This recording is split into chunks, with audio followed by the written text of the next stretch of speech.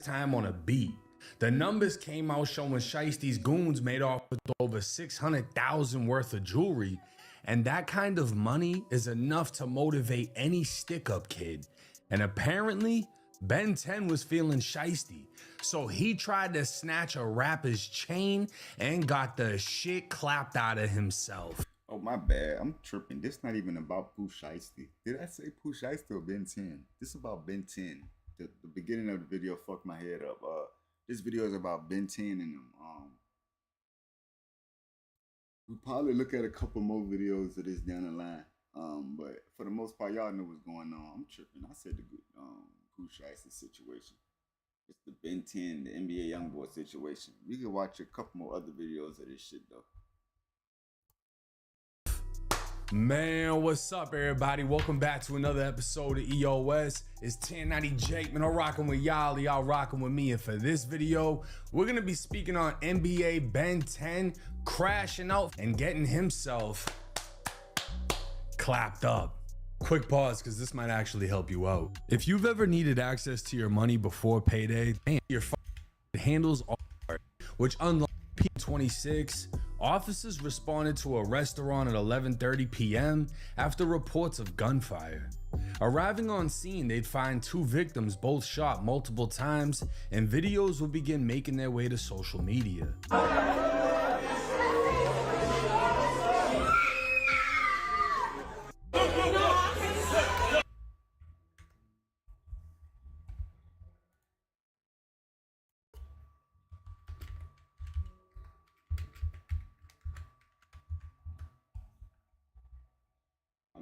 I'm finding the videos as we go along.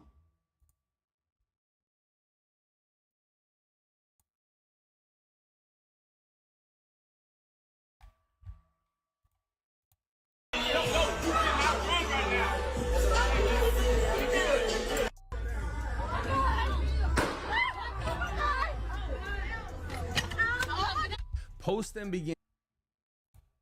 This is the last one I'm gonna search up before I look for more. This is the last one. This is the last one. I wanna have them bitches lined up. This one right here says somebody said bro paralyzed.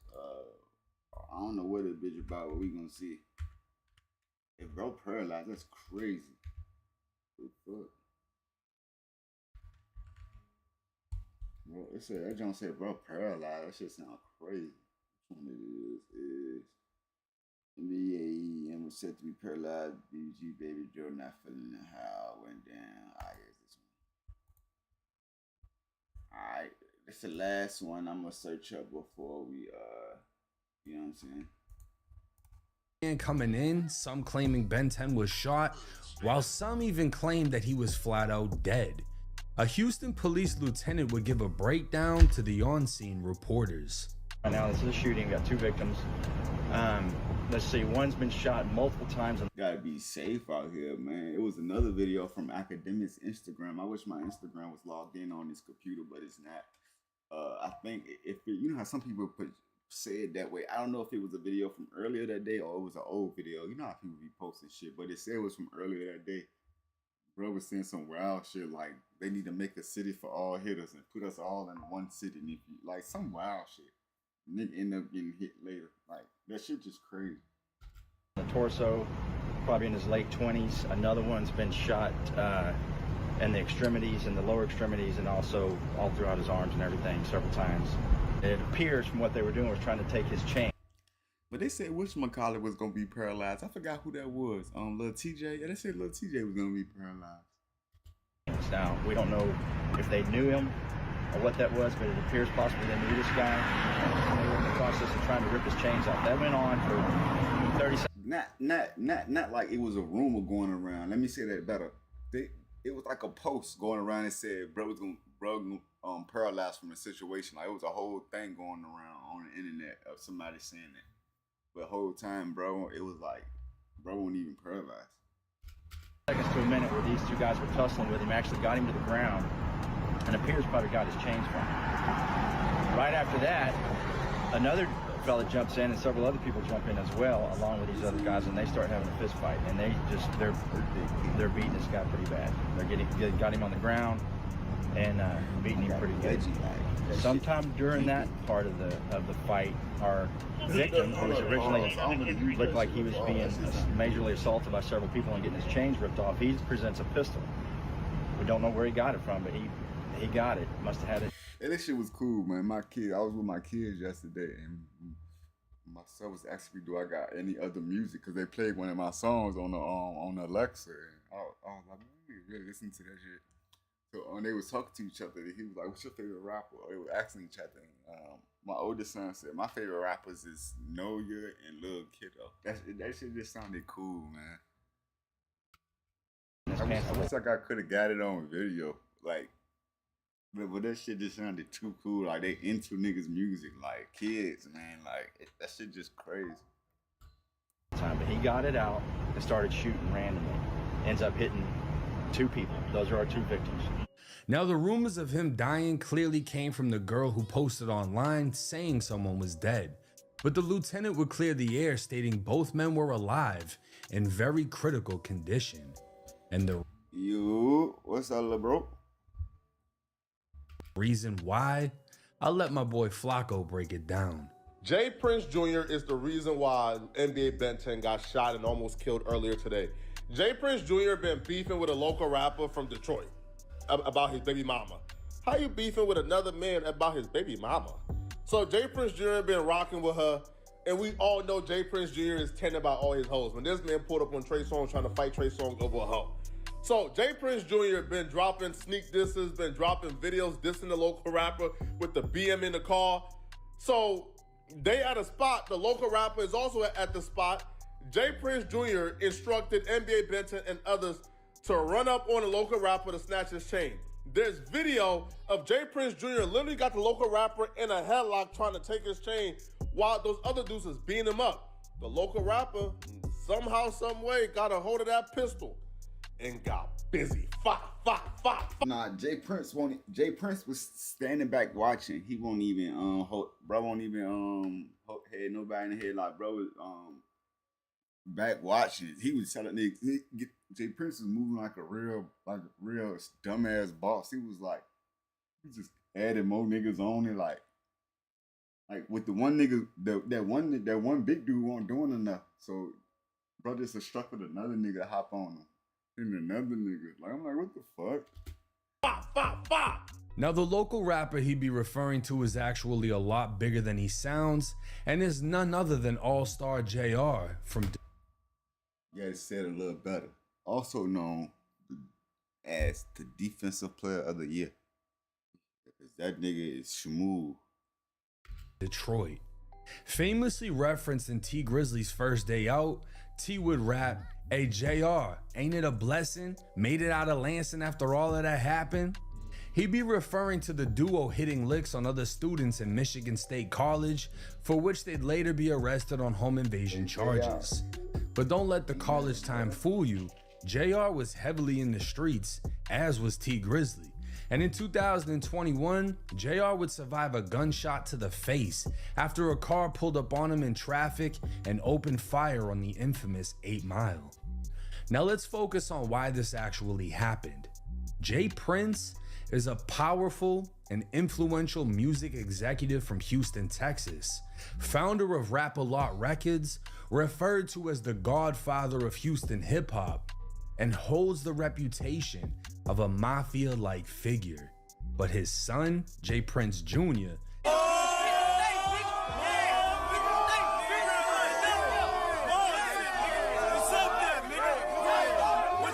carries himself like the kid who flaunts daddy's money and acts like it's his. Jay Prince Jr. has been cursed with living in his father's shadow while trying to give off the... He whack as fuck. Bro, he's the wackest guy ever. Like, bro, he's the wackest guy ever. Like, if he got sons, I know the son hate his uncool ass. Like, he really that daddy that think he's hip. Like, nigga, you ain't shit. Same mobster aura, but nobody seems got hella Beijing on his shit. Like, he's tripping. Seems impressed, and reasons like this would be why. Junior has been entertaining All-Star JR's baby mama Janelle. Now, fair play, if she's going, she's going. But it's Like that nigga got a like Jay Prince really got like a fetish for fucking with other niggas' baby mamas. Like there's a lot of niggas who like that, but like I salute y'all. Like that shit nasty, bro. You know what? Like, especially the nigga got multiple kids with they jump. Like that shit is nasty. You know what niggas do to like? Oh my god, I wouldn't even. Like, I don't know. My nigga still got the price tag on the bottom of his shoe. But yeah, like Jay Prince he got a fetish for running down on niggas' baby mamas.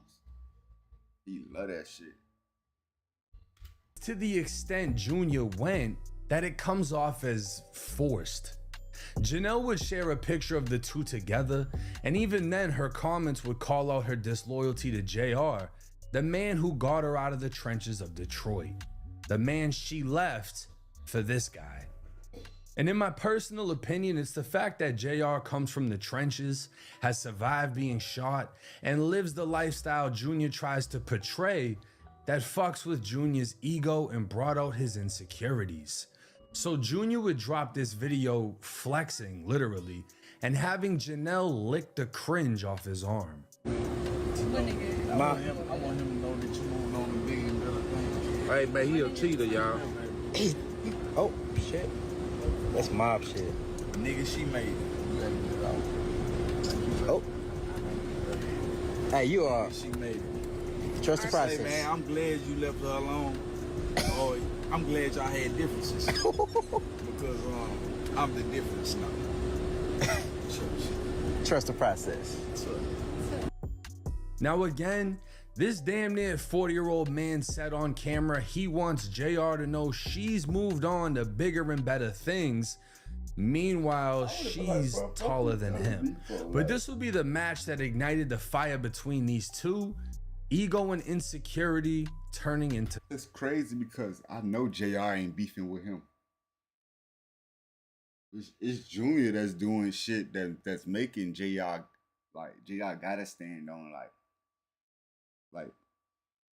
I bet he be doing wild shit to his son, like, just little whack shit, like, I lost a friend over another nigga doing some wild shit to a nigga son just being, you know what I'm saying, over some little wild shit, but I just know how niggas get over their kids, so bro probably won't go pay no attention to that nigga until the kid came involved, I promise you. taunting.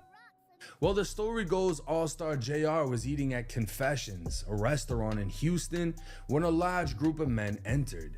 It's said that Jay Prince Jr. showed up looking for JR with his mob ties posse, and within that group were rappers NBA Ben 10 and Dead End Ron. A confrontation would take place. Nah, I ain't gonna lie, this nigga was on the stretcher looking like he was that, like, damn, like, I think his jump was worse.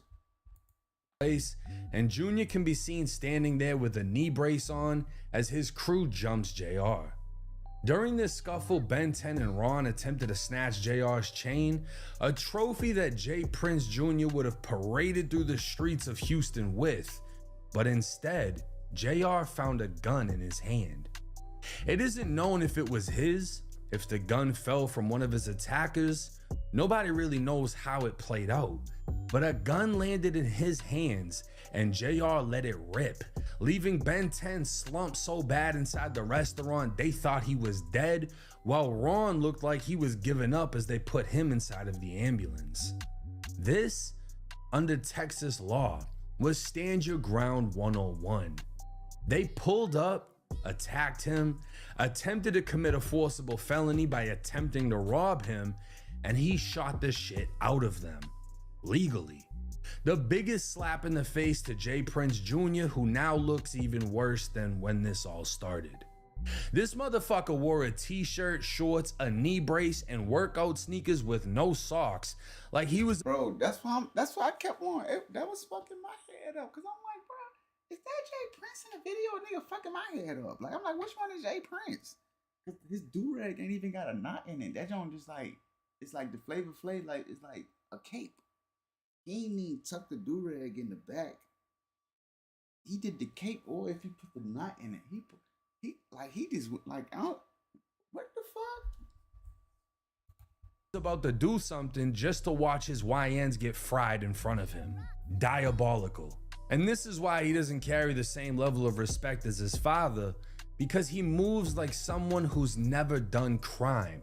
So when shit goes left, yeah, he moved like he straight moved like the GTA RP shit. Like, you know how niggas be like, hey, he had to jump.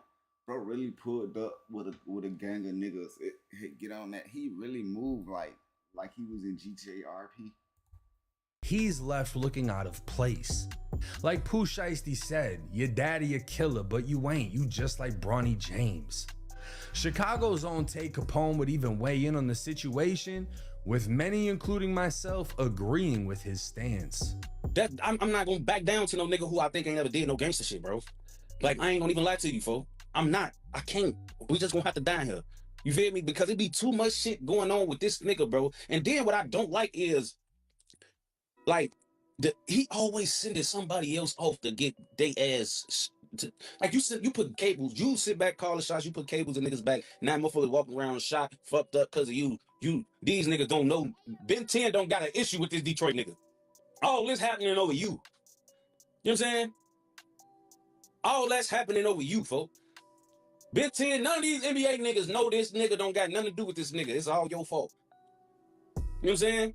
Mind you, bro, this nigga BM. You fucked his BM. You mad at him. You and his BM all on the net, making her lick your arm. Yeah, I swear to God, nigga look like he 145 pounds wet. When he did his arm like this and she licked that nigga arm, I said, oh, this a little ass boy. This a little baby ass little boy. That be running around putting all these jumper cables in everybody, got everybody think he got them a John Gotti and shit. I ain't no bro. You send a nigga off, they get these niggas up in there getting their ass shot all over the place. Motherfucker just getting their ass over there, getting everybody, motherfucker, oh, he dude up in that bitch from Detroit. Oh yeah, you take some shells, you take some shells, you take some shells. Then it be always the nigga who did it and started all the bullshit that get away. Now, with this whole situation being 100% avoidable, I'm interested in seeing how the case plays out, as Ben 10 is alive, but no word on what type of condition he's been left in after the attack / failed robbery. And I don't see how charges won't be filed. As for JR, this man gets Defensive Player of the Year and the last laugh after leaving with his pride, dignity, and chains. Safe to say, it must have been silent as a motherfucker when J. Prince Jr. slid into bed just for Janelle to ask how things went. Now, this is a goofy fucking situation.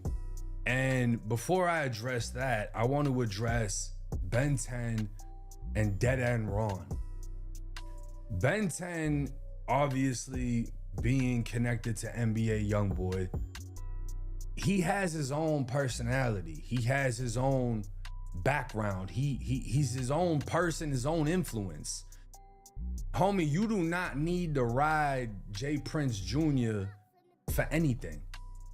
I don't know if you know this, but if you feel like the music career ain't taking off, do interviews, start a channel, do something. There's so many lucrative ways that you can monetize the life that you've lived and the things that you've been through. Nah, you heard what he said. He want the president and them to make a state for all the hitters, and put all the hitters inside of it.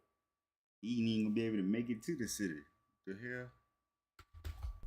This video isn't meant to disrespect you. This video is hopefully a wake-up call, because your life could have been over with about another dude beefing over someone else's girl that you had nothing to do with, when you have an opportunity to actually succeed and be another success story coming out of Baton Rouge. Now, as far as the J. Prince situation, I mean, it's exactly what I said it was. He comes off as the guy who flaunts his father's wealth and acts like it's his. And, you know, kudos to him. You grew up rich and, you know, you got to live that lifestyle your whole life. Cool. But playing the persona of, oh, I'm tough too, or I'm in this, I'm in that. One thing about being in prison that I saw was when you give somebody power, you see the type of person they truly are. And a lot of correction officers, they come in acting like they're gonna be cool with the inmates until they find out how the program is ran. You can't run your own program. The prison runs you.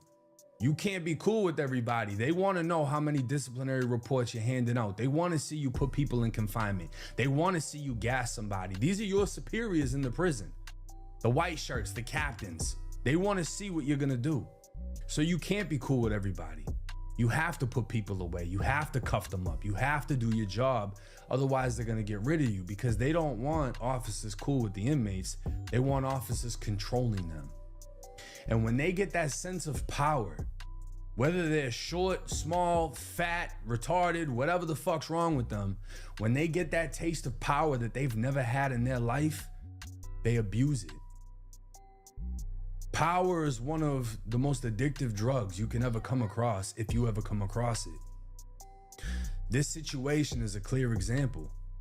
Jay Prince Jr. has power because of his father and because of money. So he's able to pull up being the 5'8", 5'9" man that he is. I ain't know, bro. With guys that are 6'2" and 6'3" that weigh 300 pounds, hire them to do so. They want to attach themselves to him. So when he pulls up acting like he's big and bad, it's them that does everything for him. You can say, come And here, then you Jay. got Ben 10, Dead and Ron, Jay, look. two rappers that aren't really successful. You know what I'm saying? They're willing to do anything to attach themselves to the person who has all the money, who has the name, whatever. Acts like he runs Houston.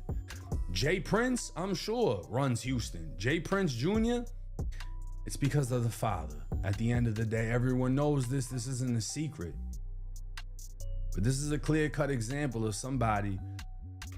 He too old to be living in his daddy's shadow. Like, that's the wildest shit ever to me. Like, he's 40 years old, damn near 50, and he's still living in his daddy's shadow.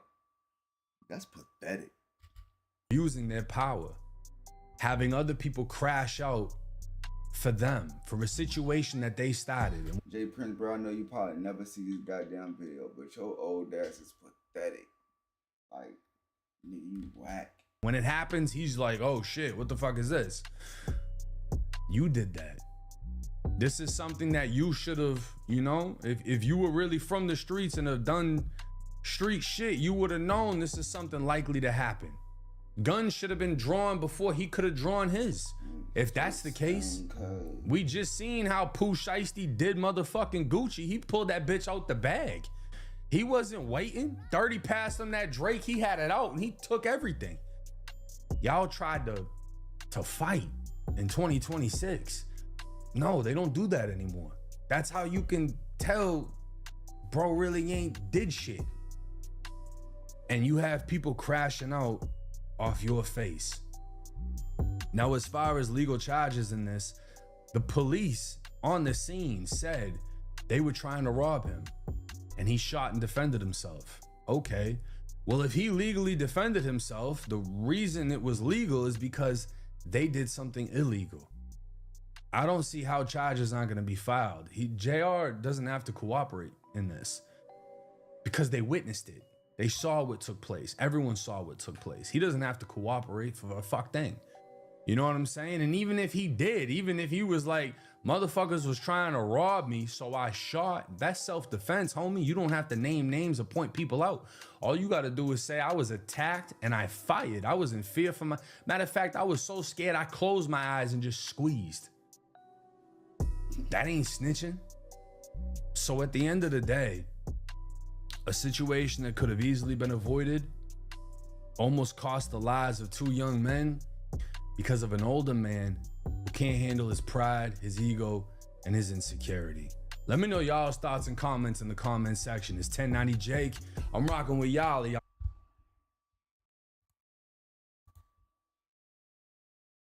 Healthy food on the table matters. Project Food Box delivers. Folks, we've got some sad news coming out of Houston today because one of the biggest NBA steppers, one of the biggest slimes, one of the people closest to NBA YoungBoy on the street side of things from Baton Rouge, from Louisiana, from down there. Okay, and I went down there recently. Ben 10, unfortunately, did end up getting shot. I believe it was late last night. So there are everybody kind of sharing their prayers and their well wishes for Ben 10. He did apparently get shot during an altercation. There was rumors that a chain snatching was taking place. Some rumors have come around suggesting that Ben 10 might have actually been trying to execute the chain snatching himself. So this is going around. It says pray for 10. It says, bro, why somebody just get killed? They started shooting, man. What the F? There were rumors that he passed away, but now apparently it has been confirmed that he's still alive. He might still be in critical situation, a critical condition, but let's see the footage of what was going down in the restaurant and I'll tell you more details about the shooting.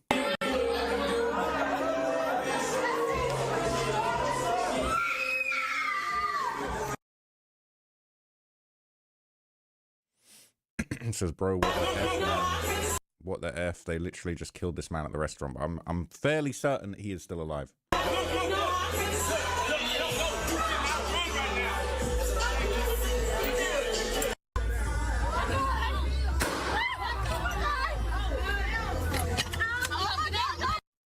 So it's saying Houston is out of control, man. People are saying he always moves careless than OG3. I'm glad he's alive. Saying at least OG3 doesn't be dropping his location. This dude 10 always on a mission. It's true. He's always outside showing where he's at. He's not scared. Shit, OG3 was with him. I didn't even know bro was in the jump, but bro was in the restaurant too. You can't say that. So, and his girl kept pulling him away from the shit. They playing YB in the back, a classic song at that. They were playing a banger. I wish I was in that location having dinner. I would still go. But it said, this hurt me. I don't even know, bro. Hopefully he ain't check. They're saying, man in the video got the same 14s. So they're saying that might have been him right before it happened. He posted his location at Houston, Texas. He said $1,000 for this double cup, right? He pouring up like crazy. But it ain't even one of them location situations because they pulled up on dude. So it ain't one of them type of situations where on Ben 10 side where he posted location, somebody put no, they pulled up on the other nigga. And somebody's posted this and commented, OG3, Tay 400. I feel it's my fault. I've been stopped getting on your ass, little brother. I'm sorry. He said, I'm finna go and buy me a flag. I think that's what that says. It says, how can you even see the shoes? But there you go. It says, what do you mean? Maybe he was trying to read the text and saw the shoes in the same video. Definitely needed my glasses on to read that text. Anyway, it said that girl scream wasn't no joke. They're saying YB finna crash out about this. They're saying on an IG live maybe. But I don't know. Someone's going to crash out about this. They're saying it's definitely 10 because they got the restaurant spamming YB songs. They're saying, how do you know it was Ben 10? But it has been put out there now that it's Ben 10. And the Houston police chief actually addressed the situation and gave some early details about this shooting that went down. 2 victims. Right now, this is a shooting. Got 2 victims. Let's see. One's victim who was originally looked like he was being near worship.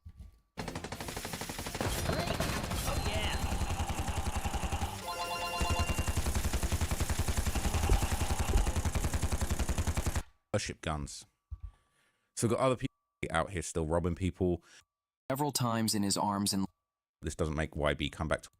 Could be him, or he might have just been there. It's not really clear exactly what's going on. Okay.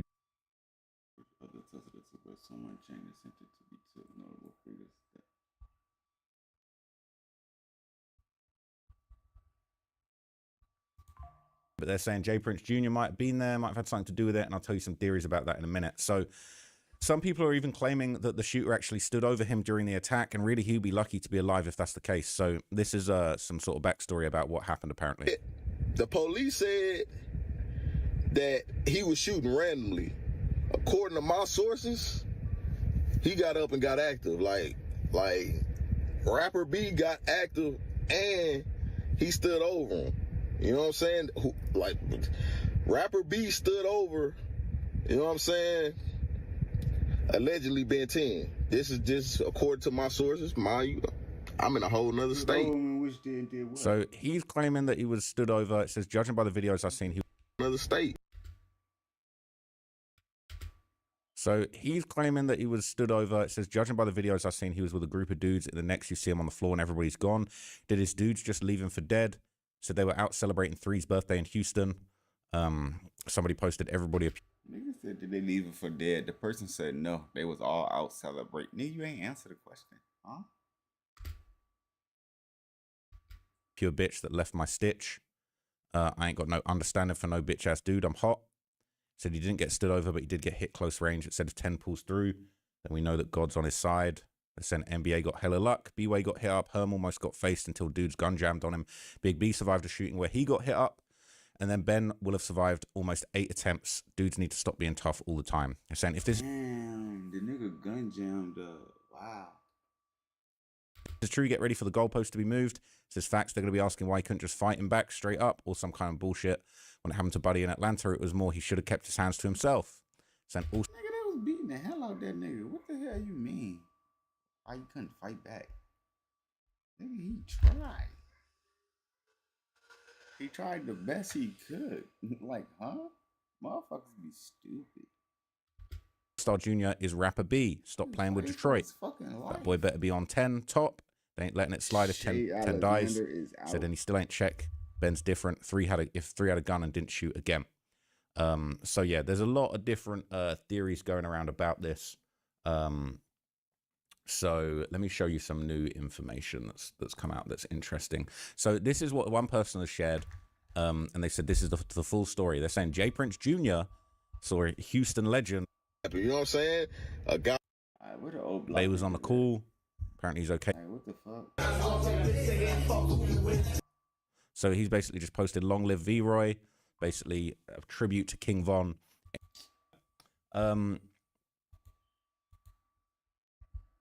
Is insane with a laughing emoji and a bunch of Goyard. Clearly he's getting to the money right now, so respect to him. But there were some other things. So this, you're messing with the people that sent the people, and he got. These guys are connected to Dirk in some way. So damn, what happened to Ben? Laughing emojis, T emoji of RIP. Okay. We already saw that. So this nigga did all that, just like, huh? He should have just named the video something else. Like, nigga, asshole.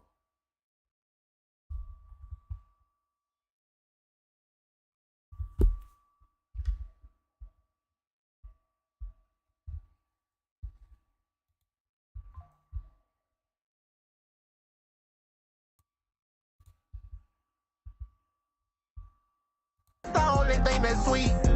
Niggas like to do, they just play hide and seek. That's 10. Baby Joe posted a few. Baby, that's all I want you to remember, nigga. Strip down. Nah, want to talk about Baby Joe and want to talk about NBA being 10. Straight up and down. Baby boy 10.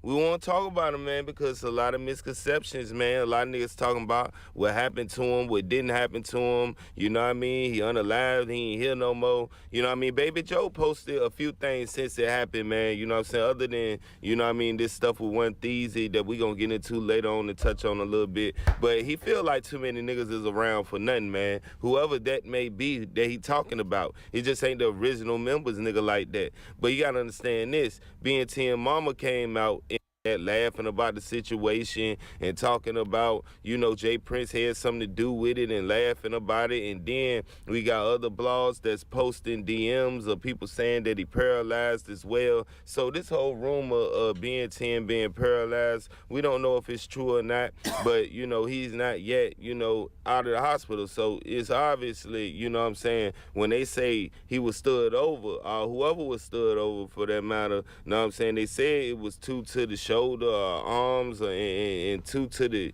you know, waist or something like that. If I'm not right when they were describing what happened. So being 10 is in a situation where he's trying to shake back. Baby Joe trying to lift his spirits while trying to lift his own. I mean, he going through his own thing, you know what I'm saying, his own motions, you know what I'm saying. So at the end of the day, he trying to, you know, just salute, you know what I mean, 4K Trey, and still, you know what I mean, understand that he behind his brother, man. You know what I'm saying? It's good that being 10 Mama came out and she let niggas know what the real deal was, because a lot of people gonna mix, screw, and twist everything. So we got Baby Joe out here, you know what I'm saying, posting stuff, you know, to understanding when they did that meetup, you know what I'm saying. But you know, other members that won't with it, Tax experts are here. Now you can meet with a TurboTax expert in your community. They can do your taxes for you and get you every dollar you deserve. Local tax experts are here. Hand off your taxes with confidence. Keep watching if your recent car accident was not your fault, because I've got a way that you could get 3.5 times The 2020 NBA season was the strangest and most challenging in NBA history. The preseason started in September of 2019, and the last game of the finals was played on October 11th, 2020, 377 days after the first preseason game, which made it the longest season of all time. But it wasn't just the longest. It was marked by scandals, devastating losses, and uncertainty. First, there was the Daryl Morey scandal in early October. In January, the NBA mourned the loss of David Stern. Not even a month later, the whole world cried after the tragedy of Kobe Bryant and his daughter Gianna. In March, the NBA and the rest of the sports world were suspended indefinitely due to the pandemic until it finally resumed on July 30th in the Orlando bubble. During the bubble, amid all the testing and unprecedented protocols, there was a player boycott due to social injustices. The whole season was in jeopardy once again. But in the end, that ain't no real fig farm then. Basketball won. Vince Carter broke multiple longevity records. LeBron and Russ made history, becoming the first players to notch triple-doubles against every NBA team. We saw one of the greatest duels in playoff history, with Donovan Mitchell and Jamal Murray trading clutch buckets and 50-point games. Luka went crazy with one of the best.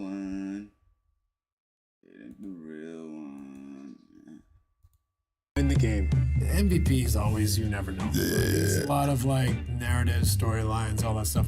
But we have. You said the Hawk, you know you smacked for about 5. Hell nah. The Hawks? Fuck no. I almost hit that nigga Walker a bitch. That nigga needed one more shot. That nigga a asshole. Fuck you. Tomorrow the last day to try to hit. Nah, niggas was bullshitting. I got it tomorrow. Tomorrow I'm good. I'm hitting tomorrow. I know who to put and who not to put. Plus it ain't that many teams left that really fighting for a spot. So I ain't picking no team who already got their playoff spot clinched. Fucking with the teams who fighting for shit and like teams who didn't make it because they trying to get extra stats and shit. Like fuck them niggas who made it to the playoffs already. They ain't taking that shit serious.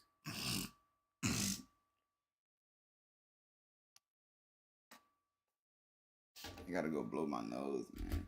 4 guys that are worthy. I'd love to hear from you, just your take on Luka. I just think his level of comfortability now in the organization has allowed him to play free basketball. What was your role in like allowing him to get comfortable? I just think it's simple. It's just not being an idiot. I would say my favorite for MVP is Shea. That's one of the things I love about Shea is just like for him to play on the perimeter as much as he does, play in the mid-range as much as he does, and still be as super efficient as he is. Like you said, it's Jordan-esque for sure. Let's talk Jokic. I mean, he still puts up outrageous numbers. Outrageous. Well, I ain't do a lot of picks yesterday. I did like 5. I only won like $6, so I damn near won my money back. I kept it light yesterday. I'm glad I did kept it light because I just felt like something was gonna happen. Like I knew that game was gonna end up like that. But niggas beat the shit out of whatchamacallit. I knew that shit was gonna happen. Like that shit, wow, bro.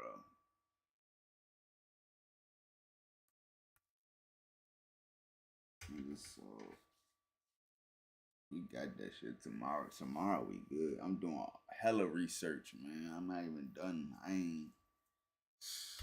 Impact on the game. Have like a 30, 20, and 10 game, like, what are we like talking 25, about? 24, and 50. What are we talking about? Like, it's. And then let's talk about, what could possibly be the MVP for the next century or two. The next yeah. 100 million years. Indefinitely, the alien Victor Wembanyama. Yeah.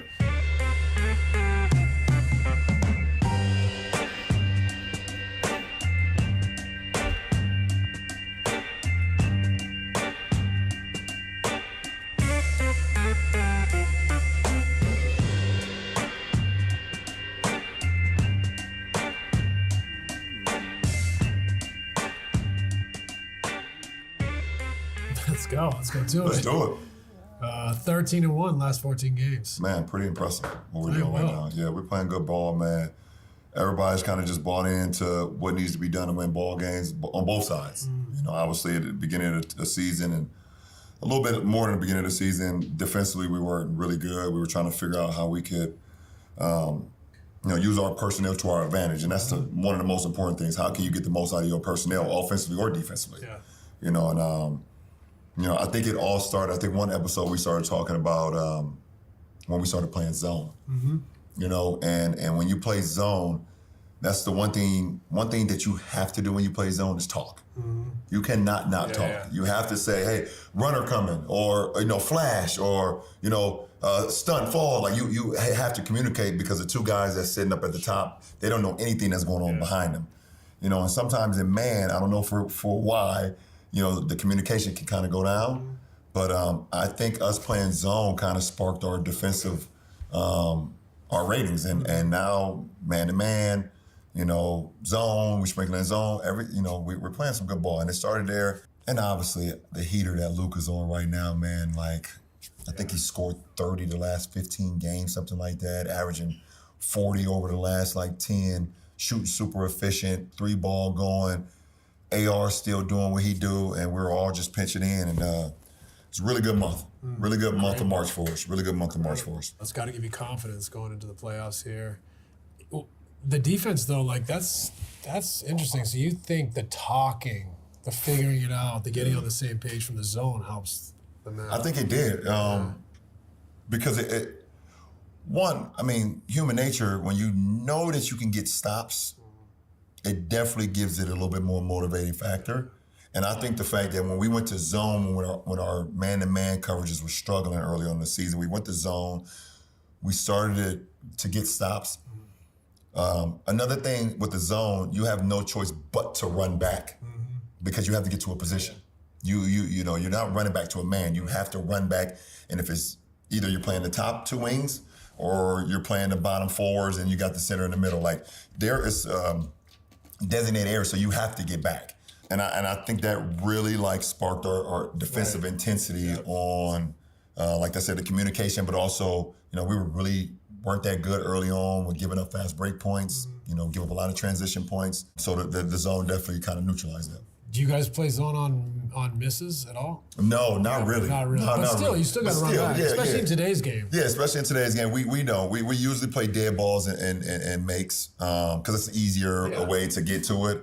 When you miss, first thing you want to do, you want to protect the basket. You want to get back, load. If you have a big threat. Risk. Yeah, big risk trying to get back in the zone. But some teams stay in it. Yeah, some teams stay in it. Obviously, we played Miami. Miami they stayed in it. During misses at times. So some teams do it. Yeah, you guys do a great job of showing zone going man, just throwing teams off. Is that that was probably, do you think that was the genesis of all this, and then it just kind of developed and now you're getting better at everything? Yeah, I don't know. I think it's just good to have in your toolkit, sure. To be able to, do, just different changes, change the pitches. Like we always talk about, like a pitcher, you don't want to just have a fastball, the whole time, unless you're only playing in the ninth inning. I kind of understand that, but throughout the course of, an 82-game season, and also through the course of 4 quarters, depending on who you're playing, the rhythm of how teams are playing, it can just throw them off a little bit. So I think it definitely given us an opportunity to just wow, we can throw a sinker, or we can throw a curveball. Okay, oh shit, we can throw a fastball. We know we got that in our pocket, so it definitely helps. It's funny, right? I can imagine elite defensive teams just go man. They're just that good at it. Yeah, man. But it's funny that the rest of the league doesn't play more zone, or at least every team have a zone look. Yeah. It feels like, you know what the NBA is like, right? It's hard. Once you get started, you're trying to get your principles in. The defense is a little behind. You got to stick with it. So then you stop changing. You stop let's try other things. Let's get our off-speed pitches going, because you're no, we got to catch up with the man. Yeah. So it's interesting. We play so many games, but have so relatively little practice time. Right. That it's not that common as I think it probably warrants. Yeah. Zone warrants. I think every team has a place for zone, right? I would agree. Yeah. I would agree. And like you said, because our league is such a copycat league that, if you see one team trending in that direction and you see a team, say for instance, they were not as good, defensively, and then they started trending into the zone, they started getting a little bit better. You would think that certain teams would, implement it. But our league is also a very high ego league too. Right. And some players, some coaches listen, we play man. This is what we do. You know, we switch everything. You know, some coaches don't switch everything. Some coaches still get up and blitz, pick and roll. Some coaches will get out and, or some players will get out and just hard show and recover. You know, obviously the majority of our league is switching right now, but, you know, you get guys and teams that get stuck in their ways. Yeah. It's interesting because I think we talk about all the evolution, analytics, the style of play, pace and space. Zone is the one I think that hasn't quite been exploited as much as I would have thought by now, and I think it might be next. Like Spo had some creative zones. Yeah, he got some creative zones. But like, who's gonna really throw something out there and develop it that people are like, oh, this is a completely different look? I think that might be. I think in the next couple of years it'll be. I have a team in mind. I just don't want to say it right now because it could come back and bite our asses in playoffs for sure. Wemby? There's nothing like guaranteed 4 p.m. late checkout at fine hotels and resorts. Do that with Acrobat. Grab your docs, your permits, your moves. AI levels up your pitch, gets it in a groove. Draft, design, deliver, make it sing. AI builds the deck so you can build that thing. Do that, do that, do that with Acrobat. You're smart. You too fucking smart for your own good, man. Me too, man. Yeah, you put Wemby at the top of a zone, of a 1-2-2. Stand at the nail. Yeah. I'm gonna come back to that. All right. Lord, we are gathered here today. We come to you as humbly as we know how. We is going on a field trip right now on an educational excursion to Old Block. I'm talking about the real Old. It was too much. Too much shit going on. They did a lot of spoofing. What's happening? What's happening? Right You all right? Yes, sir, nigga. What y'all got going? Hey, get my boy Big Dang right here. Big Dang, what happening? That's O Block Security. You my boy on it? What's down? Yeah. Yeah. 10 minutes, the kids get out. We gotta go walk over the school. For real? Oh yeah, they're gonna be turned. They're gonna be turned. I got a river in this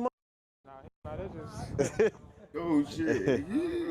I don't wanna walk in nobody's yard. He talking about it's free. I don't wanna step on nobody's grass. All right. Yo. What's happening? Lord, walk. I'm sorry, you wanna go play soccer Sunday? That nigga big ass Couple nigga, days, bro. let's carry with y'all and do liquor lemonade. Birthday party. Mikey, that Call nigga like I ain't finna chewing come out here and not get no streaming with y'all cause been waiting. What you on, Gleese? This my boy right. He got clothes to bring. Hey, Gleese, you ain't got none of that shit on here? Yeah, where that shit at, man? Man, what that shit at? Where you playing? A large junk. Yeah, large junk. A large junk. We don't want to do that, do we? We don't want to do that. I don't like getting on easy targets, man. All right, love. All right, say no more. Yeah. Yeah. So which building is yours? It's my shit. Yeah. That one. Folks over there, and that 460, 424. Yeah, my shit. I'm 64, 44, 64, 52. It's 8 floors in these, 3 in them. And what's the difference? That's the amount. The amount. So it's like 6 people living in this building. So it's 3 on each side, 6. And this one like what, 8 times? So these got the penthouses in them. These got the pents. Yeah. That Yeah. gum. That chewing gum. Okay. That chewing gum. Yeah. Yeah, where the candle lady at? Oh yeah, we going for sure. We'll go to both of. Oh, Ben trying to act like he be in the hood. Ben, you was not from the hood, bro. You are from a whole fraternity, nigga. Chill. Like he cosplaying like a motherfucker. Like he trying overly too hard. Like he trying to like get all his slang out, extra look, got the extra Memphis tone. It's kind of heavy. Hands in his waistline. You know damn well he ain't go under the underarm at this point in time in life. Like he's just tripping. Boom. You got the candy store, you got the house for the smokes, the woods and shit. Say no more. That boy got the gun on him. You could tell he got that. He gripping on it. That motherfucker like relax, bro. The house, the side house. Dude, all right, so all right, all jokes aside, I wanna know, cause where I'm from, I don't really know much about this shit. So I want y'all to explain to me like where the lure of O Block came from, like what made this hood, this block, whatever, famous, like how did this shit come about? It came from O.D. Perry. O.D. Perry got killed. Yeah. August 11th. When? 2011. O.G. Perry? O.D. Perry. O.D. Perry, okay. That's his name. That's one of the big guys. Okay. He died. He died, so that's how we got O Block. In memory of him. Type Okay. Before it was O Block, though, it's called Wick Wick City. Yeah, Wild and Saying Crazy. Oh. And then this bitch is famous for Famous, I ain't motherfuckers gonna that lie, came you gotta around. give it to that nigga. Look, that nigga also, I give it to him. Folks like kind of put that shit Yeah. real well, like make that shit. And then you got V-Roy. V-Roy got out and he made that shit well. It was like, I ain't even gonna lie, little folks. You skip Chief Keef. Chief Keef really made O Block popular. King Von turned that motherfucker up a different way. like, I damn near think like he keep snapping his that. prop. Yeah. So, like, he Like just, Sosa put O Block like Sosa on the put map. O-Block Then on the Von Okay, you know what I'm saying?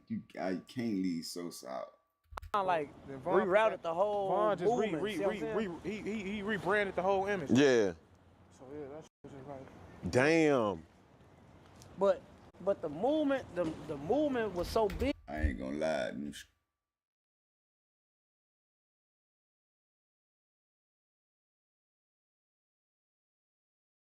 I ain't gonna lie, them street niggas love them some tight ass jeans. Like, what? Like, I'm talking them niggas it be big niggas too. Like, it don't even matter. Like, niggas that be in the hood and shit, they stay with the tight jeans with the hoes and shit. And he ain't got no hoes in his, but this nigga jeans be tight as fuck. Big though, cause it was like Nigga had a Mary's on or the Rick's on with some little ass jeans. it was all these other hoods, like had- all as one. So it's like this was like down at the headquarters. Okay. Like, everybody be around. Down there where the BDs You'll see at. Lil Reese in them over there. So would it be like times where this whole shit just lit up and hella people in there, Like, motherfucker? yeah, we was shorties. This lit up them. For real? This lit up like them. They're like I can only imagine, dog. summertime. This, like when Von was just alive. Like even when Sosa was around this bitch. But it was this was dumping every day. You had 3-4 we used to call different this hoods. bitch Crenshaw. You know how Crenshaw is? Yeah. We used to call this bitch Crenshaw. Awesome. Like we used to call this end right here like the birds. This The suburb. birds. Not the bird. For sure, because that's where all the older people older are, people, man. 6 in. Oh. Well, it was like, you know, we had like little barbecues in that bitch right there. Yeah. Where was you barbecuing that yesterday? We barbecued in the front of 44. Oh. Yeah, it was feeling good outside yesterday. Too. Yeah. It was a little chilly. Yeah, it is a little chilly.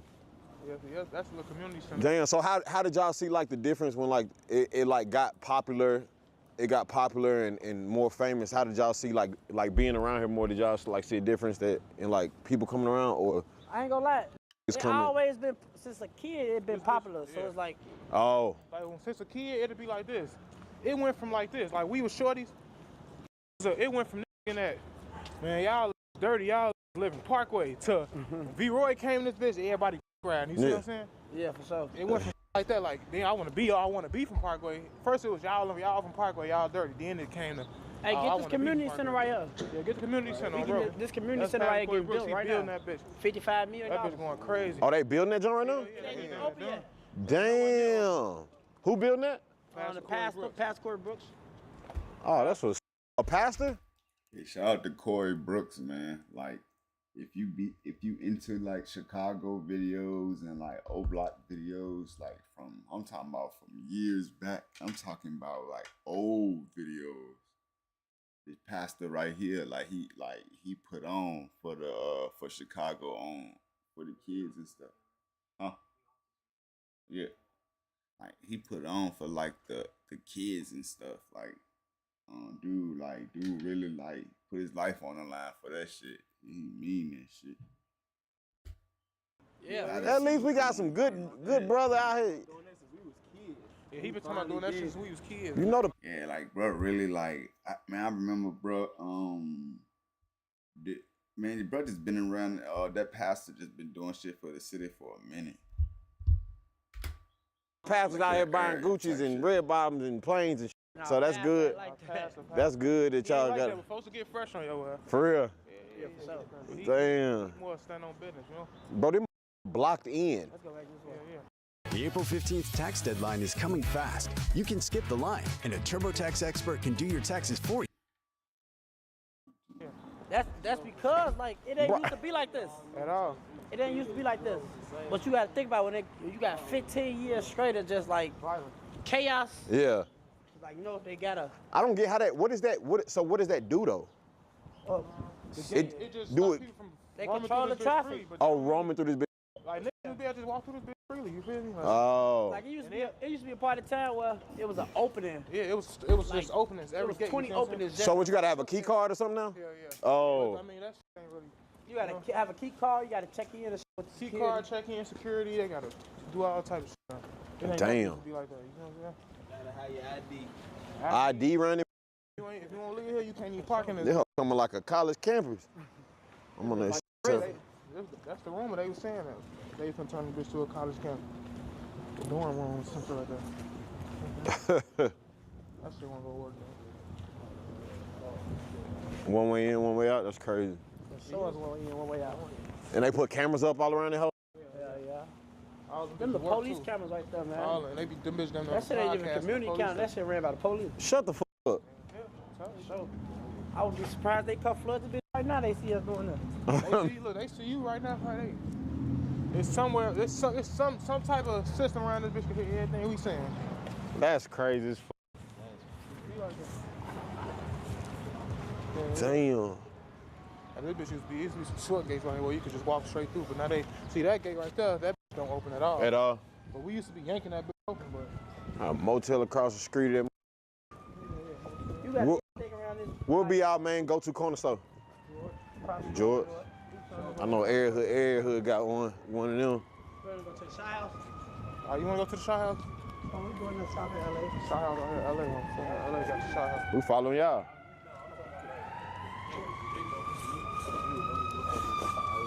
What's up with it, bro? LA. And they got these hoes in the hallway. Look, just look Yeah, just look in. Everybody don't come in.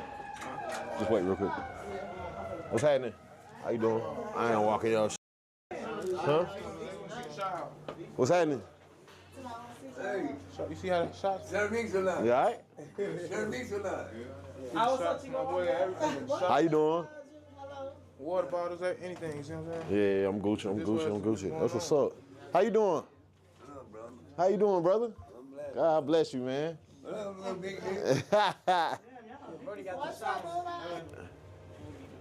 up, boss man? My security. Okay. We in him up. I'm finna roll up some dope. Nah, I can't. Oh, yeah? I got a two. Box got it too? Oh, yeah? All right, say no more. I'm fucking with you for sure. Murray. What happened, God? He go to the other house. Across the street. Huh? This dude no across the street right No, he sprayed it. Come on, man. He's saying it should be. Smell it. Look at it, smell it. Let me see what these folks talking about, man. Touch it. Let me see now. Down like residue. Look at your hand. He said, All right, touch say it, no more. smell it, touch This the it. court? He said, I can see a nigga. That nigga said, touch it, smell it. He said, rub it on your hands and see the residue. He tripped out. He told nigga do some shitty shit. Basketball court, we getting the rims facing summer. We try to have the Chicago Bulls come remodel and shit. What's taking so long? I'm in the talks with them right now. We're doing. You need some help with that? I know the game plan. Yeah. Got you, bro. What the fuck? Yeah, we could talk about that when we get off stream. What's up? With that? I know the game plan. What's taking so long? We try to have the Chicago Bulls come remodel and shit. What's taking so long? I'm in the talks with them right now. We're doing. You need some help with that? I know the game plan. Yeah. Got you, bro. What the fuck? He said we gonna do that off stream. Yeah, Ryan Hill, man, can't afford with y'all, boy. Man. Yeah, but that's something we could definitely talk about, bro. Yeah, for sure. I've been reaching out to. I was talking to a few people, but we just gotta My guy. Hectic. That's that hectic shit right there. Oh yeah, that's the hectic. Appreciate you, dog. I'm gonna check this motherfucker out. So he like Shout it out, bro. That's that hectic shit. Get up with me. hectic. What's the Instagram tag? Let me show y'all. Y'all see that? I'm finna cook your ass, cuz. Oh, You know that Von song, Glee's Place? y'all gonna tell me to trying to hold back. Hey, that's the way they do, bro. You know that song, you know that Von song, Glee's Place? That's Glee's. That Glee's right there. Y'all, why y'all be on Facebook so much though? Are you Facebook? Facebook, no. That's like what y'all. I feel That like my mama and grandmama and them be on there. I go on there and get my birthday shout outs and everything. And the hood. The trenches be on Facebook. That's what I'm saying. The trenches really be on Facebook. That's why I say, hey, you know who made me stay on Facebook? Who? Man. Steven. Oh, yeah. Still be on Facebook. Fox? Yeah, Fox. Still be on. I'm like, why you be on Facebook? He that man, because the trenches be on Facebook. No cap. Oh, but that's what you talking about? The song, what you said? That was him? Okay. Okay. Ikea. Tell. 33, chat. Yes, 33. Ooh, she is a vixen now. Who? That's Big Gleese. He been in the trap, you know that, man. That song go crazy, you know that. Well, all right. What's the craziest shit y'all done seen out here? Man. Like just some instances. Normal is the worst. Like no, that's common knowledge. Like the shit that's normal to us. Yeah. Other people, that shit like that shit, like it's so amazing to them. That shit amazing. Yeah, I mean it probably wouldn't make me, but I'm saying y'all could just say, yeah. That's what I'm trying to say. Like, ah. No, you straight. No, we ain't doing no neon moves right up. We gonna get a foot there, you trying. So we already in. Who? Nothing? It sound like they on there. No, just arguing from the windows. Then he dropping the rates. Hey, what? Hey, man. For clout or for content? Nah.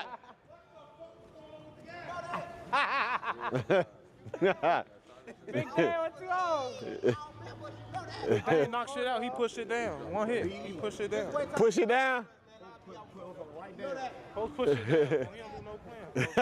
Push it right down. And tell you what, something like me with them bitches, yeah. And got his bitch dropping the race. Yeah, she dropping. Look, Shotty behind him banging. What's happening? Oh no, you don't put him on that. Don't put him on that. Hello. I mean, we go out to the school. Shorty finna get out of school. That's cool.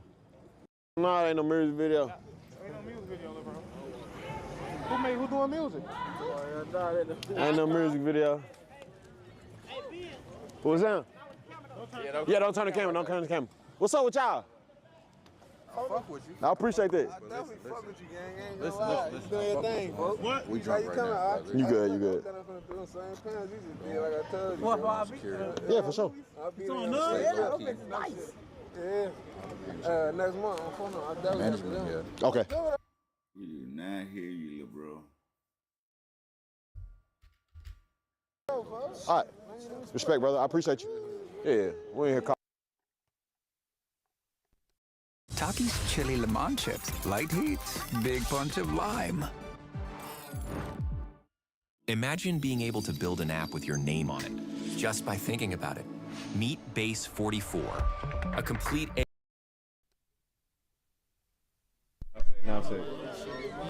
I say, Hope in My Hood, Volume 1 out now, man. Go get that hacky shit. Go get that hacky shit. Go get all that shit. Money Ikea. The cameraman trying to get over there bad on the low. Like, come on, cameraman, just keep it simple, bro. You ain't even got it. Don't even try to get a clip for him. Look, I don't even like you know, like he trying to. The cameraman trying to get over there bad. I feel him though. Hey man, Hope in My Hood, Volume 1. That's right now. My guy. Turn me up. All this. Ah, look, told you. You gonna get him too. Hope in My Hood, Volume 1. That's right now. My guy. Turn me up. Gonna get him too. All this on up. Show brother that shit. Dropped like 6 songs on their ass back to back. Boy, Ike. Yeah. Folk got feature with Herb. Folk got real feature with Herb. What's he asking?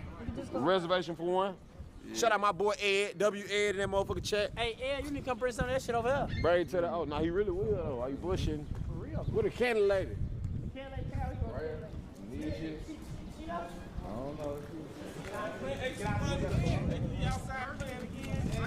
Get out here and got Security and guard them. Yeah, I with that. There's no voice with Neon. For real? Yeah, that's what I. They ain't like Neon for real. They told me, they're like, man, Box, man, don't bring his ass. He not getting in here. They told me that. I ain't never tell Neon they getting that, bro. No, he say too much racist shit. We don't like him. I'm like, damn, what the f? I never heard nothing Brody said, though. That's what I'm like, damn. I mean, but it's older, you know what I'm saying? But Yeah. the thing about the internet, bro, we living on, so it's like it's hard to evade, like. And they probably think that shit was fake. When they was locking them up, they was dead. Yeah, no, I thought that was dead. fake. I honestly thought that was fake, dog. Folks in my trunk scared as it's so crazy. The nigga want to be the dead devil on phone. I ain't even tell us that. The police knew he was in the trunk. Man, they followed my car for 10 minutes straight. They like, man. Bro, what? They like, man, get out. He in the trunk. We The already police watching the pulled stream. me. They like, man, Box, we know he up in there. I'm like, Man, man, that I didn't even know he was in there. I swear to God, I thought that was fake, bro. I was like, these niggas doing anything on stream, cuz. Nah, that was dead Nah, that shit serious. was fake, Them though. science security, that was them. Oh, for real? Yeah, yeah. Them was cool as hell. We paid them to do Different that. strokes for different folks. Yeah, I stamped it. Yeah, we paid them to do that. That's fake. Yeah. Hey, Nia not there. Nope. All right, so what's it to do for fun out here? Shit, chill the kids, shoot dice, Chill the kids. shoot video, Buy smoke. food. Shoot the kids. They can buy out that bitch. How you feel about that too? Stupid, bro.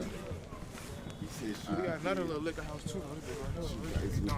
He sell bottles. He sell about a liter. Yeah, we ain't fucking with him though. He ain't getting no free program. Clientele, he finna cut his water out real soon. Niggas said they ready to cut the liquor man water off. They too funny. He sell bottles. He sell about a liter. Yeah, we ain't fucking with him though. He ain't getting no free program. Clientele, he finna cut his water out real soon.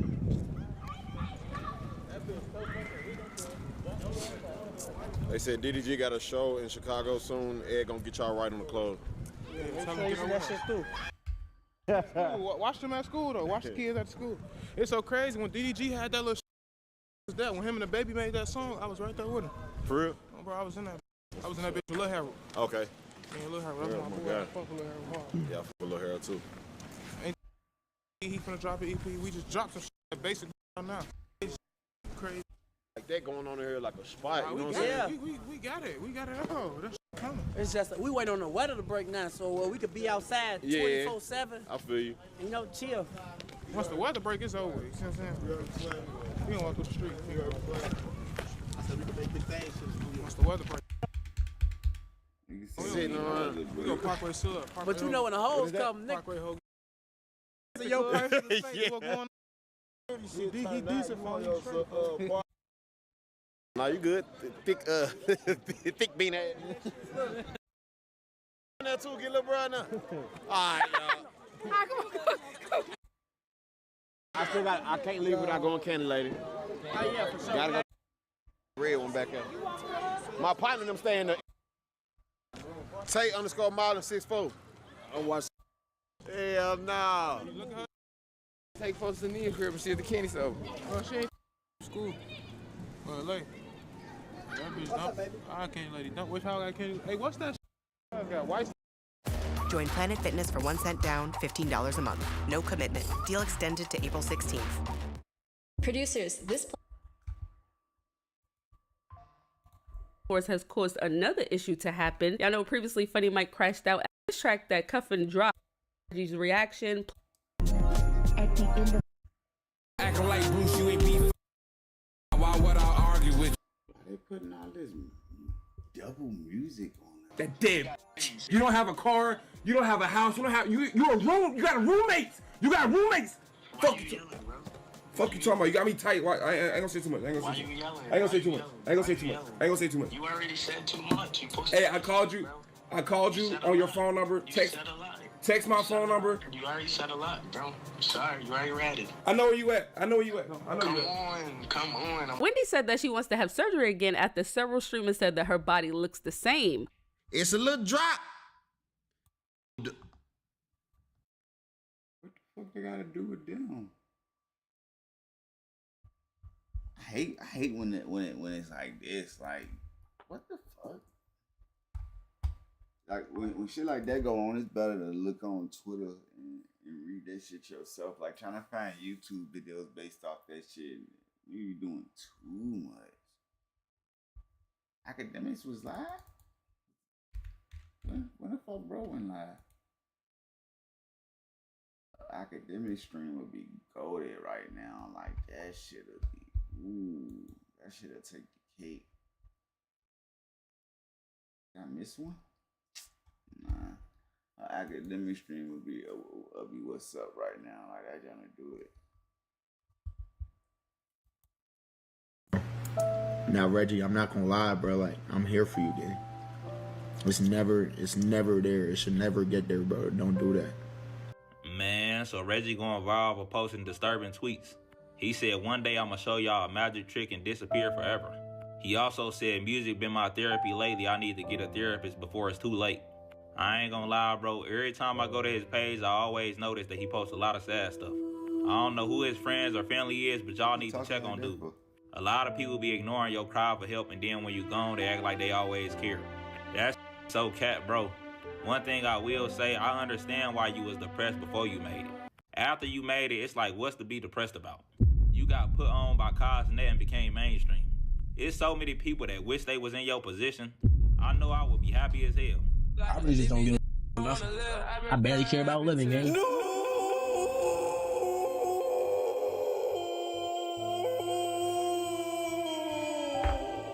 Reggie has 13 reasons why. Shout out to D Green with this, man. Hey. Now, it has not been a good year for Reggie. It seems like he's doing his very best to be the most unlikable person on the internet.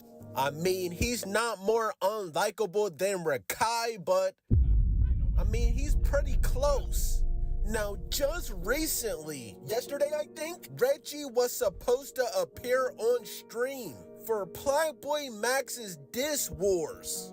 This nigga voice is fucking stupid, bro. Like, what the fuck? He ain't even gotta be talking like this.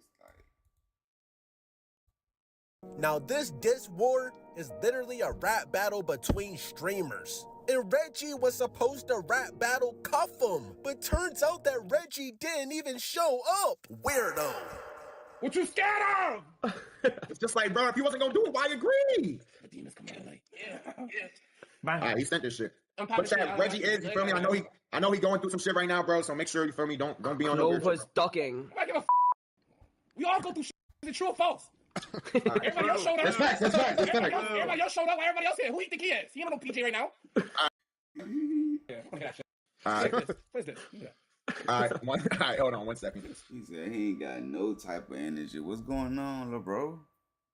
Go get you one of them little Gatorade drinks. That should get you back, man. Go get you an orange, eat a banana, and get that Gatorade drink. Get you some electrolytes in you, man. Uh-oh. Now visualize this, I see Reggie body in the pack, but I don't smoke no Reggie. That shit me and all I smoke is stripes. Nigga, where you at? Cause I said 4 niggas right to your flat. 4 niggas get leave. My bad.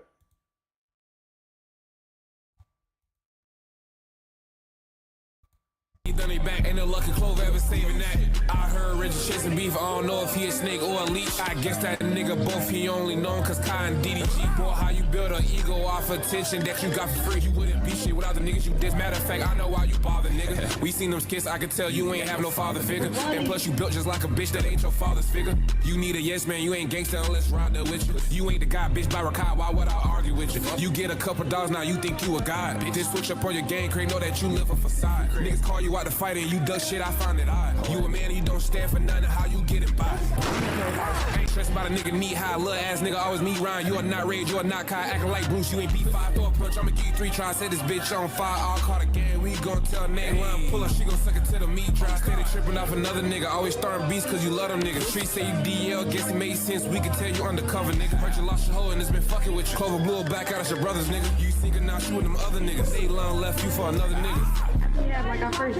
Bro, why is Cuff'em sliding like that?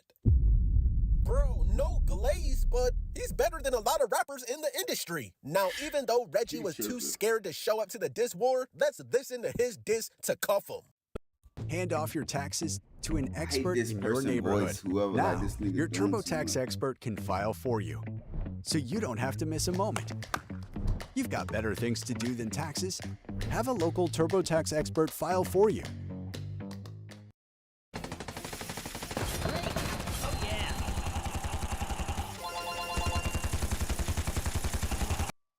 But let's get them all clipped. Hey, Aiden Ross, you ride with Cuff'em, we gon' knock you off. Hey, Aiden Ross, you think you tough, but nigga not a boss. Hey, Aiden Ross, I'm not gonna lie, that shit is trash. I'm not sugarcoating anything. Y'all know D Green is just transparent as possible. I don't need to listen to any more of this song. It's trash. Like I said, Reggie only has one song, and we all know that is Hurricane Wisdom song. Reggie got carried. Brought to you by the man D Green. Why am I selling my dog D Green? Shout out to D Green, eh? Thank you. Now, obviously, Reggie lost this diss war to Cuff'em. Reggie has took his 73rd loss of this year already. Max, you know you're dead wrong because I asked you, I said, bro, we doing one song or two. He said, oh, bro, we only doing one song. Why the nigga diss me twice? 2 different songs. What's going on, Max? Nigga, that was what? Oh, he tripping. That was one song, nigga. He just like, nigga do a little beat switch. My nigga got killed so bad, he said, shit got brutal in that motherfucker. I feel him though, like taking the L do hit the nigga soul quite a little different, like on the far side of shit. Are you rigging this shit, bro? I specifically asked the nigga, I said, bro, we doing one song or 2 songs. Stop saying there's a beat switch, bro. That was 2 songs, clear. And that nigga fronts don't even fit in his mouth. That shit crazy as a bit. Really put together, bro. And Reggie wasn't just dissing Cuff'em. Remember, he was also dissing Aiden Ross. Good, mud. You ain't crazy. Thanks for having my back, bro. You know how them niggas run off on us. Them niggas. Ain't them niggas run down on my mans. You know I'm gonna slob about that. No, I'm not gonna sue Reggie for the threat he made. Sure. He's a funny guy.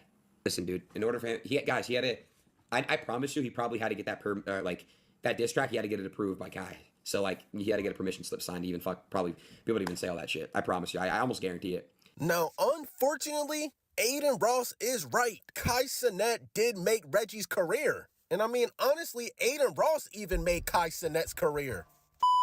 But Reggie continues to go directly at Aiden on Twitter. He says niggas mad that Kai don't with him. So now they want to diss.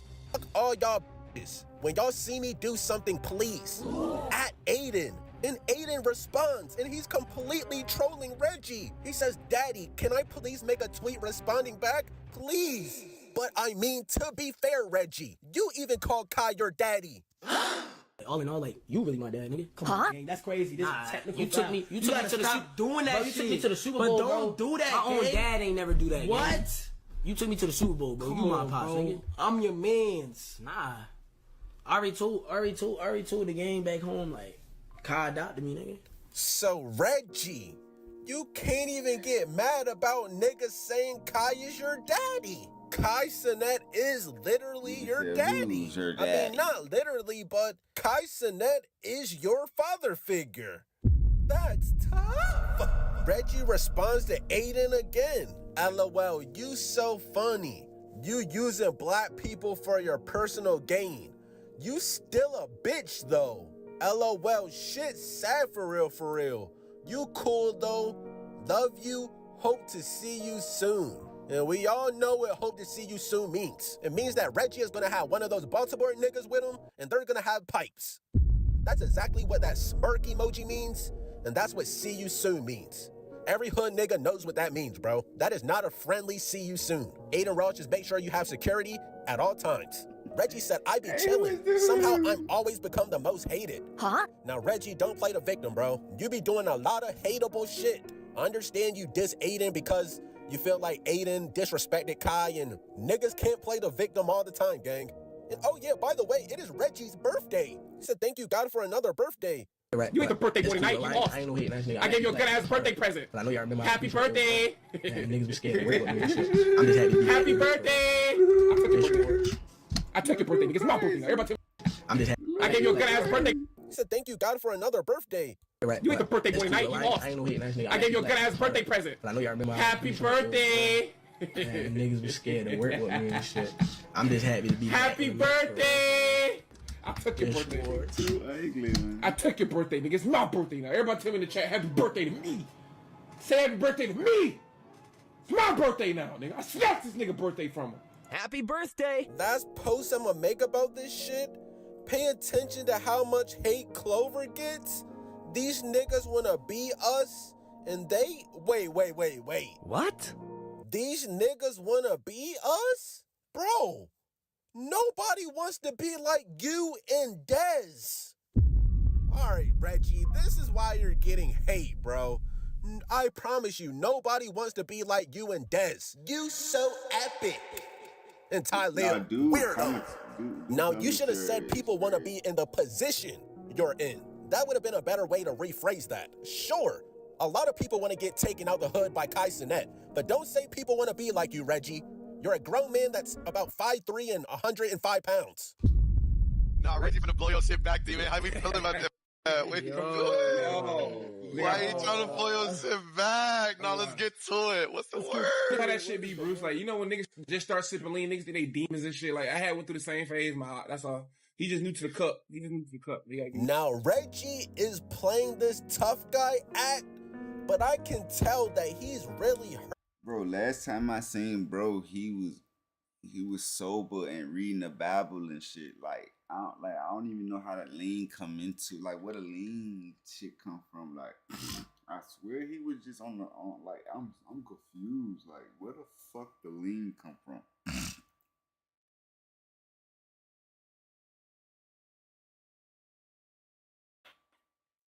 Cause he was just on some holy shit. Like, that's why I don't post my my trying to find God phases. Like, I don't, like, on Instagram, I don't, like, you know what I'm saying? Like, if I'm reading the Bible or doing something, I don't post that phase on the ground. Because once you do some bullshit, some ungodly shit, then you start looking, wow. Hurt inside. And prior to the diss wars, like before the diss wars even happened, it looks like Reggie was going through depression. Then niggas be like, bro, how you sad? You make everybody laugh. Nigga, the sadness be on the inside. Real depressed niggas know how this shit go. We make everybody else laugh, but we really be fucked up for real. Like, on God, like, we really be fucked up, but we'll make everybody else laugh so y'all can be happy. You feel what I'm saying? So y'all don't know we sad type shit. Now, Reggie, I'm not gonna lie, bro. Like, I'm here for you, dude. It's never there. It should never get there, bro. Don't do that. I'm here. Like, I would never let you do that. Guys, make sure y'all pray for Reggie. I didn't even know this was... What the fuck? Wait, and he's doing diss wars today? Damn, I feel bad. Now look, Chad, don't even try. Yo, I promise you. Is that bro really writing? That can't be bro writing from the camp. My nigga said sometimes I feel like Lil Papa. Like, huh? What the fuck you mean? Then post a picture of Robert Williams. Nigga, huh? No, where's family at? Somebody gotta check him into a jump. Like, he's tripping.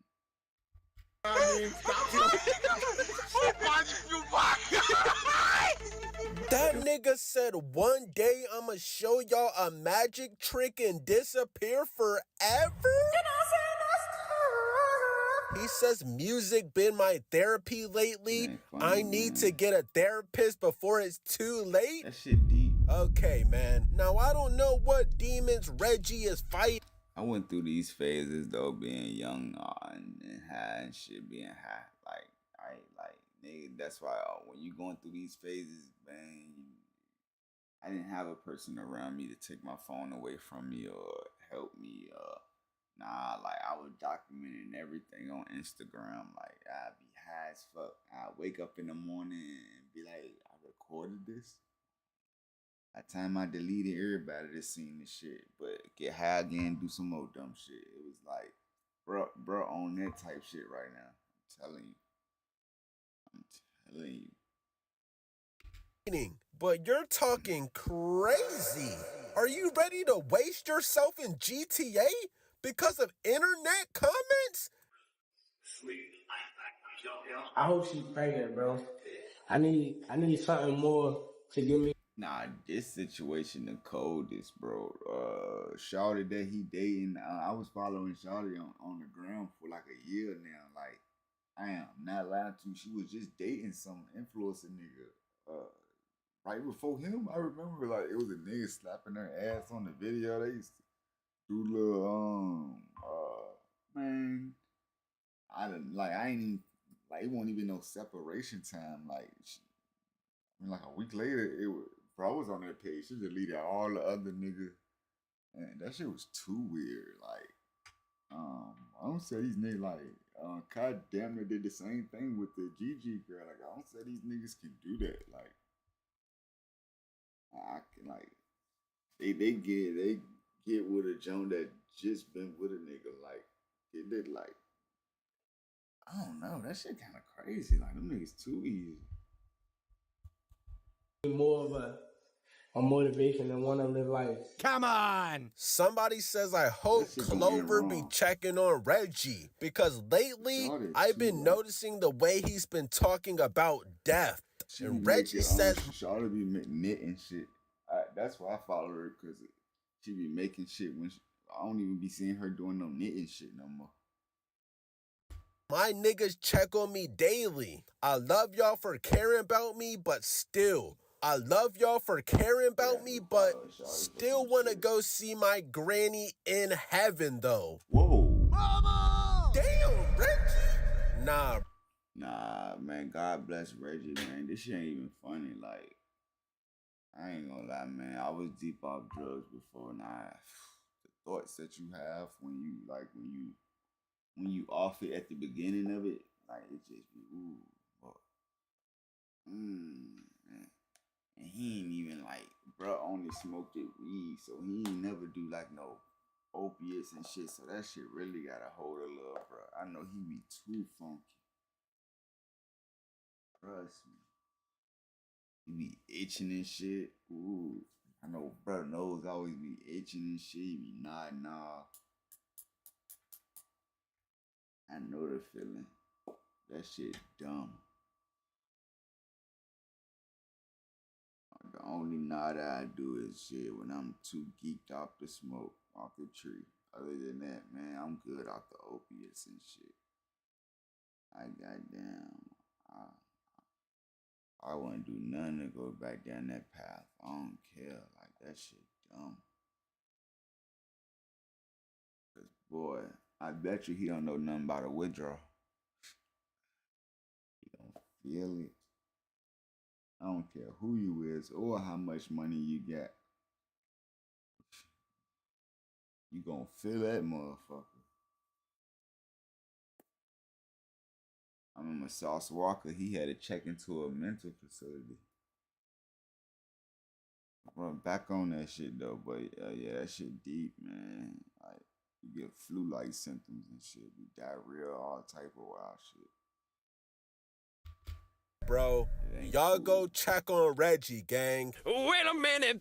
Cuff'em exposed some DMs between him and Reggie is crashing out. Cuff'em said, then we can talk.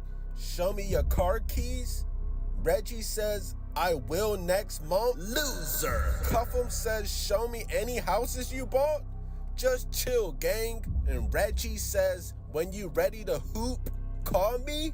Okay, that is not a friendly invite. No bullshit.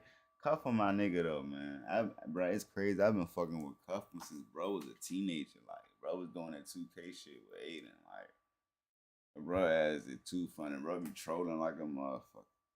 Nah, but Reggie really, what's that? Nah, but Reggie really said he finna kill a nigga though. It's too funny. Like, that shit crazy. It ain't even that deep though. Like, when niggas starting threatening niggas lives, that shit too deep. Like, I know it's that drink. Cuff'em said, pipe down. You ain't ready to hoop, lil nigga. And Reggie responds with a picture of him holding 2 pipes. Look at the opiate face. Nigga said, you can tell that's that jump. That shit bum. That shit feel bum. Like, That's that heroin. That boy up that heroin. No! You were really faking like you were gonna waste yourself for sympathy? And now you're aiming pipes at Cuff'em? Cuff'em said we... Yeah, that's that opiate jump I'm talking about. See, my weed jump be like, it's regular. That opiate jump, that lip drop, it's like, it's a little different. You know what I'm saying? Streamers, bro. Reggie, you're a fake demon. You know what I'm I talking said about. it once and I'll say it again. Reggie, you literally used to get chased home from school in Baltimore. Kai taking you out the hood didn't change any of that, bro. Come on, bro. You cannot say any nigga leeching off AIM. You cannot say you not a gangster. You was robbing for 30 days. You was robbing. Pussy. None of us are gangsters, buddy. You was robbing for 30 days. Let's be real, bro. None of us are gangsters, Did bro. you forget he throwing that tight ass? Did you forget he throwing that tight ass Robin suit? None Did of you us forget? are in the streets. Remember, you're just Robin. Your daddy Batman can't save you this time. You're in Marietta, Georgia. That's the suburbs, gang. You not no hood nigga. You just started sipping lean, nigga. Stop trying to act tough on Instagram. Nigga. You not like that, nigga. Snap back into reality before I smack the dog shit out of you on God. What you talking about? Oh, nigga police. Nigga, the FBI came and visited me, nigga. My pop's in prison. What you talking about, nigga? Reach me. Send it low. Send address. I'll go do an IRL down that bitch. I promise nothing will happen. What you talking about? You not like that, gang. Stop acting like that.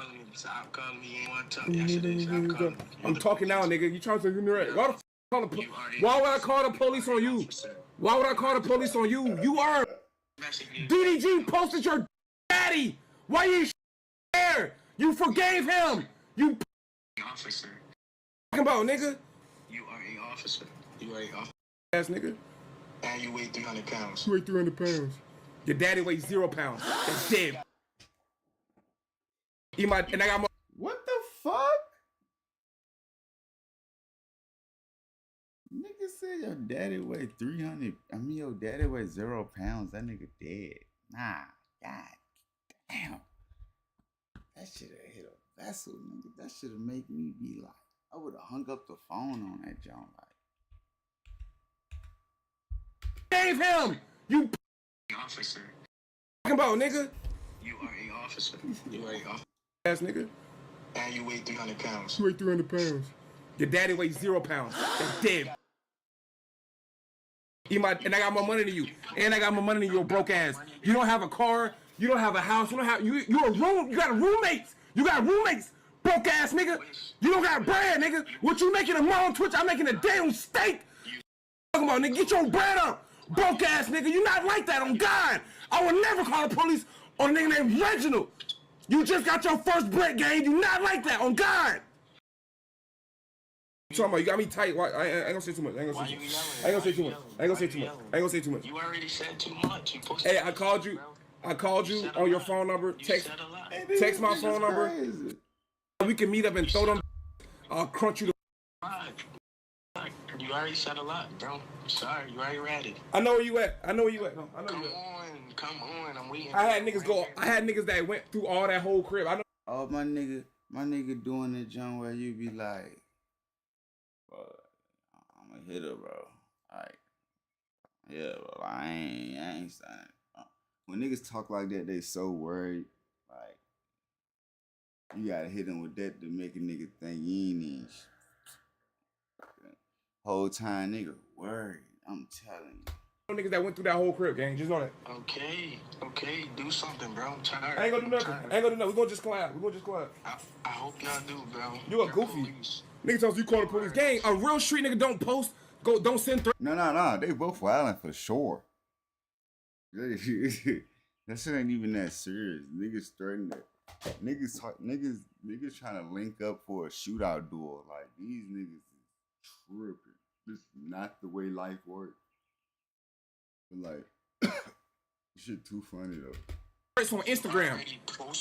Gang, if I were to get shot, you think the niggas wanna cuff them too ugly, man. See the DM, you dumb. What you police, nigga? Street niggas don't tweet shit, they just do it, nigga. Why you sent? That's what I'm saying. The way bro talking just pissed me off, man. Like, my nigga wanna be cool so bad, bro.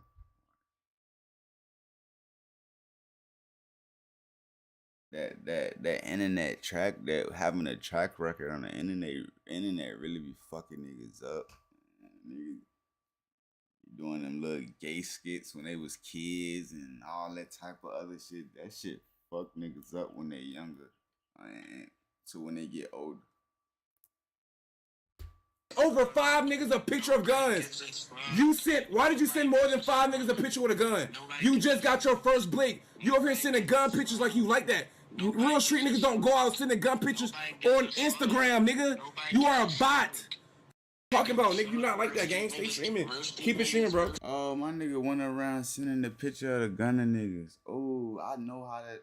Bro, it's crazy, bro, because when I used to be out the lean and the pills and shit, bro, I used to be on my Instagram wilding on live, bro. Like, what?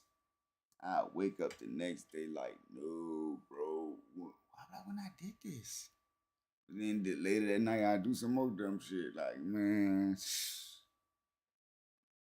Nigga, that's part of the reason I don't have a Facebook now, nigga. Like, I was tripping, bro. I was tripping. Bro, when I say, bro, I used to be doing wild shit on the internet. Like, oh my God. Like, nigga, I used to go live just, like, if I brought some pills, I'd go live showing the pills and show me popping the joint and then end the live. Like, when did I do this? Like, I used to be on that joint tripping. Be on that joint freestyling. I wake up in the morning, I see the video, I'm like, bro. But the shit on freestyle don't make no sense. Like, I'm on this joint looking like a straight switch, though. Like, lips dry, eyes red, look like me. But it's like, that night, I'm thinking I'm doing regular shit. But when I look at the video in the morning, I be like, damn, I was really tripping like that. Like, bro, that shit was serious. Especially off the Xanax. It was bad. Wait till that little nigga go through his first withdrawal. Oh my God. Ooh. Cause I'm not a street nigga. You not a street nigga. You ain't never shot nobody. I ain't never shot nobody. But you cosplaying right now. You cosplaying way too hard. You not a street nigga. Talking some police rat. Who the fuck will rat? It's legal. It's legal to have a gun in Florida and Georgia. Everybody can have a gun. There's not no big deal. Why you over here posting some nigga rat? I don't even want no beef. Niggas rat. Rat on who? You 5'3", nigga. You ain't know how to shoot. But he was just reading the Bible and shit. Like a couple days ago or a month ago. But I don't know how long ago it was. I know it wasn't that long ago. Bro was on the righteous path. Like, when the fuck did lean come in the picture?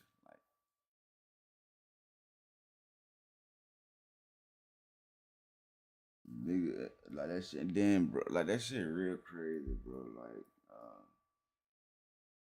them drugs is bad, bro. I promise, man.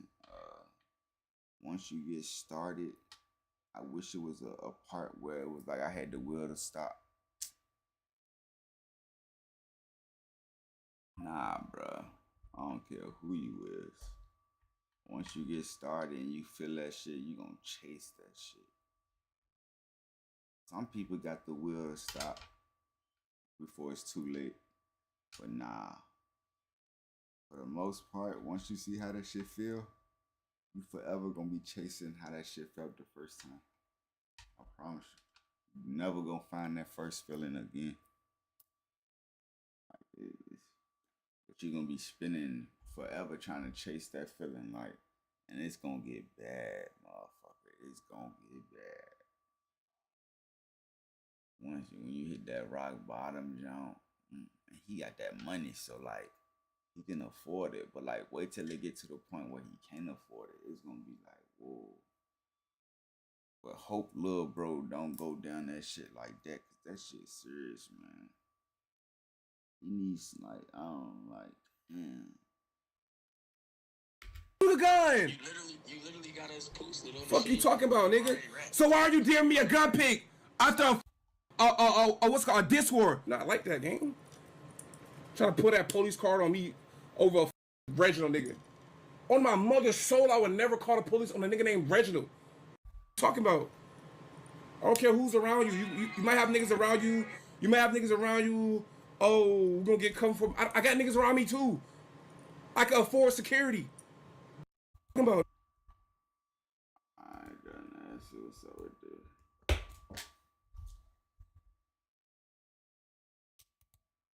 Heartbroken outside UFC hospital. One of Chicago's bravest killed right in front of her own home. 81st in Blackstone, we got a person shot. It's an off-duty PO. Get an ambulance here now. Police responded to a shot spotter alert. Multiple gunshots were heard. 24-year-old Ariana Preston was found laying in the front yard. Sources say her service weapon and badge were missing. I stand before you guys today as a mother. What academics said, man. Come on, act. We need you, big bro. We need you, big bro. Where you at, big bro? Where you at, big bro?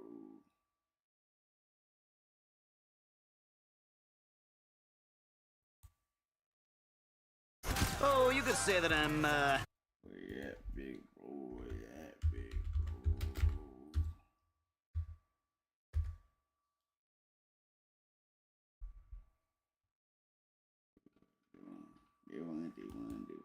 Once you become aware of what Israel does in the world, it becomes very hard to understand them. Bombing cities to rubble.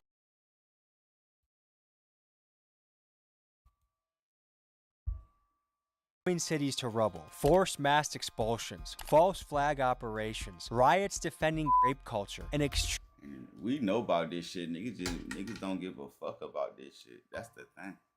Yeah, I promise you. Niggas don't give a fuck about this shit, man. I'm saying in general. I'm not saying like me. I'm saying like niggas, like just in all. Like niggas don't give a fuck about this shit. Extreme systematic oppression. You see, there are many notable areas of Israeli brutality we could cover, but today we are going to focus on the daily terror happening in the Palestinian West Bank. Right now, over 700,000 illegal Israeli settlers are currently taking over internationally recognized Palestinian land, and these settlers are back until it affect the nigga.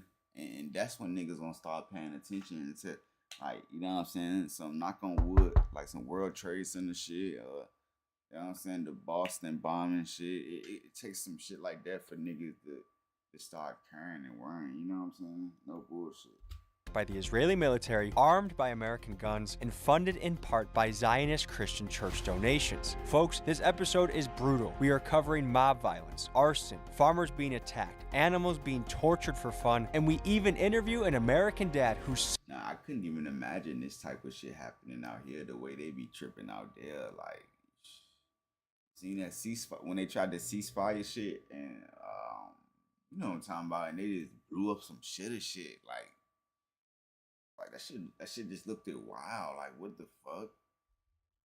Son was beaten to death by Israeli settlers. Imagine some shit happening like that downtown in your city while you chilling. Like, nigga just blow up 10, 12 different random buildings. Like, what the fuck? Like, come on, like, you been to LA. Imagine niggas doing that to some buildings in LA. Just like 12 random LA buildings. Like, it's just like, that shit, it sounds like that would never happen.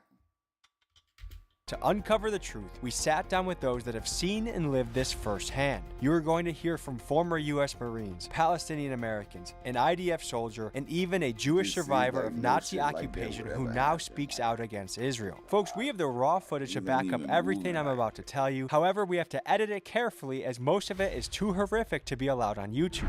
Folks, a quick disclaimer. I love my life, I love my family, and I am in perfect health. Another thing to address is we know this video is going to be shadow banned hard. So I'm asking you, the viewer, to like it was literally kids and shit under that rebel, like, man, that shit deep. Sometimes they gotta be thankful niggas in America, bro. America really so many opportunities if you can stay out of trouble. There's really a lot of opportunities. If you could keep a clean slate, and if you can how could I put it? If you can go through life as a kid and not get in trouble and transit into an adult with a clean slate, you can actually do good in life. For the most part, niggas want to be young, be little badasses. Niggas catch a charge at 18. And once you in the system, that shit got you forever. You going to keep catching little charges. And boom, boom, boom. But if you can keep your head on the swivel and have some good structure around you while you're a kid and into your early adult years, you got a chance at life. Most people just ain't got that little structure behind them. Like 50-50. Most kids got that structure, most kids don't. Even some kids with the structure turn out a little bad. I feel like for the had a better chance though, have some structure behind a nigga, man. That shit get bad quick, bro. Like, nigga get easily influenced, nigga smoking in high school, and fuck, man. It's just so much shit that could have been different. But look, that's our word. So imagine what a kid got to go through out here in these countries that bro about to show. Like, it's different for them, man.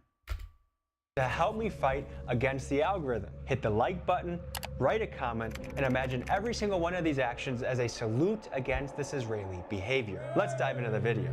Folks, I'm about to go ask some Really Workplace retaliation happens when an employer fires, demotes, refuses to promote, or otherwise takes negative people that have had boots on the ground experiences in the West Bank. But to prepare for these interviews, I'm going to use a partner of the channel, the sponsorship of today's episode, Straight Arrow News. I've relied on them in the past to be better informed. And so I'm going to look up in their app right now, Israel, see what some of the latest things happening are. We see that Israel has approved 19 new settlements in the occupied West Bank. And unsurprisingly, that 2 were killed by Israeli military in the West Bank, including a teenager. This is a platform I use. I am a huge fan of non-biased media. We have all these news corporations that give you an angle. They want almost like a propaganda cycle. I rely on news networks that give us straight facts, Straight Arrow News. And so I heavily recommend you download them on your phone. It's a free download. So if you use this QR code, it's a no-brainer. You are more informed, more educated of what's happening in the world. And this is an app that I regularly use to prepare for my stories. Do yourself a favor, give them a download, and be ready to rumble when it comes to information happening in this world. So now that I have my research, let's head into these interviews and see what's going on.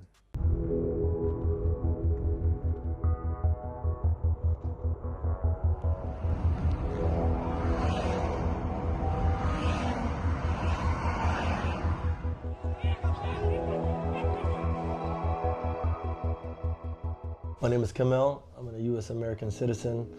My son Saif, who was also an American citizen, was beaten to death by Israeli settlers. I want people to get an idea of what life is like in Palestine and in your village in Sinjar, where this all happened. You get up in the morning, you gotta find out where's the checkpoints that day. This is how it is, Tommy. They can put a barrier anytime that they want. Looks like they're closing the road here because they have a gate in front of this village of Turmus Aya, and anytime they want to close it, they close it. Last night, they had this new road that we made between my village and a neighboring village. They were happy about this road, man. It's all new asphalt, put on this road. The Israeli Authority came, just demolished the whole road. With a bulldozer. With the bulldozer. Just because, basically. They just want to make life as hard as they can on the Palestinians. In an area we could say about the size of Delaware, that this land is, that they have 702 checkpoints set up. And only growing.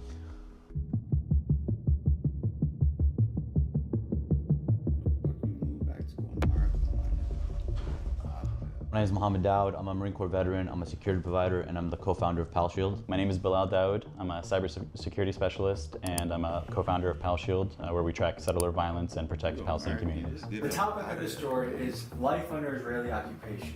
Do you think that's a fair title? Perfect title for what we're all dealing with. I know niggas your age finna go to war, so you better get right, G. In the West Bank. And what makes it life under occupation? Everything from as simple as wanting to get to school, say building a well, and water scarcity, it's the Middle East, so the water under your feet is regulated and watched by the Israeli authorities. I'll tell you how many stories we know on a personal level of women like giving birth on a checkpoint because they wouldn't clear them to go to the hospital. I mean, it's just crazy. What do you think the Israeli goal is in all of this? Displacement, land theft. In the context of Palestine today, they want it all without the Palestinians. So they want the land without the people.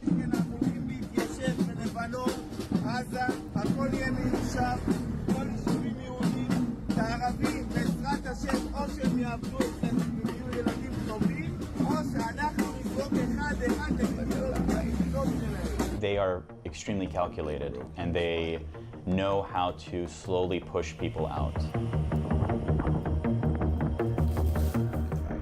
My name is Clyde. I'm a United States Marine Corps veteran, Christian, who visited Palestine to expose the truth of what's going on, and I'm here to expose the truth of Christian Zionism in America.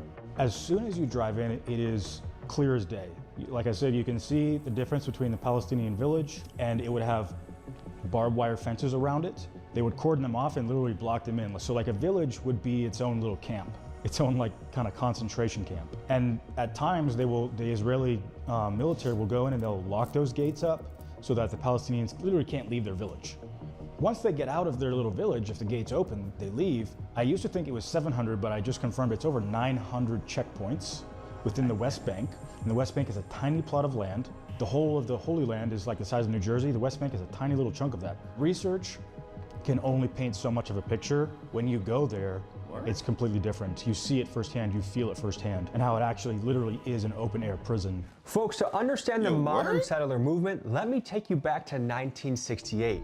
Meet Rabbi Moshe Levinger. For him, evicting hundreds of thousands of Palestinians to build the land of Israel was not enough. He wanted more land. So he organized a militant following that— My nigga said he been looking like me. Nigga said real geek.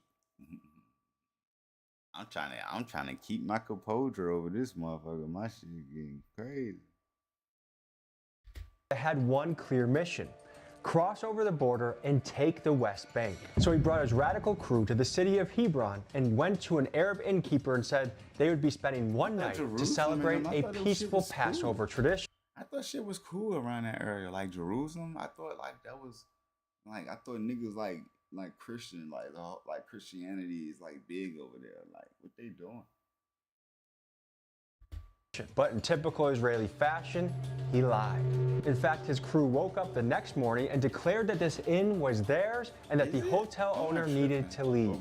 And at this point, they were surrounded by the Palestinians that actually lived there, and Rabbi Levinger put the Israeli government in a pickle. They could decide to drag Levinger's crew out by force, or they could send in the military to protect them. And afraid of the terrible optics of evicting illegal squatters, the Israeli government sent in the military. And folks, this is the same playbook that you see in use today. Israeli settlers will lie, cheat, and take by force land that is not theirs, play the victims, and then call in the IDF to protect them. You are stealing my house. And if I don't steal it, someone else is going to steal it. And to be clear, to everyone except for Israelis and Zionists, this is known as breaking international law. This land is not theirs. And there are currently 144 settlements in the occupied West Bank, including East Jerusalem, all illegal under international law. But just look at how Israeli far-right leader Ben Gvir feels about the way that they take over land. לא, אני מרים את החוק מהרצפה. אני מרים את החוק מהרצפה. אני הורס למי שבונה שלוקח חוק. This guy is actually broadcasting the Israeli plan to the world. It's an equation that involves supremacy, forced evictions, and the military bulldozing the generational homes of the Palestinians. And folks, in a way, we are the ones enabling it. Because right now, both our tax dollars and our American weapons are being used to do this by our so-called greatest ally. And so in the West Bank, it's total occupation. I'm sure you've heard of the Area A, B, and C. By splitting these areas into areas A, B, and C, they established different rules for these different areas. So areas A, you didn't have any Israeli authorities in there. You had the Palestinian Authority. Areas B, where we live, is under Palestinian civil administration. So, for example, we have a village council, but in terms of security control under Israel. Even though Area A is technically supposed to be under full PA authority, we know, well, it's not, because these areas get raided all the time by the Israeli Defense Forces. The ones who live in the PA have their own area I can go in.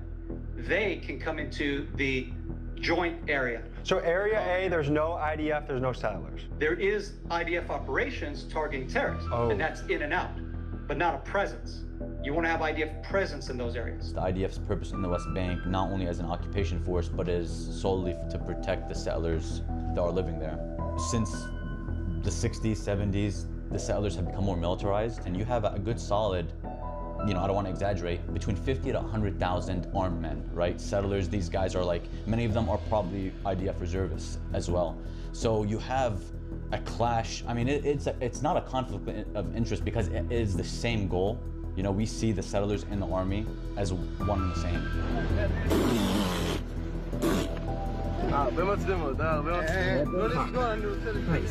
The Hilltop Youth are...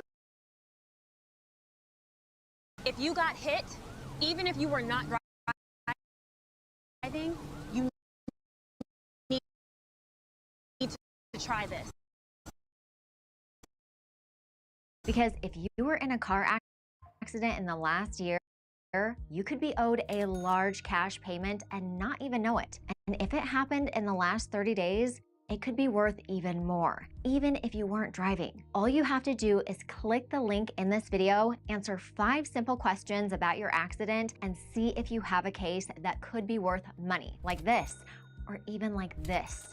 If the accident wasn't your fault and it happened in the last 12 months, you could be owed a lot more than you think. And this doesn't just apply to drivers. If you were a passenger in an Uber, walking, riding a bike, or on a motorcycle, you may still qualify. Most people never check, and insurance companies are hoping you don't. So don't skip this. Click the link and see what your case could be worth.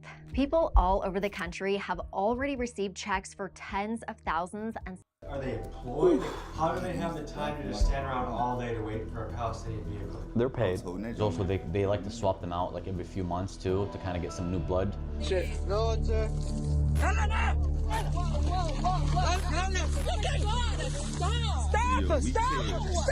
Stop it! Let's dive deeper into the Hilltop Youth. They are largely made up of Israeli high school dropouts, and many are known to have learning disabilities and behavioral disorders. These guys believe the West Bank is their divine right promised to them by God, and they follow radical leaders like Mayor Ettinger, guys who extremist networks are tied to horrific crimes like firebombing a Palestinian couple and their 18-month-old baby to death. And guys, sheep are the secret weapon of the Hilltop Youth. You see, they bring their sheep to graze on Palestinian land, and then they violently attack any Palestinian that comes near them, and thus begins the takeover of the land. And this approach works. Since October 7th, settlers have permanently expelled 76 different Palestinian communities. And it's so out of control that even the head of Israel's own intelligence agency, the Shin Bet, has publicly condemned their actions as, quote, Jewish terrorism. They said it, not me. And folks, despite this, the Israeli military continues to help them with their crimes. I know that the settlers have little militia groups. So it's a joint effort from the Israeli military, the Israeli police, and the settlers. So when settlers go in and they harass the Palestinians, the military is not going to come in and intervene and stop the settlers from killing or damaging property. They're going to enable it. Yeah, I mean, I don't know if you saw that video of that settler who beat the woman over with a stick. You got it. Oh, come on, don't hit her! Hey! Hey! Hey! Hey! She was just harvesting olives, bro. During the olive harvest, for many Palestinian families, is like one of their main sources of income throughout the entire year. And so the first thing that Israeli settlers will do is they'll attack those crops. They'll burn those trees down. They'll attack livestock. They will drive their ATVs in grazing areas and run over livestock. They'll force a family away from while they're harvesting their olives, and then steal the bags that are already been filled. I mean, it doesn't stop with them. Anything you can imagine they do, they do.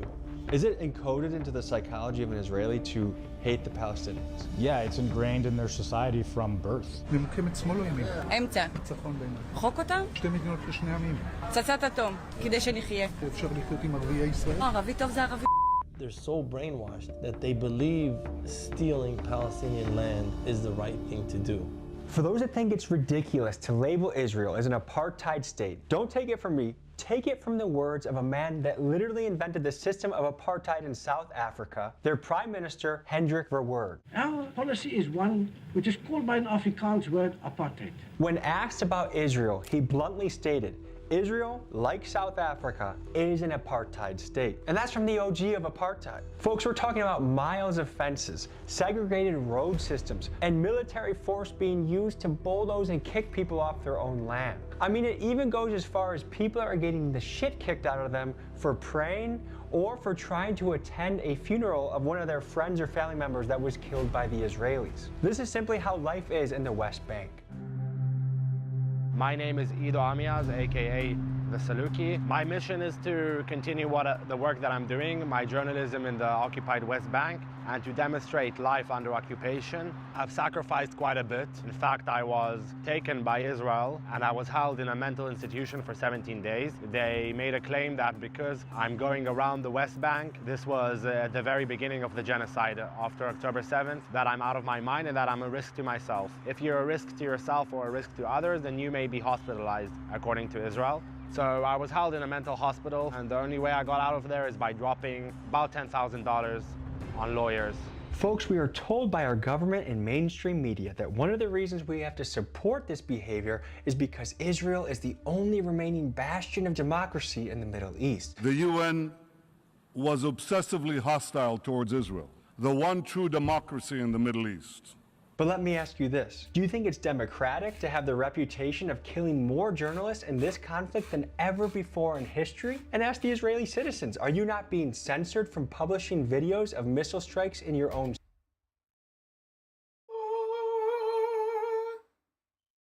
You know what I'm saying?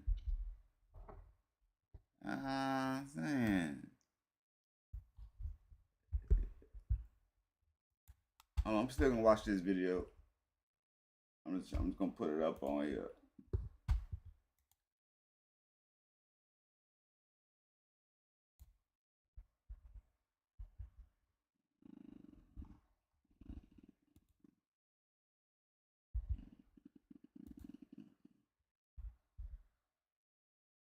Atlanta rappers apologize for Gucci Man snitching when it's Ice Man Trap Kanye West next move.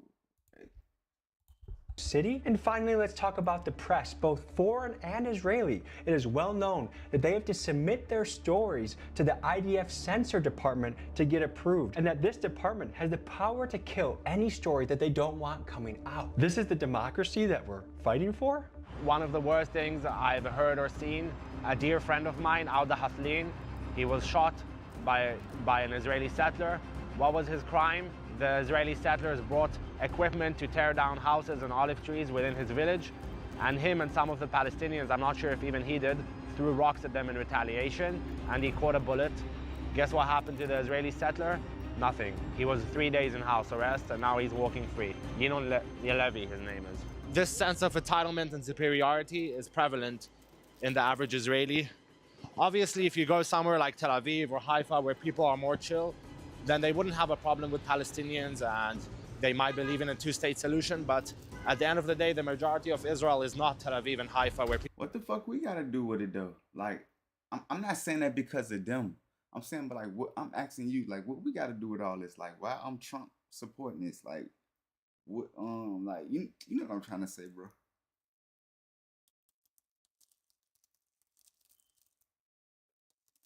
Like, why would United States would want something to do with this? Like, what the fuck? Shit deep. I'm gonna do some research on this shit. People are more open-minded. I promise you, I never thought to look into this shit. Like, and left-leaning.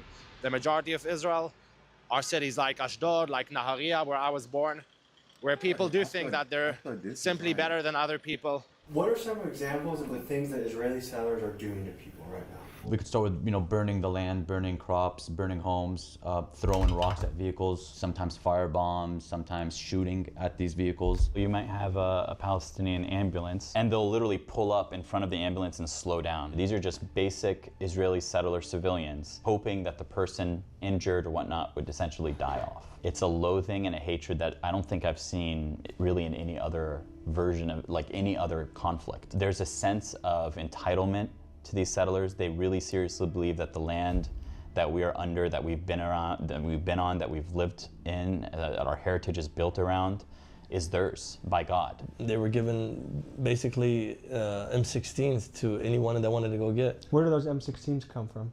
USA.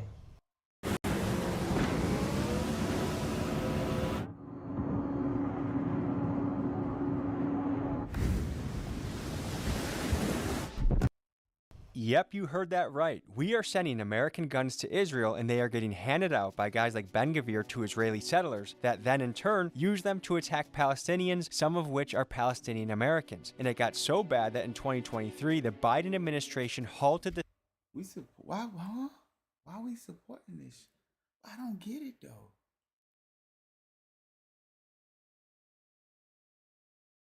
So which one should be supported? Which set, like, what's going on though? Why the fuck would we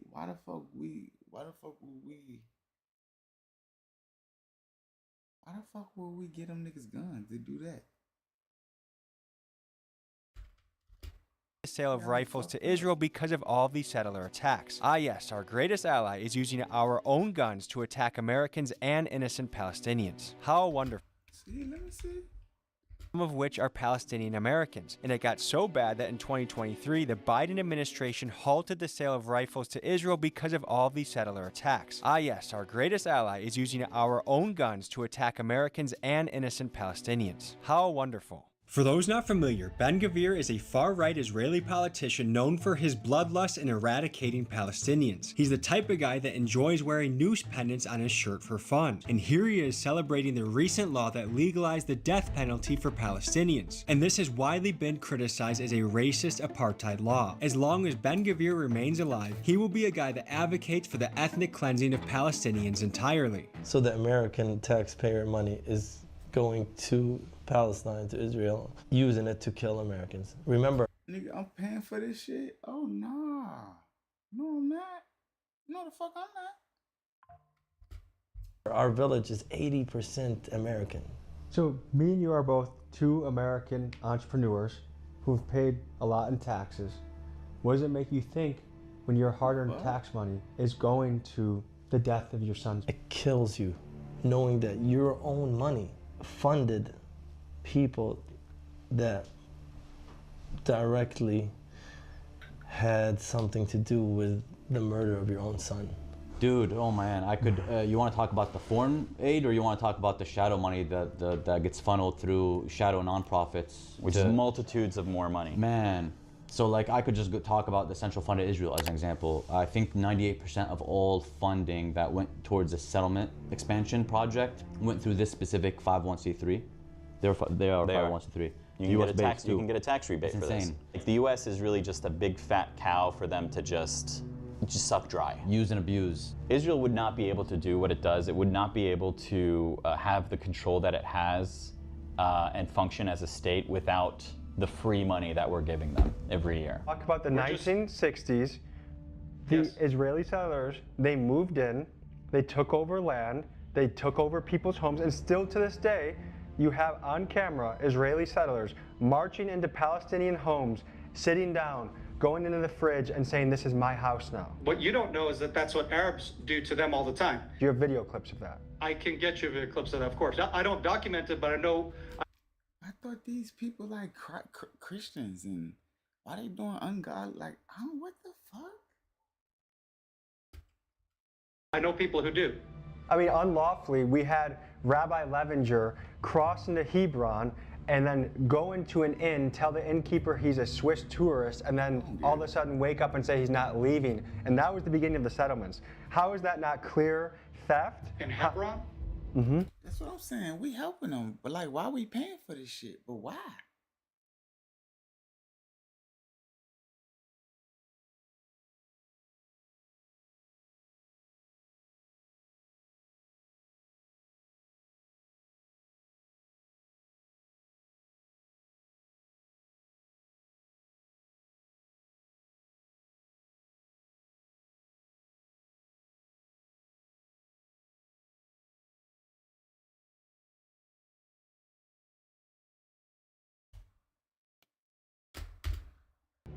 So that's like literally the worst example you're giving, by the way, because Hebron.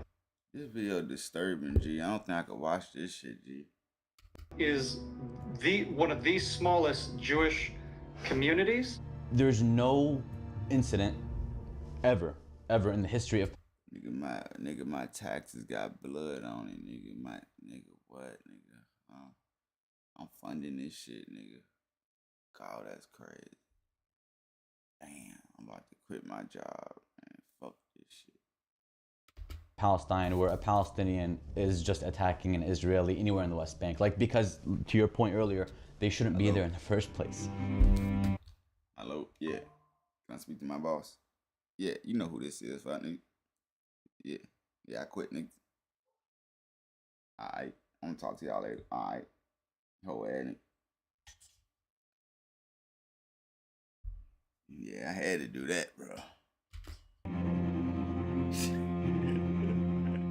Tell me how the Israeli settlers violate international law. The fact that they're there in the first place. Yogo, nephew. This is a violation of international law. There's no pressure by the international community to hold Israel accountable for anything. Israel has us by the throat, and we can't and we won't hold them accountable. And if anybody else, if any of the other Arab nations try to do anything to Israel, we'll sanction them, we'll remove their funding, we might attack them. By international law, is it legal for these settlers to be in the West Bank? 100% yes, with a caveat that it is disputed. Because in 1967, Israeli Prime Minister actually was against the settlements because he said it directly violates the Geneva Convention and international law. In order to answer that question, you actually have to go to what is actual international law that is binding. The Israelis control all of their resources there, the water, the electricity. For 1 day per week, they get running water. The other 6 days of the week, they have to live off of water tanks. You would see empty water tanks on the side of the building, but they had bullet holes in them. They would drive by and shoot up the water tanks so that they don't have water the rest of the week. Here, even the water is controlled. Israel's national water company, Mekorot, holds a complete monopoly over the West Bank's water supply. Because Palestinians are forbidden from drilling deep wells and require Israeli permits to dig on their own land, they have to buy their water back directly from Mekorot or rely on bringing in expensive water trucks. Now, Palestinians are only given water every 7 to 10 days, so their roofs are covered in black tanks to hold water in case the supply is cut off completely. But if you look nearby at the illegal Israeli settlements, they are plugged into the same Mekorot grid, and they are given 24/7 access to that water to do anything from fill swimming pools to water their lawns in the desert. Folks, make no mistake, this water monopoly is just another weapon in this apartheid system. But are you familiar with the water company Mekorot? Mekorot, yeah. Palestinians' own water supply, it appears that the Israeli settlers receive 82% of the Palestinian water, and that furthermore in the summer, the Palestinians are they have a certain well distance they're prevented of digging from where the settlers are not restricted in that same manner, and that the Palestinians in their own land are restricted to water where the settlers are not.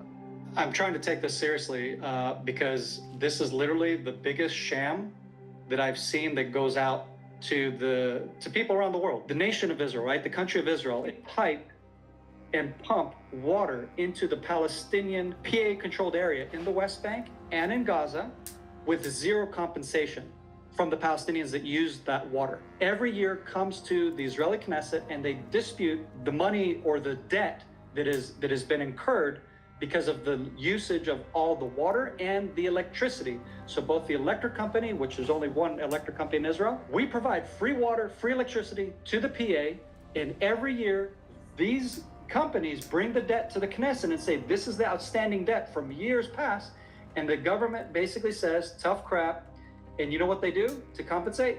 They charge me more on my electricity and on my water. Sometimes I just wonder, like, what would a true red-blooded conservative American that really does believe in the same values that we believe, right? Like, you know.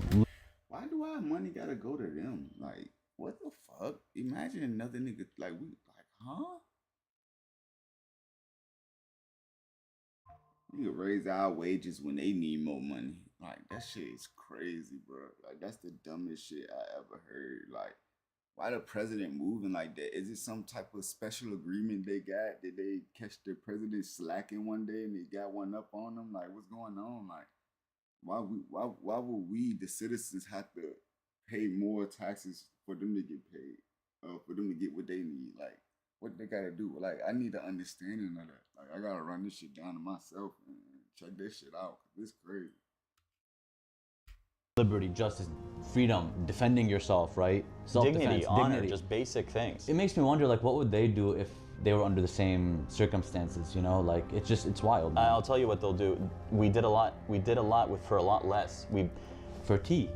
We literally, you know what I'm saying? Like, that's the difference, right? Is resisting anti-Semitic? Personally, I don't think so.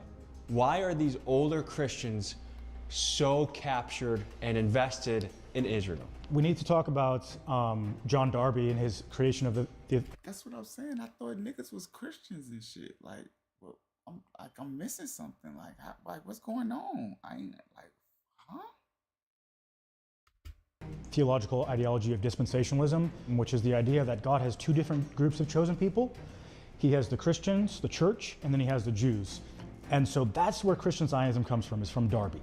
Let's break down the mechanics of how Christians are actually funding this brutality you are witnessing. You see, Israel... I don't get it. Like, what?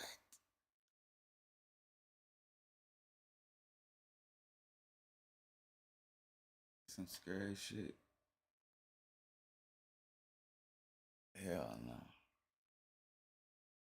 Israel developed a brilliant plan. They do not have to convince the entire American public to participate in the settler movement. They just have to influence how our pastors think. What they do is fly thousands of pastors out to all expenses paid trips to Israel. And when they get their message across, these pastors return to the United States, where they proceed to funnel hundreds of millions of dollars annually into the settler movement. And the reason pastors do this is they believe that Jewish settlement of these areas is necessary to bring about the second coming of Christ. So essentially, to fulfill this prophecy, they are willing to enable the persecution and suffering of thousands along the way. It's actually insane to read about Jesus in the Bible helping the sick and the broken, and then to look up and...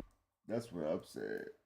Like, bro, I'm confused, bro, because, you know, I'm on my little journey doing my little 1-2s, you feel me? Like, I'm on my little journey and like, this shit got me fucked up. Like, 'cause these supposed to be the good people. Like, these supposed to be the good people, bro. See these American churches funding a movement that does not seem to respect Christians or even obey the 10 Commandments. Thou shalt not steal. Thou shalt not kill. Thou shalt not covet thy neighbor's property. I thought we had shared Judeo-Christian values. The cognitive dissonance is hard to understand. So with that in mind, Christian Zionists think they have this fear through cognitive dissonance that if they oppose Israel for whatever reason, whether they're committing genocide blatantly in the open or not, they're turning their back on God. And that is deathly fearful to their mind, thinking to themselves, if I curse Israel, if I go against Israel, even if they commit a genocide, I'm gonna go to hell maybe. They're just willful idiots to them. They don't care about Christianity. They don't care about Jesus. They hate Jesus. They don't care about America. Guys, it is fascinating to watch Christian Zionists supporting Israel. After all, it is not going so well for Christians over in that part of the world. For starters, it appears it is culturally normal for Jewish adults and children to spit on Christians. And even Officer Tatum, a known Israeli mouthpiece, told Benjamin Netanyahu to his face that he got spit on when he visited the Holy Land. We had only one incident. Yeah, I know the Jews don't. I know the Jews got some little thing against that shit. Jews got their own little. It's like they believe some only in one God. Some shit. I forgot how that shit go. Incident where a small child, But they be wilding too though. spit on one of the pastors. And let's be real, Israeli spitting is the least of Christian concerns over there. The IDF routinely prevents Christians from worshiping, and Israel literally bombed the last remaining Catholic church in Gaza. Tonight, a look at the damage to Gaza's only Catholic church after it was struck by Israeli artillery. Which resulted in the Pope calling the act outright barbarity. Folks, if you are pissing the Pope off, you have to be f***ing up big time. And the craziest thing to me about this is that American Christian Zionists are actively funding this. Their churches donate tens, if not hundreds of millions of dollars a year straight to Israel. And it makes me wonder, are these people aware that they are raising money for people that appear not to even like them? Blows my mind.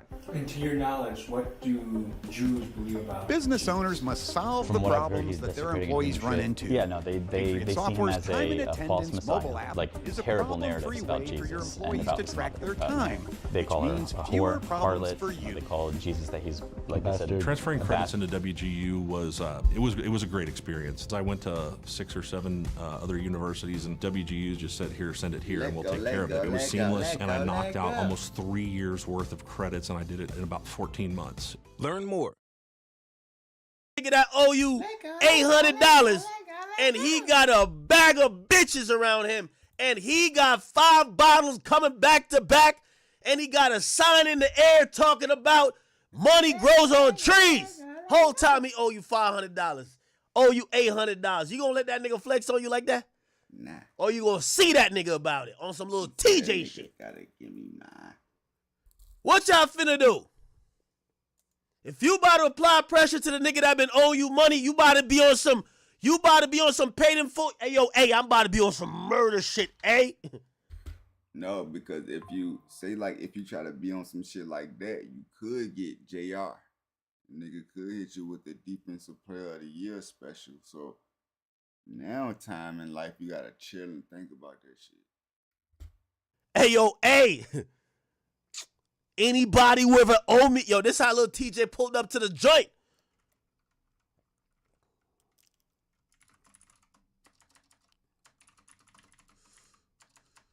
This is how little TJ pulled up to the casino.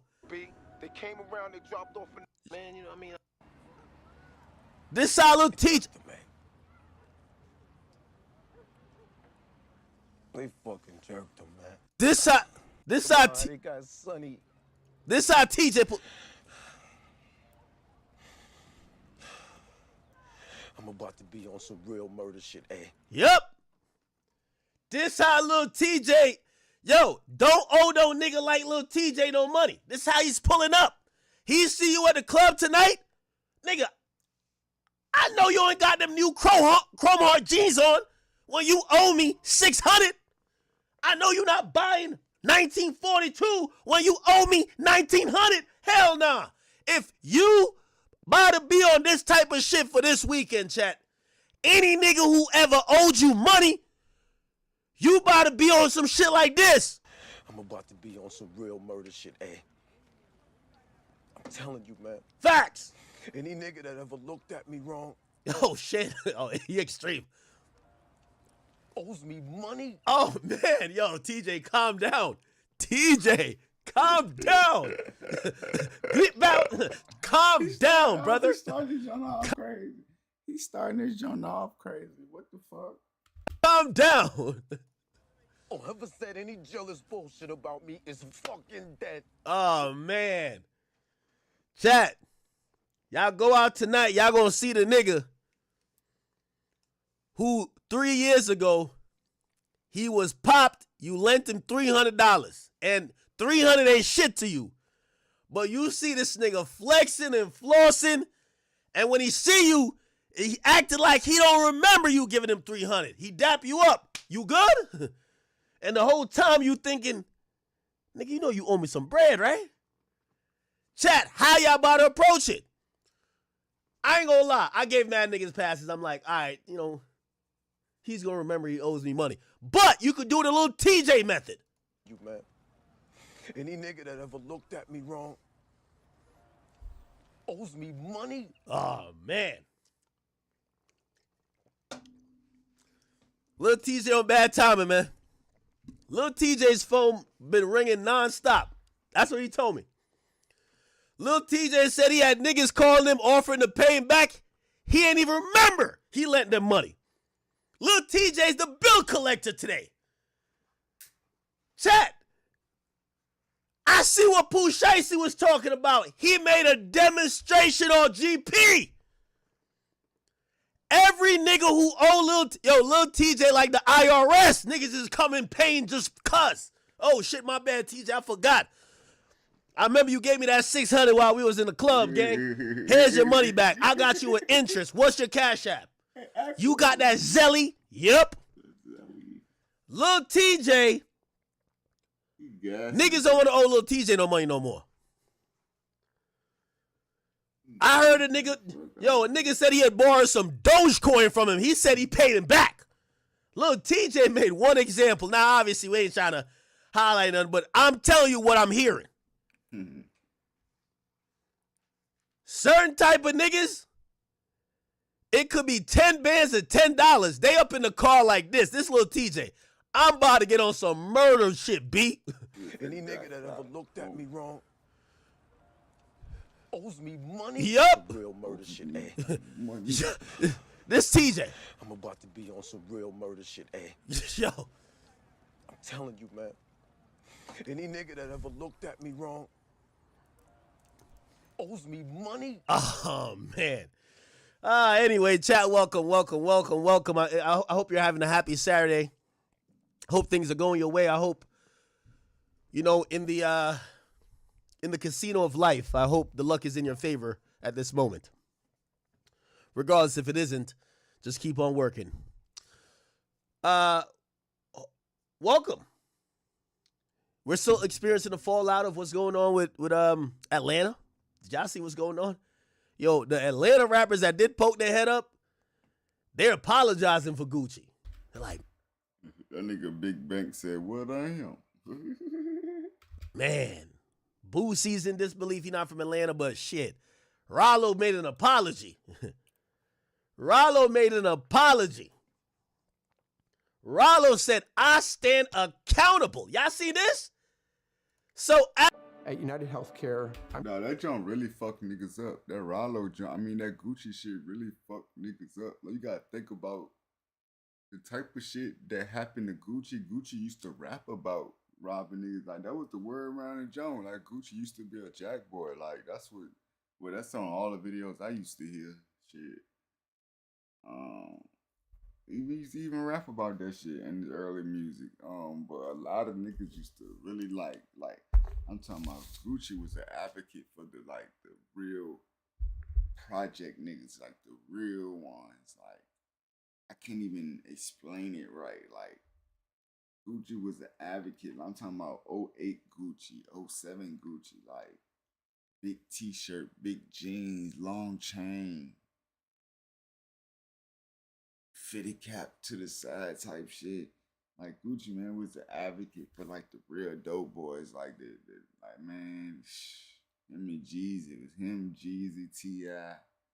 It was a couple of them, but Gucci was like the main one. Just like how YB is for the young niggas now. Gucci was that for the what you call young niggas today for back then, though. Like, I'm telling you, like, that shit was serious, bro. Like, that shit was deep. Driven to help families like mine. I was really in that era watching that shit. Our first daughter, Adeline, has special needs, and she inspires us each and every day. Gucci, man. at United. I gotta show y'all, cause I ain't gonna lie, this nigga Albial, he from Jersey, but he been on the head top of the Atlanta rappers, making sure that they can't do the switcheroo. They cannot do the switcheroo.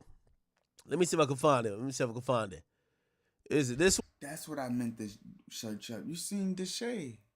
He punched the hell out that girl, man.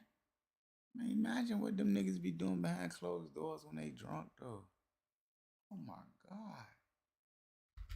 Oh, it was this. Oh, man. Nah. It was here we go. So he dropped the song. You got 1090 Jake spicing it up. Damn, he gave a statement on the beat, y'all. You get what I'm saying? But Albial was in one of them.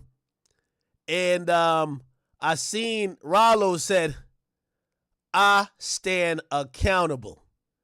Which, by the way, I got to give Rollo some credit because Rollo is the only person that seems to be down and had the conversation. And we all know he loved Gucci because he was rocking with Gucci heavy. He was signed to Gucci.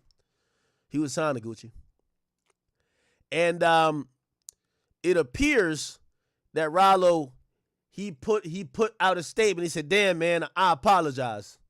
I've been talking about Rollo Rodriguez. This nigga Rollo right here in the way, man. And this goddamn nigga, bro. You apologizing for, bro. Like, huh? Guys, this is what he said. My bad. So these are right here. But I respect the game. I'm a man. And I need you to send it to your people and tell them I was wrong and tell them I apologize. Damn. You know what? Damn. Oh, he's saying about the shit he was saying before Gucci did what he did. Okay.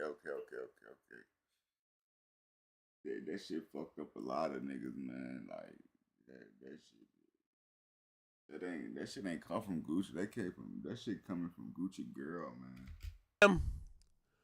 Rollo fam goon. Holy shit. Anyway, that went on. We all seen Boosie in the chat. Boosie's in the chat. Boosie say he about to interview himself. Y'all seen that? Boosie said he finna interview himself talking about this shit. Boosie posted, hold on. Where Boosie posted? He said, shaking my head. Where Boosie at? He reacted to the song where Gucci called out Pooh Shiesty and Big 30 in a song called Crash Dummy. He said, you went out like a crash dummy. And after all that, you still signed to me. Boosie said, shaking my head, man.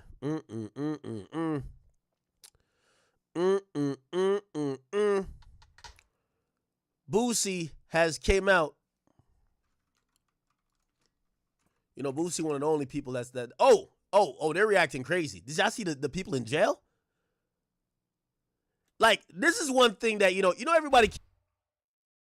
Do it right, show us the jump. Stop saying like you gotta show them jump. You got, cause there's a lot of good ones out. Like this jump really fucked up a lot of niggas. Like keep saying all over the place. You ever seen the trickaroo with these street dudes? You'll have like these like clowns like my son. You'll have like I'm Waxstone. I'm the bum ass nigga who's doing life. He's like, yo, y'all civilians love when niggas crash out. Of course, he crashed out like a dummy. Brought a gun to Irving Plaza. He's doing life. So he likes to act like that's everybody's situation. Okay? You know what I mean? That retard didn't realize, hey, buddy, you listen, nobody wanted to do nothing to you more than they want to do it to me.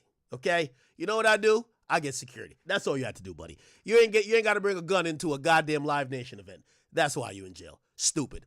Anyway, he loves to act like he's the only one living in reality. Come on, people try to do stuff to me, try to do stuff to Charleston White. We live in the real world too. So, Taxstone, calm down with the talking before we get your phone snatched again. But I'll say this. A lot of the street dudes, they be like, yo, Why the civilians be talking? Why the civilians be having, well, the funny part about all of this is like these guys are acting like they didn't propagate this type of like energy. This is what y'all preach. This is what the stuff y'all talked about consistently. And people don't like being held accountable. People don't like being held accountable. This is how y'all said it went down in the streets. This is how y'all judged other people that didn't adhere to it. But now the rules is. That's what I'm saying. Niggas rap about it. Niggas record about it. Niggas posted videos on YouTube or whatever. Nigga record the video on their phone with them doing it. Niggas rap about this shit in detail and wonder how they get caught. But getting mad when a blogger, I don't get that shit. Change. Anyway, I seen a couple people in jail. I didn't even know, shit, they got Gucci Mane book in jail? The niggas in jail are tossing Gucci Mane book away. Listen to this. Crazy, bro. This nigga Gucci Mane tone. Nigga. In a way. The attack nines, bro. That's what identified them. Shit crazy, bro. Well, damn. It's a whole fallout to this shit, chat. It's a whole fallout to this shit. There's a couple more things. Hold on. By the way, Charleston jumped in. Change your heart for Pooh Shiesty. I don't want him in Big 30 locked up. Oh shit. These some of the bravest young niggas. I think this is goddamn me Huey P. Newton and Bobby Seale all over again. I think these two little motherfuckers like Tookie Williams and Raymond Washington when they started them West Side Crips. Pooh Shiesty them so goddamn street. Nigga, the motherfucking contract when they put the gun to Gucci head and made Gucci sign the contract, that contract comes from Office Max. Damn. Say, no, man, they made RD sign an Office Max contract. But Big Shiesty shit, you know, it's like getting a fake check stub when you going to go get an apartment. Motherfucker say, can you call and print me up a fake check stub? They done went to Office Max and printed up the contract and made the boy sign, or made RD sign the contract from the Office Max. That's how the feds got the footage. Man, them feds so goddamn bad. They'll catch you walking out the door and rewind the tape. And rewind the motherfucking tape and have you stopping everywhere. Just rewind and shit. That boy went and got one of the baddest goddamn white boy Jew lawyers in Dallas, Texas. You think Brian Steele something? Brian Steele beat a bunch of niggas. Bunch of black folks. This is what I was talking about. Let me play this. You know, we got to give him a platform while he, you know, he thought he got 32 more years to do. Shout out to my man Taxstone. The guy who Black Twitter loves to say is kicking knowledge, but all he's doing is serving time. Check this one out. Dealing with a gangster. So when people is sitting here talking about, oh, Gucci's this and he's a father and he's this, yes, Gucci's all of that. But what you think, how you think Gucci talking to them kids? Like, what? I'm a gangster. So in the image that you get from this guy's 50 years old. He on the stage talking about he's smoking on someone. That's kid lingo. Yeah. Grown men don't speak like that. We don't taunt people that died by our hands or our crew hands. You don't do that. You just leave it alone. You keep it a buck. You won. So when I seen that, I seen the ignorance in Gucci that I didn't know existed anymore because, you know, he just mostly quiet. Good. But just like I said, so now you got this artist dude and he gets mad at whatever. He's about to get this big deal and he want to get out of the deal with Gucci. And Gucci like, nah. He like, what? This nigga playing with me? My man podcasting from jail. I like it. Bro, the rules in the streets is that if somebody play with you or play with your money, this is the kind of shit you do. So when people are saying it's stupid, bro, it is not stupid to them. It's protocol. It's standard operating procedure. Yeah, so people say that you can't You see, Taxstone always sounded smart to a stupid nigga. even shake down niggas no more in 2026.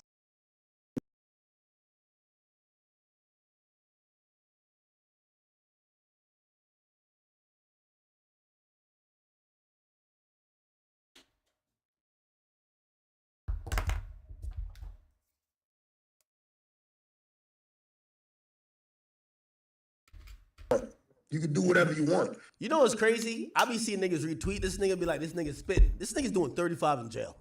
35 years. I don't know what type of knowledge you think you're getting from him. The results is you don't know if you're gonna get a reward or a penalty. And it always been that way in life. That's what risk are. With risk, you get a reward or a penalty. And you weigh and you gauge which way it's gonna go. You dig what I'm saying? It ain't about that. You gotta, this is my thing. My biggest issue is that He been seething over this. I've been listening. I listen to everything. This nigga doing 35 in jail, 35 years I'm talking about. He's been seething over this one thing. Here we go. With Fast Signs, create striking custom visuals that inspire pride district-wide. Fast Signs, make your statement. New York City building to go shoot the nigga he was stalking online. And people be like crediting this nigga like he real. He's the only nigga that's dumb enough to do that. And he keeps saying he's getting mad at everybody else who ain't dumb enough like him. Check this out. That promote being a square, that promote business, that promote, no ignorance and shit like that, whatever the fuck it might be. Why are y'all not promoting that? Why are y'all spending y'all time on the streets? Why are y'all spending y'all time on Pooh Shiesty? Let me educate you, Taxstone, while you know what I mean, going from canteen to canteen or washing a nigga dirty drawers. I'll say this. The streets, people make street music that appeals to even the squares. This idea that because there is some street element or people make street music, people who ain't in the streets can't comment on it. Well, I don't think these niggas have shows, sell merch, do anything without the population that the street niggas don't buy shit. So the idea that people who ain't street can't comment on things or people that are publicly putting out shit in the streets, online, or in music, I think you're retarded. Why are y'all spending y'all time on shootouts? Why are y'all spending y'all time on what rapper might be really real or not or saying the truth? Yeah, because that's what actually they're promoting, stupid. They're promoting an image so you get people, regardless if they're street or not, invested in if what they're saying is actually true to form. I don't know why street people act like if y'all were only making music for other killers, y'all would never go nowhere. Y'all making music for people who are enthralled by it. Y'all making music for people who have some type of fascination, entertainment aspect. Maybe they could actually see it and relate to it. But the idea that these niggas keep acting like street dudes don't make... By the way, that's why I think most of rap is kind of fucked up, because the street dudes used to do what they do and the quote-unquote squares in the audience just have to absorb it. Nowadays, like Young Thug came out, he was trying to prove he not a rat to the audience more than he was trying to prove he not a rat to the street niggas where he from. That's the problem. So the real problem now is the streets is listening to the internet, right? However, the idea that the streets have never interacted with the internet when they're going for profit, they're trying to sell music, is wrong. They've always tried to amuse people by stories that if it was completely factual would not get as many people that would be into it. It's the reason why niggas do block tours. Niggas actually show weapons in their videos. They want people to believe. So this idea that we're going to act like these street dudes are doing their own thing and civilians are just obsessed with them. No. Street dudes have baited civilians into interest into their lives and stories, and it's a twofold situation. Then the civilians want to know who's the realest guy, who's really living their raps. That's how it goes. But let this guy tell it. Listen to him. And I loved hearing this part. You're going to hear it in a second. Who gives a fuck if you know all this shit is fuckery? Why are you not teaching these kids the next step, what they need to do so they could grow, what they need to do to keep their money going? You understand? What they need to do to understand credit or taxes, what they need to do to understand real estate. Why the fuck are y'all talking about Pooh Shiesty for? Yes, because Pooh Shiesty made great music. Why? Yeah, nah. The Because and the y'all are academics, negative that's all people about. and y'all only promote negativity is because negativity. Bro, that's what he rapping about. What the fuck positive we getting out of FDO? There's nothing positive you can get out of that shit, bro. I'm sorry. Negativity spreads fast and that's what pays y'all. So when these posts... Yeah, I hate when people do that. Negativity pays don't pay the street rappers, but it pays the civilians? Huh? It pays the fan who isn't a gangster, but it doesn't pay the gangster who gets to be up 30 million. I remember when I first started streaming on Twitch, we was reacting to the this was years ago, like 2019, 2020, like during COVID. We was reacting to the this when the Duck video first dropped. I think it was 2019 when that Duck video dropped, when he was dissing niggas. He was dissing hella niggas. Like the whole song was about dissing niggas. And I remember a week later we was reacting to his him dying and shit. It was like, what the fuck? Like niggas, they rap about that shit. Like, huh? Like,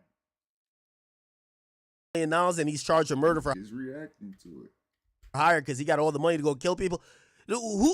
What? See ass fucking niggas up here. You never heard Tax promoting fucking violence all day. You don't hear that on my show. I don't do it. Taxstone, the reason why you're locked up, you threatened to slap all the gangster rappers when you were free, and basically you ran into one of the rappers you threatened to slap, and because you knew how crazy you were talking and you were too cheap to get some security, you had a gun on you, and when they attacked you, you shot them.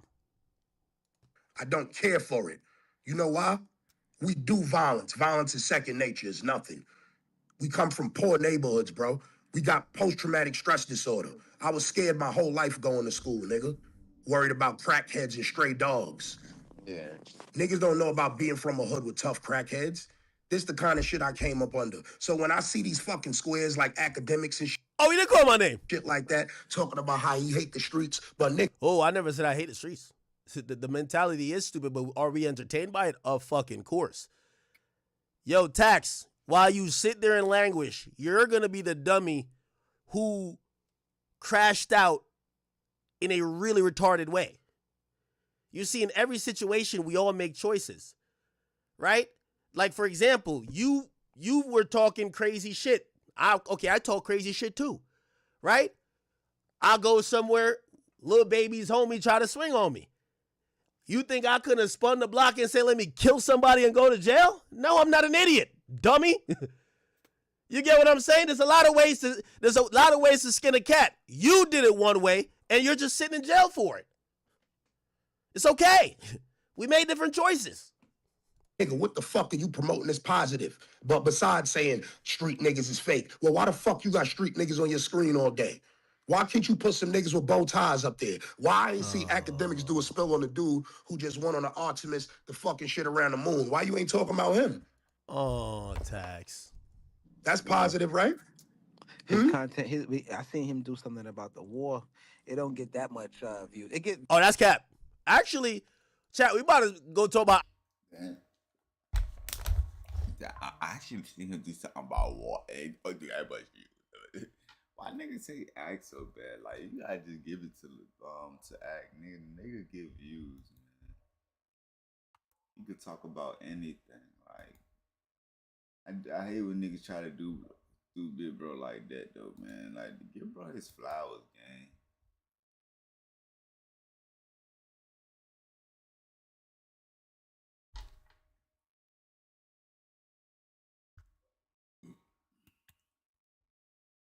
Why not just give it to him? These ain't even the live videos. These the regular ones. Cut up one.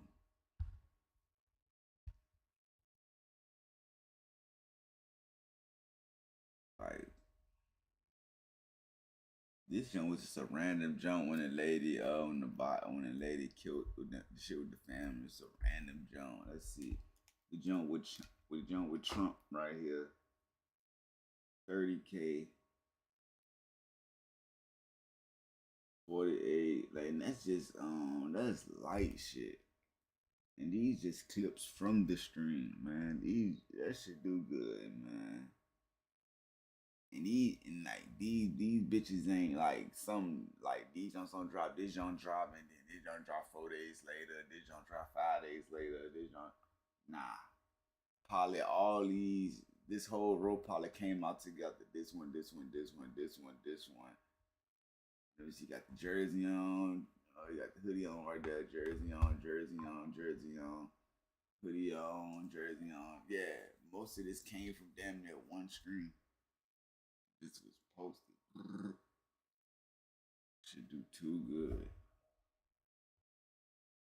But then check out the live. The live go shit. Don't even play with niggas. Be playing with act, man. Bro responded. Iran again, because low key is actually when I did my meet and greet, most people spoke to me about that. They love the way how I actually brought politics and these other topics. I think people are burnt out of hip hop. I ain't even gonna lie to you. I was actually about to talk about that. I really want y'all opinion on this. I heard so many people say like, yo, Ack, we liked how you dealt with the non-hip hop topics and you made it relatable and interesting. You get what I'm saying? As opposed to, shit, we could talk about Blueface mama cussing him out all day. You get what I'm saying? Look. Oh, Ben 10 gonna be like, I got hit, but I got that nigga chain, though. Yeah.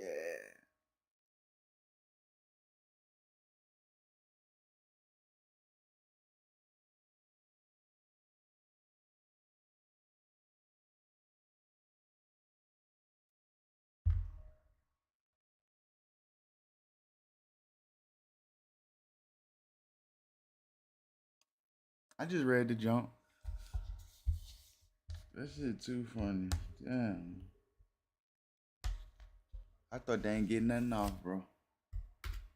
Look, y'all tell me if, we could cover anything. 120,000 views. Did we bite off more than we could chew? We spoke on the latest going on in Iran. I might just talk about some politics tonight. Fuck it. You get what I'm saying? Listen, where's my other politics talk? I think we might talk about politics because hip-hop is getting a little bit boring. It's kind of getting a little bit boring. Let me see. What was my other politics shit? Where we at with it? Chat, at the end of the day, I keep telling people I'm a storyteller. If I could talk about stupid shit, make it entertaining, I could talk. Man, I don't let them people get to you like that, nigga. You a hip-hop based nigga, bro. The bitch gonna say the nigga did some new shit, it don't get that much views, nigga. He do hip-hop shit. Yeah, nigga be thankful for him to go off topic like that. Like, come on, like that. That shit the most wildest shit. Nigga try to be so negative. The nigga really, I don't get it. The nigga really popping. It ain't like, for a nigga to be like he not is so crazy because it ain't like he not. Like his numbers show that he is. Like, I don't get it.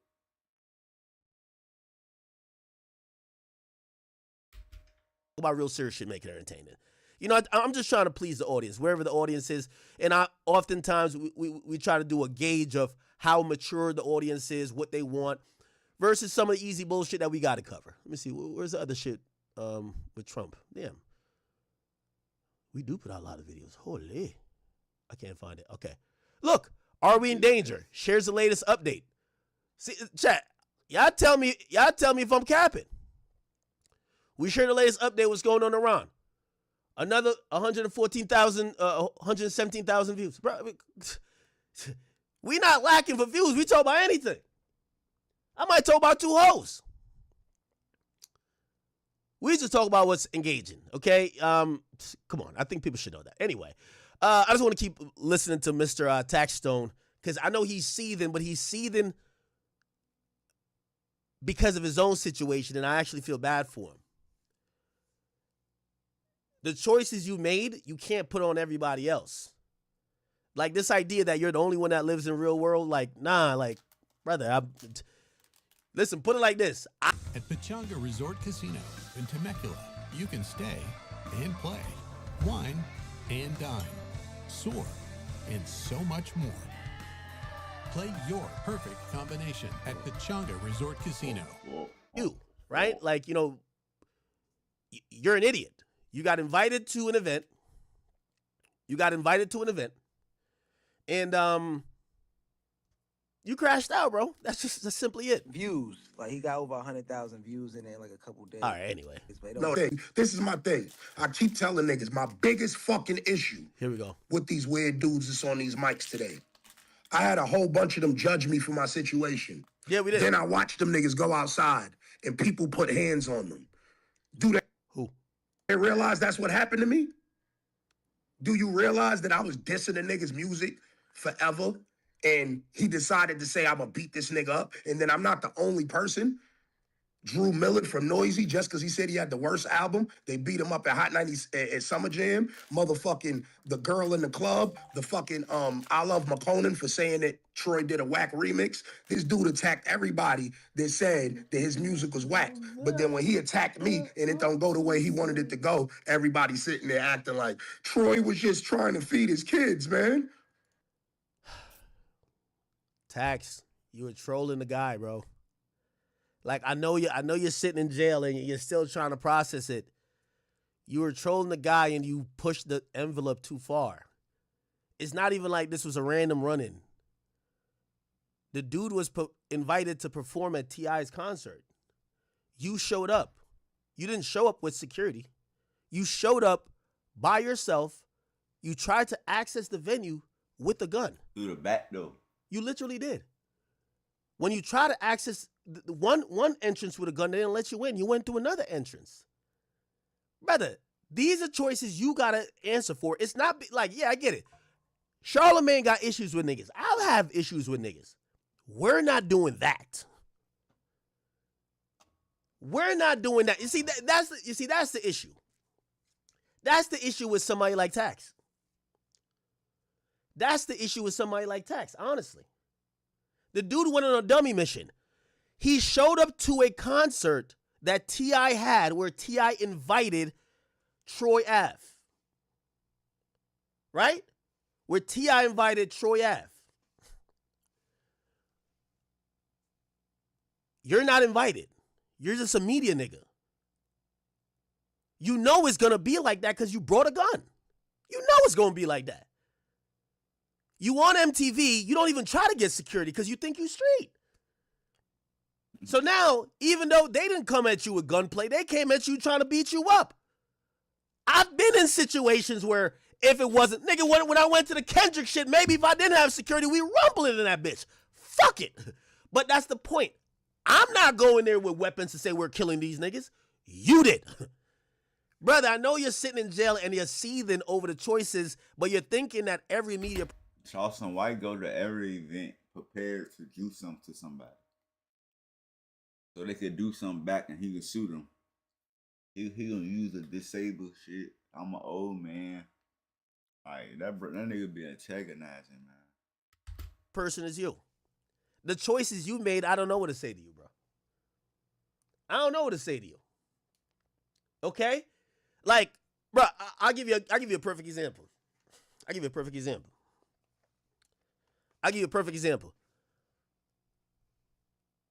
And everybody knows, really, there really ain't no static with me. But you never know, because we seen the little baby shit, right?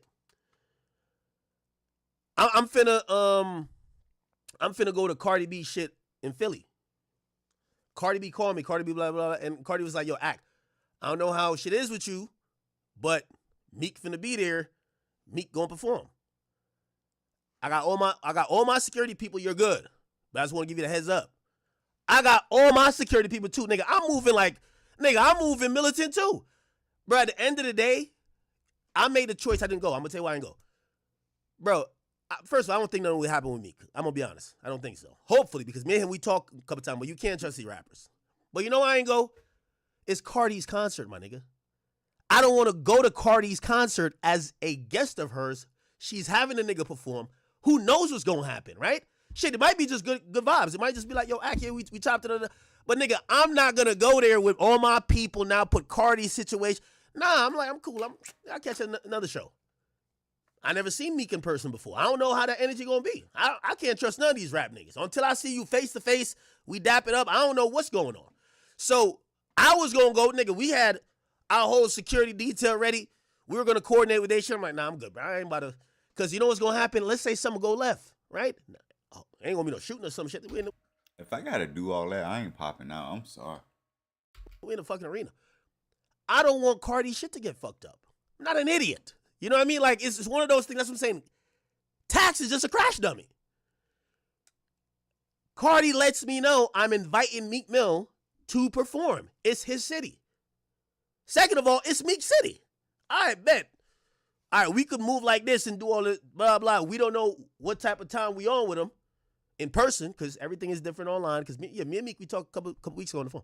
But you never know, nigga. Like, nigga, I made a choice. I'm like, I'm good, bro. I'm not about to go over there and then, because, again, I also think that the way Cardi called me, she's not worried or nothing, but I think she just wanted to make it be known that if anything did happen, she not on some, like, I don't think she on some backdoor shit, which I respected. But for me, I made the decision because it's Cardi's event, and I love her. I could go to any Cardi show. So, bro, at the end of the day, when it comes to that, and by the way, like, that shit happens all the time. Shit, I was, like, 2 years ago. Was it 2 years ago? I was about to tap in with everybody knows Savage, my nigga. I was going to tap in with Savage at Super Bowl. He doing an event. Remember, me and Metro got into it. Nigga, him and Metro at the spot. Nigga, like, talking to Savage. Savage like, yo, I can't go lie. Metro here, this, and third. Nigga, I'm not going to push up to try to make it weird or try to, like, stick my chest out. All right, bet. I'm going to catch you over there. It is what it is. Nigga, you knew Troy Ave was going to be in the building. You thought you was the biggest, the baddest. And it's not even like you showed up with security. You showed up with a gun, my nigga. You showed up with a gun like you was ready to kill a nigga. You did kill somebody. That's why you in jail. That's it. You feel what I'm saying? Like, at the end of the day, you got to make a smart decision. The smart decision is this. If you value this person, she's telling you she invited someone to perform. Who knows what your relationship is with them? They're going to have a shit ton of people in the building. Yeah, you're going to have a shit ton of people in the building, but then you're putting her in a weird position with her security team. Nah, fuck it. I'm good. So, yo, Tax, man, you going to be all right, nigga. You know what I mean? Like, yo, listen, You gonna be all right, parole nigga. going to come around. I'm going to write you a letter. I'm going to write a letter for you. Because I think you're going to learn your lesson eventually, but, you know, I'm not saying anybody's untouchable, but I think you live a different life where everybody isn't making decisions or isn't going through real shit. Yeah, we're just not idiots. Like, we're not fucking idiots trying to crash out. That's what you did. I'll leave that there. Anyway, let me go check out my other people who I love to talk about. Y'all see this shit? They owe us a lot of, and they owe us money. They owe us a lot of money, and they don't want to pay us. Yeah. Yeah, I don't know. And by the way, that's a union contract. Yes. Let's be clear. So we're dealing with our That is union. Yes, that's a union deal. They are going against the union. So, Laura, I thought you were good. It's all about unions. No, I'm not. Oh, but I thought me and Ebro they're claiming for with cause and not you. Oh yeah, but when They still when don't our wanna- girl was trying to be like, okay, so what's up with Laura? Crickets, crickets, crickets. So and crickets. it's not popping. Okay, so No. yeah, all of us are getting done completely dirty. Whoa. Someone decided it's bad, and probably bad grab another rubber. because this is the irony. The one of the rifts was political, and this is the Trump model. When you're big and you have lots of money, you don't pay people. Let them sue you. You're not going to play the game with me. Let's work out a deal. I'll give you a few bucks on the dollar. This is what happens. This is the game they want to play. It's the same thing that I'd be dealing with if I try to get out of the rental apartment that I have right now that I'm not sure I want to be in. They own hundreds of buildings. Break the contract. We'll sue you. What are you going to do? Welcome to Canes. It's Luke Bryan. What can I get you? Today I'm raising funds with Raising Canes and my buddy Todd Graves for the Brett Boyer Foundation. Great food and a great cause. Raising Cane's Chicken Fingers and the Brett Boyer Foundation. One love. Okay. Ebro, Rosendweeb, and Laura have said they are not getting paid from their previous employer at Hot 97. It appears that maybe that employer is using some sort of like legal loophole to say, based on how you guys exited, we don't have to pay you your last paycheck. I'm gonna be honest with you. You know, I have some empathy for Ebro Rosendweeb. I think the stigma of these guys and how they used to talk has subsided. And you see, guys, I want to tell y'all that I'm not a vengeful person like that. Even though y'all sat up on those chairs in those seats at Hot 97 and told everybody, especially people like me, to eat shit because y'all were Hot 97. And I remember saying, like, they act like they own it. They act like that's their brand. They act like they can't get fired. They act like they make all the decisions. And Ebro, you talk to a lot of people.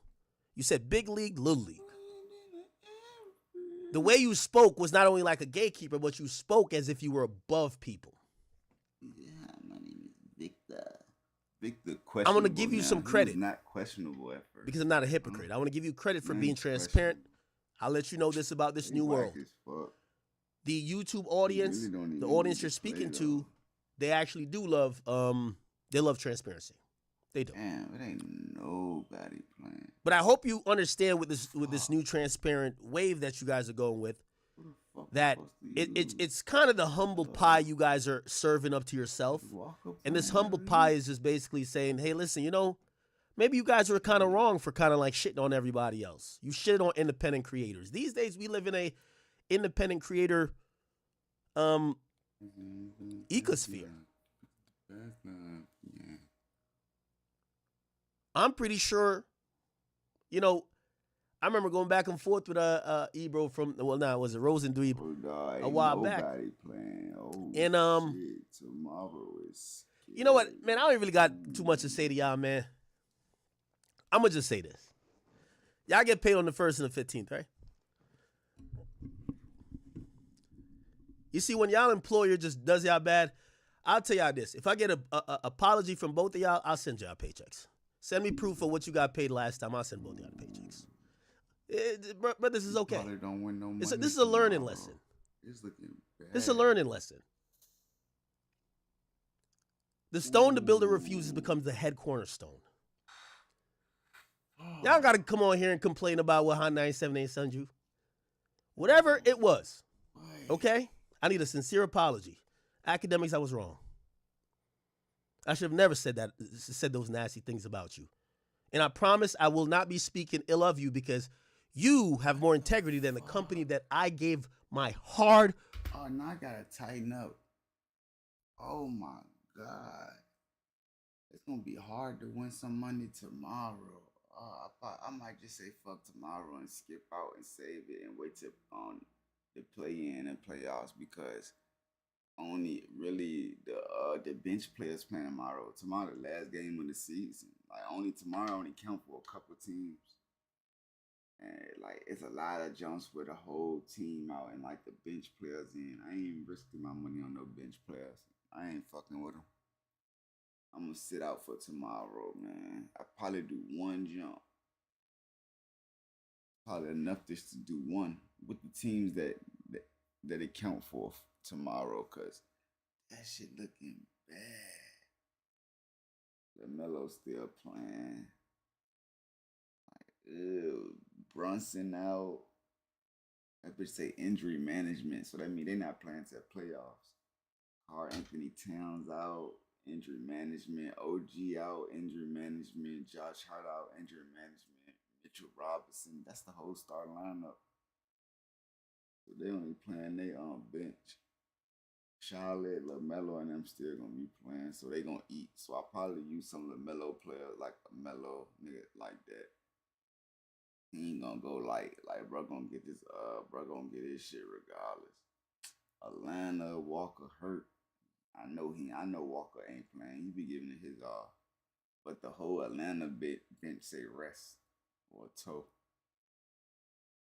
Jalen Johnson, Nickel Walker, Dyson Daniels, TJ McCollum, Okoye, whatever his name is, Jake, Jonathan Kuminga, like, and if they do play, they ain't going too hard. I fucked my money up on Atlanta yesterday. I'm not doing that shit again. They banned until playoffs if they go that far, whatever.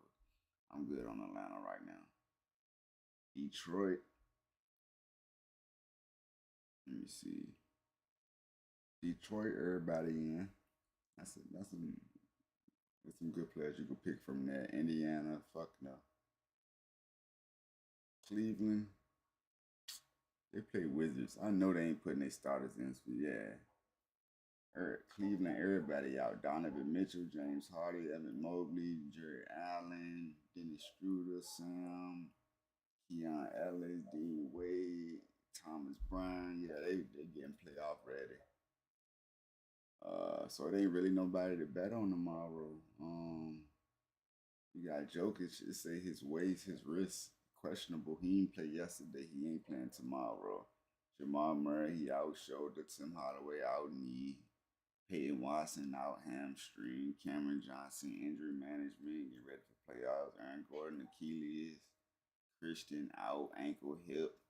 Spencer Jones hamstring. That's Denver whole team. And you got Spurs. Wemby, his shit said active earlier this morning. Now I said questionable ribs. I got him playing though. Who else? Yeah, Spurs, they good. There's only a couple of players that look like they ain't gonna play. And Phoenix, yeah, I ain't. Everybody out. We got a whole. It's gonna be in OKC. All them niggas out too. It's bench versus bench with that game. So there ain't really nobody to bet on. Only a couple players. I ain't wasting no money tomorrow. I'm good. Niggas gonna be looking dumb. And watch, I'm saying it right now. I'm gonna still do like $10 and my ass gonna be looking stupid. Sweat and tears and blood and work equity for years, for over a decade. They didn't have enough. And then when you open Prize Picks, you got the partner with NBA now. That shit hit. That shit fucked up, man. I just know last year, man, I potentially could have won $522 on last year's playoffs. That was 2 years ago. I feel like I got it in me again. Well, no, that was last year. No, that was beginning of the regular season. Never mind. But yeah, I'm gonna fuck with playoffs. After playoffs, I'm done though. I'm done. Nah, AK shit loud. I'm good. I ain't turning my shit up like that. Fuck no. My nigga AK be inside the mic. Fuck. The mic in his throat, like that bitch in his belly, he be wildin'. I be talking low. I actually be talking low, bro. I don't be even talking loud. Like, if I was to talk loud, you would definitely know the difference. I'm talking low as a bitch. Expect to pay you your last paycheck, and you talked about me like a dog. You talk about my endeavors. You talk about my audience. You talk about everything I did. I'll send y'all your paycheck for y'all last time, man. It's okay, man. I just need that sincere. I want to know, out of all betting apps, why NBA pick Prize Picks? Like, man, that shit, bro, Prize Picks cooked, nigga. You think that shit was rigged at first? Over. Wait till next year. That shit is over. Apology, and I promise. Give me the sincere apology, and I promise that you will not be speaking ill of me anymore. And it's okay. It won't even be an olive branch because I don't want to have no relationship with y'all. Playoff, I'm done. But after the playoffs, I'm done though. I'm gonna take a little break, little year break. But I when just I wanted see to have things, some fun. I was just not doing falling dollars right anyway, for people, and I know y'all got other jobs. You got the Apple shit. He got. I don't know. Mind you, I haven't put money into it since I put money into it. Like I always win enough to keep going. You feel me? What he doing? Like, is he a wrestler? I'll send over your paycheck. And just tell me what it is. It's fine. It's okay. It's okay. Okay? But I'm going to see where y'all ego whenever is. My balance go to because zero, if y'all getting on air complaining about y'all check. Going good so far. Y'all know what I've been through? Jump. Y'all don't ever see me get on here complaining about this, that, and third and shit. And it is what it is. You see, when you're an entrepreneur, and shout out to all my independent creators out there, you got to handle it no matter what happens. Next year. Sometimes you're up, sometimes you're down. Sometimes they want to say you fell off. Sometimes you're on top of the world. And you take it however it goes. But they're new to this world. It's okay. I don't care if their beard is gray. I don't care if one got the bald head. Yeah, see, I never experienced it. I never experienced on sports betting when the players was trying, when they didn't even really notice it. I won't hit. Big Ack is here. 2019, okay? I won't hit. So if I get that sincere apology and that promise from both of them that they will never say another ill word about me. And matter of fact, let me throw my me or Aubrey, because I seen something else. I couldn't believe it. I couldn't believe it. I did see something else. I couldn't believe it. If you don't say another bad word about me or Aubrey, you will get your paycheck by next Friday. It will say DJ Academics LLC. Don't you worry about it, okay? Forget what Hot 97 got going on. Let me see. I think this is the dude who posted it. Can I find it? I heard this little spiel right here, and I was shocked. They went on to say, okay, here's this, chat. Here's.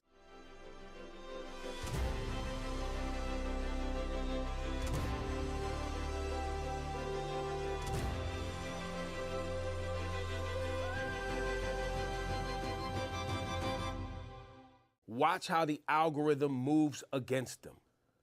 What? Pay attention to it. It's consistent. What? Okay. Right? And I done had mixed. Wait, what? Yo, chat, what? Yo, chat, what? I'm letting y'all know when I'm standing on it. Anybody that got beef with Academics, Drake, or anyone else, watch how the algorithm moves against them. Pay attention to it. It's consistent. Okay. Right? And I done had mix-ups with it. And maybe I done Tekashi 6ix9ine, the Barbs, Drake, Uzi Vert fans, Academics. Pick a thing. Okay, Cole, I got a question for you then, because this is something. Yo, it's crazy when I hear them even throw me in this mix. You know what they always say about me? Who even watches him? Who even watches this guy? This guy got support. Hey, that fool. They don't know what to say about this nigga, man. Like, that's what I'm saying. That nigga can't win for losing. No bullshit. Now they're saying I'm the algorithm. They're saying like I'm 50. Anybody who has issues with me? What? Chat, y'all don't be trolling these guys, do y'all? I don't know what they're talking about, actually, though. Then if that's the conversation we're having about the algorithm working. No, I'm telling you, I'm telling you, bro, them niggas don't get it though. They think they cool because they feel like you lame. Like, I'm telling you, I know how they look at it, nigga. I was going back that perspective when I was growing up. Like, if a nigga looked at whack, it was like the whack nigga, like, you don't show the whack nigga no love. Like, nigga, you a clown. Like, until that whack nigga get the ups on your ass. Like, I don't be fucking with them lame ass niggas. Lame ass niggas know how to get the ups on you. Like, act know how to get the ups on your ass. Like you got it. You got it. Like, niggas don't know, but like, nigga gotta find out to know. I don't care who you is. Like, act got too much time on his hand. Big bro, like, bro growing up, act bro ain't never been did no exciting shit, or he was never like the type of person that grew up around big crowds and shit. So he don't gotta worry about hiding no skeletons and shit.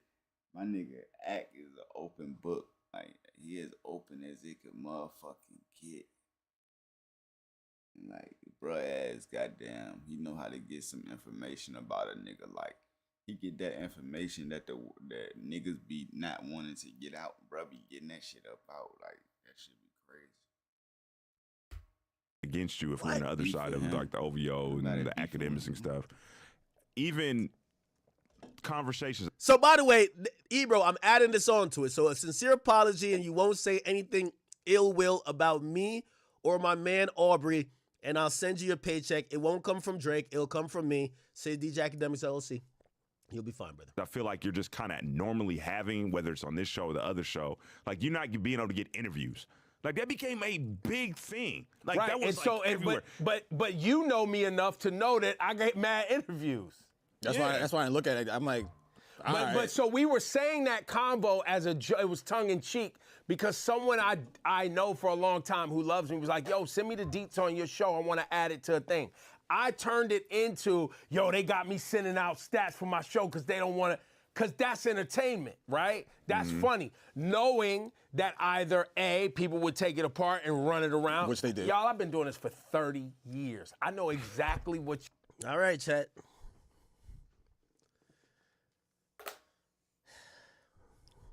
That's old nigga syndrome. He in denial. Like he said, he been doing this for 30 years. He feel like he know the algorithm. He feel like he know how the internet work. He got it all figured out. Big Onk got it all figured out. I love it when Onks be this dumb. I can't understand the point of this. You know, I've seen this argument go so many different ways. First, they said Drake was delusional of accusing other people of bots. Then they say Drake was botting.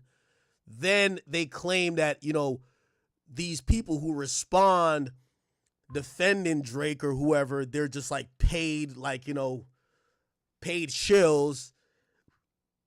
Now they're saying Drake and me were the algorithm? Where, like, if people go against us, like, it's just, what?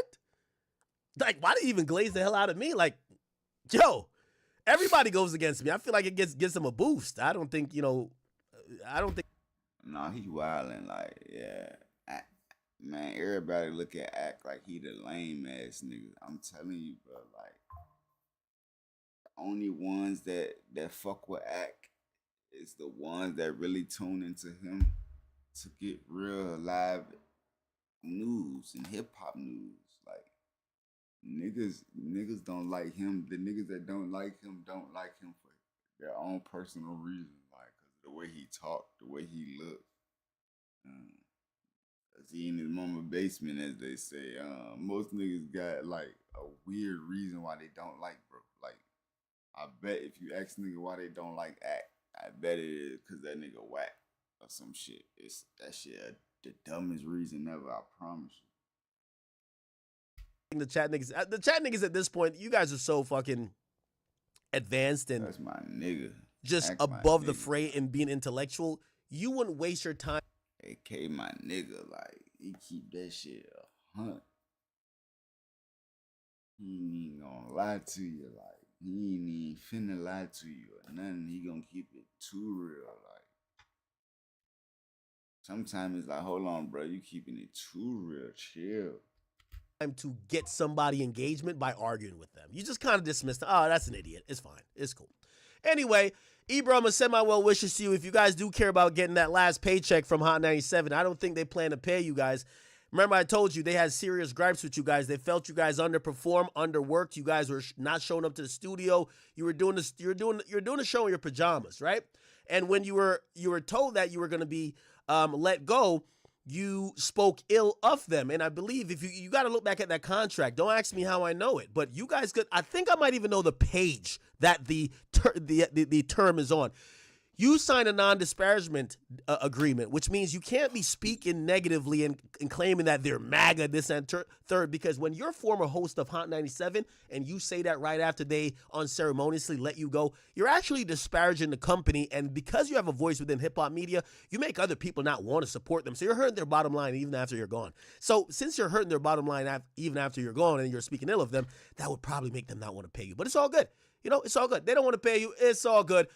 They've hired this other guy. This guy's worse than you. Like, I kid you not. Y'all got to talk about that. The replacement is worse than, listen, y'all were just putting the fries in the bag.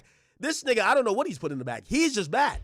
That's what I'm saying. Like, Ebro ain't saying nothing about the nigga who took his job. Like, all of them niggas whack. It's like they on some New York shit. Like, why they keep hiring niggas like that? Like, I don't get it. It's okay. You should probably talk about that, but it's okay. If you do want to get this nigga Brum not even fold good enough, right? You know, last paycheck without going through all this litigation, Big Ac and the good folks over at the Academy, we will send, it's going to be public. Don't you worry. I'm going to make a vlog of me in the bank wiring all three of y'all the bread. It's all good.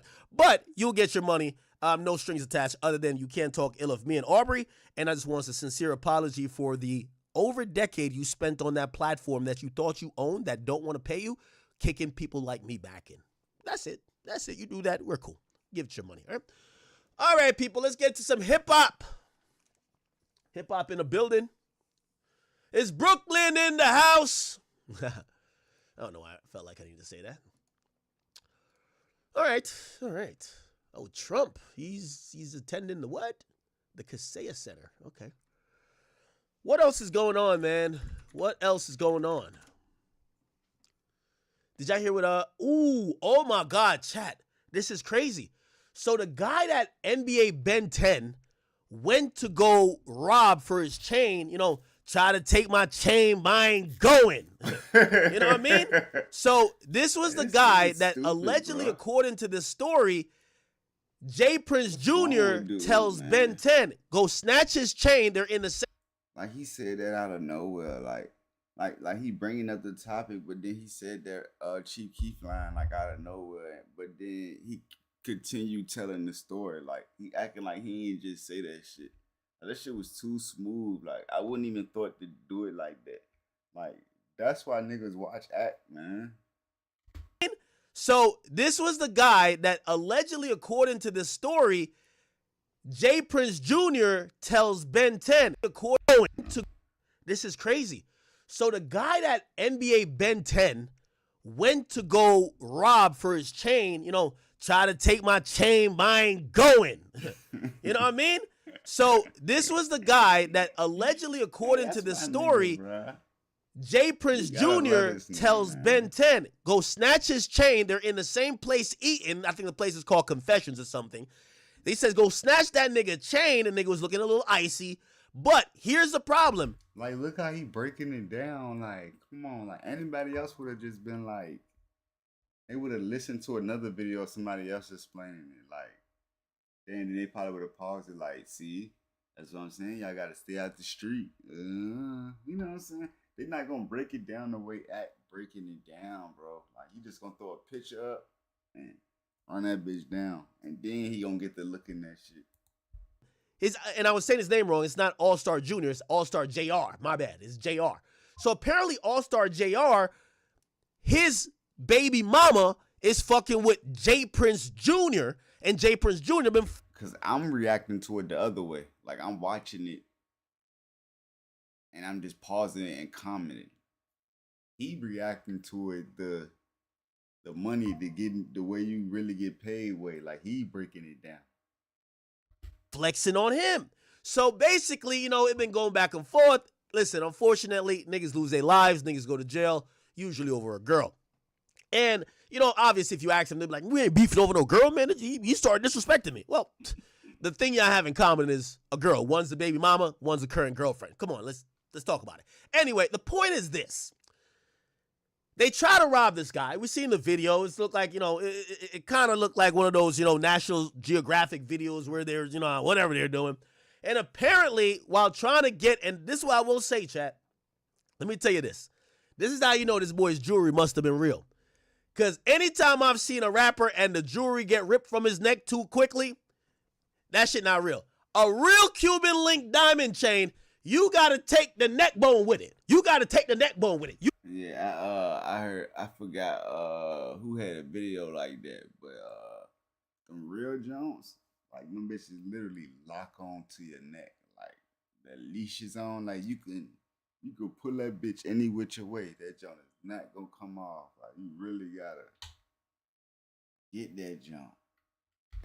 You ain't snatching no fucking Cuban link chain off a nigga neck. You gotta take the neck too, okay? That's a fact.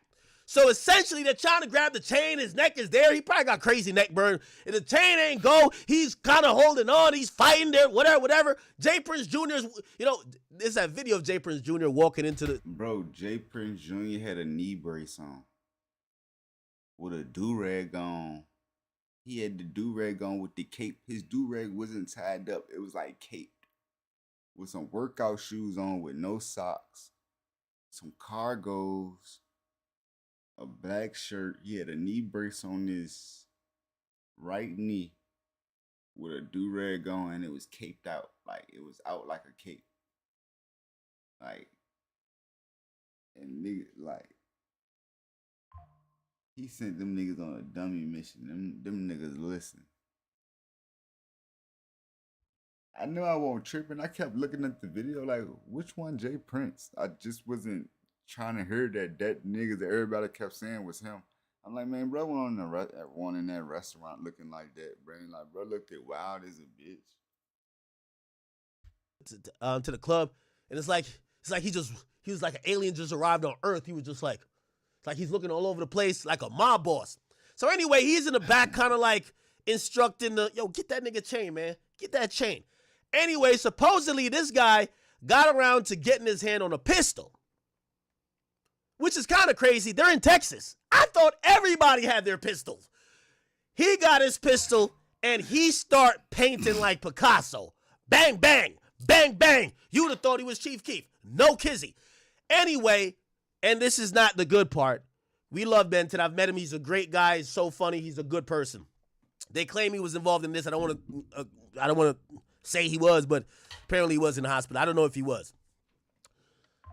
So when they're saying that Ben 10 was shot, okay?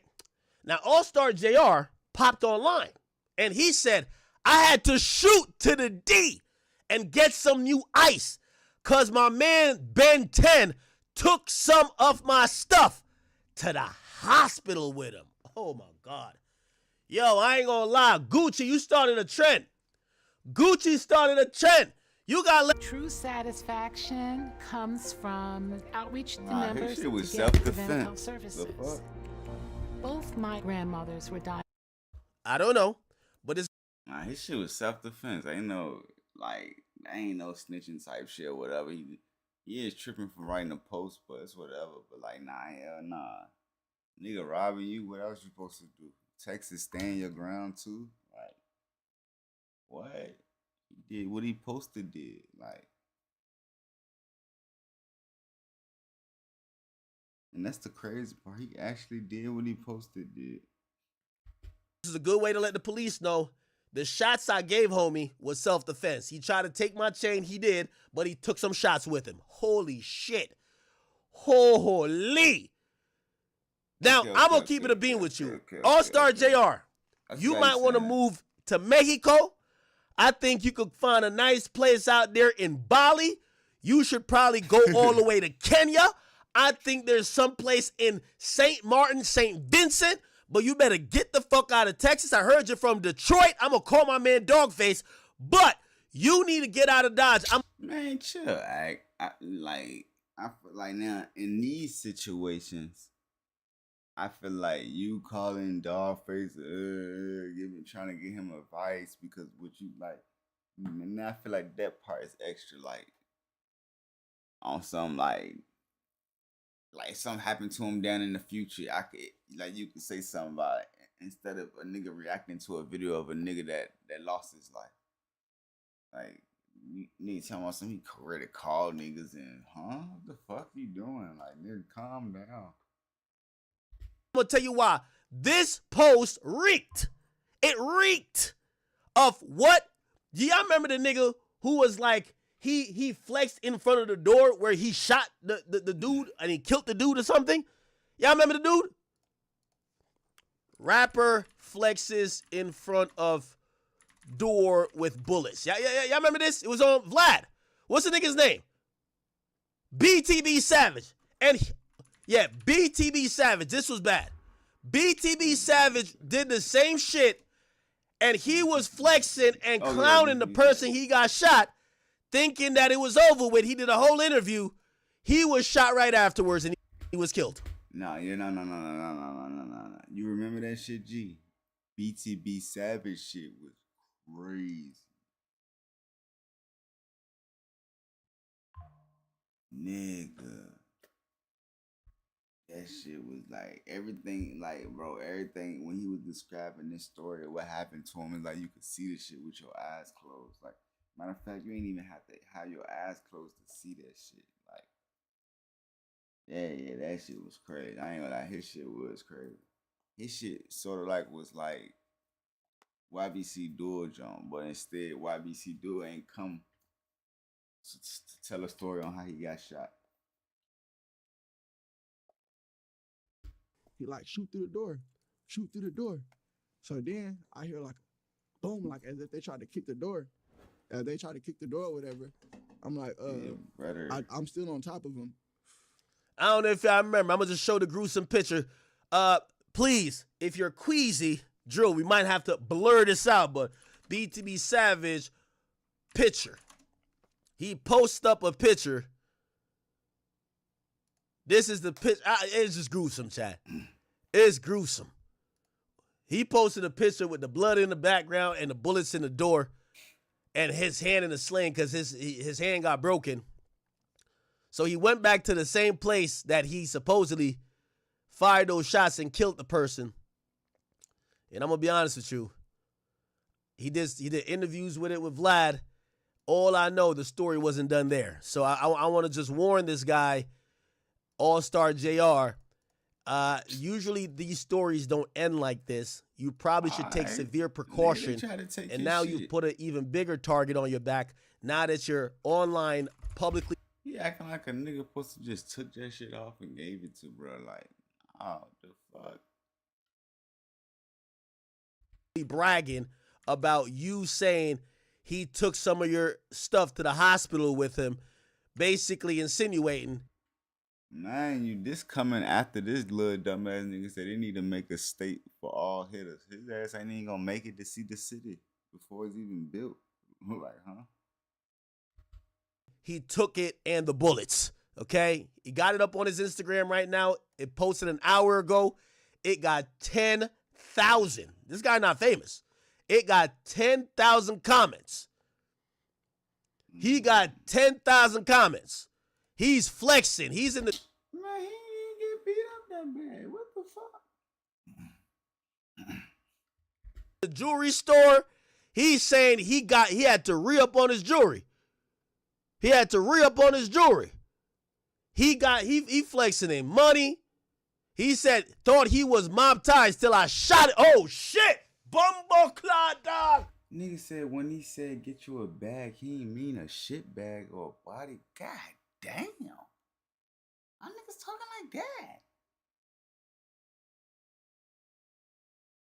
Nigga said I thought he was mob ties till I shot his ass. Huh?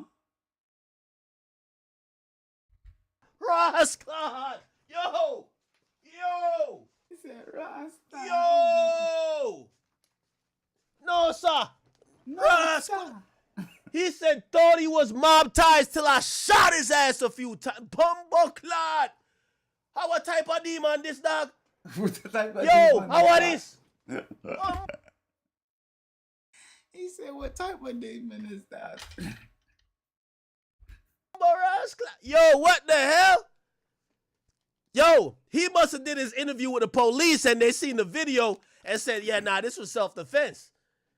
Why he popping it like this? Thought he was mob ties till I shot his ass a few times. Bumbarasclot. Yo, this that Texas shit. This is where Taxstone thought he was at. Taxstone, you see you in Texas? That's how you give it up. I ain't gonna lie. Niggas ain't doing too much squabbling. They're trying to take his shit. Again, oh, hell nah. Yo, I want to just give a quick PSA to any... And Texas. And him mob ties-ing them. Ooh, that shit make it seem even crazier. Well, get the fuck up out of Texas now. He gotta go back to his hometown where he feel comfortable at. Sometimes them niggas will snake you out. He just gotta get up out of there and go somewhere dolo and get put up and get some niggas he really trusts around him and rock it out like that for a while, man. Nigga who rolls around with this nigga right here, do not, if y'all him going to the club, y'all him going to the bowling alley, ride in separate cars, please. For the next 2 years, ride in separate cars. If you know this nigga right here, and by the way, I think he's weird if he drives around with any kids in his car. What he has just done with this post is basically saying, y'all niggas better come kill me. That's what he said. That's what he's saying. Yeah. Oh, shit. Oh, God damn. Shit. This nigga went to Icebox or some shit? Holy. He said, oh, shit. How does this nigga get money? Let me go to this page. What does he do? Nigga, he rap. The fuck? What the fuck? He tapped in, man. He raps? I don't even know bro music, but I know he tapped in. Does he rap? Hold on, let me. Shit, he hit two niggas with one. Shit, yeah, he tapped in. Let me call my man. Let me call my man. Dogface on. For the nigga he calling ready to answer the phone and give up information about another nigga to over the internet to internet, that this nigga wildin', man. This nigga consider himself as a street nigga, the nigga he ready to talk to. Like these niggas ain't got no morals like at all. Go and break it down. I need Dogface for this one. Dogface been trying to get me to call him for a while. Yeah, I've been slacking. Dogface got mad beef too. These street niggas what's the word with you, man? Dogface! Dogface, what's the word? How you doing, brother? I'm on stream. Gotta let you know. Oh, that's fine. I expect you to be. You're a content creator. Hey, listen. First of all, I told him, I said, man, I owe Dogface a couple of calls because there's been a lot of stuff really with you. There's been a lot of stuff going on with you. I don't. It feels like I thought it was Dogface, the mayor of Detroit, and I feel like Detroit tried to go against. I don't know what's going on, but we're gonna get to that. I need you to give me some breakdown on some breaking news. What is it? Are you familiar with this guy named? Is it All Star Junior or All Star JR? All Star JR. Yup, this is a young homie. Is he from Detroit? Yes, he is. He's from the east side. He's from the east side of Detroit. Now, Yep. I don't know if you just seen this. He made a post just now. It was the craziest post I've seen. You ain't see it? No, I ain't see it. I've been doing content. Yeah. He posted. He did see it, bro. Just be real, bro. Like, please, like, why niggas can't just be real and be genuine and get like. Now let's see how he gonna act when he act like this is his first time seeing it. Nigga ain't no act was live. The nigga ain't know a nigga from his city posted on the ground. This shit is crazy. To something, and he said I had to shoot to the D and get some new ice because my man Ben 10 took some of my stuff to the hospital with him. What? He says JR closed the elevator on Ron. OG3 left them niggas, all that plane. And on one of the slides, this is crazy. He said Junior closed the elevator on Ron. OG3 left them niggas. All that playing. Oh, shit, I ain't even see the hashtags. Oh, he was... Bro, I'm thinking when he got up, his face was all bloody. His ass was all fat and puffy. He had a lump on his head like Martin Lawrence when he got in that boxing match with Tommy Hearn. I thought bro got up with his eyes closed shooting. Bro, ain't even got no bruises on his face. So when he got up, he was fully aware and he popped who he wanted to hit. Like,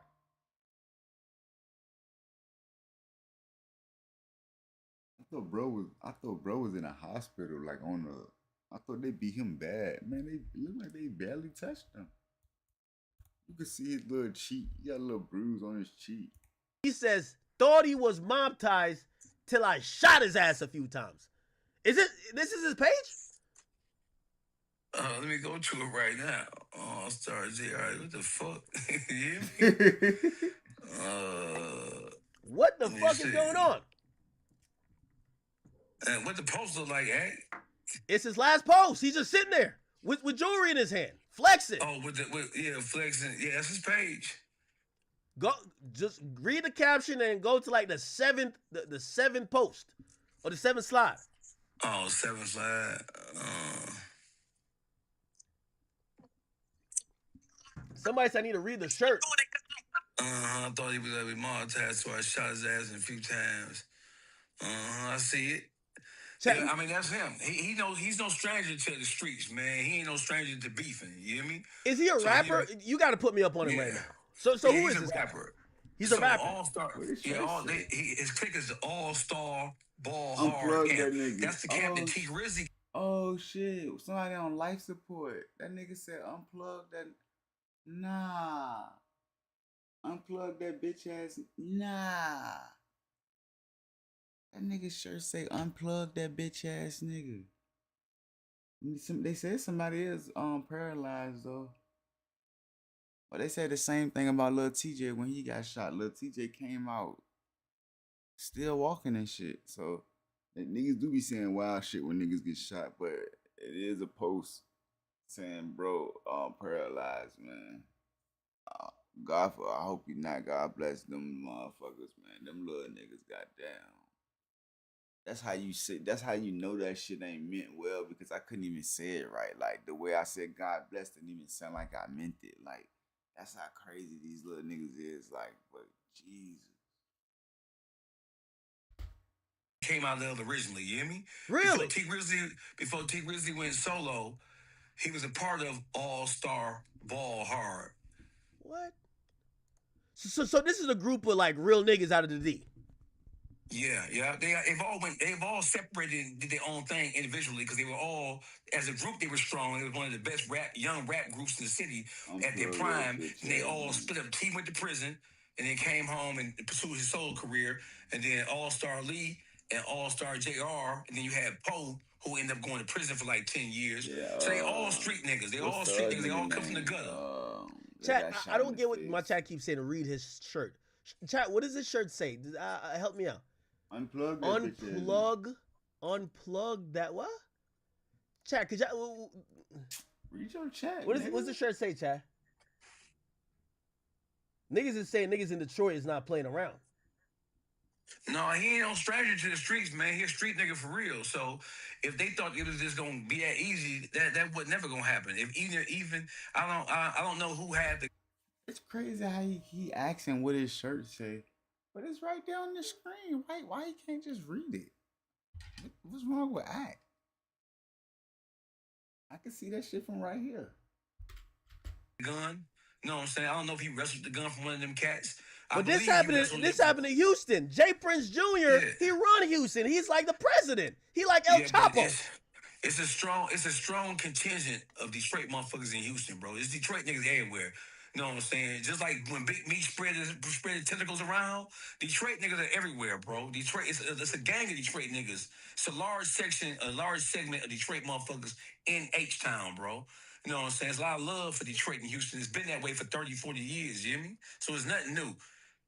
Wait, chat, are y'all oh, they're saying that his shirt says, unplug that bitch ass nigga. What the fuck that mean? When you unplug somebody, so listen, when you take your TV plug out the wall, it don't got no life to it. It needs electricity to be powered up, right? Yeah, but that's his gang? No, that's just a shirt, bro. He's just talking shit on the shirt, you hear me? When you unplug your computer from the wall, it has no power. So unplugging the motherfucking Detroit means killing them, disconnecting them. Because you need electricity to animate yourself, you hear me? Oh. Nigga, that's not even a Detroit slang. He's saying that because he's trying to say supposedly somebody on life support, and he's saying unplug that bitch ass nigga. You know how the family come together and they decide. He's trying to say like it's a Detroit thing.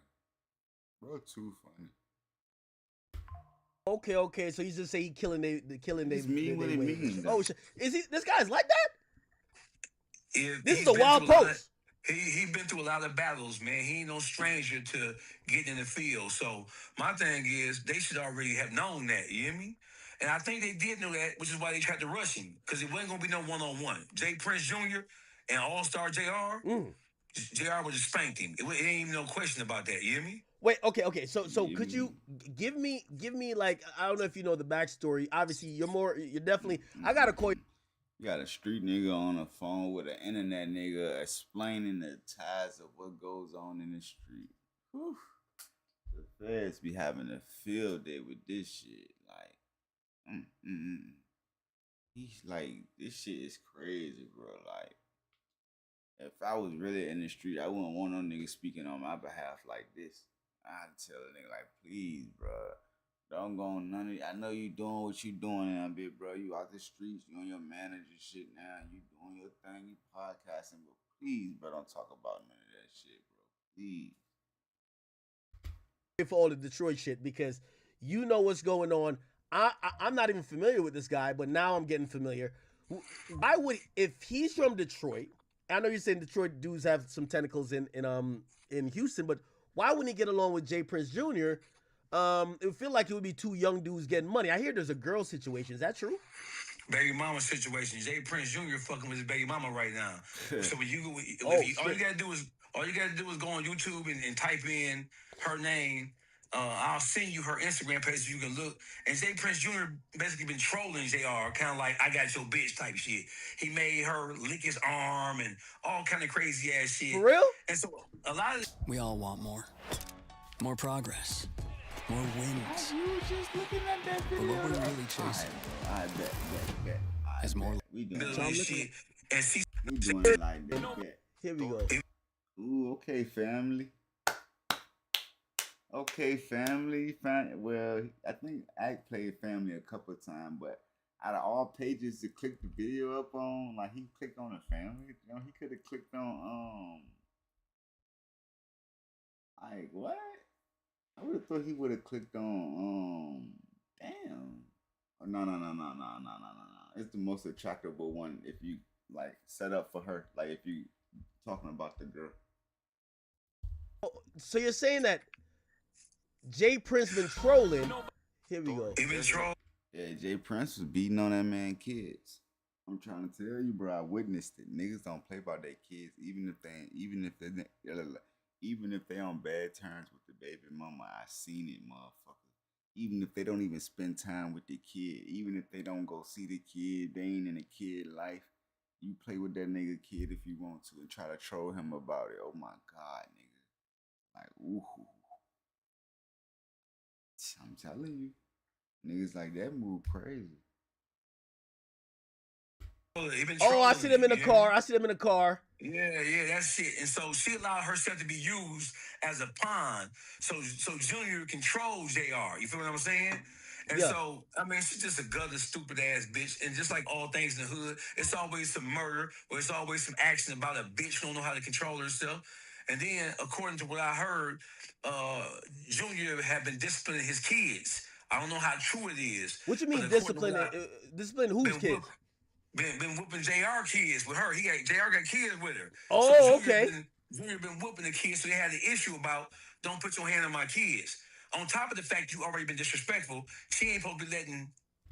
Yeah, if I'm bro, I gotta call Dogface. Like, yo, Dogface, bro. Like, come on, bro. Like let bro do his little research and find out what.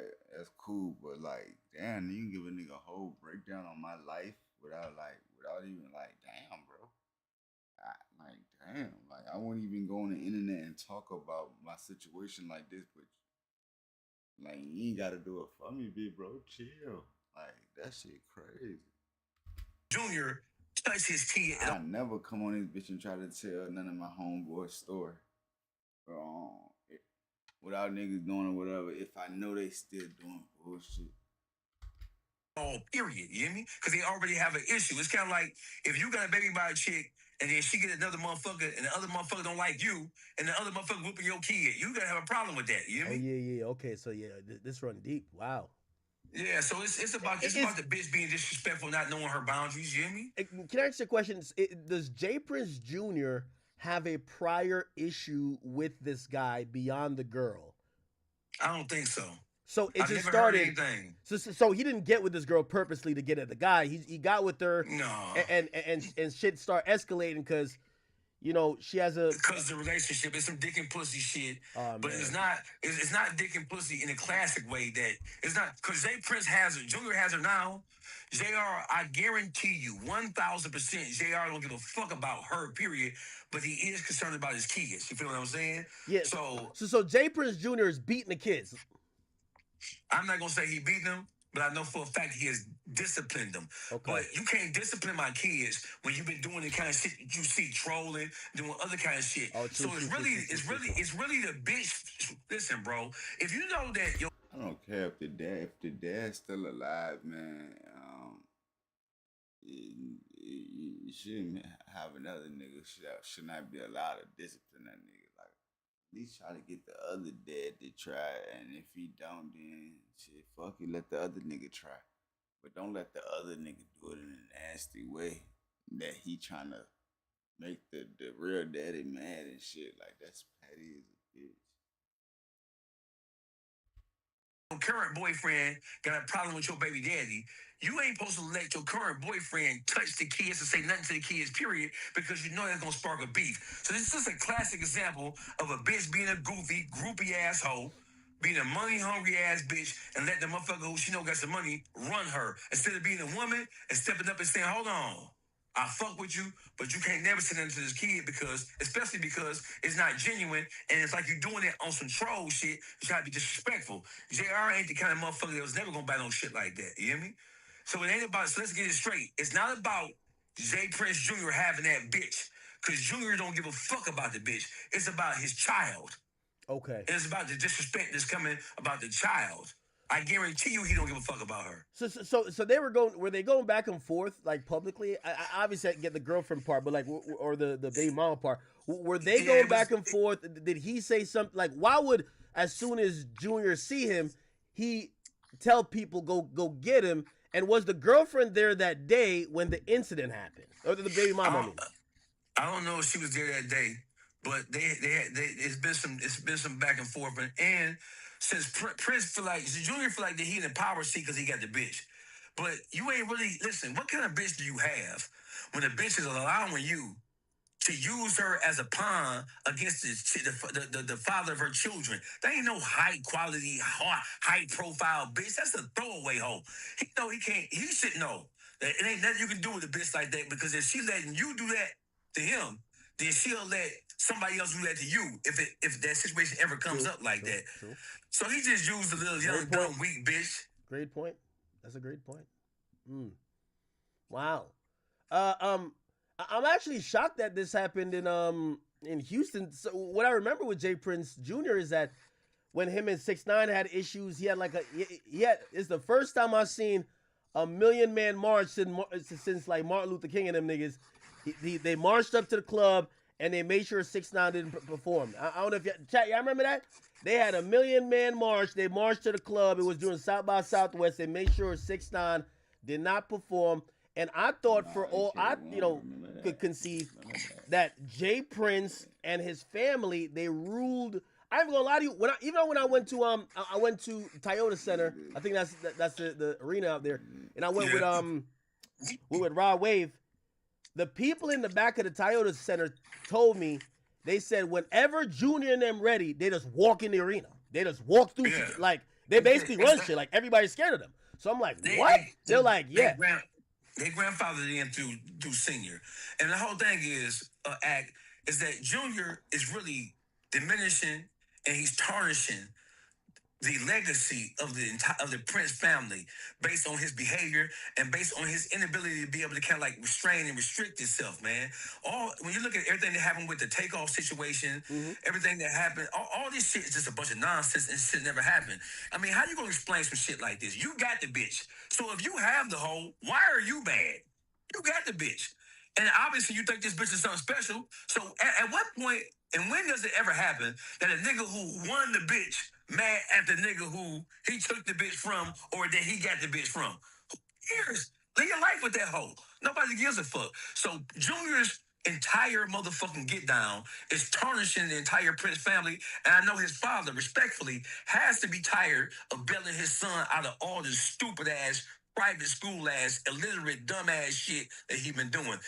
And if you're gonna do something, be a man and step up to yourself. If it's really like that. So with Jay Prince Jr., he always struck me as a guy. I heard him have these public conversations with Joe Budden on Clubhouse, and then also Young Chop on Instagram Live. Like he speaks almost a bit like his father, but it's almost he assumes and he demands like supreme respect that I don't think usually many people from many different cities speak like that.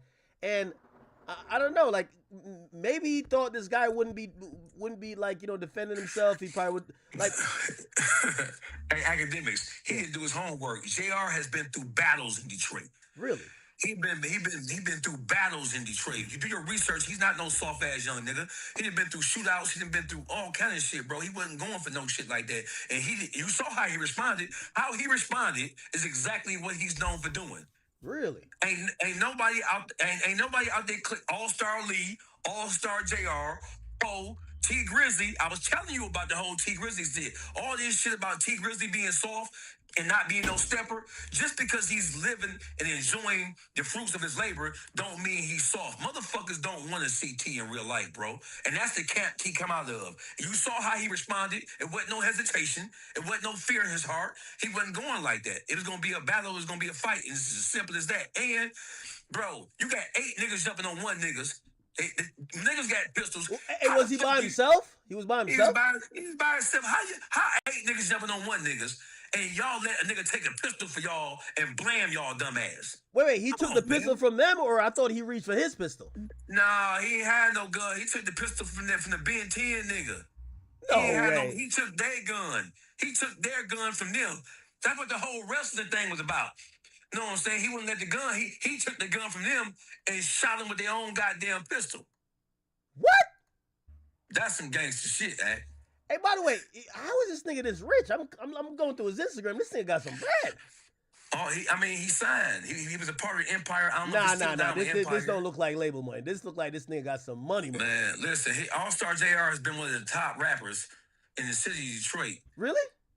He's been one of the top rappers in the city. He's a legendary rapper in the city of Detroit. He ain't just nobody, bro. He is one of the most respected rappers in the city of Detroit. And he been lit. He was lit. He was lit 10 years ago.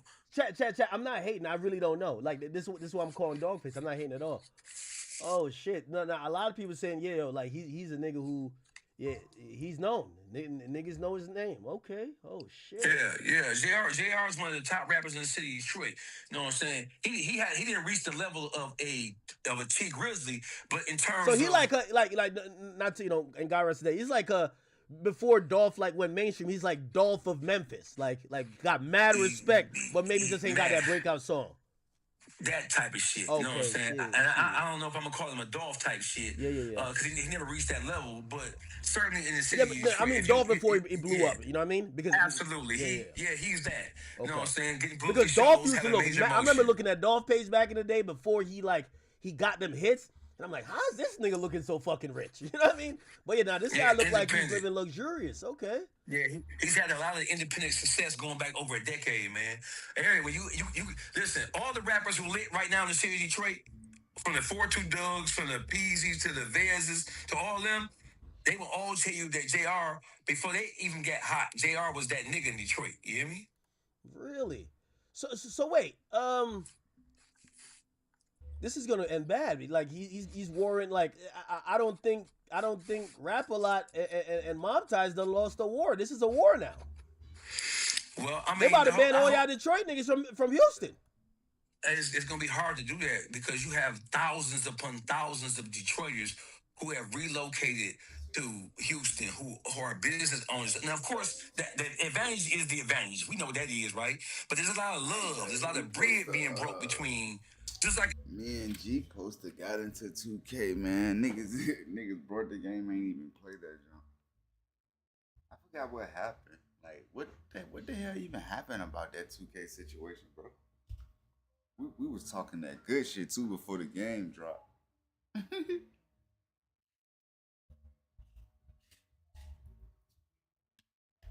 There's a lot of love between Detroit and LA. There's even more love. There's even more love between Detroit and Houston, bro. So I hope cooler heads can prevail. But the whole thing is, man, when you play stupid games, you win stupid prizes, bro. And by the way, Jay Prince Jr. had made a post, or he commented somewhere, and he called Cap. Like he responded and he said Cap when people were trying to associate that maybe this issue happened over the girl and the baby mama. They don't have no JR a smooth motherfucker, bro. They don't have no other motherfucking history. They don't have no history together. He should have named the issue. This whole thing started about a bitch Just like Adam and Eve. All that shit started about a bitch. Yeah. You know what I'm saying? This shit like the Helen of Troy. All these shit is always a funky dog-head bitch in the equation somewhere lurking where you see two niggas going at each other. Now, you just saw the video where he got the bitch licking his arm and then dog talking about, yeah, I got the bitch now. She in better hands than me. Blah, blah, blah, blah, blah. It's all about a bitch, bro. It's all about a bitch. Hey, so you also got to give me this explanation. With Fast Signs, see the visual possibility in your business. With signs and graphics, you can save anything. Transforming your space. Prince of them thought, and so you also got to give me this explanation.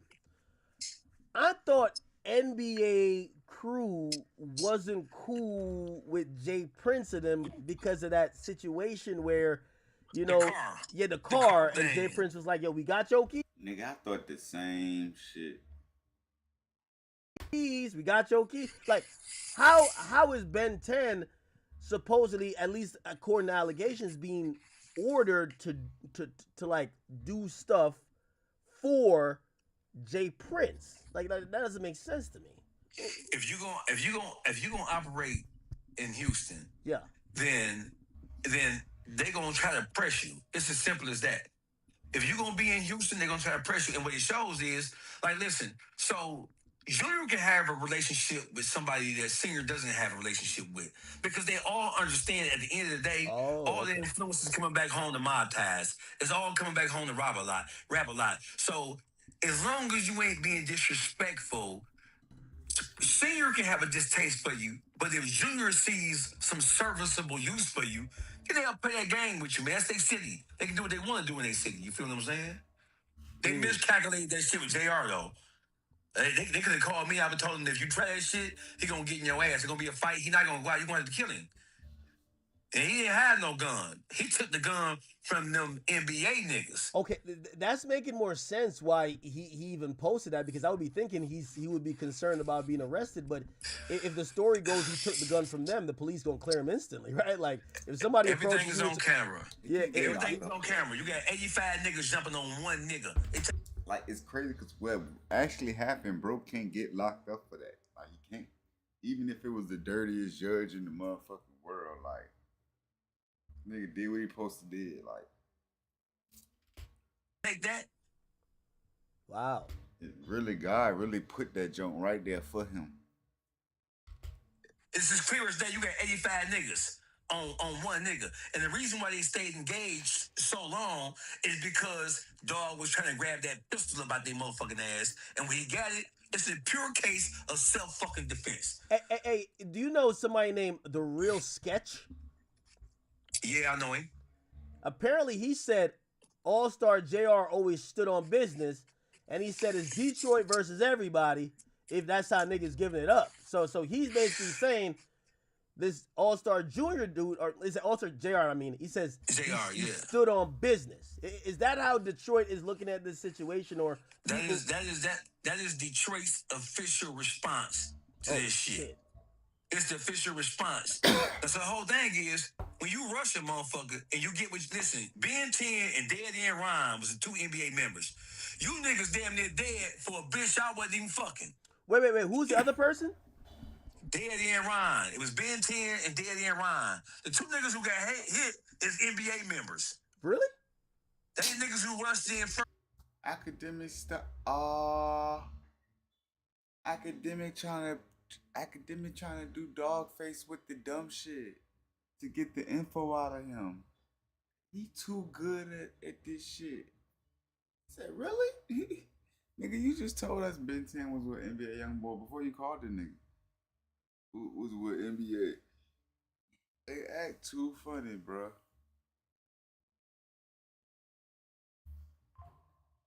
Yeah, B said that shit. And the nigga on the phone go with it. It's like he put niggas in like a hallucin. It's like he put niggas in some type of hypnotization to tell a real story. I don't know what the hell he be doing, but it worked. Niggas who got hit is NBA members. Really? They niggas who rushed in first and tried to rush in first. They led the way. Is the other guy okay? They both got shot. They both posted been shot. Y'all rushing the motherfucker, you stupid ass niggas. Y'all niggas, go do some push-ups. Niggas said AK funny acting like this is new news to him. Y'all rush the motherfucker and pull out a pistol. He take the pistol from you and shoot you with your own goddamn gun. That's self-defense, even in goddamn China.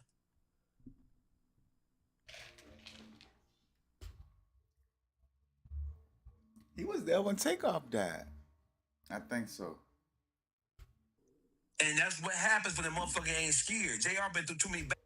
That's my bad for keep pausing it, and that's what it is. Dead End Ryan is with mob ties. He NBA YoungBoy in them, but he with mob ties in them. Him and Ben 10 cool. For him and Ben 10 chill, you could tell him and Ben 10 chill with each other a lot, and some of the other NBA members. And boom, that's how they got back cool with mob ties in them. And boom, I could tell this nigga and bro them be together a lot. They look like they don't never leave each other's side. Like this one of them jumps. Battles. I swear I seen this nigga backstage at a goddamn YoungBoy tour. He part of that camp. Oh damn! I ain't gonna lie. Do you think YoungBoy gonna be on these niggas' head top? You know what I mean? On who head top? All-star dude. I mean, that's man. His guy.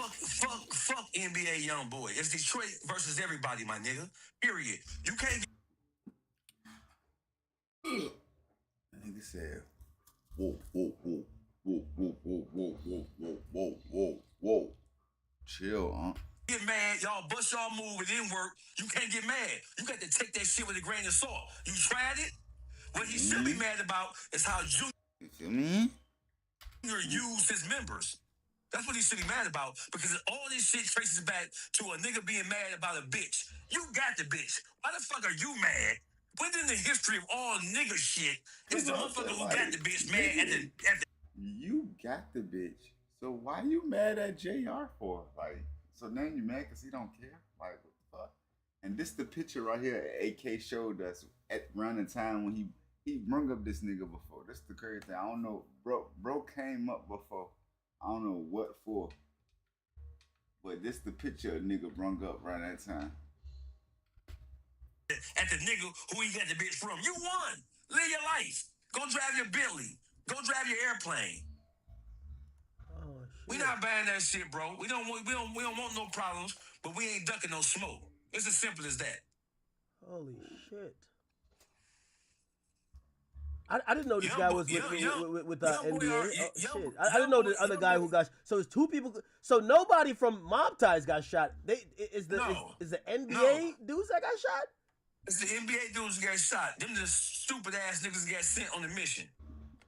And YoungBoy already had to cancel this motherfucking concert in Detroit because Detroit is way too close to Chicago for his coward ass. Nah, he was going. Wait. Did he? No. Did he cancel it? No, he didn't. Yeah, he did. He canceled that Detroit. Google it. YouTube it. He canceled that bitch. He canceled that bitch. Yeah, but YoungBoy don't got no smoke in no damn Detroit, though. Listen, bro. Then tell that nigga to go perform there. Shit, I'm canceling my goddamn show in Detroit, too. That's a business move, nigga. What? We trying to live, nigga. We in war. Like, we is not going to the ops territory just to do a show. Like, man, come on, bro. Like, niggas gotta be smarter than that. I bet you the younger him would have did it. Listen, you got a problem with the motherfucking Detroit. I don't give a fuck if me and other Detroit niggas have a problem with each other. We can cuss each other out all goddamn day, right? We can go at each other. Me and PZ can cuss each other out. Me and Doug can cuss each other out. But I got love in the city of Detroit and all around that area. You come to Detroit playing, the spirit of Trick is gonna raise up on your ass, bro. Jay Prince, you was right there, Jay Prince. Struck the niggas to jump on, dude. Like, bro, we not done, bro. We seen the video this time, and this time it was clear, my nigga. The Offset video was a little grainy. It was a little niggas pointing the phone to the ground. This one we seen you, JR. I mean, Junior. You cook, Junior. We seen you, big bro. Now they said Detroit police canceled it. It wasn't YoungBoy. Hey, listen, whatever you want to say, Whatever you want. The Detroit police are known for doing that if they believe it's gonna be an issue. They have a history of doing that. But he ain't want to come no way. So do you think that the blood lies on the hands of Jay Prince Jr.? By the way, this is what he said. He said Jay Prince Jr. in response to allegations he was involved in the shooting, he says the internet is so capped. That's what he said. The internet is capped. Listen, I'm not gonna put nothing on him, but the camera speak for itself. You know what I'm saying? I'm not gonna say that he ordered nobody to do anything. I'm not gonna say that. But what I am saying is, it was obvious that they was all together, man. It don't take no motherfucking rocket science. It don't take Sigmund Freud to know that. You know what I'm saying? And he was right there watching, stalking around while it was happening. He didn't do anything to stop it. It is what it is. So it looks like, at least in the public eye, that he has something to do with it. I'm not going to say that he gave nobody no order to do nothing. What I am going to say is, they walked in that bitch, they got the full the camera footage. He walked in with them. Man, let's stop acting like we ain't see the caption. Junior closed the elevator on them niggas. Like, the niggas was a part of his entourage. They tried it and it wasn't successful. So ain't no sense that, listen, ain't no sense that nobody in NBA YoungBoy camp should be mad. Because nigga, where y'all know this nigga from? Where does Ben 10 and Daddy and Ron from NBA YoungBoy camp know All-Star JR from? What history do they have with each other? Point it out. What history do they have with each other? JR was defending himself. It's as simple as that. They ran up on that nigga. They pulled that strap out. He took their pistol from them, and he defended himself. Hey, let me ask you a question. Like, isn't Jay Prince, everything I hear about him, like all the lore, ain't he like the big stepper in Houston? Why he ain't go over there and go handle that nigga? Why? Who didn't go handle who? Jay Prince Jr. Go over there and, you know what I mean, smack that nigga and be like, yo, get up out of here. I'm fucking your bitch. Hey, Wack. And when's the last time you seen Junior respectfully get into a fight? Let me rephrase that. When's the last time you... Nah, I did not know Jay Prince Jr. was like 5'8", nigga. I'm taller than Lil Bro, and he like 142. Like, he's little. I'm like 160, 170 on, and I'm going through some shit, so I've been losing weight. I ain't been eating like that. So, like, on a good day, I'm 188. 5'10", 5'9", bro. That nigga 5'7", 122. I ain't know bro is that little. He's small as fuck. You seen Junior get into an altercation, a physical altercation, where it was man to man, 2 men enter, 1 man leave. When's the last time you seen that? Not, but I hear people say it like he's like that. I'm gonna keep it a bit. When is, if he's like that? When show me a report when he's put balls on a nigga. I'm gonna be honest. I talked to Sauce Walker. Sauce Walker said that, you know, people got the respect for Jay Prince Jr. That's a fact. They do. They have to. But listen, let's get this shit straight. I'm trying to be as respectful as I thinking he's possibly can. stepping on shit out there. Hey, listen, academic, stop playing for you. Make me fucking throw up in my fucking soul, in my fucking lap. You never heard that? Listen, bro. No. The respect comes from his father I'm and the legacy of gonna his call father. a Houston nigga after this. I think you're being a little biased. Call him. You gotta Hey, call listen, him. no, I am not being biased, bro. I'm the most unbiased motherfucker you ever want to talk to about this shit. Hey, listen, the respect comes from Senior. It comes from the legacy of Senior, with him being a GOAT, with him being one of the most prominent figures that helped the South rise up out the ashes and establish themselves. That's where the respect comes from. Junior is working off the respect of his father. Every time you see him get into some shit, it's almost always some ass backwards ass shit. He's trying to be his father, but he's not moving and he's not operating like his father. Junior went to private school. He grew up, he was born a million. No bullshit. Junior one of those niggas where his daddy was a gangster. It's like Tyreek, but his daddy was a gangster, but he put his son through all the private schools. Nigga went to college, nigga graduated college and everything, and still want to do what Pop's doing. Like, bro, Junior is the perfect example of Tyreek off of power. Like, no bullshit. Junior ain't gotta be living like that. And he try to talk like he a mob boss, like his daddy talk, but he tried so hard. Like his daddy really talk like that, but Junior don't. Like Junior probably talk like how I talk, all fast and shit.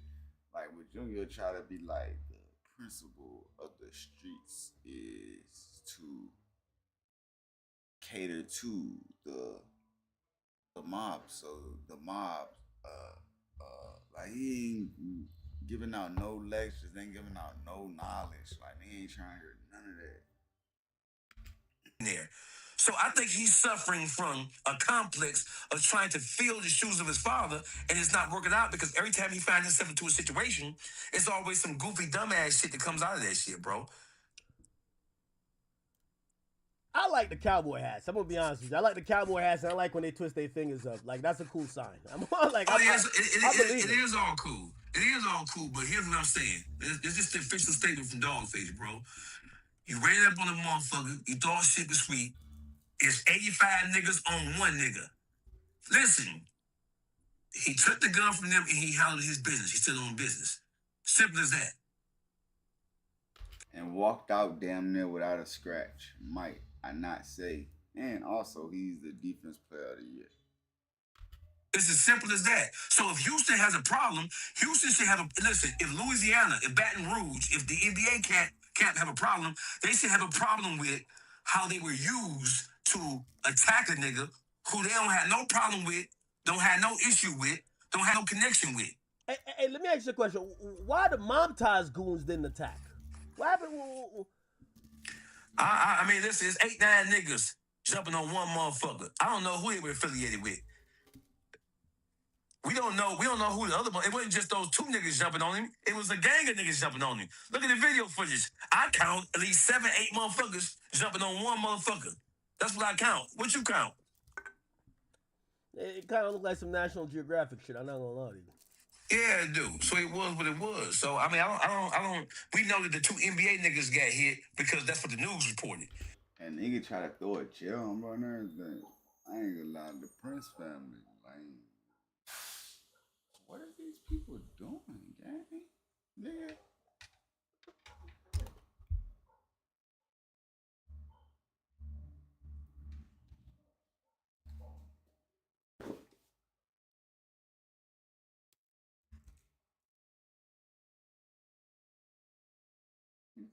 That's all I got. That's all I have.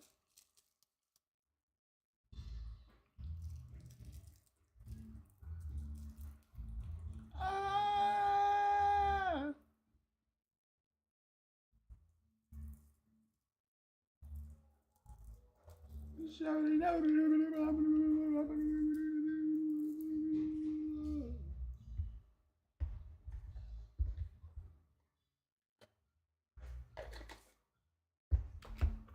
You know what I'm saying? Then you got the video. The video clear as fucking day. You rush a motherfucker, and a nigga defend himself. Can't. Hey, when you first get your pen, like it be full like this for so long, like bro, I hit this bit like 50 times. It's still like it still ain't go down. Like it still look like it's brand new. It looked like this for a while, bro. I'm telling you, by like.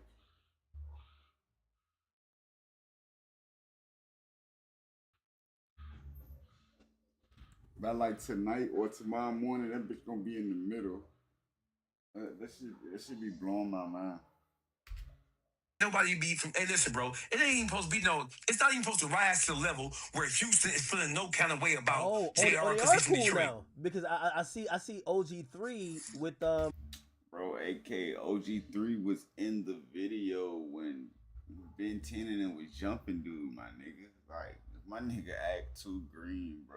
His ass really ain't even pay attention to the video for real. With some Momtaz guys right here. Yes. That whole whatever that beef was has been squashed. Oh, okay. I didn't know that. Yeah, whatever that was, it was because everybody asked the same question. Is this a girl? You got this girl bending over in front of. But this is like from 46 weeks ago. Is this the girl? Nah. Check your DM. Act. Is this the girl?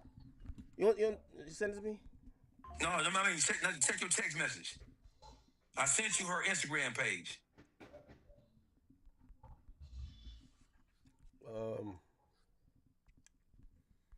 Let's see. Oh man,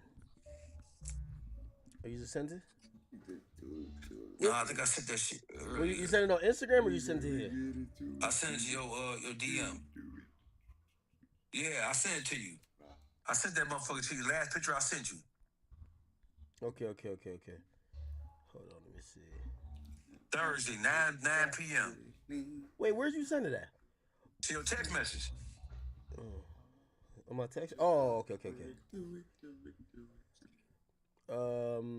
Let me look it up my dad. Man, I got so much missed text messages. No, I just highlighted it so you can see it. Okay. Perfect. That's her. Janelle Marie. Pull her up. That's her. That's the same bitch that was in the video kissing and licking on Junior arm. So as you look it up, man, this shouldn't even be a situation where it should be motherfuckers from Houston should be feeling no way. When you move like that, sometimes you win, sometimes you lose. This is not a Detroit versus Houston thing. This is a group of motherfuckers who had a problem. Oh, that's with her. somebody. That's her. Yeah, that's her. That's Oh, her. they've been together for a while. This is 46 weeks ago. Yeah, they've been together for a while. Yeah, so this saga has been Oh, going on is this the between child? them. I think this is the child. This is the child right here. Yeah. I see the child in one of her pictures. Oh shit. Yeah, Damn. so it's been reported that Junior been disciplining him, and it's been reported that he don't like it. And then I wouldn't like it neither. If we got a history of trolling each other and having a misunderstanding with each other, no matter what it's about, he shouldn't be putting his hand. If that's true, he shouldn't be touching that man's child. Period. And the bitch supposed to know better than that. Yeah, and I ain't gonna lie, like, you know, I see that. I think this is a child right here. She said, "My baby's graduating kindergarten." You know, it's also very different. Well, first of all, it'd be the same thing, I guess, a daughter or a son, but especially like your son, you don't want to hear nobody, you know, because you know sometimes men discipline boys different than how maybe like say if it was the other way around and it's like a stepmom disciplining a son. Like a man might be a little bit rough with your son, you know what I mean? And in a rough in a way that they're not supposed to be if they ain't you. I feel that. And listen, if me and you if me and you share a female and you have a child with her, and me and you are at odds, you're not gonna want me touching your kid, period. You're gonna say, hey, listen, if there's some disciplinary action that has to take place, the mama do it or I'll come do it. But see, this is what we all talk about when you have females with low moral compass and bitches who just paper dolls. That bitch is a paper doll. She's a good for nothing, no good, wretched asshole. Period. As simple as that. I'm gonna warn you, Jay Prince Jr. might pull up on you next. I'm just letting you know, brother. I'm letting you know. He looked like he really loved this woman. I'm gonna just tell you the truth. She looked like a decent young lady. I'm not going to say nothing bad about her. He getting. She's a whore. She's a fucking whore. Anytime you let the motherfucker. By the way, touch your for child. YouTube and everybody else watching this is Dogface from Detroit talking. I don't know this woman. It's a fucking whore. You don't plan to go to Houston, right? You only got to check. You got to check in with Mom Ties, right? I don't gotta check in with a motherfucking thing. You hear me? You might have to pay the fee. Like they do a little check-in Hey fee. man, listen, bro. Hey, listen, bro. Let me just say, listen. You give me a headache with this shit. Listen, let me just make this official statement so it's clear. Nobody in Houston should have a problem with anybody in Detroit because Jay Prince Jr. and All-Star JR got into it. They bust they move. It didn't work like they thought it was gonna work. And they got the consequence from playing games with a motherfucker. You can't just run up on anybody. Some motherfuckers don't give a fuck if it's one of y'all, or 3, or 10 of y'all. You can't just play a motherfucker any kind of way because you don't really know what it's laying like. I think they underestimated the boy. That's what I think. I think they thought that he was just some curly-haired, dark-skinned nigga. And No, yeah, they thought he was all skinny and small. That nigga ain't even like that nigga like. They really thought they had one. You gotta think about it. Bro got hit before in the head. Not just hit in the shoulder, the leg. Bro got hit in the head. Like, he's too aware. Like, his awareness on a whole nother level. Like, he was gonna just go like that. But dog wasn't going like that. Dog cut like that. You hear me? You win some, you lose some. This is just when they lost. that nigga Reebok listened to so much Detroit music, he be saying dog. Like, I was like, man, go on here, man. He's always talking about some dog ass crazy. Man, go on here. He listened to that shit that much. Like, I don't think I ever got into music that much that I started saying little slangs from the music. So this can't be labeled as an issue between Detroit and Houston. This is an issue between motherfuckers over a bitch. She takes some nice pictures. I can't lie. She takes some nice pictures. I'm looking on her page. Yeah, most whores do. Oh man, that's his queen, man. Did you hear what I said? Most whores do. Most whores. That bitch ain't no queen. She's a whore. That bitch ain't no queen. That bitch is a wretched asshole who a paper doll. We call them hoes paper dolls in Detroit. A bitch who look you good, call them a what? had a good body, with a paper doll. A paper doll. It's all about the paper. If he ain't had no paper, she wouldn't be fucking with him. You don't think so? Fuck no, she's a paper doll, bro. A paper doll is a bitch who fucking with a nigga because he got some bread. It ain't because of his charm. It ain't because of his intellect. It ain't because of his wonderful fucking personality. It's about the paper. Hey, chat, run a poll.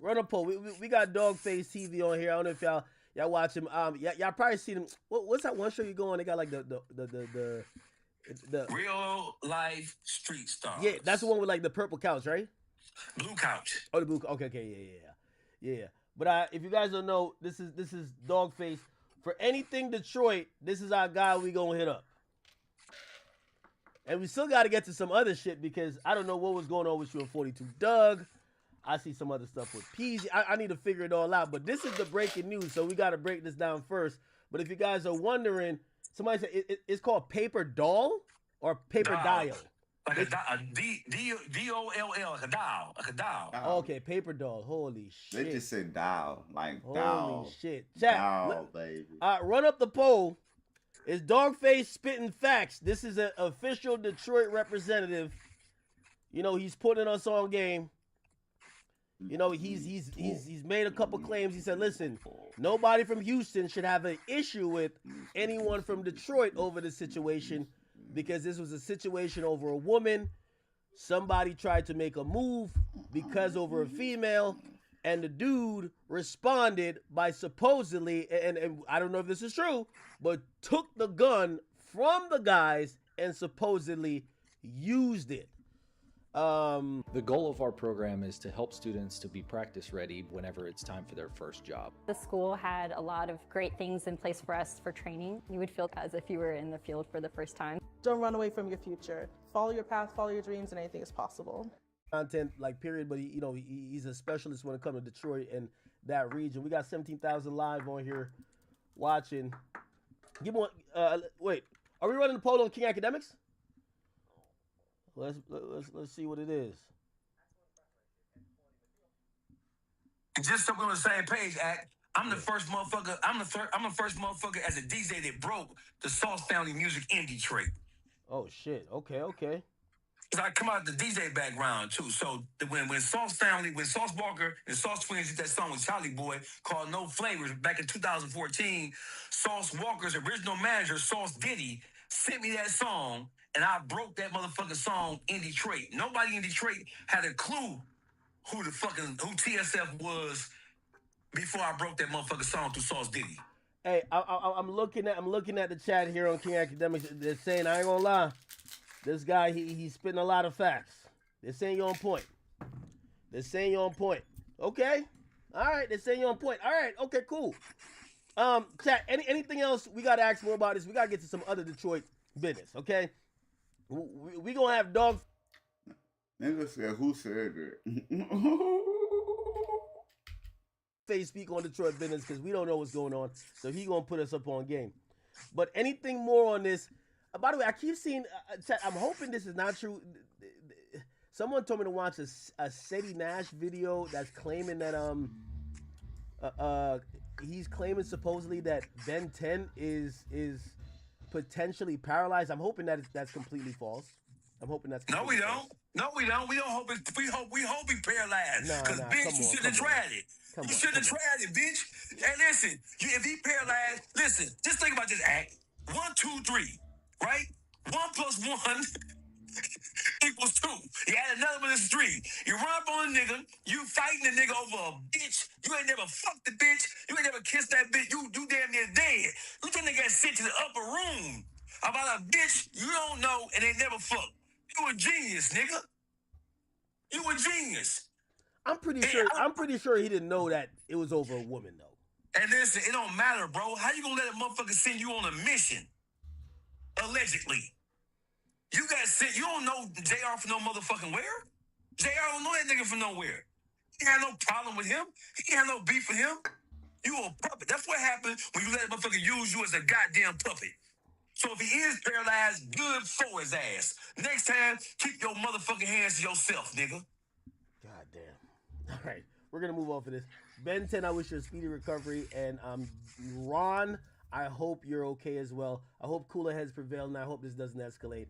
That's words from Academics. Dogface is Dogface. Again, he's a Detroit representative, and also his views and opinions are his, and you guys could most definitely go listen to him and follow him. I'm pretty sure he'll give you a lot more where that came from. I do want to get into some other stuff though. We need to figure out the lay of the land when it comes to Detroit. What's the current situation? I felt like I saw in a roundabout way 42 Doug take some shots at you. And give me 1 second because I want to play the clip and then I want you to explain what was going on. Give me 1 second, chat. So this is what 42 Doug said. Chat, give me a second. I gotta unmute it. Where is it at? Wait, here we go. We don't give a fuck what you heard, homie. We don't give a fuck where you at, homie. Ain't nobody crashing, homie.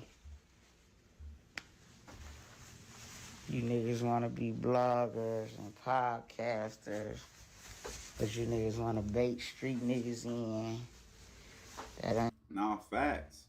That nigga Dogface on the internet. That nigga Dogface, he proclaimed himself as a street nigga. But he on here giving other street niggas info up about situations. Like, come on, bro. Like, I can see if he was really a vlogger, but like, I don't know. That shit whack. What we do in Detroit, homie. I think you might gotta move to LA or Dallas or something. You did. Go be the next Charleston and the next Wack. We don't condone that in Detroit, homie. Ain't nobody trying to go big off of another nigga drama down here, homie. We hustling down here.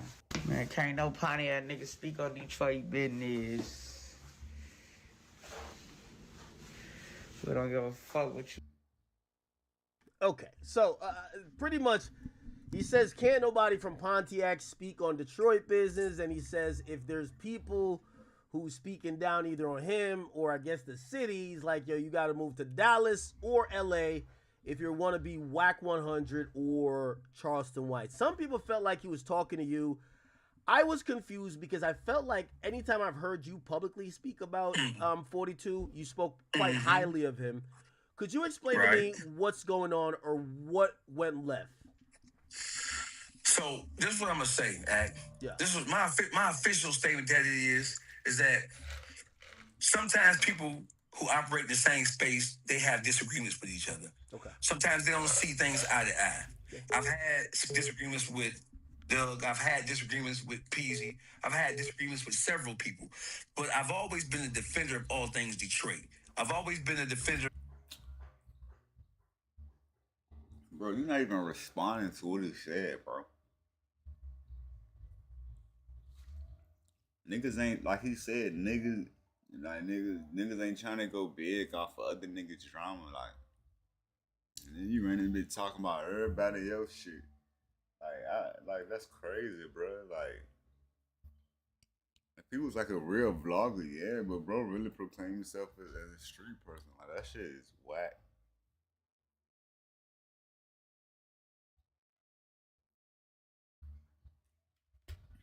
Of him when he got into it with Wack, when Wack was saying what he said about the whole with the all said thing. That was me arguing with Wack for 2 months about trying to defend Doug and trying to defend the honor of the city of Detroit. So sometimes things get crossed, wires get crossed. It is what it is, man. I'm not finna use your platform to try to dig at them niggas. It is what it is, man. I don't have no problem with Doug. I don't have a problem with none of them motherfuckers. It is what it is. Sometimes motherfuckers have disagreements, and sometimes motherfuckers don't get along. It is what it is. But I've always defended Detroit. I've always defended Detroit's artists like Doug and T Grizzly with no problem. And I put myself on the line to defend the entire city of Detroit. If you got motherfuckers who feel like that I can't speak for Detroit, well, hey, listen, you don't get to determine that. There's nothing you can do about it because I started urban podcasting in the city of Detroit. It was me. Before me, it was Is he none. talking about you with the Pontiac? Are you from Pontiac? Yeah, I was born and raised in Pontiac. I moved to Detroit when I was 15 years old. Okay. So it's but I guess your official word is that you're not going to use this platform to disrespect him or respond and throw more mud at it. You're just going to double down on the fact that you are you've been a positive voice in Detroit. I'm the most dangerous voice in Detroit, period. There is no other me. You ain't heard of no other me. Yeah.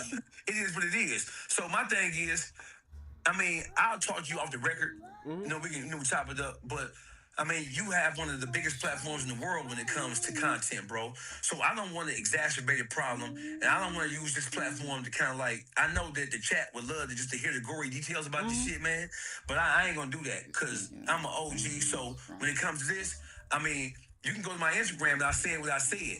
I stand on what I said. I'm gonna always defend myself, but I ain't finna get on this platform, not your platform, and use that. Respectable and fair enough, by the way.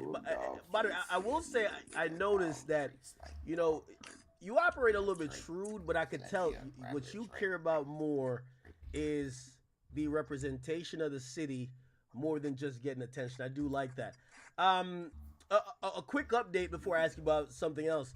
You know, they say you're the only person that supposedly had Wack stumped for any period of time. That's what they say. Well, that's what they said. They felt like in the back and forth with Wack, you're the only person that has kind of challenged him and kind of got him in a place where they felt like maybe you outdid him a second. What's your takeaway from that? You know, obviously you guys kind of went back and forth over the T Grizzly stuff. What's your views on that in the aftermath?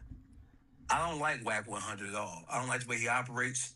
I don't like the way that he has used his power and influence. I don't like it. And this is what I do want to do if you allow me. I want to challenge Wack to a boxing match. Really? I want to challenge Wack to a boxing match because I don't like the way he operate. We about the same age. Ooh. Wack 100 versus Dogface? Oh my God, that'd be a goated old nigga fight. I ain't gonna lie to you. I got Wack knocking his ass out. We about the same size, about the same weight. It should be no problem with that. He got that mouth. Every time I see him get into it, he got his ass whooped. I want to officially challenge Wack Wack. is notable for saying he liked to squabble till the knockout. Listen, we can do it with gloves, without gloves, MMA gloves. We can do whatever. I officially challenge Wack. Oh, shit. To a boxing match because ain't no sense in us keep on arguing back and forth with this shit, bro. You know what I'm saying? Sometimes men gotta just step up and handle their business. So you saying that you would do it on Aiden Ross's brand risk? You know, Wack said he put shit to bed. I gotta be honest. Like we've heard this a lot. Academics, you can't convince him to get no ring with me. Chat, what y'all think?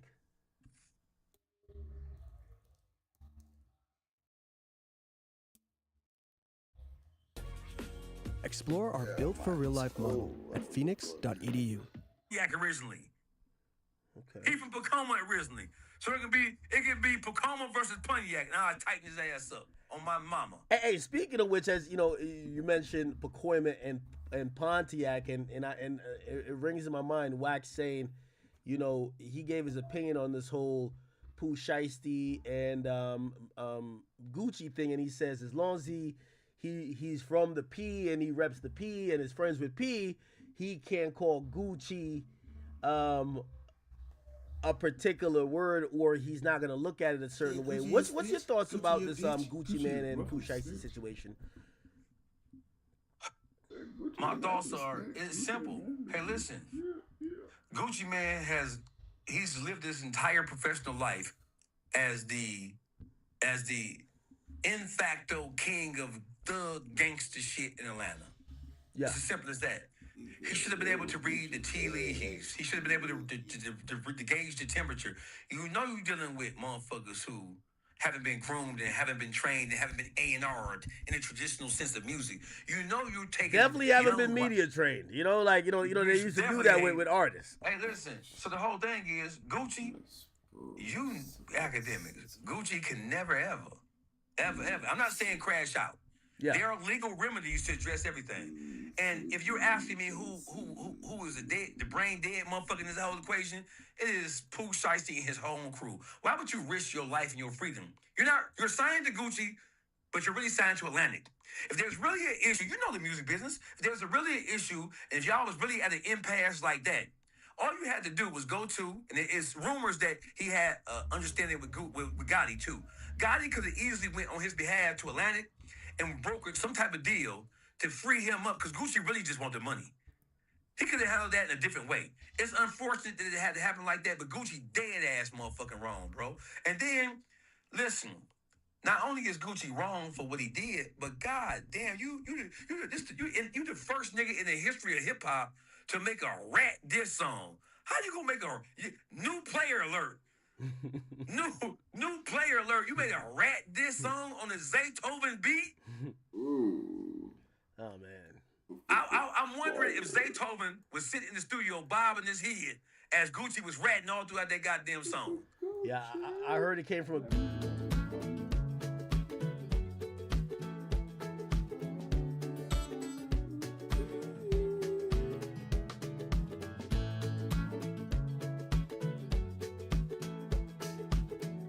historical rat diss track in the history of hip hop. Let me ask you a question. Like, I think this is a year where I've given advice to Atlanta. I think Atlanta got to go back to the snap, pop, and crackle era where they used to do the dances. They got to get back to the fun stuff, because Atlanta kind of went from the dancing stuff, the fun stuff, the melodies, to the gangster stuff a lot. And then now we're seeing all of the supposed gangsters get exposed. So watch this, ad. Do you think it's bad luck? Do you think it's just bad luck and the luck of the draw, or do you think it's an Atlanta thing? Because, some people have told me this could happen to any region. Like, this could happen to Detroit. It could be all the Detroit rappers getting exposed like this. Could be. So watch this. So this is what happened.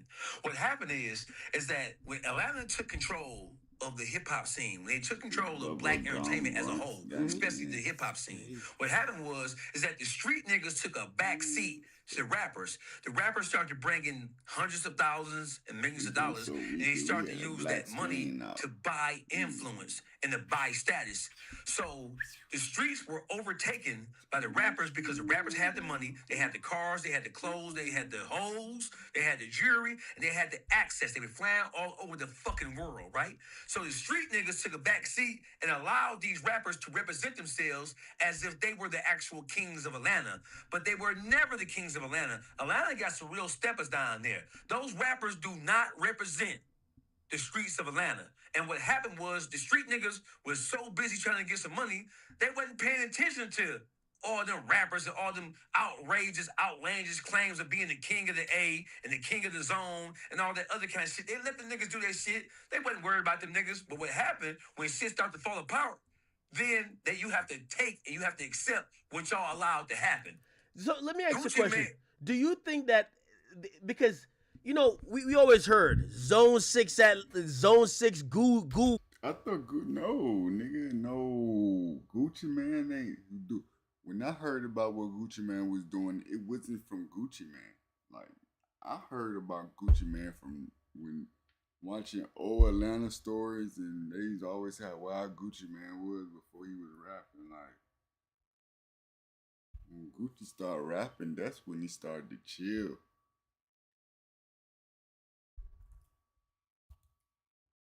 We heard about this guy was doing it like that in that part of Atlanta. Do you think that Atlanta pulled off the biggest, fallacy and trickery of the audience to have us think that, that's where all of these super tough, and maybe we're just talking about the rappers, these guys were so super solid, and now it feels like in the span of 2 years, it's like one by one, they're all getting exposed. It's like, who's next? So listen, it's a domino effect. That's exactly what it is. It all started with the whole YFN, YFL thing, YSL thing. It collapsed, and then we learned we learned shit that we didn't even want to know. Right? A lot of shit that we learned in the YSL trial, that shit shocked the conscience of everybody in the culture. It is what it is. But these kind of, like you said earlier, these kind of things can happen anywhere. It can happen in Detroit. It can happen in Houston. It can happen in LA. It can happen in Miami. It can happen when the streets allow the rappers to present themselves, to represent themselves as if they are the kings of the streets, knowing they really have never been tested. And knowing that if there was a test, they ain't do shit. They sent their underlings and their homeboys and their pounds to do it. Nah, but Gucci did kill a nigga, man. The nigga ran up on Gucci, yo. He put Pookie Loke in the ground. And he also told the whole goddamn world that Jeezy set him up. So Gucci been ratting on shit. This ain't nothing new. Was that ratting? Hey, listen, when you giving clues to why something happened, right? I mean, he defended himself. So I don't look at him defending himself and say, hey, listen, I killed the nigga because the nigga tried to rob me. I don't look at... No, like if you say that, then JR, then if you saying Gucci been self-snitching, then JR, All-Star JR snitching. Because he self-defense and he got on the internet and said he took his jury with him to the hospital. So if it's the same way, you got to say the same for JR then. That's ratting. Because what you supposed to say? It's a dead body right here. We know you was in the house, right? So it was cool for him to say that. But when he started talking about Jeezy did it and Jeezy set him up and Jeezy lined him up, he trying to draw Jeezy into the conspiracy of it. That's what he tried to do. That was wrong. Now, if between him and Pookie Loke, listen, Pookie Loke dead. Pookie Loke can't tell no motherfucking story, respectfully. So he wasn't wrong. Because if you get into a situation like that and somebody dead, right, you're not no rat for saying, okay, he tried to rob me, he tried to attack me, so I defended myself. That ain't ratting. Yeah. That's not what he's being held accountable for. The shit that people are saying wasn't right is that when he provided additional commentary by trying to drag Gucci, Yeah, but that's what JR doing though. Like he's saying, like he got your jury with him at the hospital. How he get to your jury? You gave it to him. He tried to take it, but you telling us like he got it. That's the same thing, nigga. Trying to drag Jeezy in it, and Jeezy wasn't there. Jeezy, he could know that Jeezy did it. He can think that Jeezy did it.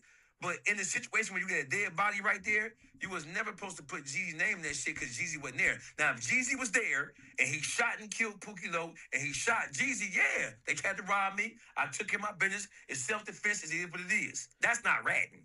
Yeah, right now it looks like, so all the Atlanta rappers, they're all getting exposed. The only ones that ain't get exposed yet, Offset, he didn't tell. By the way, even in the little TJ situation, he didn't tell. That's why TJ's not arrested for a shooting, or no one is arrested for a shooting. He didn't tell.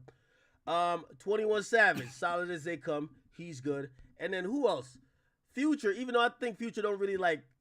He don't be on that. He don't be on that type of shit. But at least he's not like getting exposed. I love Savage because Savage is the one who acknowledged. Yeah. That they were covering up all that rat shit down there. So we thought it, we knew it, but when Savage tweeted, we knew for a fact that they had been covering up all the shit they've been criticizing other motherfuckers for doing. Savage he's too logical. Like, I always wondered, like me and Savage, we're really close now. But I always wondered if we go back to the ignorant Savage, because Savage used to be robbing niggas. Honestly. Yes, he did. He used to be robbing niggas, honestly. He like that now. We ain't saying he ain't like that. He like that. But here's the thing. This is what I'm asking. Usually street niggas who do shit like that, they're not logical. What I've realized about with Savage, even when we watched the whole Young Thug. That's what I'm saying. Even Savage, and remember when the Gucci, Young Jeezy diss was going on? Like, Savage and them with everybody in the house was rapping Gucci music. It was so hype and happy. Like, it was at one point where I remember when Gucci got played out, when he got locked up and shit, and like just when Gucci was done, like when 08 was over with, it was like 2012, 2013, you got Future now. Well, 13, you have Future. Dang.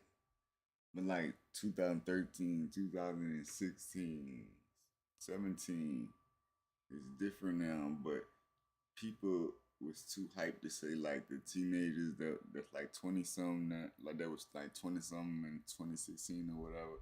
They was hyped to be like Gucci. Like I was rocking Gucci. Like you know how it is now. Like when little kids don't know the difference between LaMelo and Melo. Like Carmelo Anthony and LaMelo Ball. Like you ask a kid which Melo, they'll say Melo Ball. It was like that for our era too. Like we had little situations like that too.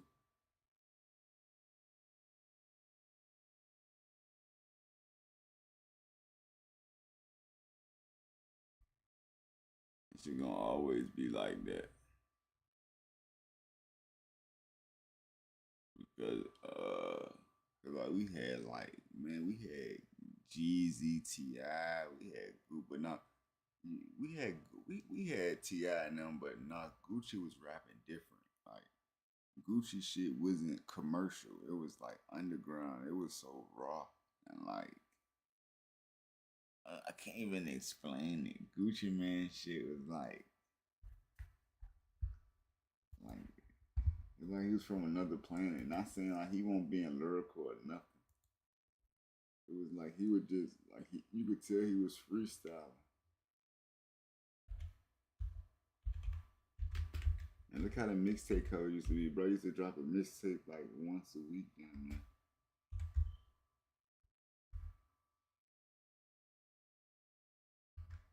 Let me see.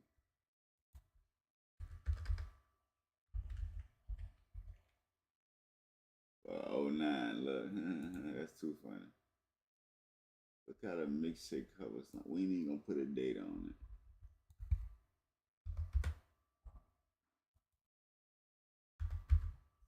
Like, look how these shits used to look, man. Like, that's what I'm saying. Like, artists a killer game if they bring these type of mixtape covers back. And not only bring the mixtape cover back, but like try to make that music sound like the times of that, but make it sound updated type shit. Look at these mixtape covers, man. Like the Will Chamberlain series, damn near was the best jump. Like, look at these jumps. The Trap Store, the Gucci, the Wonka jump. This jump here was too funny. The Pancake jump.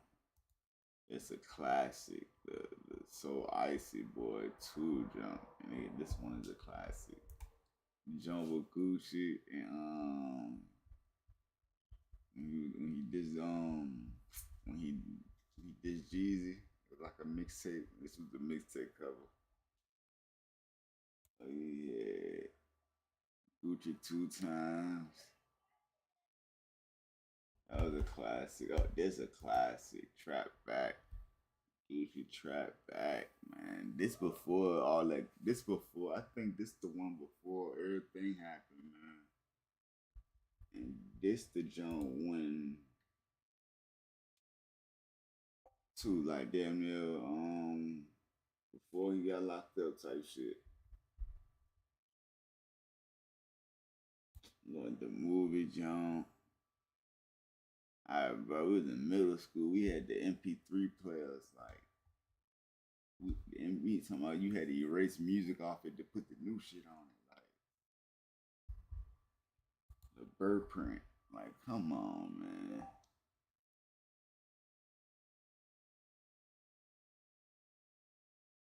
And this ain't even the only artist, believe it or not, but Gucci was like the top trap rapper, like underground trap rapper,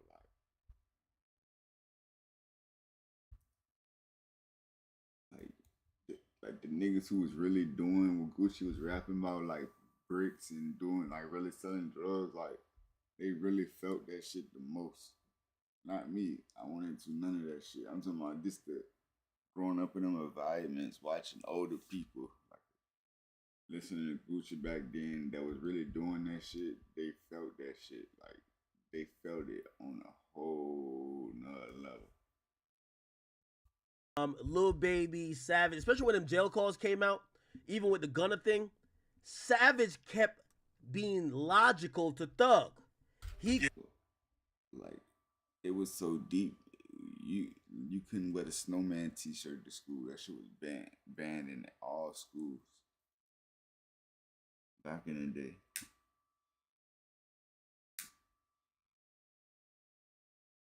If you wore that shirt to school, they'll take it off, and you'll have to get a shirt from out the Lost and Found bin. No bullshit.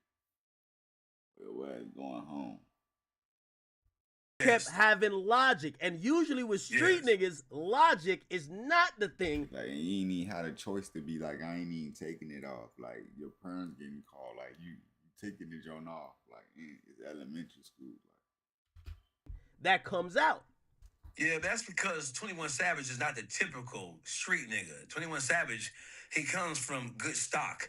You know what I'm saying? We didn't even get to the UK shit. But just in general, 21 Savage has always been a thinker. He's always so when he did the Big Bank interview, Bank asked him, since when you started commenting on this kind of shit? You've always been a to yourself ass nigga. Since when did you jump into the fire with this shit? You know what I'm saying? And he received a lot of ridicule, a lot of criticism, because he's normally reserved and quiet, and he don't get into all the goofy ass shit.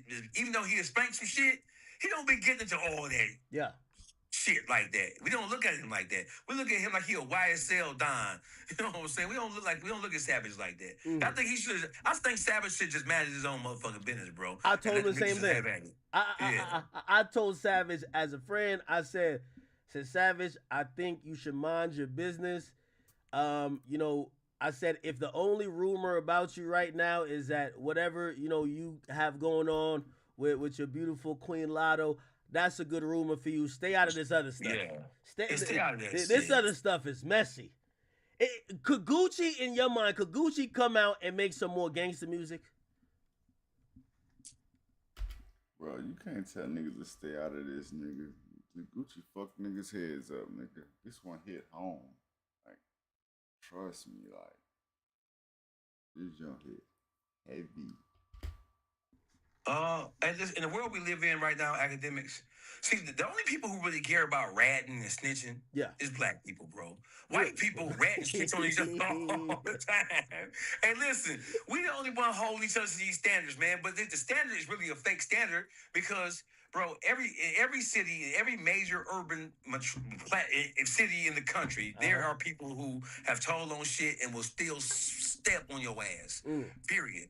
You know, in every hood, in every state where you have black people, there are somebodies who motherfuckers know have told on somebody, sent niggas to jail, but they still get motion, they still get money, they still get plugs, and they still got niggas who gonna ride and die for them. So the rats are the biggest gangsters right now, because you fuck with the rats, they gonna click up, and they gonna spank your ass. The rats get all the power, because they, listen, gangster rats run the hood. They'll tell on you, and they'll spank you. That's a fact. Facts. But you don't think it's like hypocritical though, because I feel like there was a time hip hop used to say those type of people we don't like. But I think gangster rap is having a hard time explaining. Hey, they can't explain the pick and choose, but they can't explain it feels like something they can't explain. So a lot of people are quiet. Like, how do you explain this stuff? I get it. Money, power, access. That's how we explain it. Okay. When Lil Boosie was asked on Vlad about QCP, Lil Boosie has been very vocal about who a rat, who is a rat, who ain't a rat. His whole career on Vlad TV is about exposing who he thinks is a celebrity rat or a hip hop rat. So when he said, "Oh, I ain't heard about QCP, I don't know nothing about that shit," and then your homeboy Wack he's the king of picking and choosing. Because don't forget, he wasn't calling BG a rat at first until BG crossed Birdman. He wasn't calling Thug a rat at first until Thug came out with Pee Wee Roscoe and went to talking that shit and went to popping it. When he went to popping it, then that's when Wack activated on Thug and started calling the Thug a rat. So Wack gonna pick and choose. QCP is a diabolical goddamn rat. Wack won't say he a rat at all. Hey, buddy, are we all in the pick and choose era? Like, yes, we are. Okay. Yes, we are. If we friends with a motherfucker, if we can get benefit from somebody, if we can gain some type of access or monetary gain, that ain't nothing new though. Hey, by the way, and you know what? I had said that about Atlanta. I was just like, I thought rather than go with this fuck the street movement, Atlanta should have said, hey, listen, we love Thug. And whatever y'all saying Thug did, we're not going to call him what y'all want us to call. That's our friend. Thug gave me my first feature. If that's the case, Thug gave me this. Because we're all picking and choosing, right? You know, if it's someone that you don't know or someone that, you know, you'd be like, no, that's the rat. But if it's your guy, no, that's not a rat. That's So listen. If it's somebody that you know or love or can benefit from or gain some access off of or through, motherfuckers gonna make every justification in the world to justify why they still dealing with that person. It is what it is. You know what I'm saying? It just is what it is. This is nothing new. So let's get past this is new shit. This is not new. And this is not exclusive to this generation. This shit, they learned it from somewhere. It's always been the case. This is not nothing new. You from the East Coast. There's been plenty of East Coast rats. Hey, by the way, shout out to my man Wayno. Everybody know Wayno from Everyday Struggle. I used to do with him. Yeah, I fuck with Wayno commentary. I watch Wayno. Wayno says, "Act, you got to bring up Alpo. He was wilding in Harlem."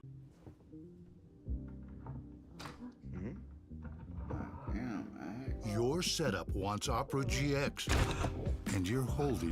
Put nigga knocked his noodles out. Yeah, it's true. So let me ask you: is it this like because I think fans are still a little bit shocked. Yeah, Alpo was fucking with a nigga girl, man. Spanked his ass. Niggas don't be playing about their shorties. Niggas go crazy for their shorties. Some niggas say they gonna rock their shorties. Tell me what you gonna do for your shorties. Hell shocked by they're thinking that once someone get labeled this thing, everyone's gonna try to hurt him. No one's gonna try to talk to him. And I think 6ix9ine was a good example. It felt like, well, maybe nobody heard him, but like, or at least the rappers, but nobody wanted to associate with them. Do you think the current day rapper who probably get exposed for this, people might not like? Do you think people are not gonna do music with Gucci? No, I don't think that. You know why? I'm gonna give you a perfect example. After Boston Richie got exposed by 1090 Jake, that was like the ultimate form of confirmation. No, 1090 Jake can put a nail in your coffin if you want to, right? At least through in the hip hop, to those who subscribe to what he does, right? Boston Richie got exposed and went on to become the biggest rapper in the world. He had when he went to any club, because what he did was he switched from the gangster shit and he started with the female music. Oh, he know how to make some songs. The heavy trick shit. The heavy trick shit. Can he you went into a help heavy me? trick bag. Oh man. Listen. The biggest gangsters in the world was ratting around, listening to that shit and playing it. When the club came on, the club went up. Well, all right. Well, I'll throw one different at you, right? They discriminated against 6ix9ine because 6ix9ine Puerto Rican, bro. Okay. They discriminating against him. You know what? I actually want to challenge. I'm gonna get 6ix9ine number. By the way, chat. 6ix9ine changes his number since he always changes his number. I think he thinks Feds always tapping him, even though he cooperate. Anyway, chat. I actually disagree with 6ix9ine. 6ix9ine keeps saying, "Oh, they only did this to me because I was Puerto Rican." Now, I don't think it's because he wasn't black. I think number one, people didn't like him because they never thought he was authentic, and number two, he was the first. He was the first that broke the mold, and I felt like it was a confirmation of everybody else being gangster by saying and taking a stance against him, right? Well, now we know. Now we know for absolute fact. So I want to push back on what you just said a little bit because they used him as a test dummy. They used him as the ultimate example. He fell on the sword for everybody in hip hop because now we know through 21 Savage's acknowledgement that long before we even knew who Danny was, they're saying that all these Atlanta rappers was rats. Oh yeah, no, that was bad. That was bad. Yeah, you're right. So you're the right. same people who labeled him as a rat, they were covering up for rat shit the whole time. That's his point. And that's a valid point for him to make. Whether you agree with what 6ix9ine did or not, he has a point. Whether they're going to acknowledge it or accept it, probably not, because he is the first mainstream artist to ever get crushed down like that. But he ain't the first motherfucking rapper that rat it, bro. Let me ask you this question. I've had you on for a while, so by the way, thank you for your time, and I really appreciate you. I'm just kind of wrapping up here, but what do you think? You know, so for me, I've been kind of having this like conversation about what street rap looks like. So here is a landscape that I'm looking at, and I want you to break it down your way. So I'm looking at it like this, where I think with the internet, things are so transparent that the fans are buying into people. Like, for example, I think if Shiesty Beat the Situation drops a song, it's going through the moon because people could verify some of the things you're saying. The idea of like kind of like just saying stuff that's unverifiable is out the window. You have 1090 Jake, you have these documentarians on YouTube. They're gonna really let you know, hey, these guys, they got a reputation in their city, this, that, and third. Now, that's one part of it. The second part of it is like this whole cooperation thing. I don't know if hip hop and the people who are making street music, especially if they've been caught up in this cooperation thing, how do you remedy that, especially with the fans being so much in tune? If you're accused of this or whatever the case is, you can't just come out and just rap like it's nothing. I think there's a believability thing where the fans are going to see through it and say, no, Gucci, you can't rap about I'm a fucking grave digger. Like, no, you're a cooperant. How do you think street rap continues beyond this point? Well, none of this is new, Ak. It's just with the advent of social media, with everybody having phones in their hands and everybody turning against each other and exposing each other, we're just not finding out about it. But none of this shit is new. I know my neighbor, wow. It's gonna be like that for a couple of weeks. I think somebody rented their house out. I think one of these renters letting somebody do Airbnb to their shit. Cause they are this bit wild. I know that festival ain't hitting from right here. Like, is it? Hold up, bro. Am I tripping?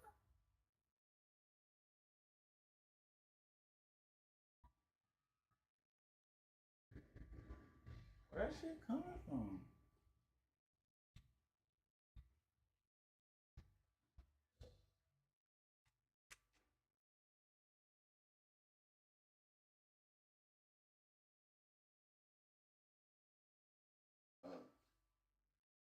Yeah, on the party across the street. I'm ready to say, I know damn well the festival ain't hitting that close up. I was ready to go stand on the porch and enjoy that shit myself. No, this is not new to hip hop. It's just like homosexuality is not new to hip hop. We just didn't know it because we didn't have a lens to look into the lives of our favorite hip hop artists. This ratting and snitching and doing shit that's against the street code, it is not new, and we know it's not new when you look at how people are doing it with such absolute ease. They don't care. Gucci don't care. Gucci went into the studio and said, I ain't finna drop a diss record that's a rat. Bro. They say it's a medication, though. He's on some powerful meds. I didn't give a fuck about nobody else's opinion on this except yours. When I saw you go talk about this shit. And by the way, it's not even like I have like, again, what Gucci did is what I would do, but for everything that Gucci has represented his career, it felt like it was almost like you finding out that Superman was just a character the whole time. It was just like, hey, he's you. And you bought into this whole image of him, but that was never him. But watch this, though, Ak. So listen, whoever said them niggas was the realest niggas? A lot of these motherfucking images and a lot of these characters. We read a lot of stories, right? We read a lot of stories. Gucci was about to catch a fade in the mall. Gucci tweeted at Gotti and was like, no, he tweeted at, he pulled up on Rocco after the thing and he was about to get busy. Gucci this, Gucci that. There's a long list of tales about Gucci that made people think when it comes to street dudes, this is one of the guys who, number one, he's taken little, if any else, he's always standing on business, and people, when they listen, because here's the thing, and I always hate when people say, why do, say people like me, the squares care about the if people are authentic or not. Because the reality is this, like Gucci Mane to me is an average rapper, but based on his image, his music means more even when he's saying simple shit. True. Right? That's true. He's not a wordsmith. he's not the most catchiest rapper, but the idea of this is the ice cream cone guy who fucking stands on business. He's pressed this. He's made a song. Told him I'll go dig your partner up. Yo, T.I., you see me over here with a black 4/5. He's rapped in a way that we said, hey, his life seems congruent. We're not saying it got to match accurately every single thing, but we felt the image of what he portrayed and what he was saying were congruent. It made the music sound better. That's all true. So listen, his image and all the antics surrounding him were always larger than the music that he made. So that's a true point. And the world is shocked because the last person we ever expected, well, not me, because I saw what he said about the whole Pookie Loc thing, right? And so there are clues in his history, despite all of the getting in trouble. Most of that shit that Gucci got into was some dumb, goofy ass shit. It wasn't no mafia shit. It was fighting in the mall and getting caught with a pistol. That wasn't no straight down. Listen, motherfuckers got Atlanta fucked up, bro. Motherfuckers looking at what the rappers do and all the shit they be saying, and they think that's Atlanta. Bro, there's a dark side to Atlanta that would spank your ass, that would make your ass disappear, bro. So all this shit that Gucci got into, it was always some dumbass crackhead, dope fiend ass shit. It was like some old dirty bastard ass goofy shit. Nobody took that shit serious. When you take the Pookie Loc shit off the table, that shit was really some clown ass shit. And he was forced to do this Pookie Loc shit. He was forced to do that shit. Yeah. So okay. So you kind of look at it different. Yeah. When you take the Pookie Loc shit off the equation, off the table, then look, what did he really do? Fighting and bunch of high school ass shit. That shit wasn't no genuine upper level ass. At United Healthcare, I'm driven to help families like mine. Our first daughter, Adeline, has special needs, and she inspires us each and every day. At United Healthcare, I drive the strategy to make the members' experience better. And my motivation to serve any family with a child with healthcare challenges comes from within myself and the experience I've faced personally. My name is Spencer, and I'm committed to care. To get the people that are closest to these stories. You know, remember back in the day, I did what's called the War in Chirac. And, you know, I had put a significant amount of time trying to figure out, like, what was going on in Chicago. But in the reality, where I'm at now, you know, I'm so fortunate. You know, we have the best audience, the biggest audience in the world. It's not only, and also I'm not no hater. So for me, I like to find the nigga who knows the shit that's going on. I don't want to speak on Detroit when I'm probably only going to see a headline or two. I don't know exactly every rapper. So I need to go call a nigga where if I call him and say, yo, what's happening to D? You going to give me the full breakdown of how Detroit niggas is moving, how it's happening. And also, I need people like you. And chat, listen, we giving a W or L to my man Dogface. I think we got whack for LA. We need somebody from Detroit. I think we need somebody from Philly. And we definitely need somebody from like Houston, maybe even Dallas, and we definitely need somebody from Florida. We got to have other people with other voices that help me out, because if we're gonna look at what I do in terms of, you know, having the news and having everybody represented, you know, again, I'm fortunate enough where I'm a solo voice that people love hearing, but I want to get the accurate information. So if I got somebody on the ground that know the shit, that's who I want to talk to. So let me say this before I go, bro. Shout out to you, shout out to chat. You don't owe me a motherfucking thing. And listen, for a motherfucker to get called up to academics, that is goals for any content creator, any podcaster, any streamer. They can't fuck with academics, period. Thank you, brother. And by the way, again, you know, I said I owed you because I don't like covering, you know, I've covered stuff where people are talking about you. I like to give the other side a chance to respond, because our platform is supposed to be open source, right? You know, the people are going to gravitate to who they gravitate. I'm seeing a lot of W's. They're rocking with you in there. Yeah, before we go, I challenge Wack on your platform to a boxing match. You can do it. You can do Aiden Ross. You can do celebrity boxing. I'm gonna call him up. Yo, chat. We need a poll. Do you think Wack is gonna accept? Suppose he says he accepts, but he gotta be bare knuckles in the hood. No actual ring. Listen, whatever. However, look, whatever. Put that breed up. Have Aiden. We can do the first Aiden's first hood block fight. We can rope it off and do the first hood bare knuckle block fight. We can do whatever. We can do it in the ring. And listen, no matter how it go, he gonna get punished. No matter how it go, he gonna get back down. Now, no matter how it go, when he feels this motherfucking fist, he gonna back up and think about it. Dollface, thank you, man. By the way, chat, they gave you a lot of W's, and I could tell, you know, they appreciate your insight. Thank you for calling. Thank you for representing Detroit. I could tell you'll be a frequent member on here because they like your insight. I've seen a lot of positive reviews from it. So thank you, brother. All right, no problem. Thank you. All right, thanks, bro. That was good, right? That was good, chat. We had a pretty good long talk, wasn't it? Pretty long talk, but that was good. That was good. Chat, what y'all doing? I know I told y'all I was trying to give y'all some entertainment. I know y'all getting ready. Your girl in the next room listening to Lil Baby. Mrs. Trendsetter. It's okay. You waiting. You playing the video game. I'm in the background. You waiting to go out with her. Just remember, before you leave the house. By the way, chat, did I tell y'all? I think that this summer is gonna be a summer for the ages. I want to give everybody this advice. Everybody. Hip-hop artists, non-hip-hop artists. This is just personal situations. I think this is going to be a spicy summer. Don't ever think you're taking an L by choosing not to escalate. Don't ever think you're taking an L if you feel you're going somewhere and it's not safe and you need to bring a weapon. Don't ever think you're taking an L by you not crashing out.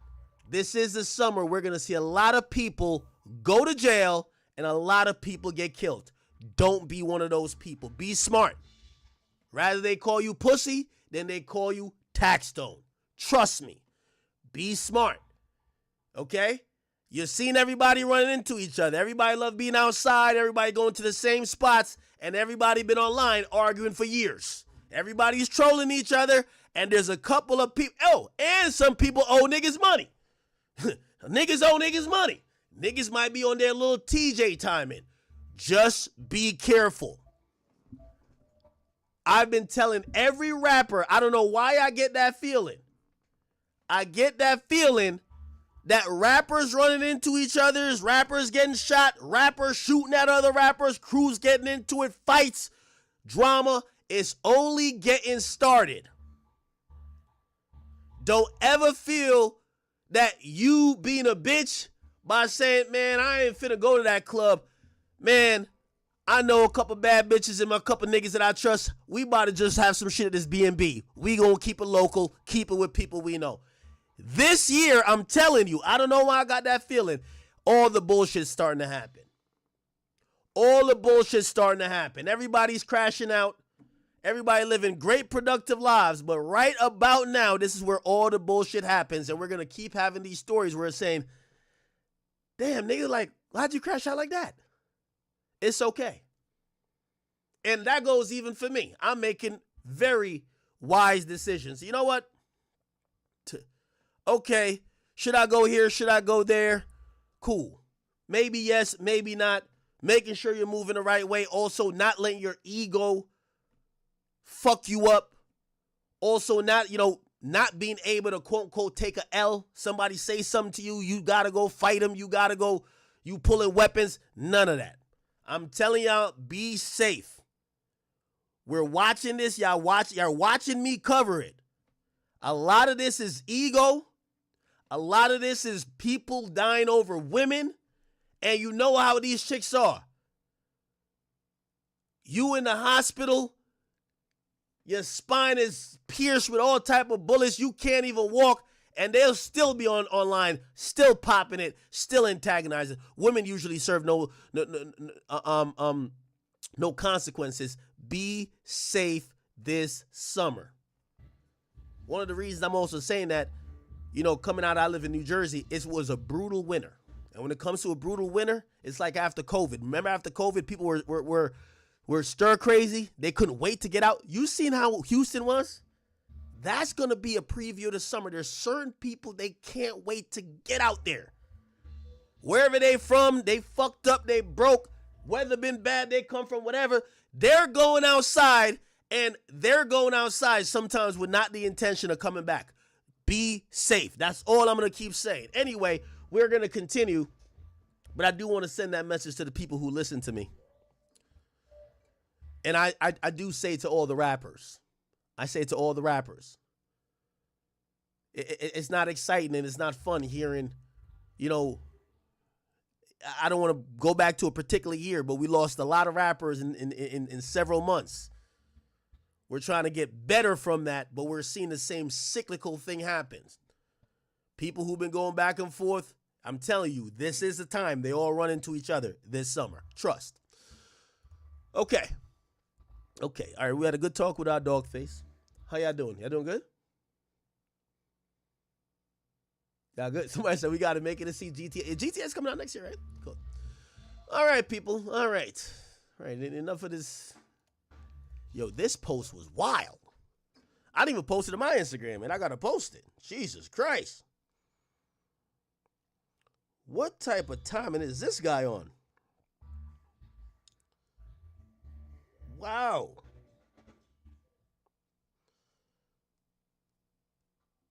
Some of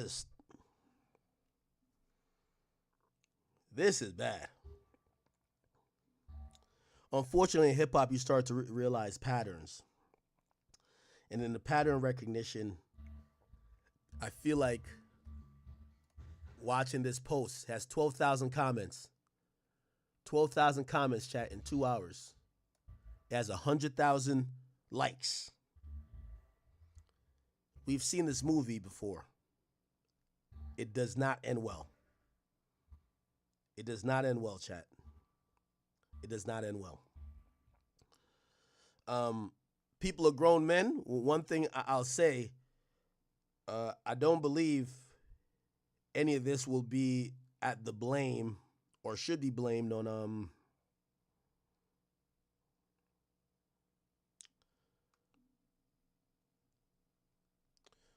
fans or anybody else. These are grown men making decisions.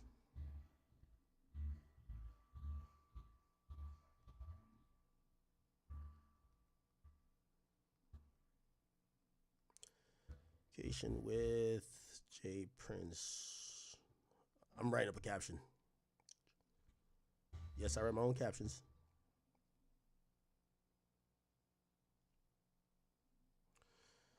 All right.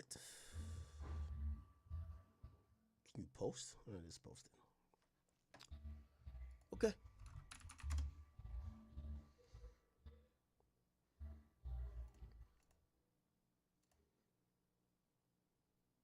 Okay, all right. All good. Shout to Lotto. Big Mama. Even though she's pregnant, she looked like, is she having twins? She had her baby shower recently. If you don't know, Lotto announced that she's pregnant. Yes, it is for 21 Savage. Very excited for them. They're going to be new parents. They have been heavy in love, locked in for a good amount of time.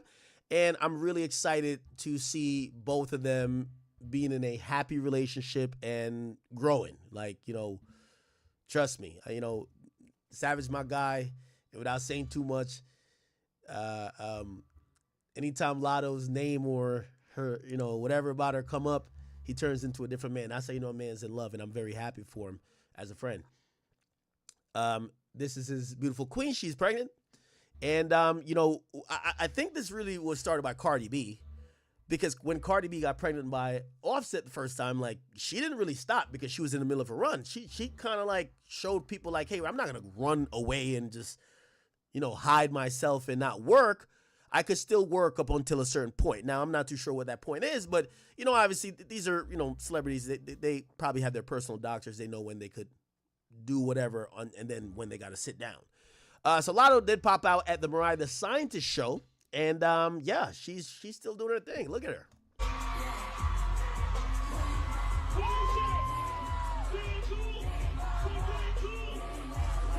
What song is that? Big Mama. Like, I just always hear that chant. Big Mama, Big Mama.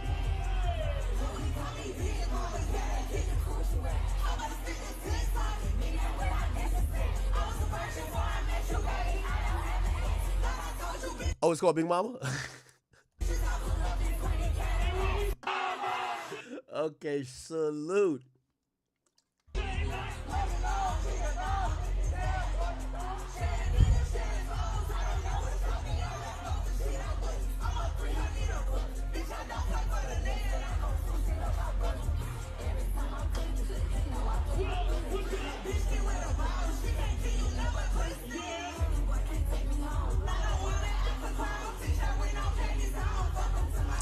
By the way, I do like how people have kind of progressed in hip hop, but definitely women.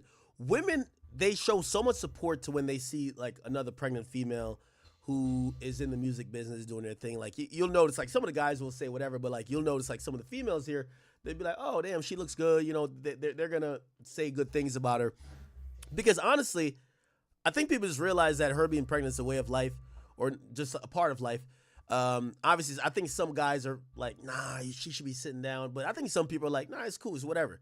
Again, as long as this is cool with her child's father and how they're doing things, I mean, shit, we shouldn't really have no opinion if you ask me. But man, I'm probably a little bit biased because that's my man's, right?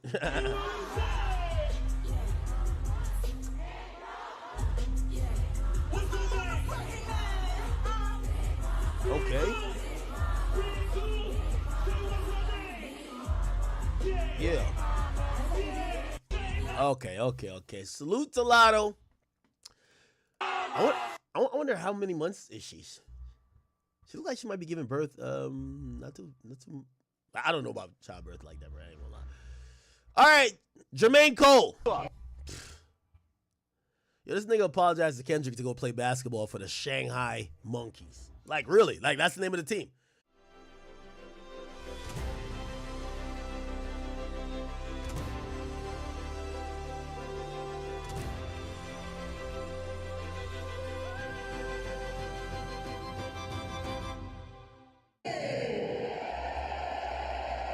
I don't know why y'all thought this was y'all hero and y'all saver. If this nigga gets more excitement out of being a 8th string on a basketball team for in motherfucking China, then he gets to go toe-to-toe with somebody who's a peer who might be challenging him for one of the best ever.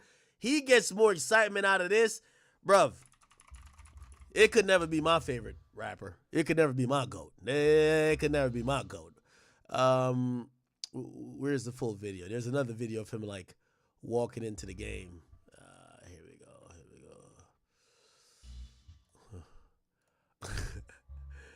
Oh, I remember this video. Anyway, let me show the video, the full video of J. Cole playing for the Monkey Kings.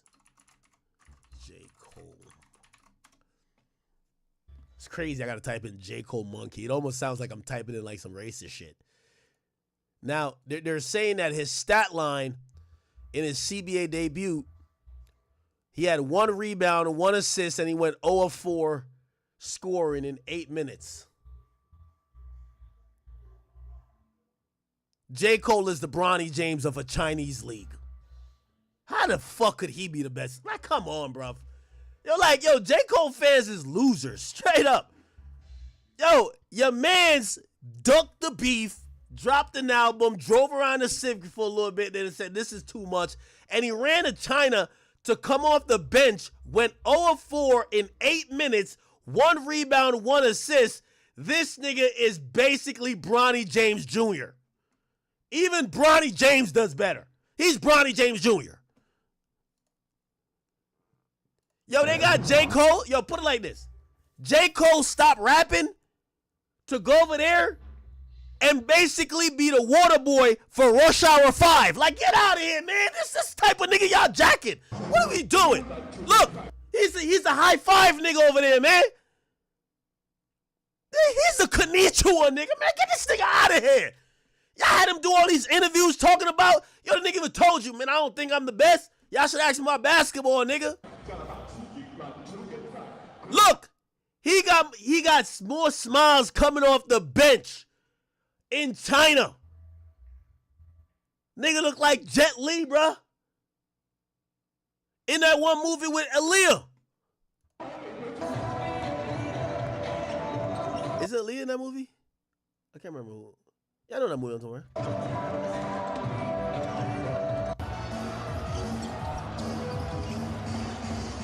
Yo, this is the J. Cole lowlights. Bro, they got Dragon Ball Z music playing while the nigga playing basketball. Yo, come on, bro. Bro, they got Dragon Ball music playing in the arena while he dribbling.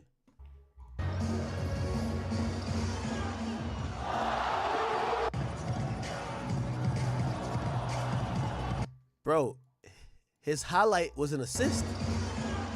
Wait, hold on.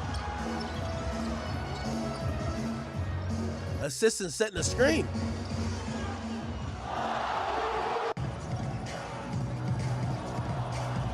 Okay, caught the ball.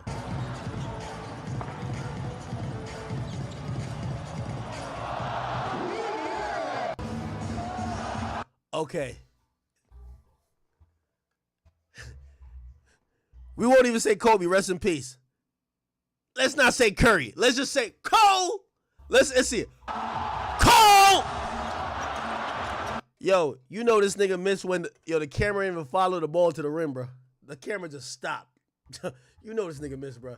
The camera is finding the rebounder before the ball even get to the rim. Yo, J. Cole, in their version of 2K, J. Cole come in the game with a Cole ring around him, bro. Y'all know, y'all play 2K with the Cole ring? Like, you know what the nigga been bricking? Got the Cole ring around him? That's J. Cole right now, bro. This is what he left rap to do. And y'all thought this nigga was gonna squabble with Kendrick? Come on. Look. Oh, shit. He's stepping into it. Oh, man. Splash Brothers?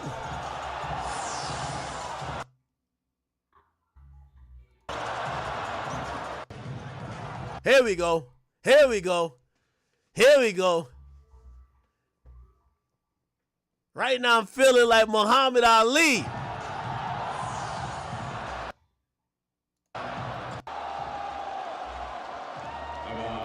You can bet on this shit on Prize Picks. But niggas is really... But J. Cole only needed one shot. Well, he needed 2.5.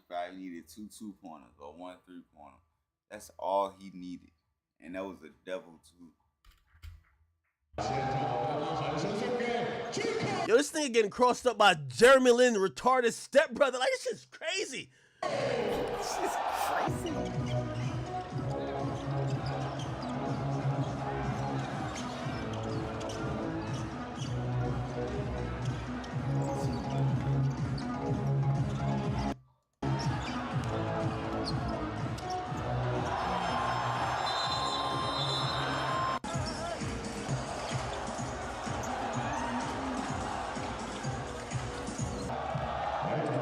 You know, I realized J. Cole done made too much money, bro. Yeah, I know one of these. J. Cole done made too much money. He lost all his passion. Trust me. It's like when, I ain't gonna cap with you. It ain't even that, bro. His life is boring. He got a girl. He got kids. I'm telling you, bro, his wife. I'm telling you, that's what shut me down with music. I promise you, bro. I was in a relationship since I was young. But that played a part in my music because I couldn't talk about stuff because my music around past my girl. And imagine me making a song talking about shit I'm doing. And it's about, you know what I'm saying? You know what I'm trying to get to. And motherfucker hear that shit, man, nigga really got something going on though. You feel what I'm saying? So that shit really altered my music. It made me not have nothing to talk about. I had kids at a young age.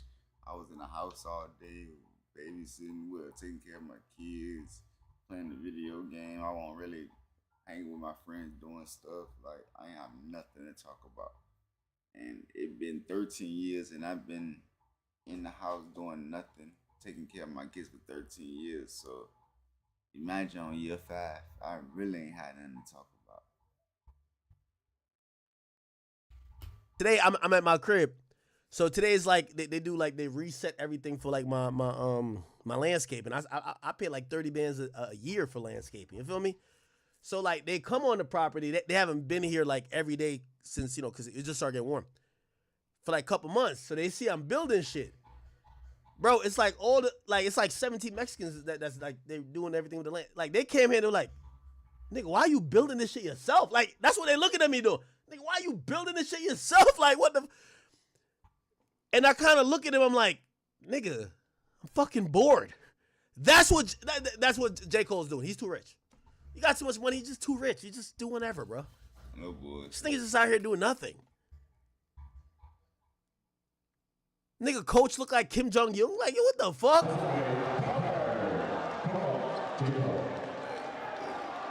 You know how rich you gotta be to go play basketball in China? Like, the announcers is even speaking in Chinese. Like, come on.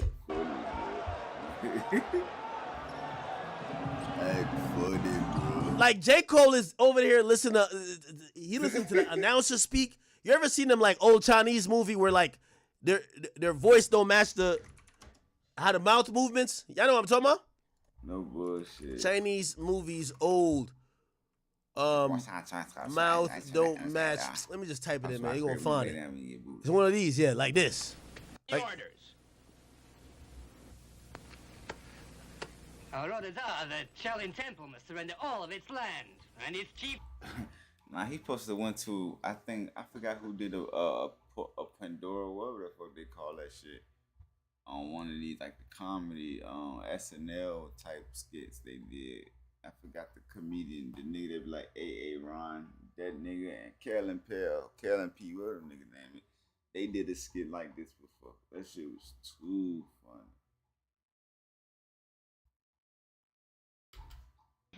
Into ours. And bro, that's my name. My name Ern. So I get that joke every time I go to the dentist or like anywhere, like a professional person that's reading my name out loud, like DMV, the lawyers, like anywhere I go, and it's always the white person. They be like, "Hey, Ron," and they'll be laughing like, "Ha ha ha." I wouldn't be laughing though. They like, "You ever heard of that before?" And I still wouldn't be laughing. They was like, "Oh, you probably never heard it. It's an old joke from Kellen P." But I don't react to it. But bro, at first I used to be like, "Oh yeah, I heard of that before." Now I just act like I never heard it. But bro, I get that so fucking much. Like my dentist just hit me with that shit yesterday. That's what the fuck J. Cole. Yo, J. Cole is rich as fuck. Yo, let me tell I'm telling you. When a nigga start doing shit like this, it's like, what? What the fuck is Cole doing? Hey. That nigga is bored. Does J. Cole got a wife? He got kids?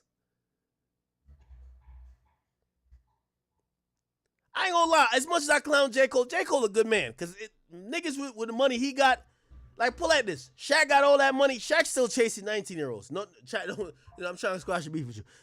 But, like, you know what I mean? Shaq's just trying to get to the pussy. Straight up. Shaq's 65. He's still trying to fuck them 19-year-old girls. But that's what he doing with his money. Yo, this guy got all the bread in the world. I'm talking about J. Cole. J. Cole went overseas to play basketball with some Chinese niggas, man. This shit is crazy. This shit don't make no sense. Shaq trying to get You want to destroy everything? Are you disobeying? Yo, that's how it's looking over there with J. Cole. He don't give a fuck.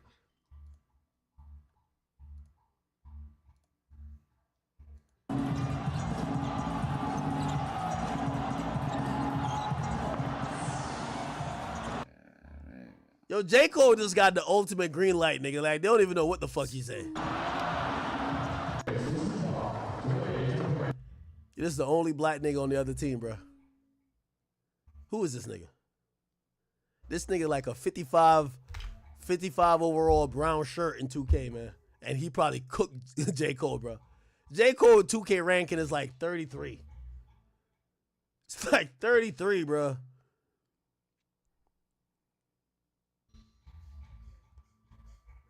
You know J. Cole not even dressed to play. Like, yo, J. Cole got a shirt underneath the jersey. Like, come on, man. J. Cole not ready for nothing, man. J. Cole just like, he too rich, bro. Yo, there is a real thing. You too rich. Like, you don't even know what to do. You just bored. This nigga J. Cole just over there just doing nothing. I should have knew. First of all, this is why my GOAT can't be no nigga like J. Cole. Once I seen J. Cole riding a tricycle in Tribeca, remember that nigga was just like like he was on a marathon just riding a tricycle all over. I'm like, what the fuck is up with this nigga? It couldn't be my favorite GOAT. My GOAT got to be in the booth all the time. Yo, this nigga sneak this in. I'm going to get at him. J. Cole was riding bicycle like all over the country, man. Like, respectfully, and no diss, I ain't trying to diss my man Andre 3 Stacks. Once I seen 3 Stacks playing the flute at a train station, I could tell he wasn't, but 3 Stacks never said he was the best. But I could tell he was bored of rap. Yo, Andre 3000 was playing the flute at the train station, gang. Like, once I seen that, I'm like, all right, y'all got it. Andre 3000 playing the flute. That's how Lil Wayne is. He bored of rap, but Lil Wayne still do the drugs. So when he get off the lean and shit, he get in that phase where he feel like he still got it. I'm trying to tell you, I know how that shit be. Like, not feel like it. When he get off that shit, he be like, he damn near be like he got that shit. Like, Flute, nigga. Yeah. Look, Andre 3000 flute train station, nigga. He was just like, whoo. Like, he just be walking around like, look, once I see this shit right here, crazy when she saw someone who she thought looked like look, solo album doesn't seem to be in whether he was the nigga just walking through the airport, nigga. Like, what the fuck? he want niggas to notice him so bad.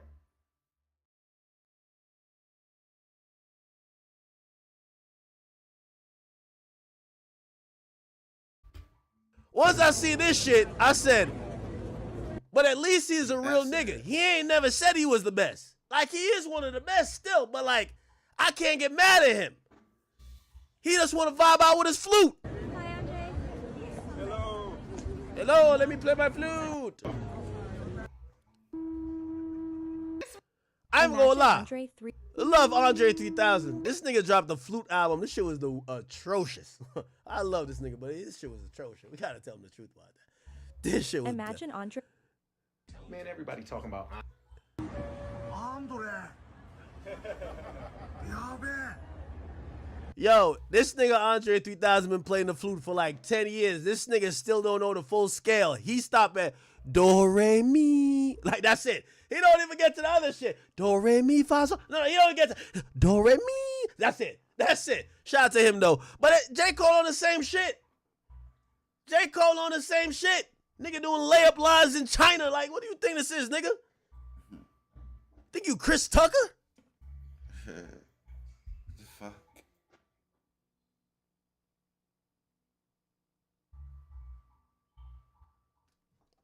Man, I don't know, man. I don't know. I don't know. Shit, I don't know. This nigga, yo, this nigga J. Cole over here look like he looking for Juntao. Juntao! Juntao! Yeah. J. Cole look like this. Here we go. Here we go. Nah. We gotta go to Juntao.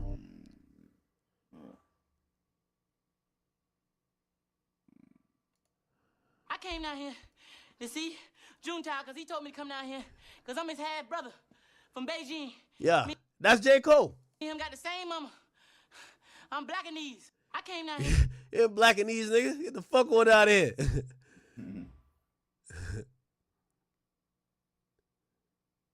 That's a fact. That nigga J. Cole over there look like he looking for Ricky Tan. Look. Ricky, did you hear what I just said? I'm busy too now. Get on your feet. Get up. Get on your feet. That's how J. Cole look over there. Yo, Ricky Tan. Yo. I know you. You are Lee's American friend, right? No. That's what they say about J. Cole. I'm Lee's new muscle. Oh, shit. This robe fool you. This is the only color they have left. Now I said get up. I ain't gonna say it again. Yeah. You American are so funny. Nah, stop playing, Ricky Tan. Asians don't hear that well. Little Ricky. Yeah. Bitch ass up. Messing up my vacation. I told you to get up, didn't I? Now I gotta go off on you. Oh, you didn't. Here we go.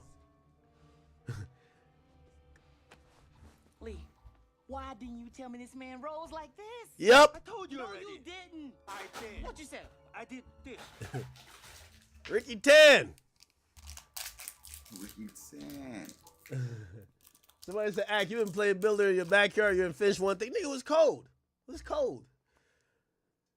J. Cole didn't finish one single season. He ain't get a point yet. J. Cole ain't get a point. You getting mad at me.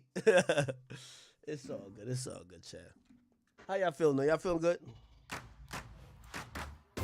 With Fast Signs, create striking custom visuals that inspire pride district-wide. Fast Signs. Go out. Know y'all about to go out. Y'all about to turn up. Your girl getting ready.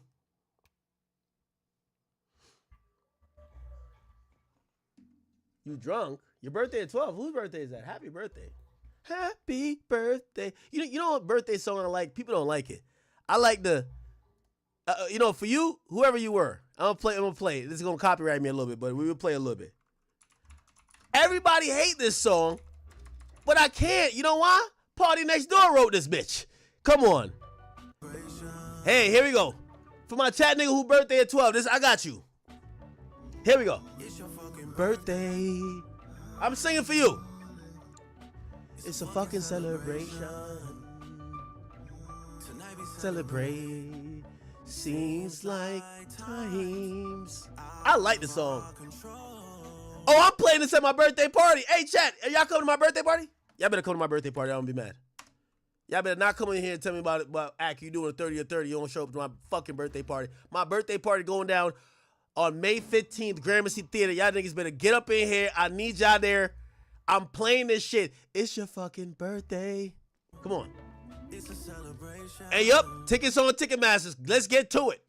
Let's get to it. This is my birthday. We gonna have fun. Here we go. It's your birthday. It's your birthday. Who's gonna love you on your worst day? Fire! Like buttercups, Reese's, ridiculous. Ooh, that's good. That's good. That's good. Shout out to Drake. Shout out to Aubrey. You know, I get the question every day. They said, Ack, when is Iceman dropping? Holy shit. I get this every day. Yo, Ack, when Iceman dropping? We need Iceman. We're tired of talking about Pooh Shiesty. We're talking about drama. Did we talk about the Blueface and his mama yet? We didn't talk about that. Everybody said, we're tired of talking about the bullshit. We need music to talk about. Qualitative conversations. When is Iceman dropping? Is Drake linking back up with so-and-so? Is 40 doing the album? Is Benny X, is he coming with the lead single? Did him and Metro make up? They got a, is Future on it? Nah, maybe he got the Cole joint and Cole come. He got that song going at home. I hear it all, chat. I hear it all. I'm here to tell y'all.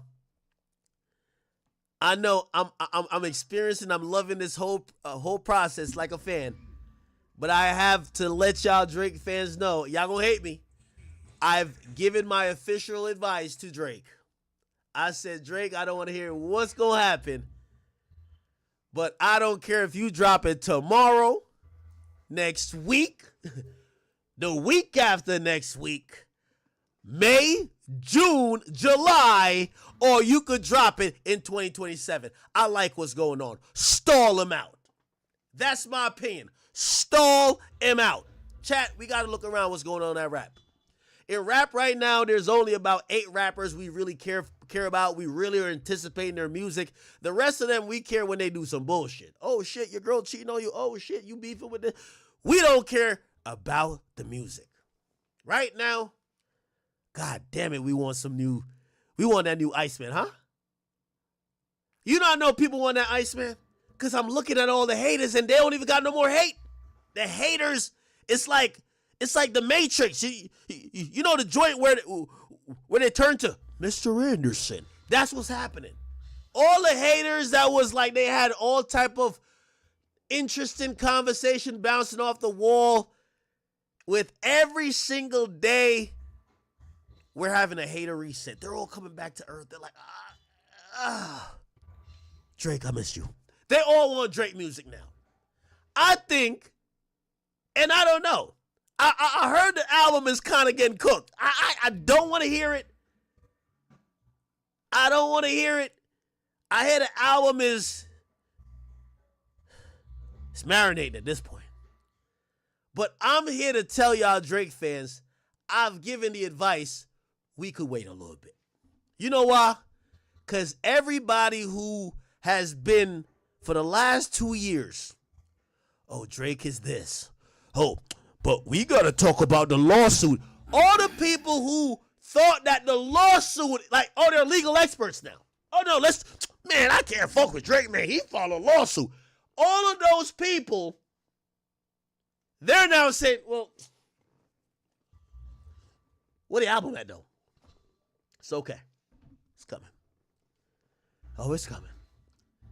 Chat, we're having a hater reset. I've given this advice to everybody. Now, it's not, I know the fans, y'all gonna be mad at me. It's okay. I'll take this one. Usually, I'm the one who tell the artist to drop. Now I'm telling them, scour the landscape, realize that it's only 8 niggas albums we want. You're one of them. Stall him out. Youngboy just made $80 million on tour. He been giving y'all music like it's going out of style. For 1 second, he gave y'all 2 months, no music. Holy shit. Stall him out. YB, stall him out, YB. YB, stall him out. Stall him out. Again, you got to let him know you the A-side. There's a bunch of, all the competition for these rappers, irrelevant. There's niggas that want to drop, they can't drop. So the ones who we want to drop, when there's no competition, stall them out. Stall them out. So I know y'all say, oh man, when Iceman coming? Let me give you the sad reality. Whether you are a hater, a fan, a critic, a nigga who's masquerading as neutral, but you know you're a fucking hater, you're going to be just as excited if the announcement comes at December 31st or it comes April 31st. Yo ass really a fan. It's okay. And for that, I think Drake holds an ultimate card. I think Youngboy holds an ultimate card. I think people like Cardi. I think Future. There's only a handful of artists that we can't wait for their next project. I gave some advice today. I was doing my gambling stream. With all due respect, Young Thug, we love you. I think you're one of the greatest artists that's ever came out of Atlanta. This is not based on hate. But right now, nigga, you must be Stevie Wonder because you can't hit motherfucking thing. You seem blind. That ain't it. He dropped a snippet. This shit was This shit was garbage. This shit was garbage.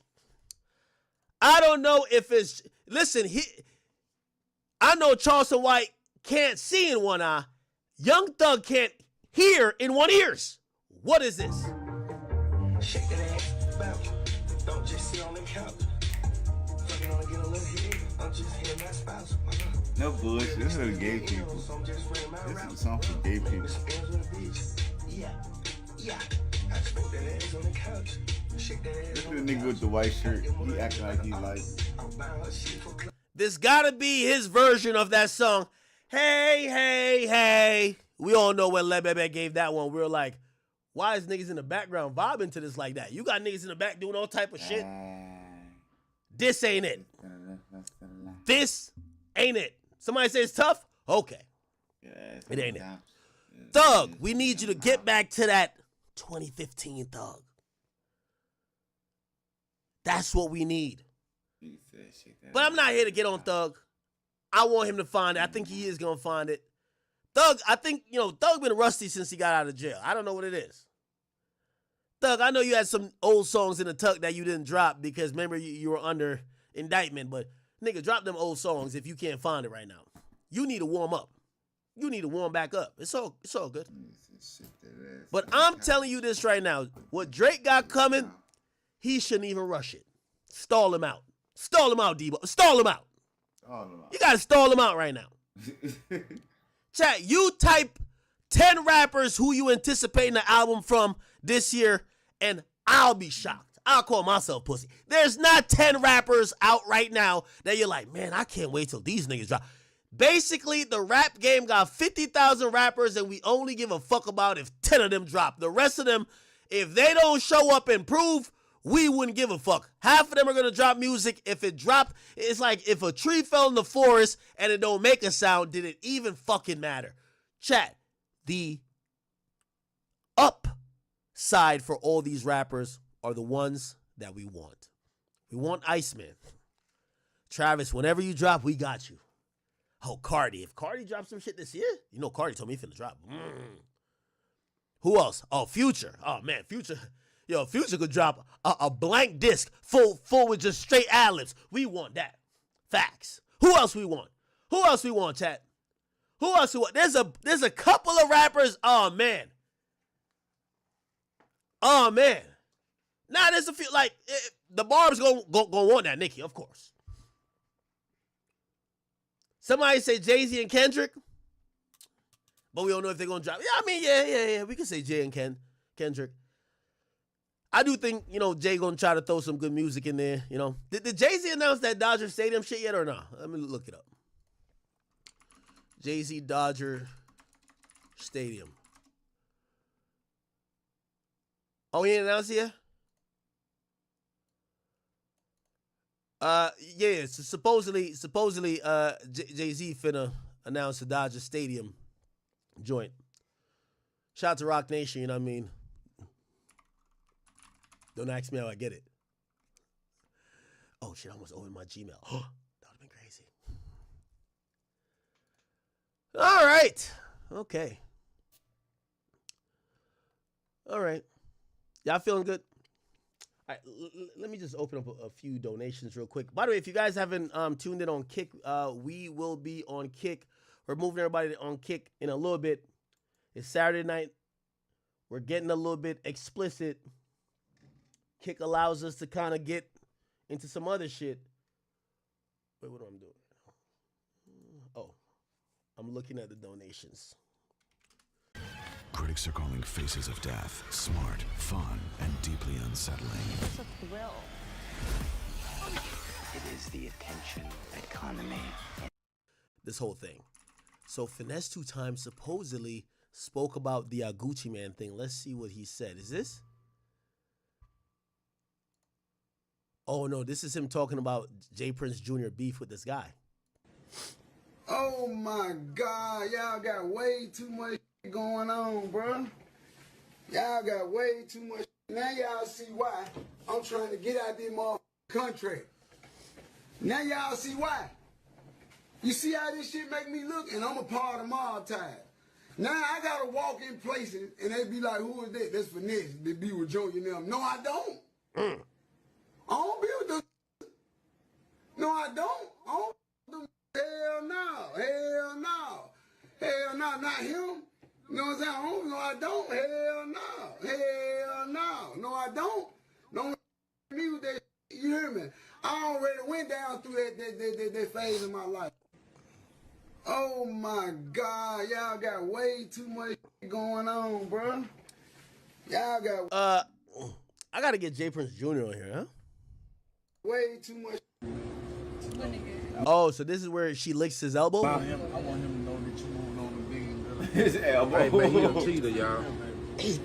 Oh, shit. Oh, shit. Mob shit. Is that like some gangster shit? Having her lick like the elbow? Chat, y'all can see I'm working out and shit, huh? Look at me.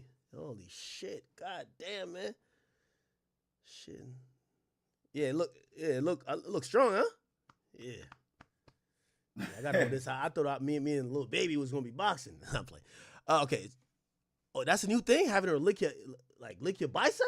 Oh, that's fire. Nigga, she made it. Oh shit. Nigga, she made it. The hand gesture was so whack at the end. Like, I can't stand this old nigga, bro. Hey, you are. She made it. You remind me of my daddy.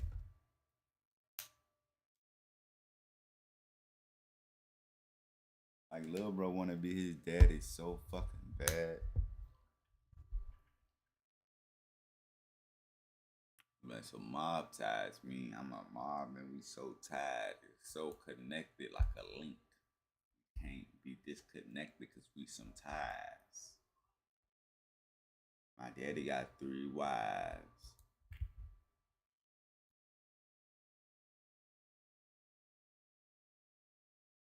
Trust the process. Hey man, I'm glad you left her alone. Oh, I'm glad y'all had differences because I'm the difference now.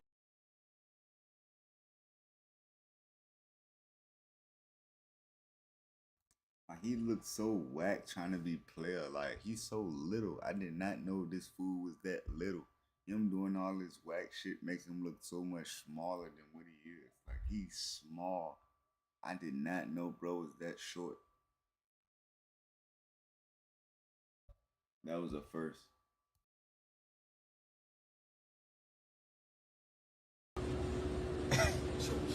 Trust the process. Oh, so he was sending this message to the All-Star dude. He said, I'm glad you left her alone, that she could be sucking on my bicep.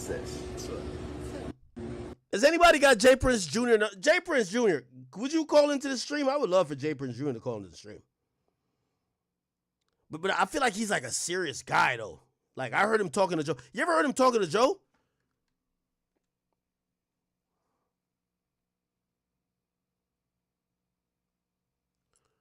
You ever heard Jay Prince Jr. talking to Joe Budden? That shit was kind of scary. I feel like Joe was like thinking about his life. Joe Budden, Jay Prince Jr. Listen to this.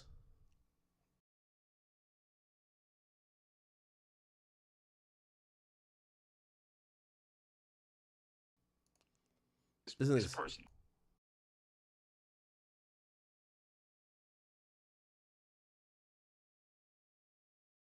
He tried to talk like his daddy, but like the funny thing about it, he don't talk like that. So that's what make it so fucking funny.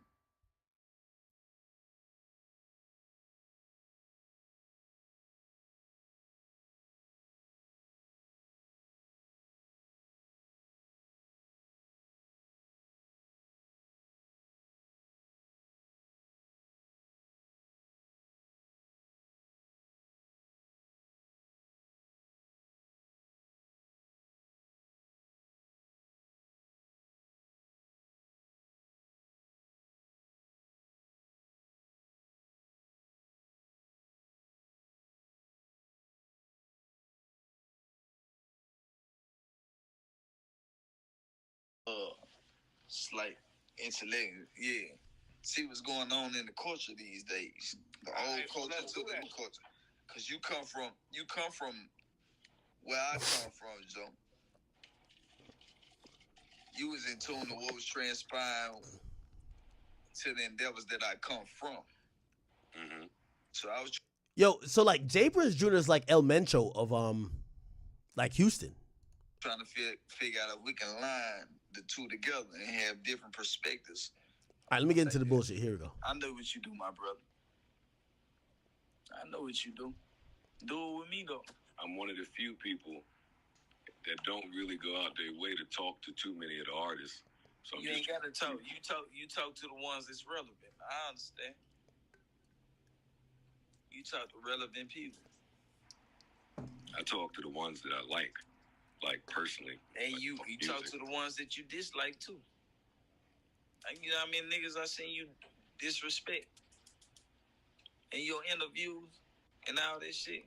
That Migos interview. Nigga, you see, you know how many, hold on, freeze, please.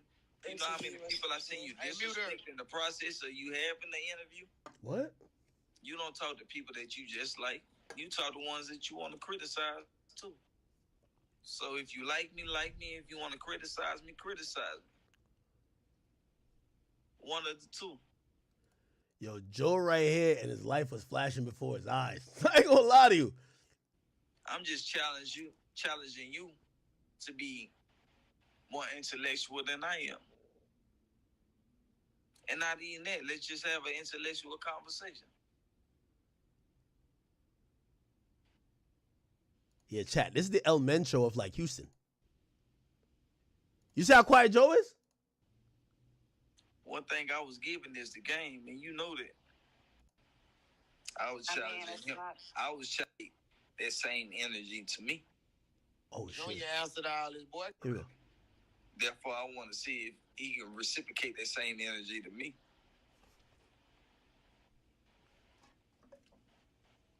Because I know what he's done to others already. I want to see him reciprocate that same energy to me. Oh, nah. Know your answer to all this, boy, question. And what if he can't give you that same shit? Shit, tell him to say that, and we can keep on moving. He can move on and ask somebody else a question. I know how he like to, go with his wiggle on other niggas. Go with his wiggle on me. Oh, shit. So this is the question game in here. Joe, be careful. This is the what? Oh, nah. So y'all were playing the question game in here? Nah, it's your question game in here. I don't have any questions. All this shit started based upon you. Oh, I don't have any questions. The question is, do you have a question to ask Junior? No. Because I see that you reciprocate negative energy to certain individuals. I wanted to see if you can reciprocate their energy to me, and we just can have an intellectual conversation. You talk to a bunch of dummies, and I don't want to discredit any niggas, but you have to say about, and you spoken on what you had bad to say about them while they were in your presence. I don't know if you would have did that in real life. You might have. You might not have. I don't Jay, know. when you say my room, you mean on Clubhouse?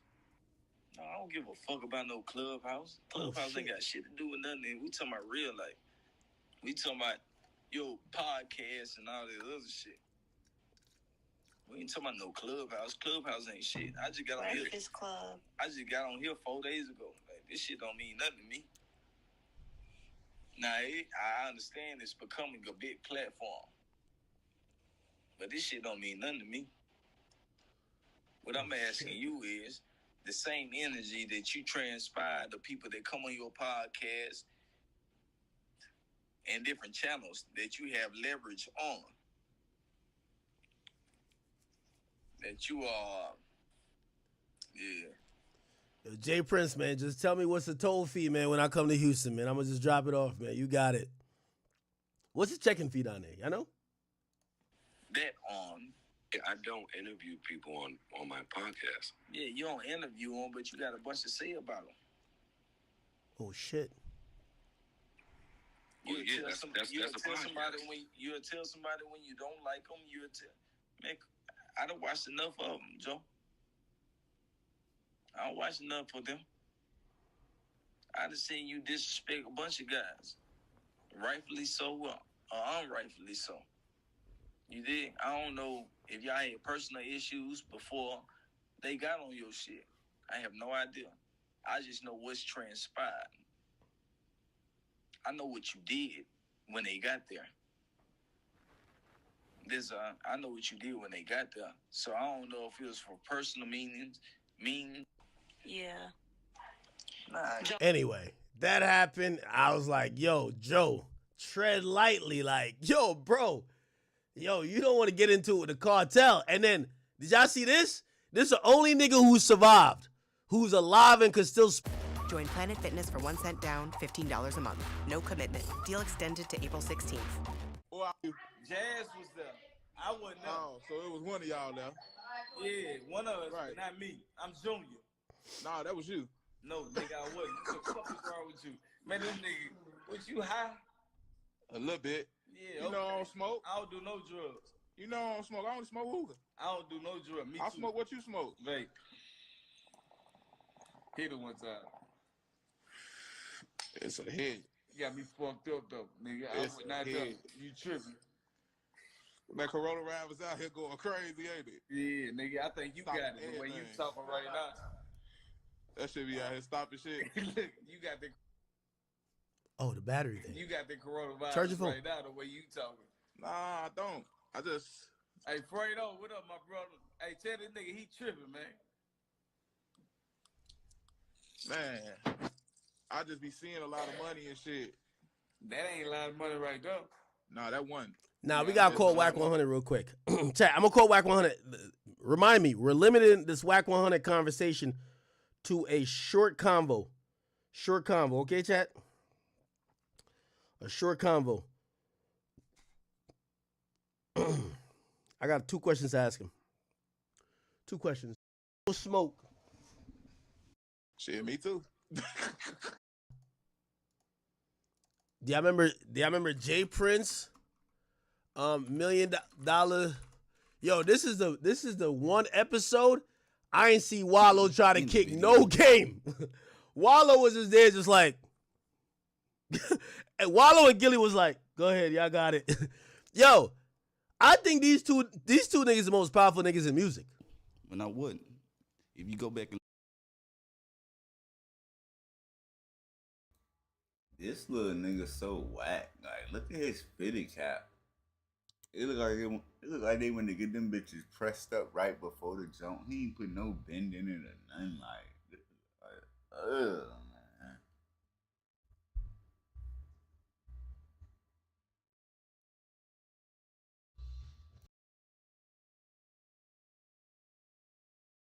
look at the video, Mike is walking right behind me. They took 3 seconds of a situation where I was caught on video and turned it into what they wanted it to be. But in all actuality, we had been there for a while. Around the world where if me and you go rob a bank and, you know, the police or somebody is shooting, trying to protect that bank, right, and hit some innocent person, who you think get that charge? The person that shot that innocent person or the root of the situation that was robbing that bank? The root. Okay. That's what we're dealing with right here. You know what I mean? This dude is the root of this shit. You know what I mean? And from what I done read in this police report, you know, where he's, you know, killing on everything he can tell on. Nah, this was crazy. Nah, shout out to Jay Prince and Jay Prince Jr. That's El Mencho and El Menchito, or El Chapo and El Mencho. Where my phone go? I want no smoke with the Jay Prince brothers. Sounding the word or name Michael Jackson so much, you got mega hits. You are the guy. But y'all gotta stop mentioning yourself with the greats while y'all still supposedly in your prime. Sway, the reality for you right now, you need to find the next one. You've had a bunch. Right now, people want to know the next Sway Lee mega hit. And I hate when young artists, when they on the field, they talking about legacy. Right? If LeBron right now want to talk about his legacy compared to Jordan, he's 40. Sway, you still supposed to be on that field putting in that work. If you really do think you are like Michael Jackson, you supposed to be still proving him wrong. And by the way, you know, Michael Jackson's such an unfair comparison. You know, even if Drake said he was Michael Jackson, like the allure that Michael Jackson had on people, I do want to like give a sobering reminder to people that what a popularity of your favorite artist is now, it pales in comparison to somebody like Michael Jackson. There were only a handful of stations. There were only a handful of outlets that would promote artists. There was only a handful of stars. These days, you could have Playboi Carti. He's a niche superstar. All his audience knows about him, but you might get somebody who's white from Montana or from Idaho that don't know that Playboi Carti actually does an arena tour. They might not know Playboi Carti like that. They might not know Sway Lee.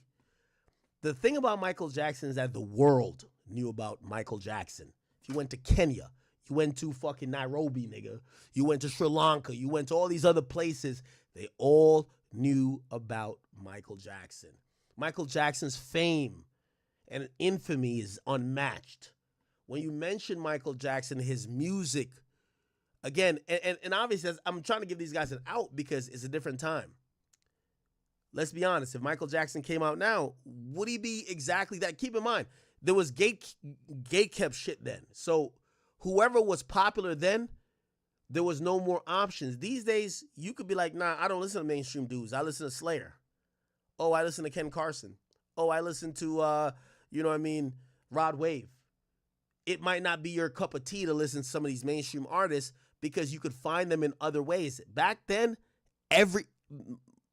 Michael Jackson was ubiquitous. Like, everybody was fucking with it. It's a reason why when we look at the most viewed Super Bowl performance of all time, they got Kendrick at number 1. Remember, they had said Bad Bunny, but Bad Bunny actually came in at number 5. Michael Jackson is number 2. You won't see anybody that's from the 90s there. And these days, we have way more ways to watch the Super Bowl. We have way. At Edward Jones, we don't just know portfolios, we know people. Across generations and milestones, we anticipate what's next so our clients can balance today's priorities with tomorrow's possibilities. 2026, we could look at the whole list, and the whole list is not going to show anybody really from the 90s but Michael Jackson. It's a different type of level. Comparing yourself to Michael Jackson is something that you won't win.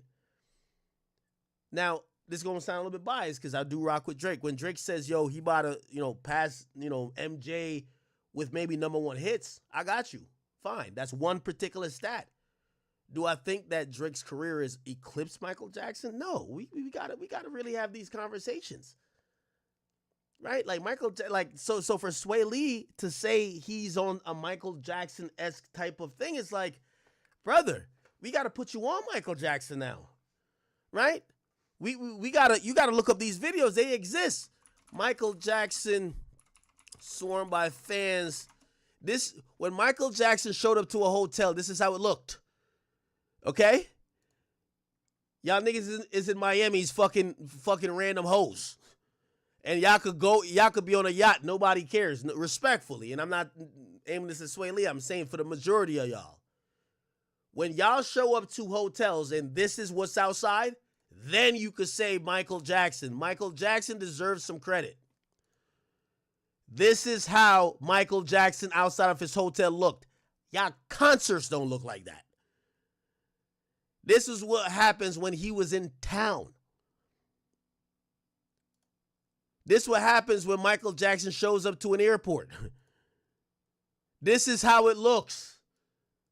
This is how it looks. We got to stop throwing everybody's name with Michael Jackson. We got to stop it. If you're showing up to the airport and don't look like that, you're not Michael Jackson.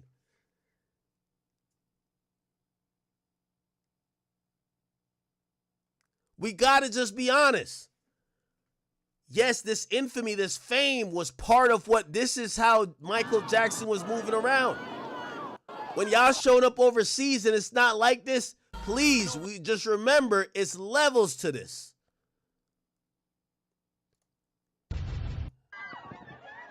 It was pandemonium. It was pandemonium. This is in 84. This is in 84. This is Riot Cops, 84.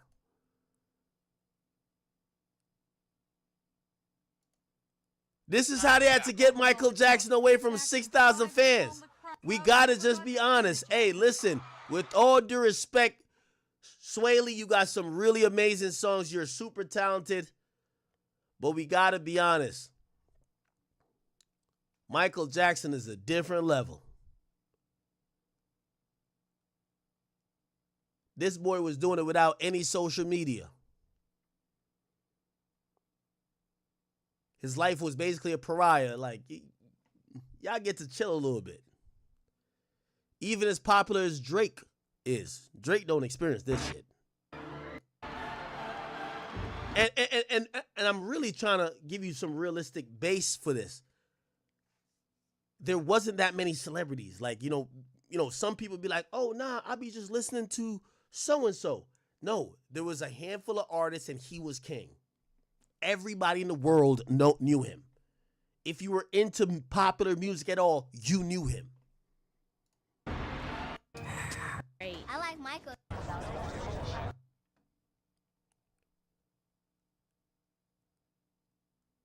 This is when you look at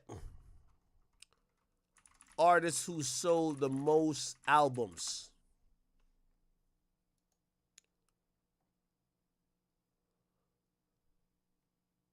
This is a list. When you say you're trying to be Michael Jackson, you got to be on this list right here. Total certified units, 301 million. You got to be on this list. Okay? We got the Beatles, Michael Jackson, Elton Presley. Or Elvis Presley, sorry. Elton John, Queen, Madonna, Led Zeppelin. Riri's on the list. Holy. Okay. There's a couple of... Where my boy Drizzy? I know Drizzy on there somewhere. Where Drake at? Where Drake at? Okay. Look at Drake. 500 million. Come on. Come on. 500 million. But really, those are certified units. Claimed sales is what they were going off. Michael Jackson, 500 million. Drake is in the region of, which I think I think Drake outsold Beyonce. What the fuck? 170, they're claiming. Taylor Swift is at 200. And Beyonce is at 200. Whatever. If I type on here Sway Lee and I don't see you, bro. If I don't see Ray Shrummer, bruv, stop it. Again. And by the way, I think he's being a little bit facetious. I think he wants people to know, he's putting in work. He is putting in work. Sway Lee got some of the biggest songs in hip hop. By the way, you know what we should get into? Why has this become a thing? Did y'all see Sway Lee and what's so-and-so name? French Montana. Recently, they have cleared the record to be nah. They basically have said that French Montana done stole the record, man. So it came out after basically, I guess French did Drink Champs, and he admitted he didn't make money from Unforgettable. $1 Unforgettable. Hey, you are unforgettable. Diamond is that shit now. Going on 20, but 84 around the world. What you mean you ain't make $1? How much money they spent on the record? When you're coming up as an artist, you're not really looking at that. You're just looking at that upfront money. I paid half of that record. The label was like, nah, we don't want to invest in this. So I had to go in my pocket, and I was like, look, if y'all match me, I'll get it. So I put up 150 and shot to Sylvia Rome. She put up 150. Because you're trying to get your bag up, you know what I'm saying? Then once you figure out that you're making money in the back end, now you want the back end too. So it's kind of not fair, you know what I'm saying? So you can't really be mad at the labels because you're supposed to look at all that in the beginning. But I went to Africa and I shot the video out of my own pocket too. It was like $1 million in gambling. I wish I walked out the label and did Make It Rain like how you did it with that record. Make It Rain, 4 million records on the masses. Okay, so he basically said he didn't really make money with the record, and really it's because of how the business worked with the record. So the record technically was Sway Lee's record. It was a eardrummer record, which is Mike Will Made It label, which is Ray Shrummer. Now, I'm a little bit I'm torn with this entire story, because I do think that I see a lot of people trying to dunk on French Montana by oh, you stole the record. But French Montana, he's almost like a Khaled in a sense, except he's an artist. Without French's promotion, without French, I don't think the record does what it does.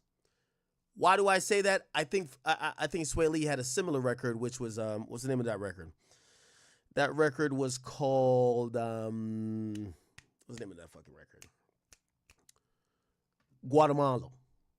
That record wasn't even nearly as big as Unforgettable. Sometimes having a good record, you need that marketing, you need that imagery. I think going to Africa to do the video, it made it worldwide, it made it global.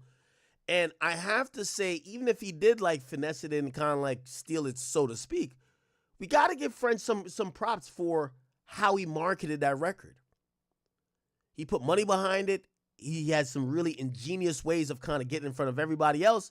And I think they say higher education is outdated, irrelevant. But at Grand Canyon University, we shatter the status quo. GCU's online master's degree programs in technology combine hands-on projects with coursework to help you innovate across digital and physical environments. At GCU, you can learn to use technology with faith, integrity, and purpose. This is purpose-driven education. Take action. Find your purpose at Grand Canyon University. Visit gcu.edu. How'd that phone call go when Sway called you and told you he gave away Unforgettable? It wasn't even Sway calling me that and telling me that he gave away Unforgettable. It was really like me just seeing it on the internet leaked. You know what I'm saying? Right. Yeah. So like, I mean, it really pissed me off. You know what I'm saying? Did you know it was gonna be a huge record? Hell yeah, for sure. I knew it was a huge record with just only Sway Lee on there. You know what I'm saying? Right. So as an executive, it's almost like, man, you just bought this new jewelry and you had it sitting over there, and then boom, you pull up and I'm outside with that shit on. You know what I'm saying? Shit like that. You know what I'm saying? Like that's what it was. Like we weren't looking to get that song placed on anybody's album. We weren't looking to put any artist on that shit. You know what I'm saying? Only reason Jeremiah even had it because Jeremiah had delivered Throw Some More for Ray Shrimmer before they even took off. Right. So wait, Jeremiah wrote Throw Some More?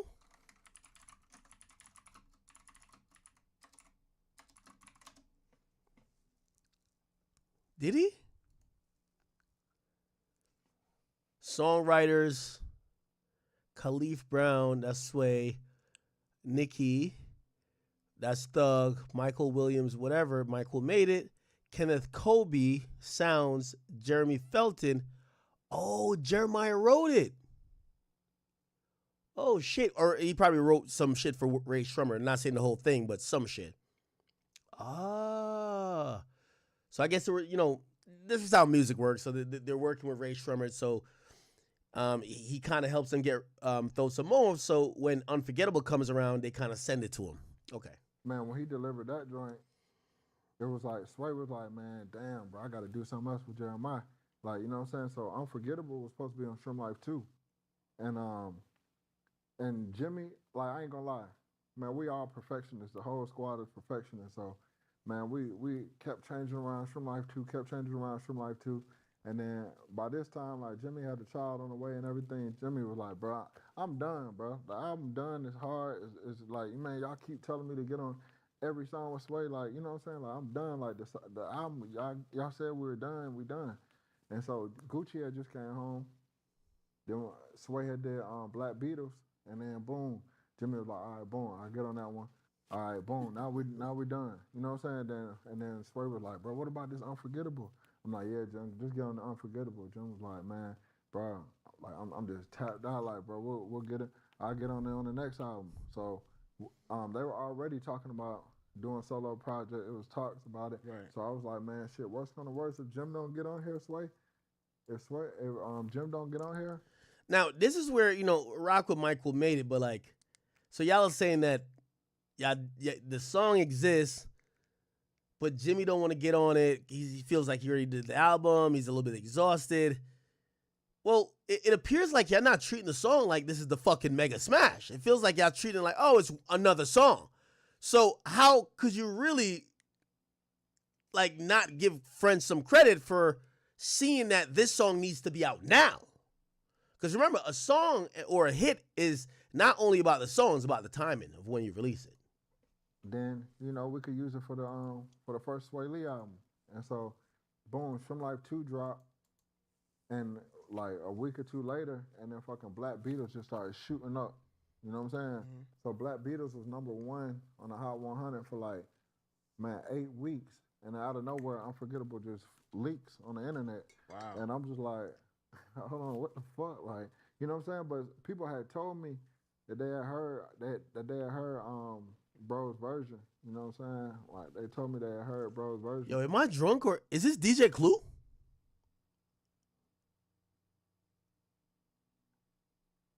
This ain't DJ Clue, is it? And I was just like, and French, that's my boy because, he came he came up like with Undell and everything like that.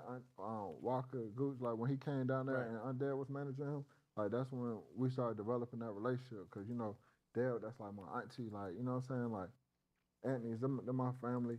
You know what I'm saying? Gooch, that's my big bro, all that. So you know what I'm saying? I had already been familiar with French. We already had a relationship, and the fact that bro ain't reach out to me and let me know like, hey man, your little bro did this song right here. Man, I would love to get on it any kind of way. What are y'all planning to do with it? Or like, what are y'all planning not to do with it? Or like, are y'all sleeping on it or are y'all not? It was no conversation. It was just like, oh my God, this shit is hot. Boom, I'm gonna put my verse on here and leak it. You feel me? And it's like, I felt like we had more respect for each other than that. You know what I'm saying? This feels like, and I get what Michael Made is saying, but it feels like French probably talked to Sway, and Sway probably like, yeah, I don't know what I'm doing with it. And yeah, he shouldn't have leaked it, but I felt like French had a thought about it, like, nah, this is fire. Now, here's the thing. If he had a conversation with Sway, I don't think he needs to go to Sway's boss, which technically his boss is Michael Maida because he owns Eardrummer. But I don't think he needs to do that because Sway's a grown-ass man. But I could see how Michael looks at it like that. Have you ever talked? What you mean? Have you ever talked about it since then? Not really. No. You know what I'm saying? Like, but it worked out for you. But it worked out, right, Mike? Not really. Why you say it didn't work out for you? Nah, it worked out for Sony because they own the master. I'm a businessman. I'm an executive. You know what I'm saying? So that was supposed to be one of Eardrummer's assets. You know what I'm saying? Right. We could have put French on there, and we could have let that be with Eardrummers and Interscope like how it's supposed to be. You know what I'm saying? Yeah, we're never gonna put French on it. Through Epic, you know what I'm saying? That had nothing to do with this record. You know what I'm saying? So like it's like I said, if I rock his jewelry and we just downstairs, he paid for it. He didn't, you know what I'm saying? This his jewelry. He got it laid out. He know how he want to shoot outside and everything. And I'm just already outside rocking his shit. And there's like this interview goes viral. It's like, hey, Clue, it worked out though, bro. You know what I'm saying? It worked out, bro. The interview that's a great example. But Mike, most people would look at it like, yo, the song is a big record. You made a lot of money on it. Your name is ringing bells. My name was already ringing bells. I mean, it's stronger. It's bigger now. Nah, cause I didn't like. He ain't hearing that at all. Yeah, it's not about that. It's just, yeah, I'm a businessman and I'm a man. You know what I'm saying? So out of respect, you know what I'm saying? It's respect first. Out of respect, we already know each other, so you can have that conversation with me if you're gonna do it. You know what I'm if I don't look at it that way, Mike? What if I'm just excited and didn't think about it and just made an abrupt decision and no, you didn't like it, but I might have fucked it up, but I'm like, yo, this record is fire. I want to get this shit Mike, out. How about this? What if French thinks you might say no? I'm not saying you that style of nigga. You probably definitely thought that. And you just said That's true. This was already on. I'm already Okay. You know, just so you guys can watch the whole thing if you guys want to, but Sway Lee then spoke about it. Yeah, Sway Lee spoke about it recently. Let's hear what Sway said. Okay, Y'all was moving so fast. If you look at the artwork, my face is not on the artwork. This is. You know what I'm saying? I'm in Germany and shit. Mannequin challenge was going on. First challenge in the world. Yeah, I'm up there freezing. The whole world freezing. I did the mannequin challenge. We know if you've been injured, you're scared, confused, and have questions. It costs you nothing out of pocket to hire us, and we only get paid when we win your case. We're here for you and your family. The call is always confidential and always free. Not all personal injury law firms are the same. Experience counts. Results matter. If your case is important to you, call us now for a free consultation. We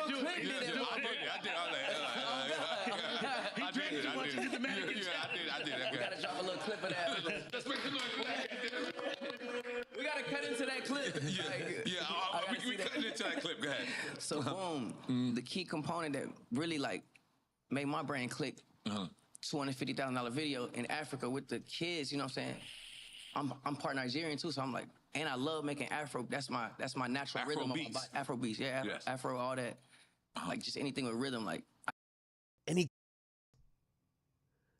Why the hell's Suge Knight? Not Suge Knight. Oh, wow, Freudian slip. Henry, I think. Oh, Luista.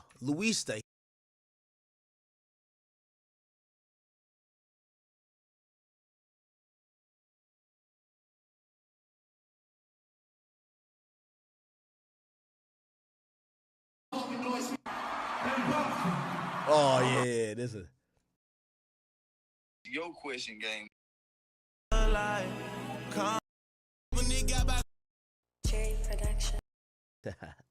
Gucci. They're like, man. All that happened. He dropped the story of Adidon. Offered you. But again, we're gonna be playing some. We're playing. What do you want people to tell you? Sorry? Well, they're not gonna tell you sorry. They don't like you. What's your end goal? Who is this? Why the hell's Suge Knight? Not Suge Knight. Oh, wow, Freudian slip. Why the hell is Snoop Dogg on there? Who is this right here? This is Finesse 2 Times? Why is Finesse 2 Times on here? And why is 50 on here? Y'all tell me what's the difference. They know the difference. I've been saying this shit. Oh, Big Meech was in the corner. And they have struck us for reacting to the documentary. It's not even him. This documentary is still up. It has 184,000 views in 12 days, but they struck us for watching this documentary because this documentary basically pinpoints, all the snaky and slimy shit that Roc Nation have done. Chat, because we're going to be playing, what do you call it again? We're going to be playing some, we're playing reference tracks off a artist signed with Roc Nation. I don't want to do it on YouTube. We're already going through seemingly probably is going to be a legal battle when it comes to that. So I'm going to do this on Kick. So there is a whole thing where I see people talking about Pusha T and Quentin Miller or whatever. Pusha T, Quentin Miller. Apparently they're saying that there was some reference tracks that was out. I will not be playing it because right now Pusha T and the Clips have signed to Roc Nation and we have a current legal situation with them. So I need everybody to come over to kick.com. Kick.com. Everybody please, kick.com/academics. Kick.com/academics. We're trying to make sure that we don't get into any type of we're already at that point with Roc Nation. They're declaring war on us reacting to or talking about Jay-Z. They're using any type of thing possible. So we're going to do this one on Kick. All right, chat? So please, if you're on YouTube, kick.com, real quick, kick.com/academics. Just type it in your browser. Even if you don't got an account, there's no ads over there. Just come over real quick because I want to play these songs and listen to them. And if I play them on YouTube, I know Roc Nation Legal, who's watching this, they're going to be trying to shut us down and trying to get YouTube to, So I'm going to give y'all a couple more seconds, but kick.com/academics, okay? Kick.com/academics, all right? We're doing this because this says Pusha T supposedly utilized Quentin Miller, which, by the way, also supposedly Meek Mill had utilized Quentin Miller. No, a lot of people got at Drake for the Quentin Miller thing, but apparently they had also solicited Quentin Miller to potentially help with music for them as well. So anyway, thank you guys on YouTube, but we are going to Kick, and I got to cut it just because Roc Nation is on my head top. All right, people. All right. Well, all right then. Okay.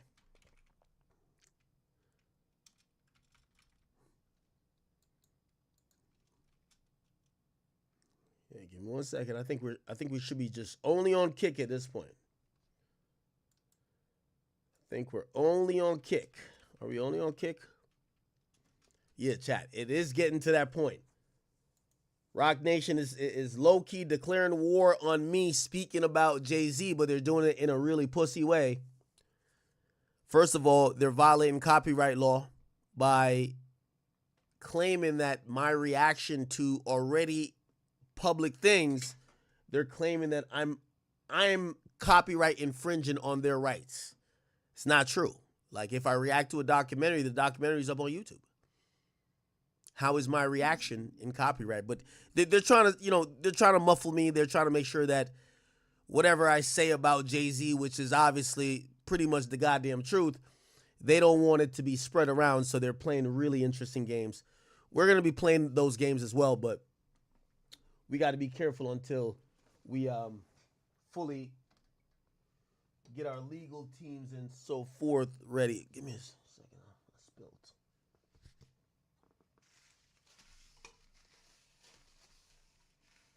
Sorry, chat. Sorry.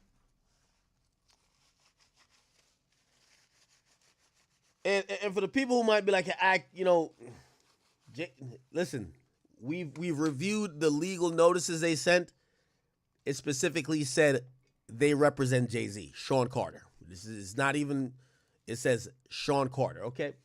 All right, let me just confirm that we're only on Kick. Are we only on Kick? All right. And again, if you're on YouTube, I apologize that you guys had to come over. I know we're kind of vibing. All right. Check this out, chat. So apparently they're saying that Pusha T, who was one of the people who kind of got at Drake about like this idea of like ghostwriting or whatever the case is, obviously for Drake's, collaboration with Quentin Miller when it came to making a few records for his, impromptu mixtape called If You're Reading This Is Too Late, that became a whole subject of people accusing Drake of being, fraudulent. They're like, oh, he uses ghostwriters. He uses this. Obviously, him and Meek got into a whole beef over it. Meek got reference tracks supposedly from DJ Drama. Those were dropped. And what ends up happening after all of that is dropped is that basically we also heard rumors that, I think he even said it, right? We'll find it. Quentin Miller himself said that Meek wanted him to work with him, which that's not fully publicized. Only thing that really got big was people saying Drake was using help. Quentin Miller, Meek. Let's hear this. Look. Here we go. Wanted to work with you the second time and offered you money. Can you say how much he offered you? Listen. So remember, the whole problem was that Quentin worked with Drake, but Quentin Miller also gave the info that, well, Meek was trying to work with me too. When Meek wanted to work with you the second time and offered you money, can you say how much he offered you? It was like 15. Okay, so a nice chunk. Yeah. A nice chunk of money. Okay. So he's claiming Meek Mill offered him $15,000 to work with him. And you turned down Meek the second time, and Drama was upset that you're not working with him. Yeah. Okay. So now you're kind of caught in the middle a little bit because you have a relationship with Drama as well, but you have a relationship with Drake. And how long after all this happened did Meek and Drake start to beef with each other? Skinny Day. I see you. Trust me. I'm watching that Kick Chat. I see you. I'm going to answer that. Well, it wasn't very long because then it was like maybe after the third time, then I told Drake about it. And I was like, man, it's kind of weird, man. Like he's just pressing it so hard. But I'm like turning it down, bro. Like, I'm not trying to work with bro. I'm trying to work with you. And so he was like, yeah, that is weird. And then Meek was tweeting stuff before he tweeted my name. He was tweeting like little sub stuff. And me and Drake were like screenshotting and sending it to each other like, yo, you think he's talking about this? Yo, you think he's talking about this? And then next thing you know, he says, he puts it all out there. And that just changed everything. That changed my relationship with Drake. That changed my relationship with Drama. Okay. Now, before we get to whatever y'all saying, remember this is 10 years ago I did this video. True Journalism, check it out, because in terms of just sheer entertainment value these days, nothing has rivaled hip hop for the top spot. Okay, so I did this video 10 years ago. This is July 25, 2015. I want to get to music.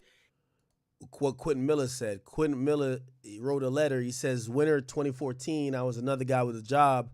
I was just another guy working a job he hated with a passion. Somehow I found myself on the phone with one of my idols. I told him I worked in a bakery, and his exact words was, "Fuck that, you're destined for greatness." Okay? Hearing that from someone I've been studying from 2009 bar for bar, there's no way to describe this. Most of the project was done before I came in the picture. I remember him playing it for me for the first time thinking, why am I here? What does he need me for? The answer is nothing. I watched this man piece together words in front of me.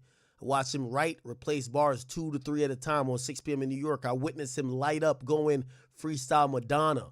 Okay?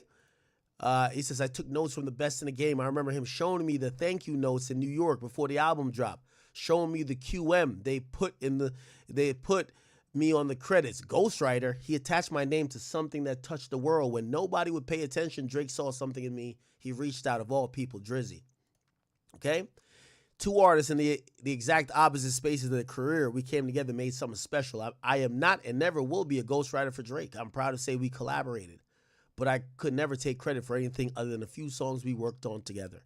That's all I have to say. And back to this 1317 shit. Okay? That's what he said. Okay? Okay. All right. Now, I want to now go back to this because obviously we know the Drake and Meek beef went down in 2015, but in 2018, we had Quentin Miller, or not Quentin Miller, but Pusha T, who kind of brought this back up after he said on a record, he basically said it was written by Quentin or something like that, right? Like he had what was it, 2018, Pusha T sneak disses Drake. He sneak disses Drake on a record, that's before it was on Infrared, right? Let's go to Pusha T Infrared. And by the way, this is after Drake worked with Kanye. But, okay, Jesus Christ, we can't find it? Okay, let me see. You have to verify you're human. We're human. You know we're human. All right, bet.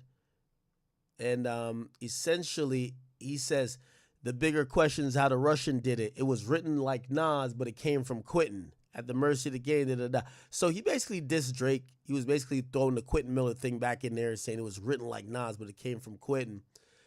And Drake and him got in the back and forth, right? You had Duppy Freestyle.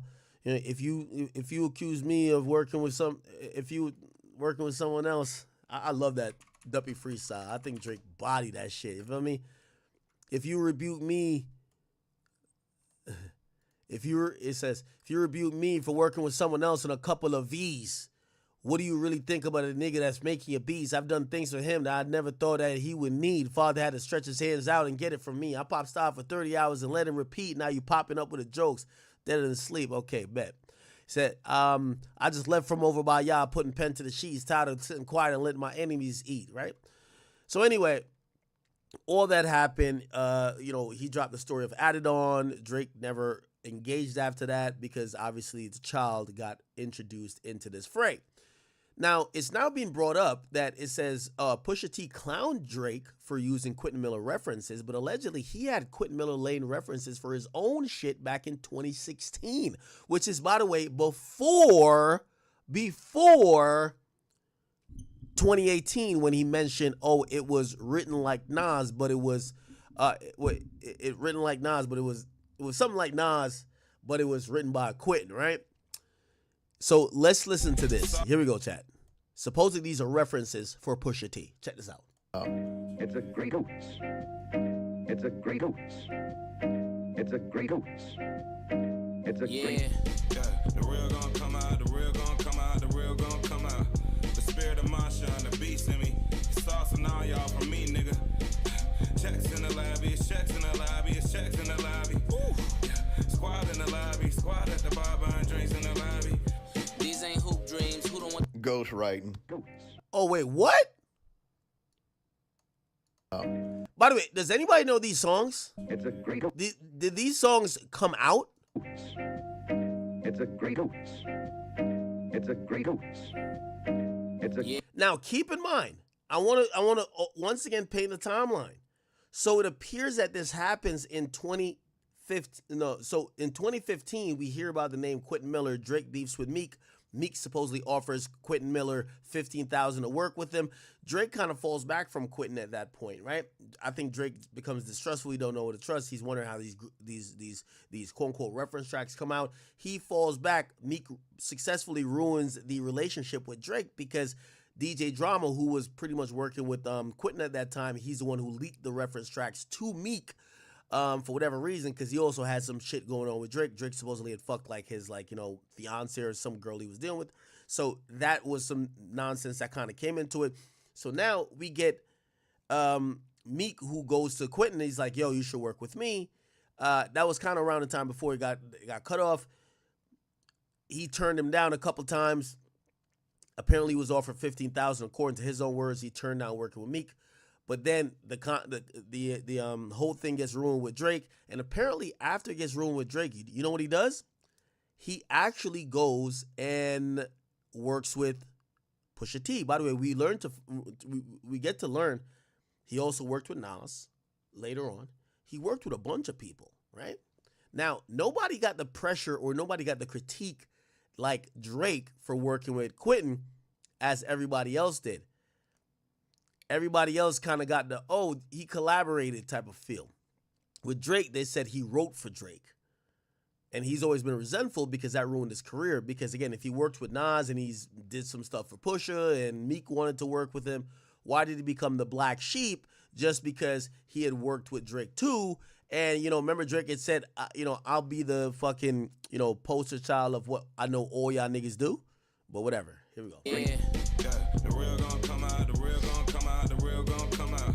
The spirit of Masha and the beast in me. It's saucing all y'all from me, nigga. Checks in the lobby, it's checks in the lobby, it's checks in the lobby. Squad in the lobby, squad at the bar buying drinks in the lobby. These ain't hoop dreams, who don't want Ghost writing. It's a great hoots. What song is this? It's a great hoots. It's a yeah. The real gon' come out, the real gon' come out, the real gon' come out. The spirit of Marshawn, the beast in me. Wait, is this a real song? Maybe never. Oh shit. It's a real song. Is it?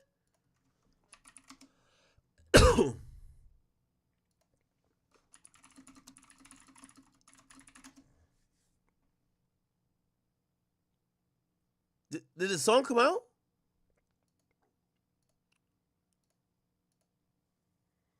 Real gonna come?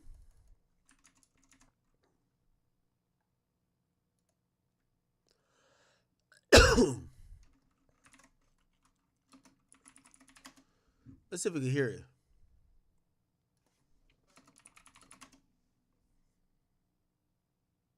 Did it not come out? I can't seem to find it, Chad. Sorry. It's not a real song? So it never came out. Ironically, right? So the real gonna come out was never a real song. Oh shit. Fuck. Saucing all y'all from me, niggas. Checks in the lobby, it's checks in the lobby, it's checks in the lobby. Ooh. Squad in the lobby, squad at the bar pouring drinks on our body. These ain't hoop dreams, who don't want the Quentin Miller reference track number 2, Bodman. Take your time to rewind this. Knew that I would be what I became when I grew up. It's a shame my mama raised her. Mixed feelings for a rich nigga. Money can't fix what's in him. He just a. What you gonna do? What you gonna do when they come for you? Out of my watch, checking time on my phone. Sending shooters through an app, man. Damn, that's a bad We can tell that you knew the money. Too much. Ghost writing. Take your time to rewind this. Let's go back a little bit. Let me grab a Red Bull. Shame, my mama raised her. Mixed feelings for a rich nigga. Money can't fix what's in him. He just a. What you gonna do? What you gonna do when they come for you? All that my watch, checking time on my phone, sending shooters through an app, man. Damn, that's a bad We can man. tell that you knew the money too much. Ghostwriting. Take your time to rewind this. Knew that I would be what I became. When I grew up, it's a shame. My mama raised her. Mixed feelings for a rich nigga. Money can't fix what's in him. He just a. What you gonna do? What you gonna do when they come for you? Presidential watch, checking time on my phone, sending shooters through an app, man. Damn, that's a bad man. I can tell that you knew the money too much. Quentin Miller, reference track number 3, a track that was sent to Quentin Miller for him to ghostwrite on. This ace of spade that I'm holding trumps you all. Let me show you, show you, show you, show you, show you.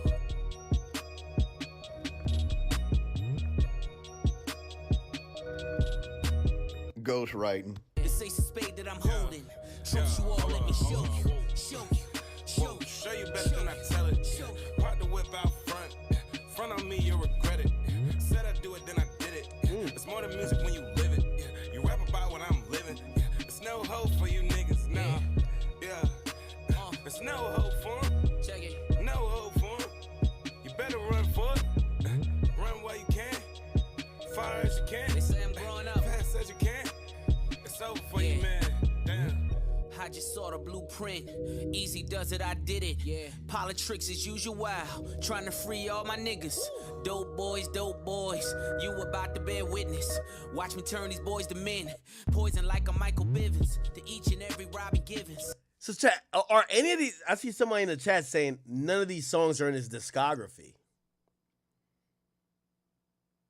Now, here's the thing. These could just be unreleased songs, but still, it doesn't defeat the process of is Pusha T sending songs around, maybe even if they don't get released or not, to try to like solicit hooks, to try to solicit verses, bridges, whatever.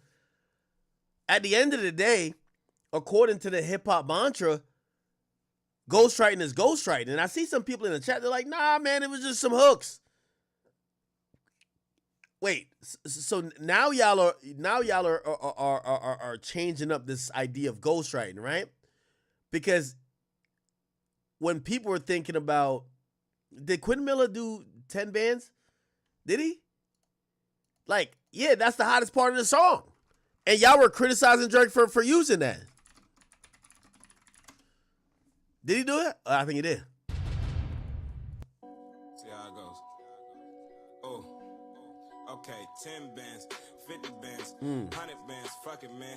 I'm trying to run through the budget. Yeah. Y'all criticize Drake for using hooks too. Far as you can. They say I'm growing up. Fast as you can. It's over for you, man. Damn. I just saw the blueprint. Easy does it, I did it. Yeah. Politics as usual. Trying to free all my niggas. Dope boys, you about to bear witness.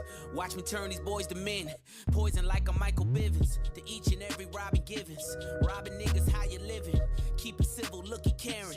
Riding rape with Rodham Clinton. Just to find an Haitian million and bring it back to Haiti's children. We'll crucify the thieves and liars, but only after what we're building. Are any of these songs out, Chad? Chain gang, kilos round the collar. Private prison, big pimpin'.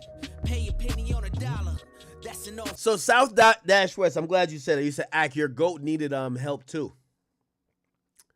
Here's the point what I'm trying to tell y'all, right? About this, oh, my GOAT needed help too.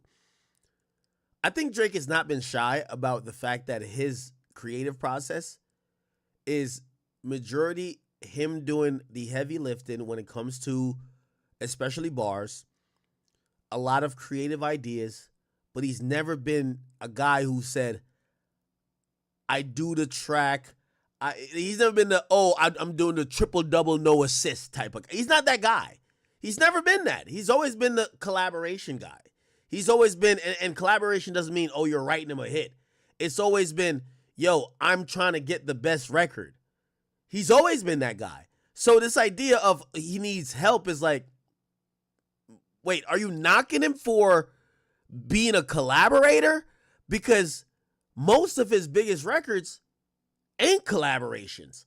So like, if you're trying to like diminish his pen, we've seen him do it without collaboration. So what underhanded tactic are you trying to use?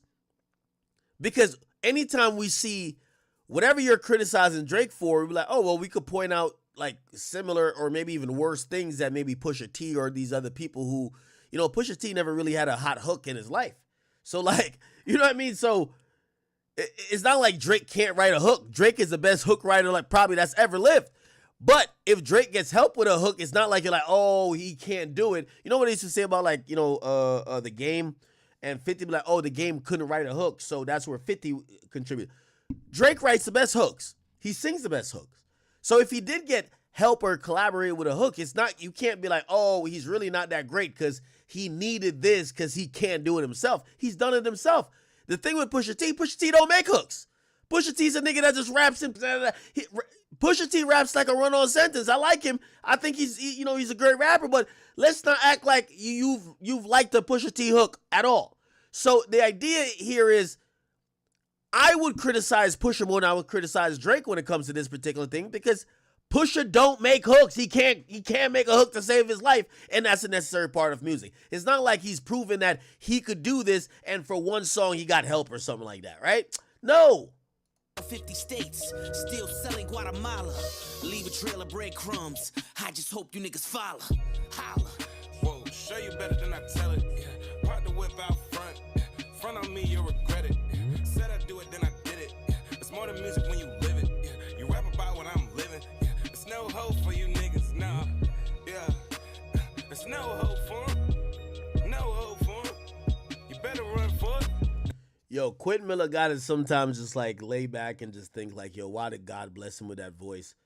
I got to be honest, Quentin Miller, I do think he's one of the most talented people who's ever been like, relegated to just giving up records or just ghostwriting. The guy be fire.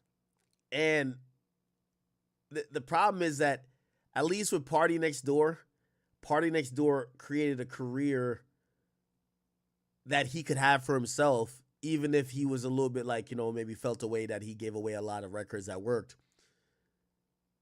When it came to Quentin Miller, it felt like niggas didn't like nothing that came out of his mouth. And if he was working with all these people, like that got to be a trash feeling. You're working with Nas, you're working with Drake, you're working with Pusha T, you're working with, he had named some other people, I forgot their names. And shit. That gotta hurt a little bit, right? Did you ever hear Quentin Miller? He says he wrote for some people. Look. It was 30. Okay, so they gave you 30 grand and they got 6 Drake songs out of it? And everything else that I did after the Drake shit, like a few other songs that I did, like some Wiz Khalifa shit, some G-Eazy songs, shit like that. Wow. It was 30. Okay, so they gave you 30 grand and they got 6 Drake songs out of it? And everything else that I did after the Drake shit, like a few other songs that I did, like some Wiz Khalifa shit, some G-Eazy songs, shit like that. Wow. It was 30. Okay, so they gave you 30 grand and they got 6 Drake songs out of it? Okay, so he said G-Eazy and somebody else. I respect Nas and love Nas like any other rapper in this world, and to get an opportunity to work with him, man. He's telling me, yo, man, you one of the dopest new rappers I heard, you know what I'm saying? I'm like, I'm taking this in. This is a great thing. You get the opportunity to work with somebody, and then people find out, and then they tear him down because he worked with you, rather than look at you like you must be dope. That's what you expect, but it don't turn out that way. Yeah, nah, I know he got to be, like, for example, Partisan Fontaine, right? He's a prolific writer. People love, Partisan Fontaine, but nobody kind of like just shits on him completely for everybody he's collaborated with. Shit, one of the times I was, he went on a rant here. Okay, so apparently this whole Quentin work with Nas conversation is going a little more viral than what I thought, because now, they don't want to work with him.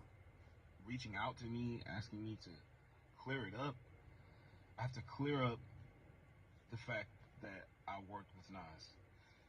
So, okay. And, you know, off the strength, you know, I want to shout out to Hit Boy, you know, for the opportunity that he gave me when he invited me to the studio and allowed me to work with Nas.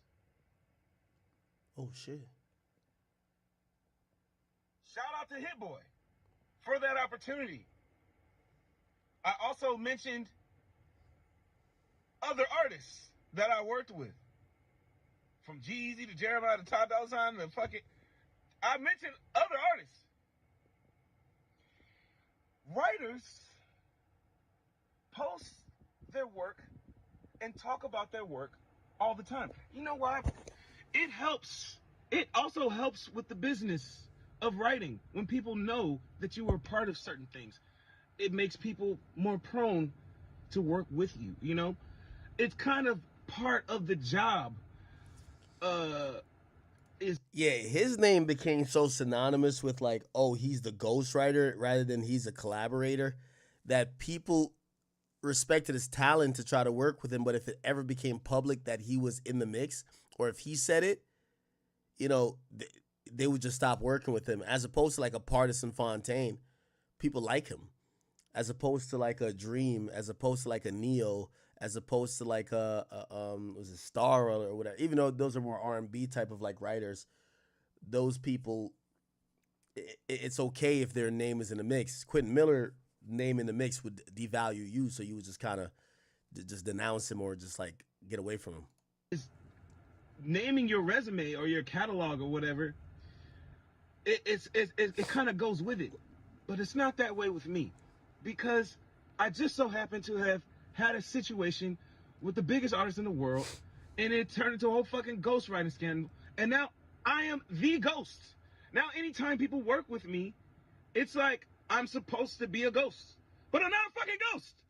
You don't make money being a ghost. They don't pay you. Artists don't give a fuck if you have money or not.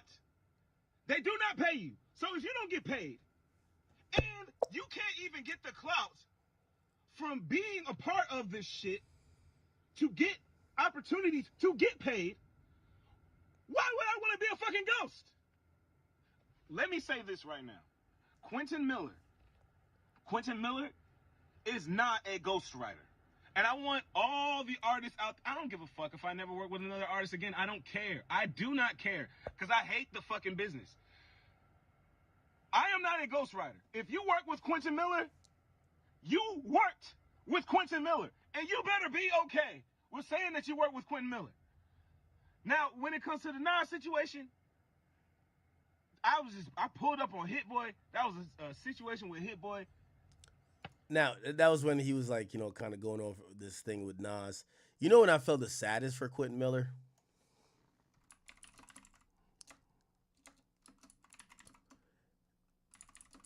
He ranted one time about Meek Mill. I've never been more sad for this guy. Like, he was so hurt. I could tell. Oh, this was a rant. Oh, my God. I felt so bad for Quentin Miller right here. Yeah. By the way, if you don't know, Quentin Miller, like, throughout all the mess, Meek and his homies beat him up. He then lost his foot, right? So he only has one foot. And I remember he made this video, and I thought, and I still think, I think Meek's karma, no matter what he's saying, I don't care how many people you free from prison reform, you owe this man an apology. That's a fact. Yo, so, you know, a lot of people have been congratulating me and sending me messages and shit about the 5-year anniversary of If You're Reading This and shit. And, you know, I look on socials and I see, like, producers and, you know, other people that were involved with the artists, and they get to talk about how proud they are of the shit, you know. And, you know, it's different for me. It's pretty much taboo for me to even talk about it, you know. I pretty much try to act like it don't even exist. The biggest project of my entire career, right? And that's pretty strange, but unfortunately, you know, I don't have the good memories about it that everybody has. You know, my good memories were all murdered, you know what I'm saying? Like the day Meek Mandela You know, y'all buying that bullshit since he came out of jail, like he's whatever. The day he, you know, put my name out there, you know, and it just blew up my whole spot. And, you know, that shit just fucked everything up for me, bro. And it's so crazy. Yo, I always like felt so bad because at the end of the day, Drake is flying around the world in a fucking 747 or whatever the hell the airplane is. Meek is constantly saying how he's millions up, he's rich as fuck, this and third. And when I look at Quentin Miller, I'm like, my boy don't got a cut. Yo, my boy got like the string earphones. He don't even got AirPods. Bro, he got like a jacket that's cost like probably $60. And bro, like I could see the brim of the hat look like it's a little worn out, bro. I'm like, yo, bro, if anybody deserves an apology, bro, it's not Meek or nobody. It's this guy, bro. Honestly. Man, it not only did it mess that up, but in the confusion of that shit, you know, me and DJ Drama and Cannon, like that whole side, our ties were severed because of that shit, because it was just so much confusion and everybody was trying to find out whose fault was it and this and that. Like, y'all just don't know what them phone calls was like. Y'all just don't know what them text messages was like. Like, y'all don't know what that pressure was like. It was a lot. It was hot. And that's one of the biggest things I regret was fucking up that relationship with them, because in the end, that nigga Drake and Meek, them niggas is best friends now. They watch basketball games and do shows and shit together, you know? So it's just like, what the fuck was that even for? What the fuck was all of that for, you know? Like, Yeah, I'm not gonna lie. When you're like the casualty of war and then you see Drake and Meek, y'all remember when Drake brought out Meek? Drake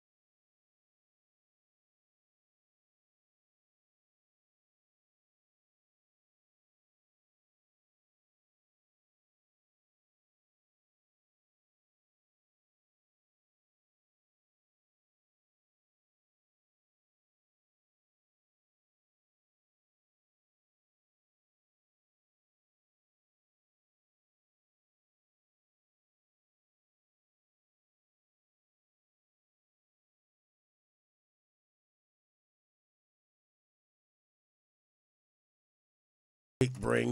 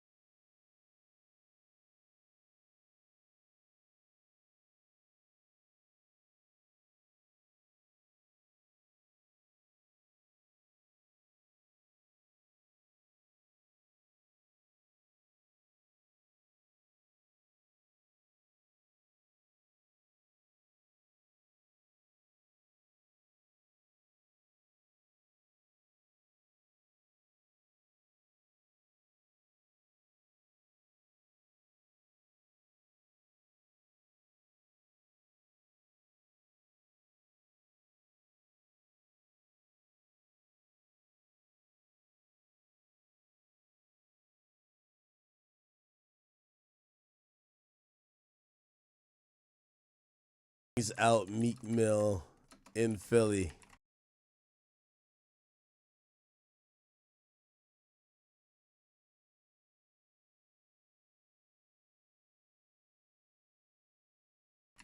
I'm talking about the first time when they squashed beef. This is 7 years ago. Was it 7 years ago? Yeah. I'm talking and I'm muted. It's cool. It's cool. It's cool.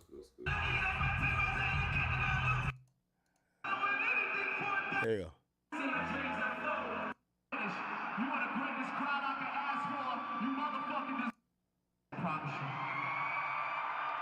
Yeah, this is when they like squash beef, right? I remember Drake gave a speech and I'm like, yo, I could imagine what the fuck Quentin Miller was saying. Yo, like, yo, bro. Nah, we gotta look. Drake squash it. I definitely He's agree boxing with the you. corner. But I also feel like, you know, I do feel like his issue is a real estate issue. It's like, you know, he was dropping his album. It's June. You know, Scorpio's coming. Ye comes out of nowhere. Hey, I'm dropping. dropping some Oh no, I'm dropping 5 in June. Every joint. I'm the only one. I'm the only one in May.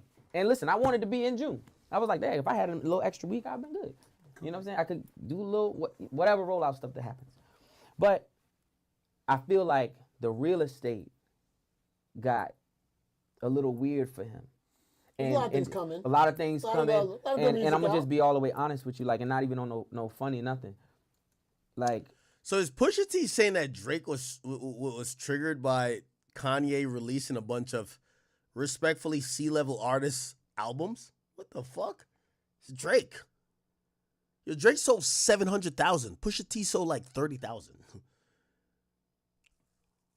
I don't know about this. Now, granted, maybe he took it like, yo, Ye is trying to fuck with me by like putting a bunch of like attention on other shit around the time I'm dropping. Okay. But I don't see Drake like, oh my God, Pusha T's dropping. Why is he dropping so close to me? Like, come on. Or like, Tiana Taylor's dropping. Oh my. Like, they dropped a designer project. Like, what the fuck? Designer? I'm sure he's gonna, you know, put out an album that does numbers and so on and so forth. It wasn't, yeah, great. It was not gonna be better. It's not gonna be better than Daytona. I'm sure it's not gonna be better than like Ye's. No, I'm talking about just album. Okay. Yeah.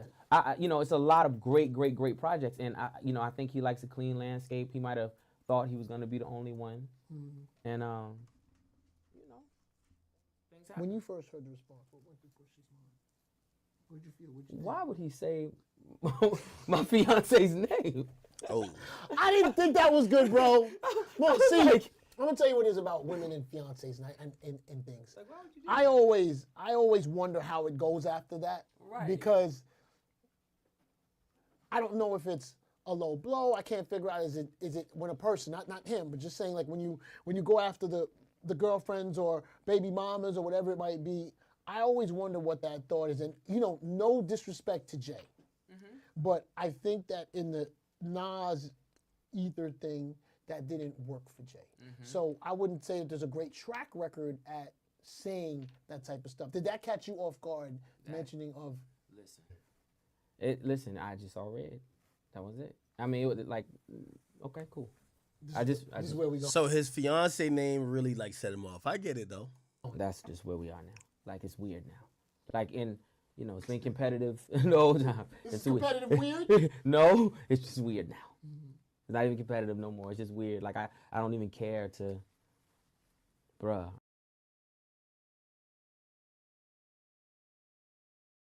So. Do you expect him to respond to this? I don't know. Take a chance on. It's like he, you know. Story with Quentin that Like, I need to know, like, because I had, you know, after that came, I had to be like, okay, wait, who am I dealing with? And then I, like, you know, I had to be like, who am I really dealing with? I had to get into, like, the real conscience of somebody, like, okay, wait a minute, let me see what they really on. You think he wrote it? No, I never will though. Wait, what? You know Drake wrote Duppy Freestyle, man. Come on, chat. Everybody know.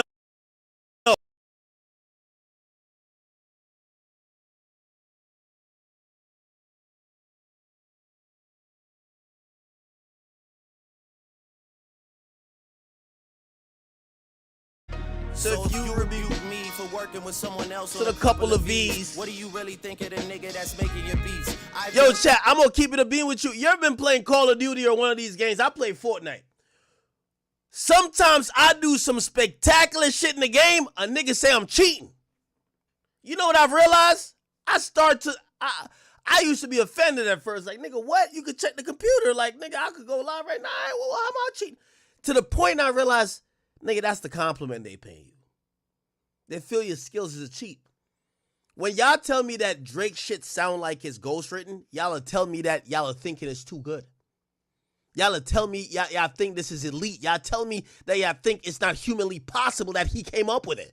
What y'all are telling me is a subliminal way of saying this is too good. You are admitting defeat. You ever see somebody in an NBA game or any type of sport or any type of field of competition? Let's go to the Olympics. Let's go to track and field. You ever see somebody run the slowest time in history and they say, nah, check that guy for steroids? Never. You know how it goes? It goes like this. Oh, what the fuck? How the hell he did that? Test him. Yo, what the fuck? That nigga did 83 points. Test that nigga. He on some shit. At this point, I think Drake got to take it as just compliments. These niggas are saying you can't humanly possibly be doing this shit by yourself from this brain to this fucking hand to this finger to that pen to that pad to that fucking mic to that goddamn instrumental. They don't think you could do it. That's a fact. You got to take it as credit. This is what they don't want you to do. They don't want to give you the credit. They don't even want to say, I ain't gonna lie, if that was him, that nigga's a genius. But if it ain't him, he a fraud. They won't even give you that. They just call you you wouldn't call it help or whatever if you thought it was trash.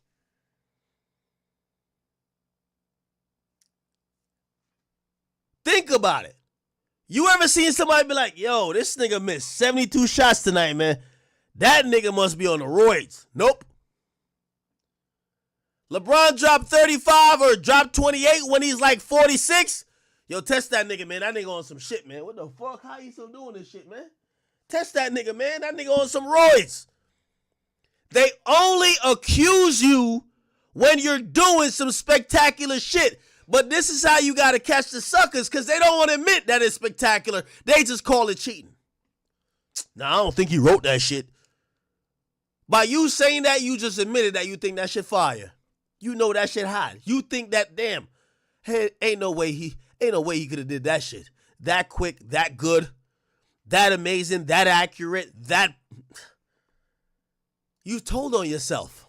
Things for him I thought that he never would need. Father had to stretch his I've never seen them say, yo, nobody listens to Soul Train by YB in the Mirror and says, nah, that's a ghostwriter right there. Nobody says it.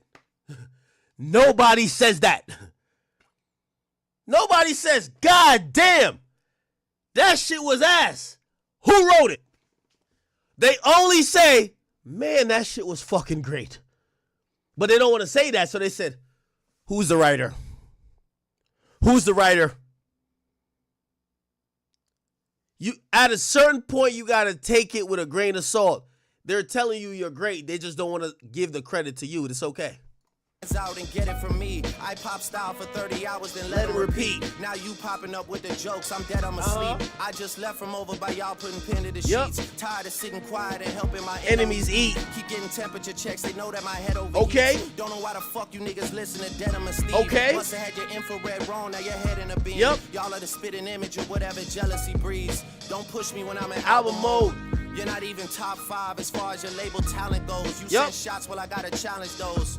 but I bring calicos to the Alamo. I could never have a Virgil in my circle and hold him back cause he makes me nervous. I wanna see my brothers flourish to their higher purpose. You niggas leeches and serpents. I think it's good and now the teachers are Hold learning. up. Yeah, your brother said it was your cousin and him Than you. So you don't rap what you did, you just rap what you knew. Don't be ashamed, there's plenty niggas that do what you do. There's no malice in your heart, you an approachable dude. Man, you might have sold to college kids for Nike and Mercedes, but you act like you sold drugs for Escobar in the 80s. I had a microphone of yours, but then the signature faded. I think that pretty much resembles what's been happening. Yo, we gotta be honest.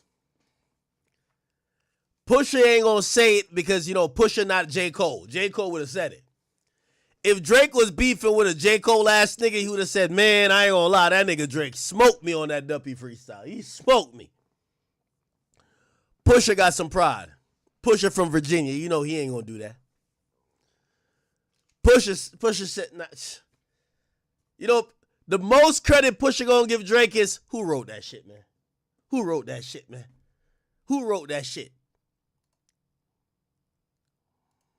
It came, I had to be like, okay, wait, who am I dealing with?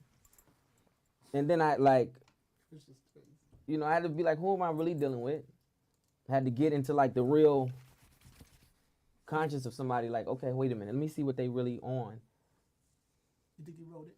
No, I never will though. I never will. Anything Now, that. What is it? Is it the reference tracks that caused you to feel this Yes. way? Yes. Did you feel that way before the reference tracks? Was that in question to you? No, I don't just assume you don't. You just assume he does. Yeah, just Before assume that. everybody just do what they do. Yeah. So now, so when you heard the reference tracks, Yeah. were you shocked, surprised? Yes. Now we're gonna get to Quentin Miller. Well, let me tell you something. I mean, you know, man, I mean, this is the thing. When it comes to those, I don't feel like that's what's like sort of annoying about this situation, because people nickname the reference tracks. It's like, you don't nickname that. Like, you can't nickname that. Like, listen, I've only heard a few reference tracks in my life. I heard Biggie did Queen Bitch. I heard that. Kim. You know what I'm saying? I heard like I mean, I'm talking about weird, like. Which was shocking at the time. Like it was. See, I didn't even look at it like that because I just, you know. It was like, you know, it was talk like, yo, there was a track. Even though we kind of knew it. Yeah, like, I mean, it was. To hear it was a different thing. Yeah, like I don't even hear things like that. That's the thing. You don't hear that. And then you don't hear, I don't know, man, like to hear it, it was just like, okay, all right, this is, y'all got it. Y'all got it, bro. Like, I can't. He did address it in his response to you, though. That he's, you know, I thought he was owning up or mentioning that, hey, you guys feel a certain way about me, but with a couple of tracks that, you know, I feel that was the first time he wore it. Yeah, but no, because my problem is this. What is Kanye West's first passion? What do you know him to be first at anything doing? In what? I would assume producing. Oh, you would definitely say producing. I would, yes. The world would. Yes. The world would. Like, you don't look That's how he came in the game. Exactly. Yeah, you don't look at him, or you don't look at Dr. Dre and say, you don't do that. So don't start, and you don't posture. He doesn't posture as rap god. No. Blah, blah, blah, blah, blah. Okay, so let's start, like, you gotta call a spade a real spade. That's the problem. Like, that's where it gets all weird and fuzzy and crazy. It's like, man, come on. So I think he always wanted a piece of Kanye. 100%. Because I felt like he got to Kanye. You want a piece of what? Come on. So I think he always wanted a piece of Kanye. 100%. Because I felt like he got to Kanye pretty early in that song. Yes. He was maybe 4 bars in. 100%. Now, but I would understand, you know, it's a huge win for him if he can throw that dagger at Kanye, and maybe because of the way the kids look at a rapper or an artist, you know, like me and you, we know the beats, but you know, sometimes when a young kid just sees the guy behind the microphone, they feel like it's his first thing. And for Drake, look, outside looking in, you know, you're a tough hurdle, bro. Like, you know, like going head up with you, I would be concerned I think any rapper would be. So I'm sure he's concerned about just being toe to toe with Pusha out here. I don't even think he thinks like that. I think listen, because for real, I think he does. I don't believe that. But I don't believe that because I'm gonna tell you what I really believe. I believe that he sits right there. He watches cable. I believe there's a huddle of 6 that do what they do. Huddle of 6. He goes up there, boom. They're very calculated individuals. They're very smart. Clever. Yeah, man. Like, it's what it is. Like, so that takes me into, like, even you got 24 hours. Bro,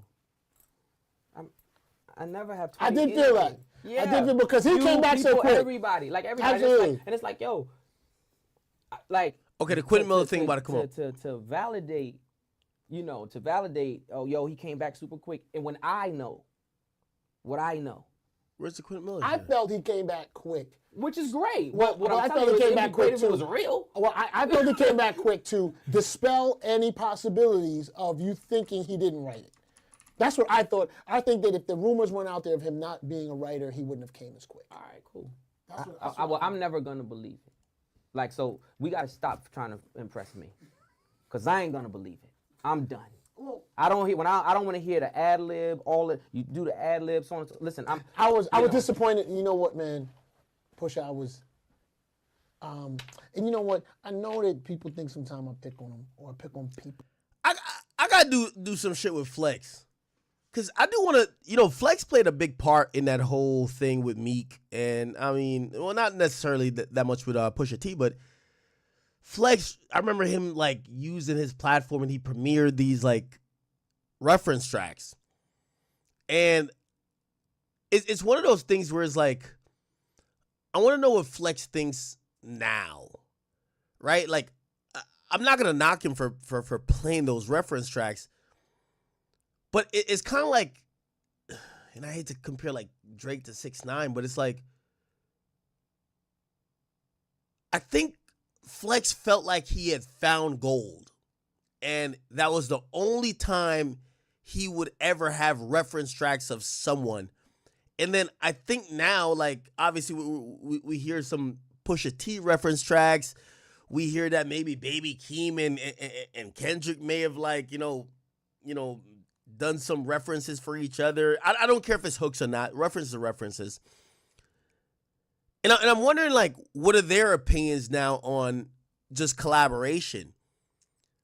Are they still in the same type of thought with Drake as they were when, Meek said whatever, or when Pusha said whatever? Or now do they probably look at it a little bit different? I would love to ask that for Flex. Who don't write? Because I was a little verbal about Cardi B. I've been a little verbal with Drake. That's me. But I do come from a place that if I'm to believe you, and because you're on that microphone to try to make us believe you, more than the next guy. So when I find out something is written, I do get disappointed, and I think what disappointed me maybe the most was hearing the ad libs and hearing the tone, because then I'm like, this isn't yours, and now I question all the other thoughts that you may have made me believe, and sometimes I feel like I stand on an island by myself, bro. In what I believe in that, because I get so much, hey Flex, you don't understand, or hey Flex, the game has changed, and my only thing is, if you don't write, I just don't want to hear top 5 talk. I feel like people who don't write should coexist. I feel like and it's fair. cool. Like, I feel like that's fair. I feel like that's fair. I feel like, again, like I said, it's the posturing. It's the posturing. Yeah, that was always the biggest fraud of it all, right? It was this idea that Drake never wrote at all. And I honestly feel like the real conversation around it all was that it's not that Drake didn't write, but Drake was like probably most artists that even if they wrote 95% of their shit, they might get a poppin' hook, or they might get a poppin' riff or whatever that they kind of build off, and that not every artist was just building completely by themselves. And even when people look at people like, oh, nah, well, Jay-Z and them never did that. Like, bro, it's caught on video where Kanye kind of comes up with damn near almost not even a hook, but he gave him the whole beat. He gave him the whole concept of the song, and all he had to do was kind of like build a little bit onto that, then rap. I'm not gonna say that, you know, we had like the full proof of like, you know, Jay-Z not rapping, but it really was redundant in kind of like reducing the entire landscape to, oh, people can't use these ideas of collaboration anymore. It was just, oh, you gotta do everything by yourself. Like, come on, bro. That's my thing with everybody, with any artist, because I think hip hop is a competitive sport, unlike R&B. Because a lot of people say to me, "Oh, but in R&B, people write their songs, and someone may deliver it." Yes, but the two R&B guys, they're not really competing for the top slot. You know, hip hop is created on, if I deliver what I deliver better, I'm above you. Right. And I feel like if there's steroids involved in that, then there's a Well, and listen, this is why, you know, even with the track today, Story of Adi Dying, right? I feel like, you know. I think the conversation back then, you know, obviously, you know, I think people kind of understood it from Drake's point of view, where he's like, yo, what's, like Drake kind of bowed out because he felt like he was going too far or whatever. Did Pusha T ever answer that question before this Kendrick thing? Because I've always felt Drake should have took stock of what happened during this battle.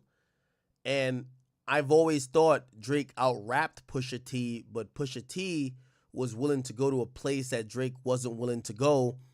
And he was also willing to do and bring things to light that in a hip-hop sense was pretty much the salacious shit that, you know, the fans and whatever wanted. And when Drake wasn't willing to go there, I always thought he should have probably said, you know what? I can't fully beef with these guys that are going to go. Like, if any of these, I'm not a rapper, but if any of these rappers are like me, nigga, if I found out your dead granny had AIDS, I'm bringing it up. Like, yo, if I found out your dead granny, like, fuck 35 niggas, I'm bringing it up. Like, I'm going to cap with you, like, depending on how we getting into it. Your baby mama got, like, your wife got a miscarriage, I might have to bring that up. I'm sorry. Your wife got cancer, I might bring it up. I ain't going to lie. We start getting into it, anything kind of goes. And I think Drake, like, this was the first moment I seen Drake was like, nah, we can't do too much. And I think Kendrick watched that and was like, I'm gonna bring this light-skinned nigga to hell. I'm gonna, you know, and I think Kendrick just had nothing to lose. Like, nobody knows Kendrick. Nobody knows, you know, he's saying shit like I'm the biggest hater. He's saying like things that are kind of like, he's kind of saying certain disgusting things, but nobody cares because Kendrick has zero expectations. Drake was always seen as like this, you know, clean cut, you know, more like unilateral person that could, yeah. So I've always said Drake should have probably took note then and be like, yo, a nigga like Kendrick, he don't give a fuck what's going on, right? And that's an advantage in the battle. That's definitely an advantage, right? Hey. No. Hey, one thing about me, man, just know I'm still here. I just got the camera off because when I blow now, I don't blow on camera no more. You know what I'm saying? Because I had to, you know what I'm saying? I had to rethink my situation and all the shit I'm going through right now. I can't, you know what I'm saying? I got to show, my image got to show like a positive image. So when I do my ones and twos and my zooms and my wham-whams and my, you know what I'm saying? I cut the camera. But most of the time, too, because I doze off a lot, now I be sleepy a lot. And when I get sleepy, I'm the type of person that even if it ain't from me blowing and shit, if probably from me working or just being up all day, I don't cut that. I don't, you know what I'm saying? I don't mind me being tired and shit, but I gotta mind what other people would mind. Or what other people would think if they'll see me like that. They probably don't think it's me being tired. You know what I'm saying? So I cut my stream when I get further into, I cut my camera when I get further into the stream because I get tired a lot. And I doze off and fall asleep in my chair. And you know how I be. But I'm here though. I'm actually here. Just ordered some food, got some cans. You know what I'm saying? We here. And that could, yeah. So I've always said Drake should have probably took note then and be like, yo, a nigga like Kendrick, he don't give a fuck what's going on, right? And that's an advantage in the battle. That's definitely an advantage, right? No. It's so much talk of all, they make light of the ghostwriting, right? Which was never made light before. Right. Okay, so you make light of that.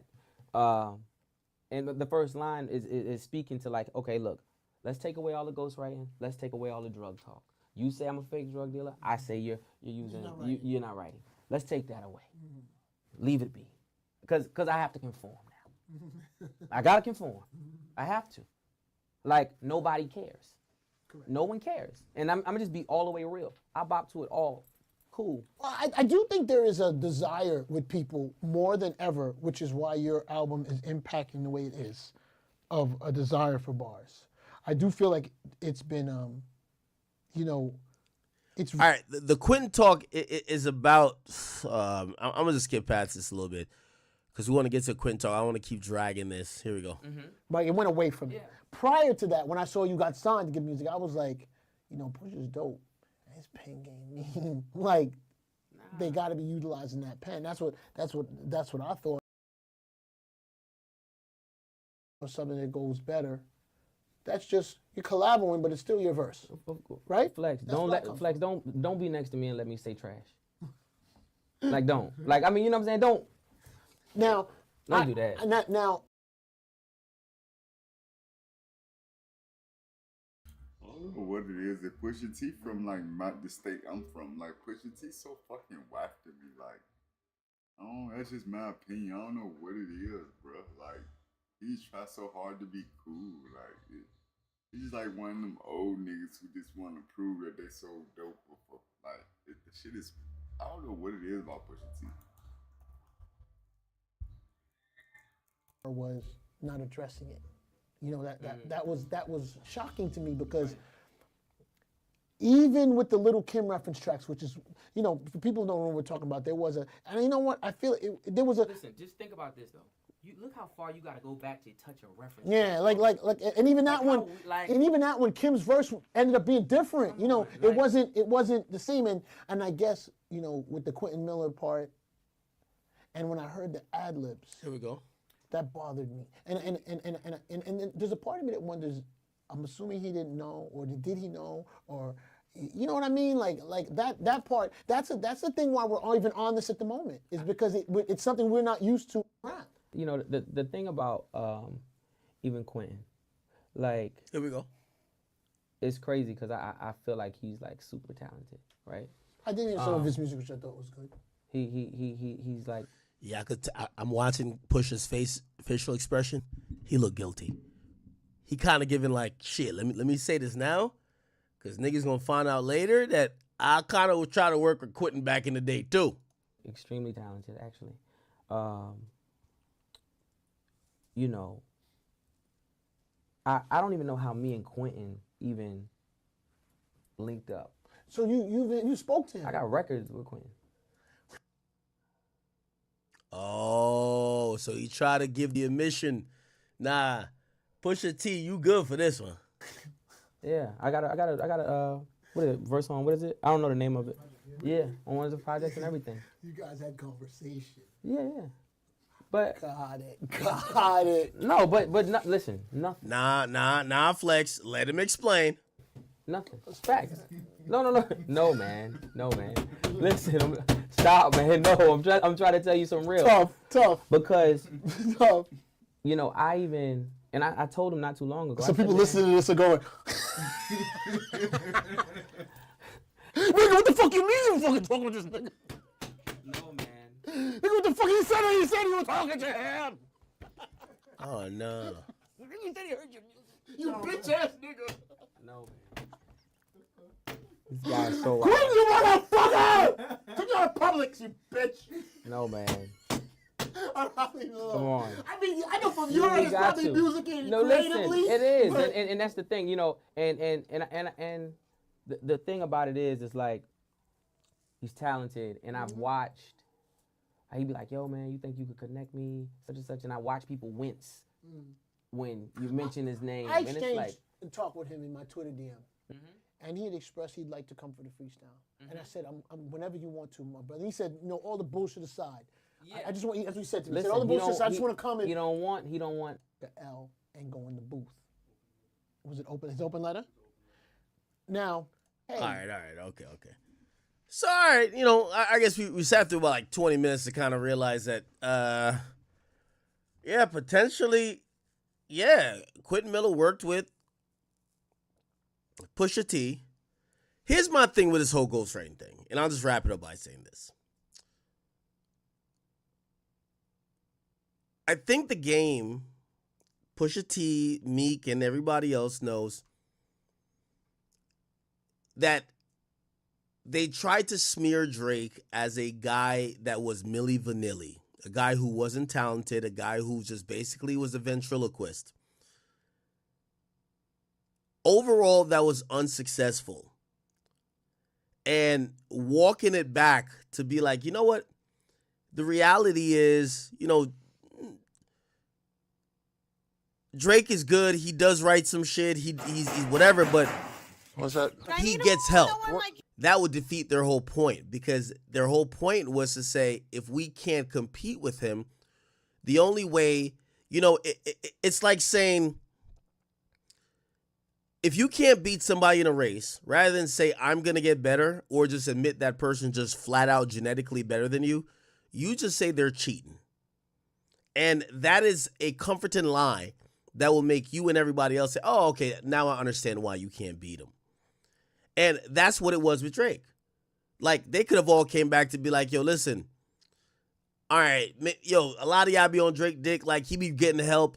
And Drake kind of admitted that, like, yo, listen, I collaborated with people. That wasn't enough. People wanted to give Drake the fraud card. Like, yo, nothing he does is legit. He's just a complete fraud.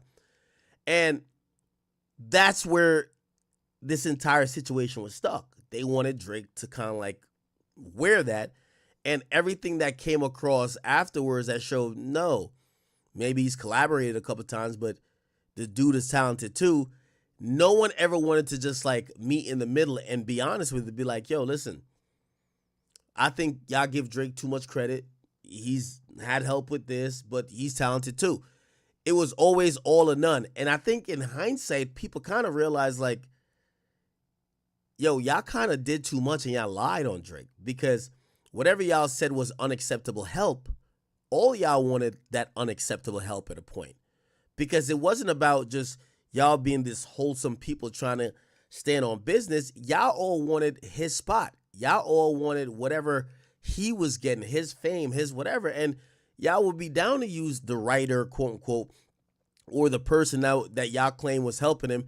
Y'all would use it to help y'all without no problems if it could yield y'all the same results. So y'all were never standing on business. And I think that's absolutely true.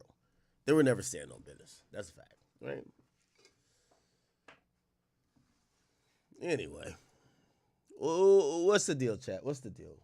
What's the word? What's the word, man? What's the word?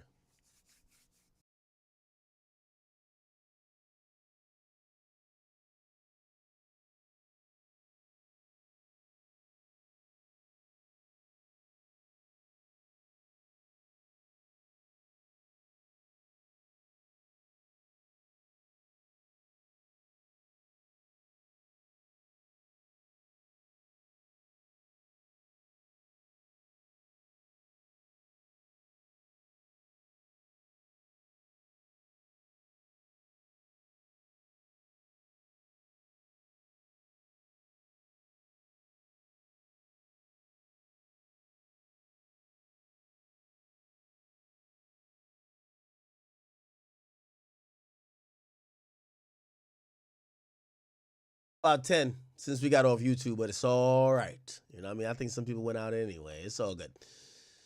Let's see what else is popping.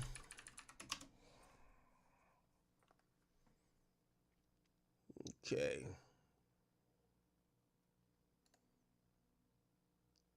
Sexy Red co-signing somebody. What's Sexy Red been up to recently?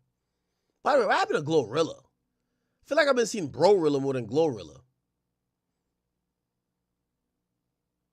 Asian Doll says free Pooh Shiesty. She used to be on 1017. Free Pooh Shiesty and Big 30. Snitch K. Damn. Rat ass nigga. Pure bitch. Oh, damn. I thought she posted something that's saying that she was like still fucking with like 1017. By the way, Duty Low also spoke about all this. He said, Gucci, you bogus as hell. My age grew up to you, nigga. You had us crashing out. Pure fucking nigga lost all respect. Free Shiesty. Big 30. Damn. So people are saying they looked up to Gucci like Gucci was giving them their crash out anthems and whatever. Cali Plug says that Offset owes him money after running off with 2 P's. What the fuck? I got you. I'm gonna let you up. You know about Cali I'm gonna let you up Plug, 1 second, bro. okay? Shit too funny. Yeah, You do a lot of collabs with the rappers. Like what rappers do you working with right now? Man, these rappers all captors. All they want is free shit, bro. I can't even deal with the rappers, dog. Really? All right, man. Okay. Guy sounds like he's lying, bro. I ain't gonna hold you. Nigga, he said Offset at the end. Nigga. Fans dig Fuck. up old Gucci Man tweets. Never played Says, a good morning. video. Rule number 1, never snitch. He said it's in He 2018. said Offset owed him So I'd rather 5K rot for in 2 prison Ps. as a Like, man they than can't walk free as a approve. snitch. King Guwap. Okay. Holy shit. All right. Okay. All right. Trump says China will face serious problems if they send weapons for Iran. Yo, Trump just be saying shit at this point, man. I rock with Trump, but like, yo, Trump just over here. I feel like Trump doing a comedy special. I can't even lie. I can't even lie to y'all, bro. Trump doing a whole comedy special. All right. Wait, what are we doing? I feel like I was trying to listen to some shit.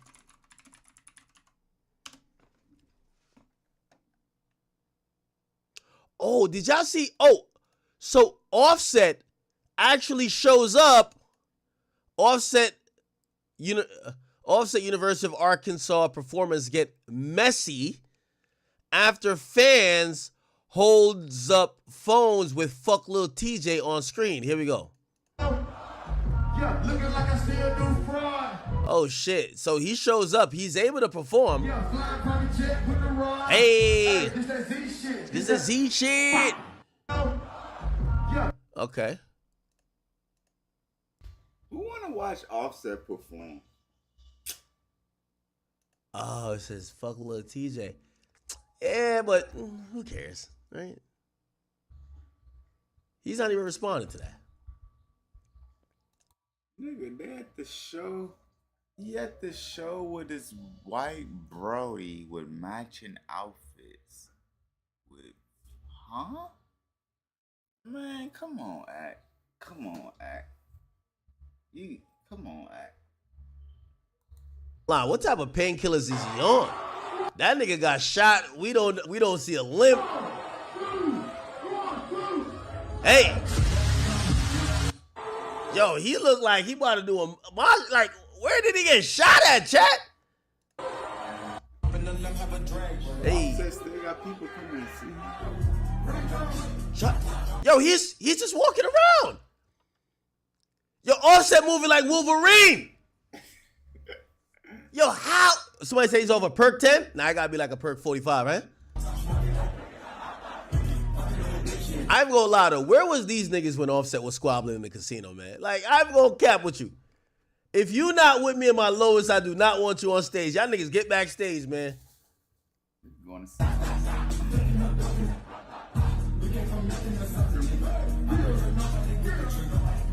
Yo, Offset really just performing.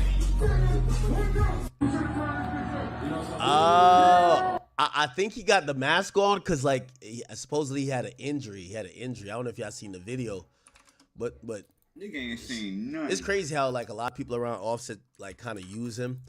Offset FaceTime. So like he FaceTimed somebody while he was in the hospital, and of course they recorded and put it online. Like that's what I'm saying. Talking about my dog healing up. Nigga, he FaceTimed you not saying put this out. Somebody recorded this and put this out. Talking about my dog healed up. Now we get to see, it looks like maybe Offset was taking a beating. I don't know. Or if he was fighting, looked like he got a cut on his nose, a cut over there. And, you know, just luckily, whatever, you know, him getting shot, he could still stand up and shit. This is a couple days afterwards, huh?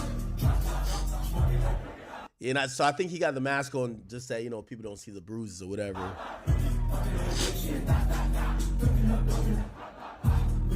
I'm just like worried. Why are these niggas here? Y'all should have been in the casino. Who are these niggas in the background? Y'all should be in the casino with them, not on stage. Ain't nobody at University of Arkansas. He ain't seen none. My nigga Rack Baby performed with a broken neck. Fuck all the bullshit.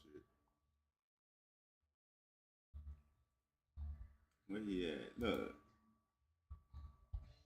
Car to this shit ass, huh? Round the big ass Drake Smith car and make a fuck nigga bag up. What I look like, find out a bitch I already fucking had, huh? I ain't gonna lie, that's dedication.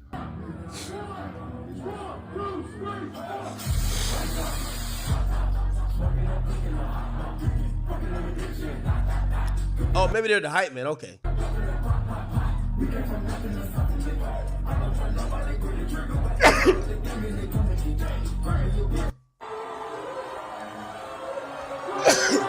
Okay. My bad. Remember when Savage got both of them on the phone or something? Whatever happened to that? Man, I keep sneezing. My bad. A horny sniff. All right.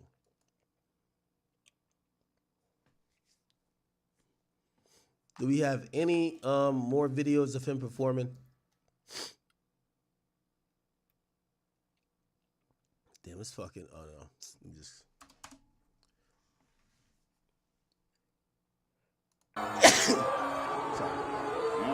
Sorry.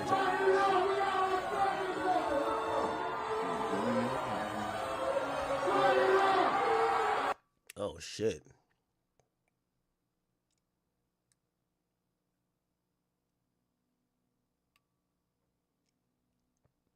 Now I heard something about Offset trying to get a DNA test. Oh shit.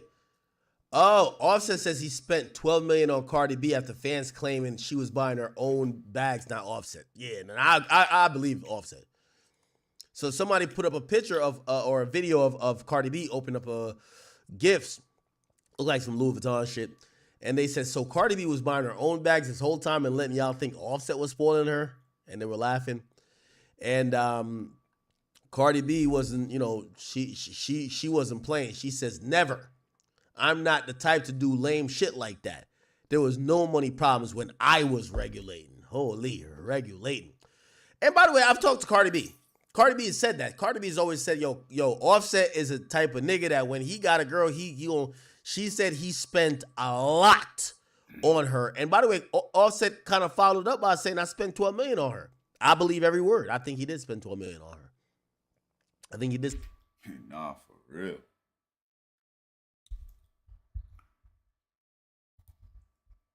The shit I seen. Oh, I didn't even know I was shit. I know that shit was part of like the shit I seen Offset do, nigga. Shit, crap. That shit crazy, big bro. Offset crazy, big bro. Offset be doing shit when you gotta be like you smoking with your homeboy or whatever. You just at the bus stop or you just anywhere and like you gotta say it like this too. Y'all heard about that shit Offset did? Man, that nigga crazy. He had so many situations. But y'all heard what happened to Offset?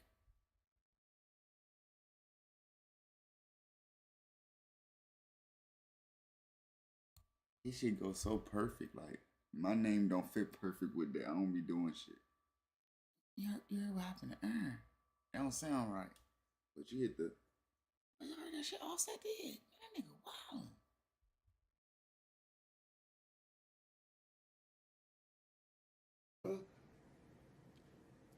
And you got a whole lot of money. What the fuck you worry about a chain and a ring and shit for? I know why Shiesty robbed you. if he did. Oh, what the fuck? Cause he didn't think you were gonna tell on him, fool. He thought you was street like I did. He didn't think you were gonna put the police on him, fool. You a green ass nigga, Wop. You a green ass nigga, fool.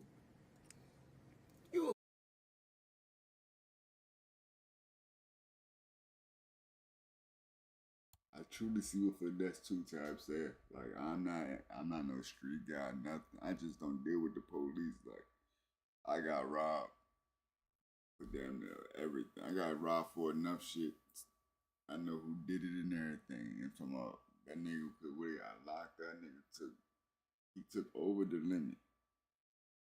But you know what I'm saying? I ain't even do nothing like that. I mean, that wasn't even in my mind.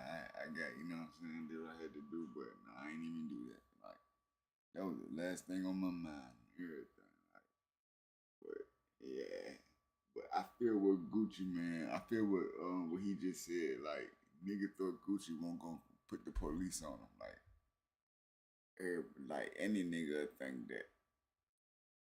But it's not even the real Gucci, man. That's the crazy part. But for niggas like Finesse 2 Times, who I know Finesse 2 Times had a crazy upbringing off Gucci Mane music. He one of them. Like, they really feel like that about Gucci Mane and the Young Jeezys, and they, like, I can't even explain that shit, man. Gucci had like those boys tripping back in the day. Like, that shit was a different time.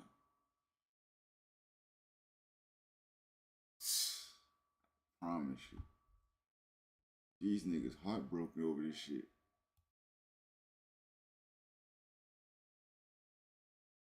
What if, like, yeah, fine, the robbery went down without a hitch, but suppose Gucci got shot.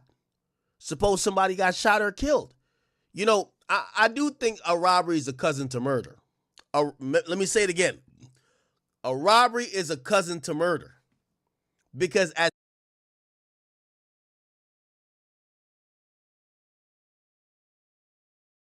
No, robbery is a sister to murder, nigga. I know a nigga that got 33 years off of murder, and I know a nigga who got 30 years off of home invasion and a robbery. And home invasion, damn near the same thing. Just you gotta be a person there. So I know a nigga who got 33 for killing a nigga, and I know a nigga who got 30 for home invasion and a robbery, home invasion. Like, you can get the same thing. That's brother and sister charges. Like, and you could throw you get a little lesser for attempted, I think. I don't know how that works. You know, the charge that ASAP was about to get, you get a little lesser for that one. Like, the joint when you try to kill a nigga but the bullet didn't hit them. What is that one called? Rather than me shooting and it hitting you and you didn't die, that's attempted. But what's the jump when like when ASAP shot at them, but it ain't hit nobody, but he shot at them. Aggravated assault. That's aggravated assault. And you can say that's a cousin charge. You get about 10, 5, whatever. You take it to trial, that's where you get the most. But if you lose, so I could say the aggravated assault is the cousin charge. Well, robbery, home invasion, whatever. Nigga, that's if it ain't a home invasion, is a cousin charge. So yeah, you can put it like that actually. 'Cause most times niggas do a robbery, they expecting the person not to be home. But if that motherfucker is home, it's over with. I know a nigga that they gave that boy the book. I don't know if because he took it to trial or what, but they got 30 years, and they only took a laptop and a cell phone.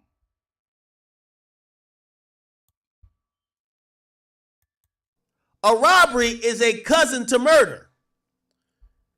You don't bring a gun to a robbery unless you think if it go left, I might have to kill a nigga. Are we going to play this out? So let's play it out. So Shiesty up it on Gucci. Gucci said, I ain't doing shit, nigga. I ain't signed nothing, nigga. Fuck that. You got to drop. You going to have to do what you going to do. Fuck it. I'm not signing nothing, nigga. What happens then? If Shiesty say, all right, 30, just put the gun away.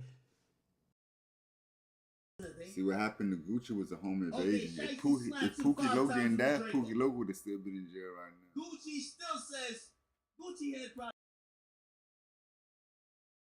at this point. Gucci said, I ain't signing shit, nigga. You gonna have to do what you gonna do. Let me ask y'all a question. Do y'all think Shiesty shoots Gucci in that studio? Do y'all think so? Or do you think he just puts the gun away?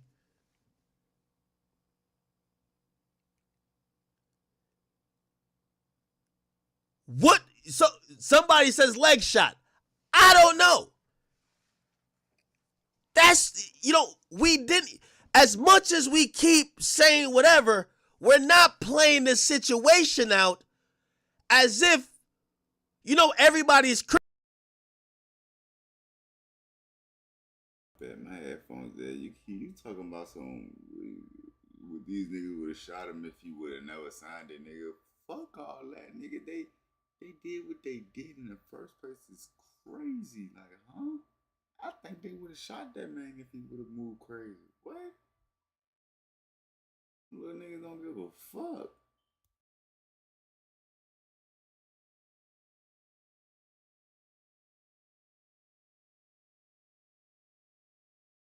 Before you take my wedding band off and unscrew my earrings, you gotta kill me dead right here. Let me ask y'all the question. Does Shiesty kill him? Does Shiesty shoot him? Somebody said, bro, Shiesty done shot niggas on camera. So, do y'all believe Shiesty shoots him? So y'all believe Shiesty shoots and kills Gucci ain't tried. for not cooperating right there? I don't live life off possibilities, man. I can't live life off of Somebody what said shoot, not kill. Yeah. You see, a nigga like you, I can't talk to. I said robbery is the cousin of murder. Shooting is the twin brother of death. Like, you don't shoot a nigga and said, oh, I just shot you, not to kill you, though. What? Huh? We seen niggas die from a leg shot. We see niggas die from a shot in the arm. The point is, do you think if Gucci said, nigga, fuck you, nigga, I'm not signing shit, does Shiesty shoot Gucci in that studio? Because we're caught up on the current situation. Oh, he went to the cops this and third. I think we look at the situation very different if the story goes, the nigga kills Gucci trying to get out of a contract. I think we look at it very different.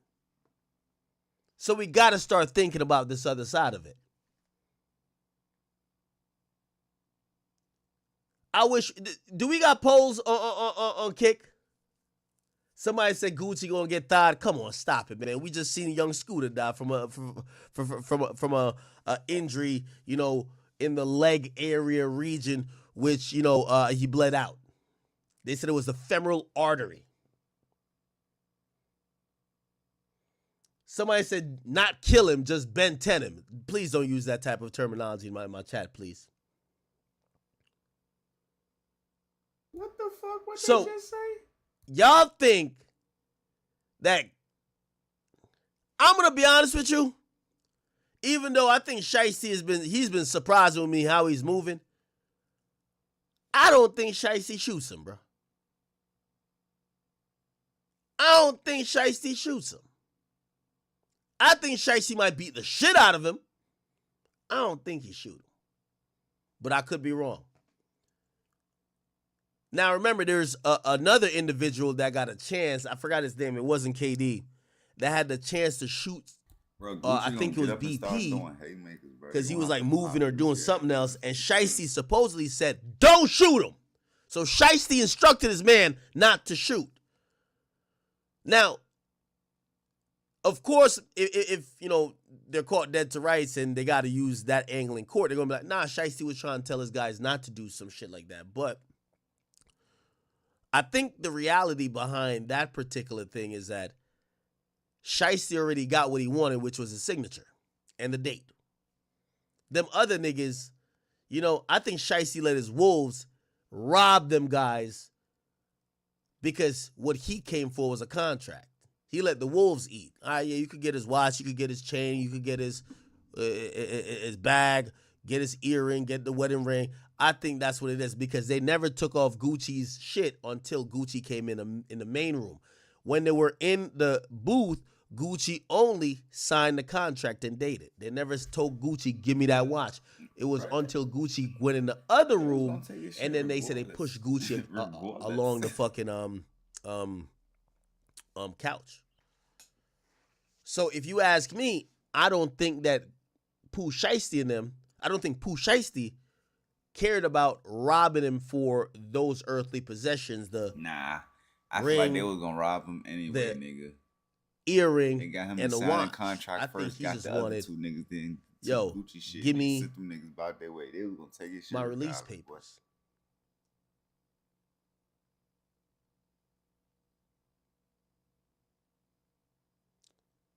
I don't know.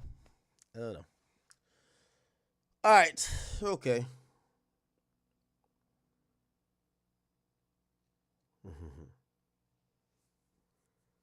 Man.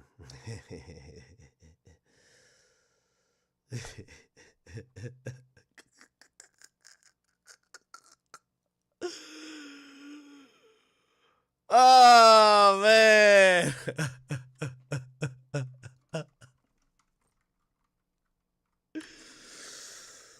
Yo.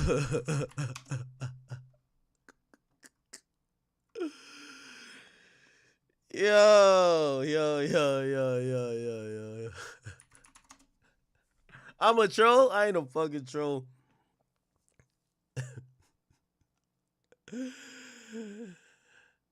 Oh, man.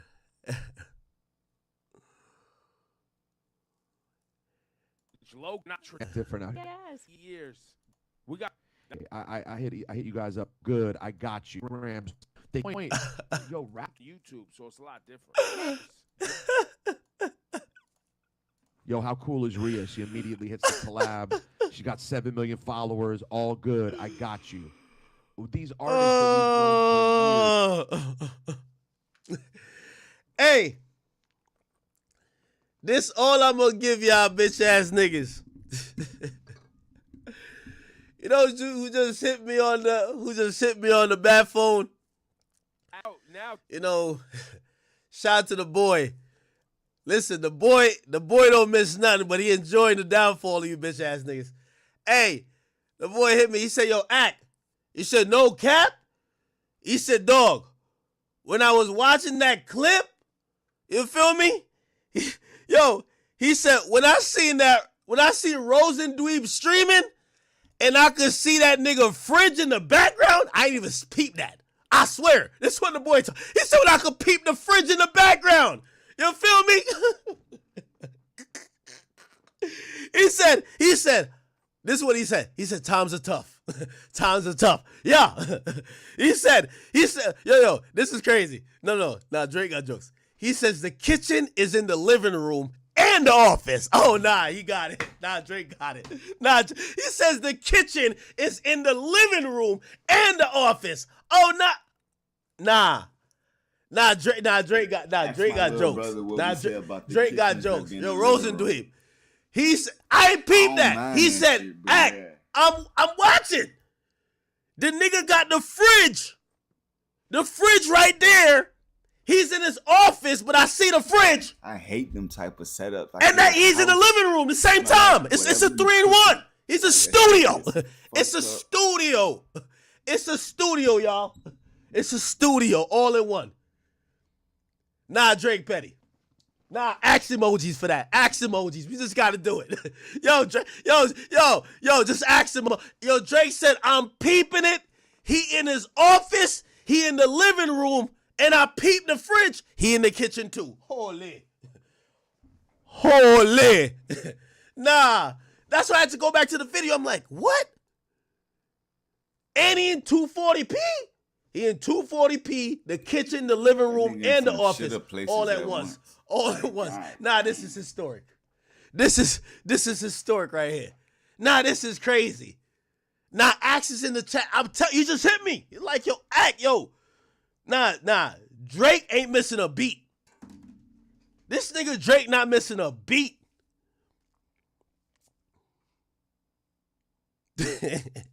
Yo, if I'm Drake, I be having a blast. These niggas was trying to kick it back in for years. Y'all can imagine Drake seeing this. You know what? It's probably Grand that sent him this. Like, yo, you seen this shit? You feel me? It's probably one of the guys who sent him. Yo, Drake. Yo, you want a good laugh? Comedy. Check this out.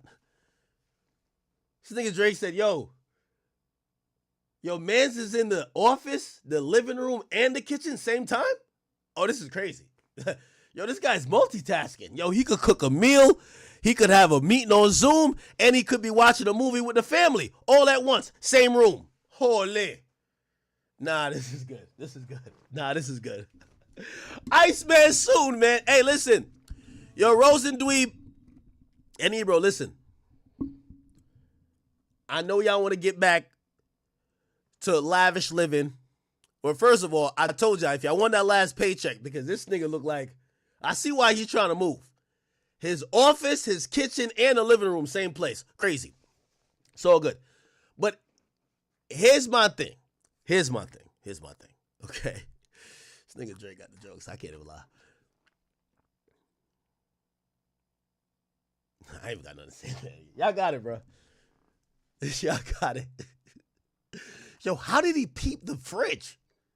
He said, Act, the nigga in the office. How did he peep the fridge? 1 million followers, all good. I got you. Look. Now things are tougher. You know what I'm saying? We're just ELR. We don't even have the cosign of the Heritage logo. You know what I'm saying? We're not traditional media anymore. We're just some people on YouTube. So it's a lot.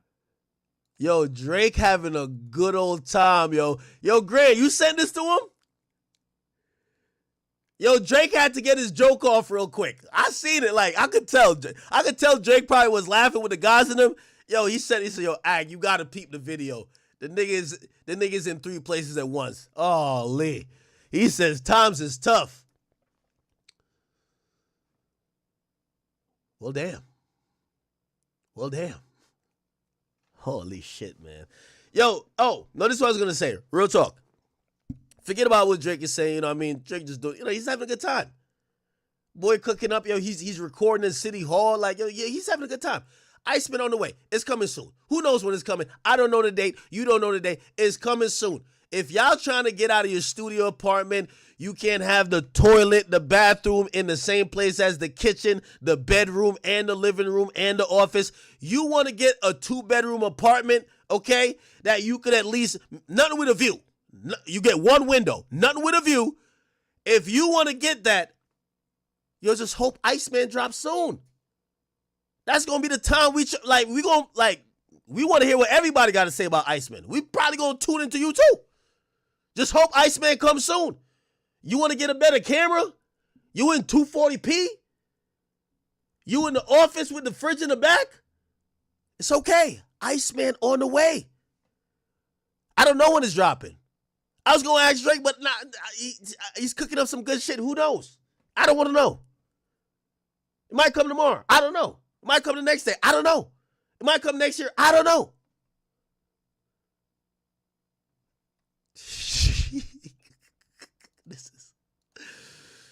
Yo, Drake is a petty motherfucker, yo. Nah, Drake is petty. I gotta start getting on my game like that. Like, how am I not peeping the fridge? And I be frying these niggas. The whole time I'm frying them. I'm like, yo, I never peeped the fridge over the shoulder.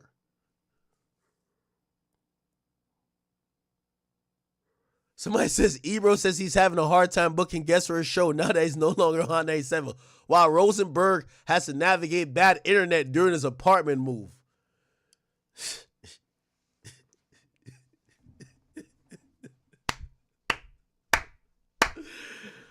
Oh, boy, man. Oh, man. When is Iceman gonna drop to take these niggas out of poverty, man? When? Let's go ask Ben the Don. I think we should ask Ben the Don. Ben, tell us when Iceman is. Well, actually, don't tell us. Ben, no, don't tell us. Aiden, no, don't tell us. Jesus, this is sad shit, man. All right. Okay, let me get some composure. All right, chat. While we wait for Iceman, what else is popping in the streets? Y'all tell me what we should listen to. We're trying to figure out what's good out here. Who dropped recently?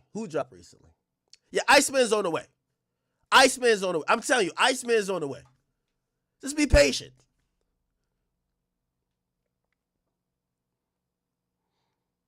Yo,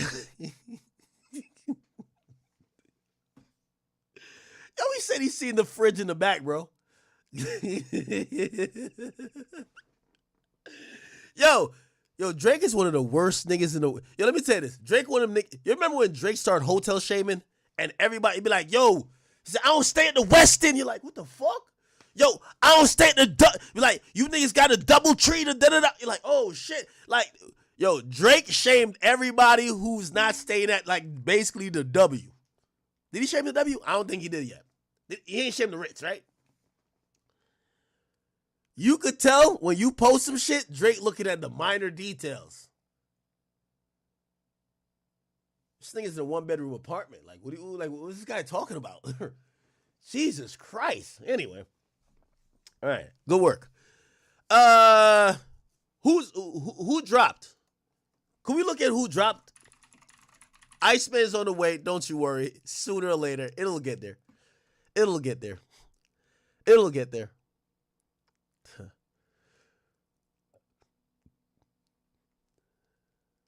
What about Fetty Wap?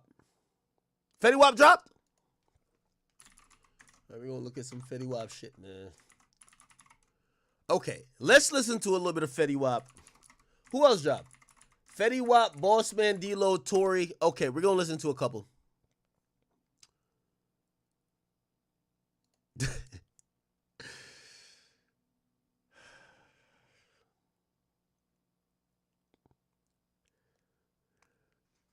Yo, you know Drake mentioning that the nigga had the fridge in the background? You know what that reminded me of? It's like when Drake was dissing Joe and he's like, yo, you live in a like Drake is a petty nigga, bro. Drake is a petty nigga. Okay. All right.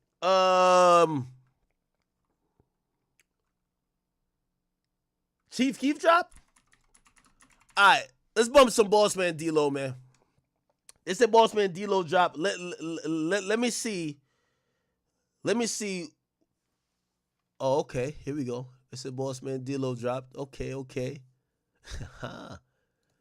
Here we go, chat. Let's see if this shit is bumping. Listen, this is all we got to deal with until we get, we get Iceman. Here we go. What's the hot tracks on this? Is this it right here? Yeah, this is it, right? Okay. Y'all tell me the hot song says Chicken Talking Bastard. Ooh, this girl YK Niece been doing her thing, right? All right, let's bump this shit. Let's see what's popping. Come on. Okay. Big Zaw. Every time I see this nigga, I just want to say Big Zaw. Big Zaw. Okay. Yeah. This is what you call it. Pockets full of money, so my pants keep falling. I'm a money getting chicken talking about. I got a bad bitch, no BBL, all natural. I ain't beefing about a bitch, I get a new hoe. Big dog, who you talking? Yo, chat, is it tights changing? Yo, niggas is starting to rap about chicks without. Hey, yo, y'all rappers better stay over there with that BBL shit. I don't fuck with the BBL chicks. I like my natural women. I don't want y'all rappers to try to come encroach on what I got going on. Y'all niggas been chasing BBLs for years. Stay over there, okay? Cut it out.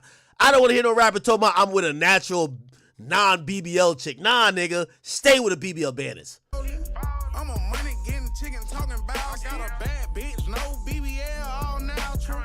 I ain't beefing about a bitch, I get a new hoe. Big dog, who you talking you cool, ho?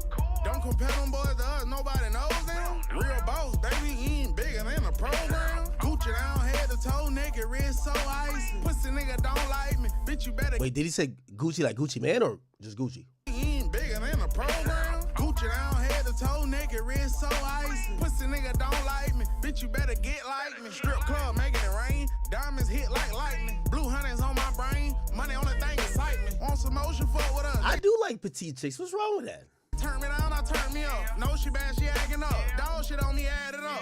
I get fly and flex money, I don't see now, nigga. I fell in love with burning rubber, counting bands, nigga. I apply that pressure, baby, make them hate me. You can get whatever, babe, them boys just ain't me. I put overtime in, I buzz down the AP. I don't need a friend, fuck you, pay me. This is what you call it. Pockets full of money, so my pants keep falling. I like that YK Niece girl. Chicken talking about, I got a bad bitch. I want to hear her. BBL all natural.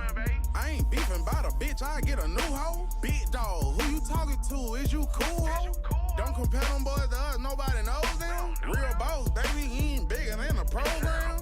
High sign for 20K when I got a dub on my wrist. Shit been going on for real. I can't lie, life been lit. They can say whatever they want. They can't say ain't having this shit. Niggas ain't playing the pressure for real. Nigga, I can get my own rent. Another back end, add it up. Another day, hoe made as fuck. I thought for me to walk in your club. Shit right now, I'm too turned up. Prices going up. I already spent these bitches. Now it ain't no love. Don't compare me to them hoes. Nobody know them. They ain't believe I was the biggest. I had to show them. I ain't gotta pop it every day. They know it's up. They like, what the fuck? Why can't pull it up in the robbery truck? This is what you call it. Pockets full of money. All right. I like that girl. I like her. I like her. This is where I feel like she needs like a rapper. Like, by the way, I like this. She has a song with YoungBoy. This shit's fire. She has a song with YoungBoy. It's fire. I don't know if you ever heard it. I'll put it on the screen. YK Niece, YoungBoy. What's it called? No. Oh, never mind. That's Big Pluto. What? I don't know. Anyway, whatever. My bad. All right, let me see what D-Lo got going on, man. D-Lo from St. Louis, though, ain't he? So that was Chicken Talking Bastard. Who else he got on his album? Oh, he dropped this one. I never seen this shit right here. It's a music video. If Drew didn't film it, then it ain't filmed right. I've never seen so many tall women, so many big booty women, so many crazy dancers. It's just everything here at the Motion Block Party. Yo, I scream, yo. Oh, I heard this song before. Yeah, chat, I ain't gonna lie. These are my type of chicks right here. Well, not this one, but like the like regular looking girls. I ain't gonna lie to you. Yeah, right there. Bang. Block Party. Yo, I scream, yo. Yo, I can't fuck with a chick if me and you BMI the same. I don't know, bro. What we gonna do? Like. What's your name, babe? You know you some fine shit. Where you going after this? Is that Big Worm?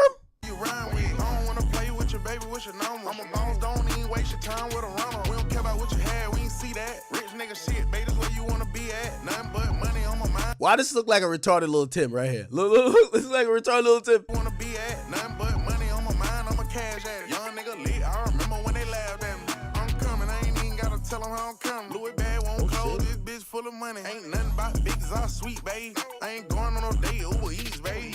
Get your mind right when you talk to a boss. Playing internet game, get your ass knocked off. Ain't no fun when the Why this nigga look like Action Bronson, yo? Gang get your ass knocked off. Ain't no fun when the rapper got the gun. She ain't got her ass done, but it's big like the sun. $500 to your name, that's a goddamn shame. Don't hate the player, hate the game.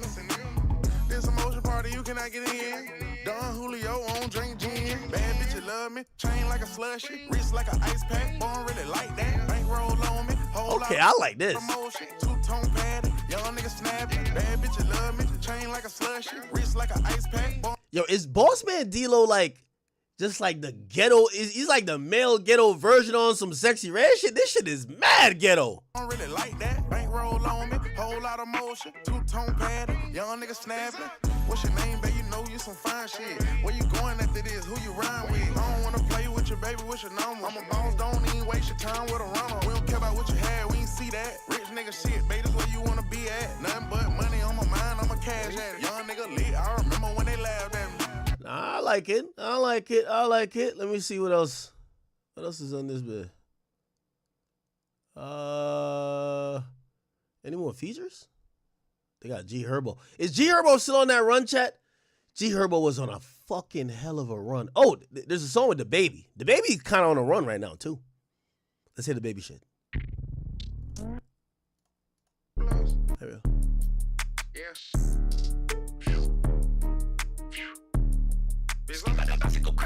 She had got us on plus. I left the rent money on the dresser.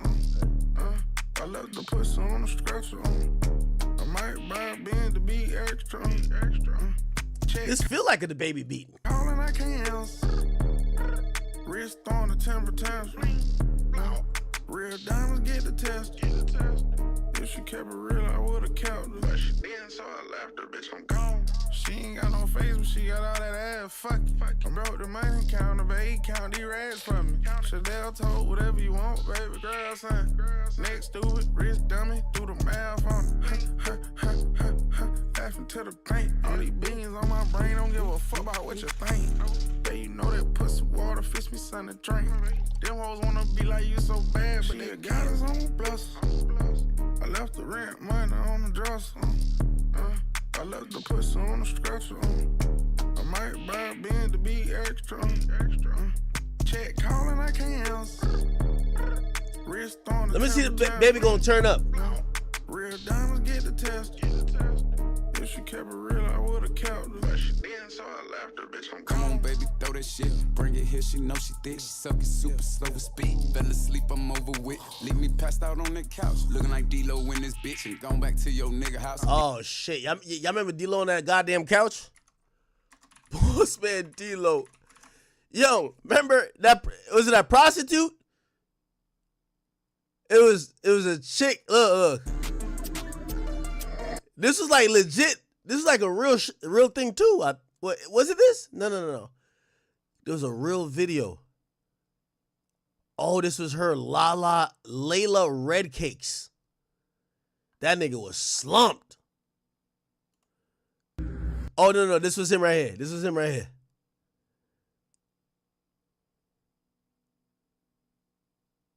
Nah, that nigga definitely got some good pussy right there. He looking like Nemo for his bitch. Ooh, he cannot find his hoe. She tired of him, he's kinda broke. She do a thing, I grab a towel, I put her out and buy some soap. She don't wanna live without me. Hold on, let me find a rope. I'm tired of her, need something new on Instagram. I'm trying to scope. She had got us on plus. I left the rent money on the dresser. I left the pussy on the stretcher. I might buy a Benz to be extra. Check calling, I can't answer. Wrist on the temper tantrum. Real diamonds get the test. I want a beat to kick up a little bit more. Let's see this one. This got Herbo on it. I'm gonna check out Fetty shit after this. Broke boy speaking on me. You ain't worth my time, nigga. I jumped out and when it got everything that's mine, nigga. Okay. One thing about shining hard, can't skip the grind, nigga. Not a soul in this globe like me you can find, nigga. In these streets ain't no one for that and one for them. And one thing about work, you get what you put in. I throw them Cardi frames on, but they can't see me. Everything too hard, boy, ain't shit easy. My watch say bling blow, it's time to do it. He talk about getting money, my kind of music. I know times get hard, just keep grinding through it. Being broken, everybody business is not amusing. Stay down, thank you God, know I prayed for this shit. Invested in me, lost it quickly, caught a case for this shit. Double R stars in the ceiling, I'm out of space in this bitch. It ain't gonna fall on your lap, nigga, you gotta get up and chase that shit. Broke ass nigga can't get no money, you better stop all that plan. No, babe, I can't buy you nothing, baby girl, I'm not your man. Real shooters for $1,000, they'll march like a band. I'm the type, know you been talking shit about me, I don't show my hand. Keep it street, don't talk to the police. Yeah, this dude kind of feel like a Jeezy beat, don't he? That's how it's supposed to be. If you ain't make no money today, you shouldn't even go to sleep. I'm the tight. When it's time to pay the plug, it's all there. Type of nigga don't ask for nothing. I feel like Herbo about to snap on this too. I go and get it myself. Bro, boy, speaking on me, you ain't worth my time, nigga. I jumped out and when it got everything that's mine, nigga. One thing about shining hard, can't skip the grind, nigga. Not a soul in this globe like me you can find, nigga. In these streets, ain't no one for out and one for in. And one thing about work, you get what you put in. I throw them Cardi frames on, but they can't see. Everything too hard, boy, ain't shit. All my real niggas stand up. It's a goal. Make a toast to all the M's I ran up. Okay. All my bros, rockin' rollies, and our Glocks don't jam up. Pulling up Bentley trucks, Rari trucks, brand new Lamb trucks. Neck 350, that's a fact. This ain't even my hardest kick. I'm like a kennel, nigga, no bap. I got all the dog shit. Scrape the paint up on the track. Same day I bought that bitch. I'm at Nah, I ain't gonna lie. G Herbo been rapping like he's trying to get out of child support court, bro. I ain't gonna cap with you. That nigga G Herbo going crazy recently, man. That nigga G Herbo, like, he been hitting a different gear recently. I can't lie. Studio in the rack, even though I'm a walking lick. Who won't smoke, I get shit smacked. A lot of rappers can't talk like this. All my savages want racks. Who the fuck think taught them this? About to grab a new Maybach. I've been grinding since way back. Got the labels on my line, trying to sign a super max. I'm so turned, I can't even stress. Out here earning, can't even rest. 100 million, I've been learning how to make that off investments. I put wifey in the best shit. Switch up Birkins out like dresses. You go Porsche 911. I whip GT3 RS's. Swerve. Bro, boy, speaking on me, you ain't worth my time, Oh, nigga. nah. And when it got everything that's mine, nigga. Oh, nah. Yo, Herbo, calm down, guy. Calm down. Yo, didn't we give Herbo an award last year? Or did we give it a glow? Herbo rapping like he got something to prove. I ain't gonna lie to you. Herbo been doing his thing. I bet. Anything else? We're gonna go check out a little bit of Fetty as well. Let me see what else been on this junk. What else is on this? Oh, he dropped like some episodes. Chicken Talking Bastard. Okay, all right. Let me see. Gas Money. What else? Iceberg. We could listen to Iceberg. Well, what's this here? Why these beats kind of sound like, hold on. Saki, this that good shit. Yeah. Bizarre. The big. I'm lit. I pop my shit. I make it look too easy. I'm rich as fuck. I put 2 million up. I feel like peas. I got on Celine with white ones. Boy, this street fashion. Kicked out. If she kept a G out, I got her a G-Wagon. This boss is in here, bitch. Act like you know where you at. I'm in a $500,000 car, smoking a $2 black.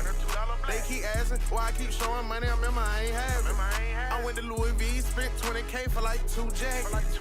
I had to get it right, now I'm living life. I remember when I was dead, bro. It's pillows in the Maybach, I'm leaning back like Fat Joe. I got the best smoke, I stay high, I stay fly like a flight attendant. I was on the Titanic, nigga. Look how all this ice be hitting. Black trucks, back to back, you don't know which one I'm in. I spent 8K on a Louis coat and can't even wear it again. Yeah, the shooting stars in the double R, told them make a wish.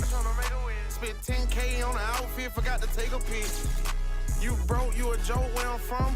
Gotta get off your ass and hustle. I look like I hit the lotto, nigga. Bank account got a lot of numbers. Nigga, I was in the trenches. I was talking to my label on a trap phone. 10 toes. Yeah, the amount this nigga be talking about his bank account, we gotta hack his bank account and see what's in there, man. Cause it's like this nigga rap like every time he log into like his fucking Chase account, he is shocked. This nigga got more goddamn metaphors for what his bank account is on than anybody in the world. Football pads on. I'm lit. I pop my shit. I make it look too easy.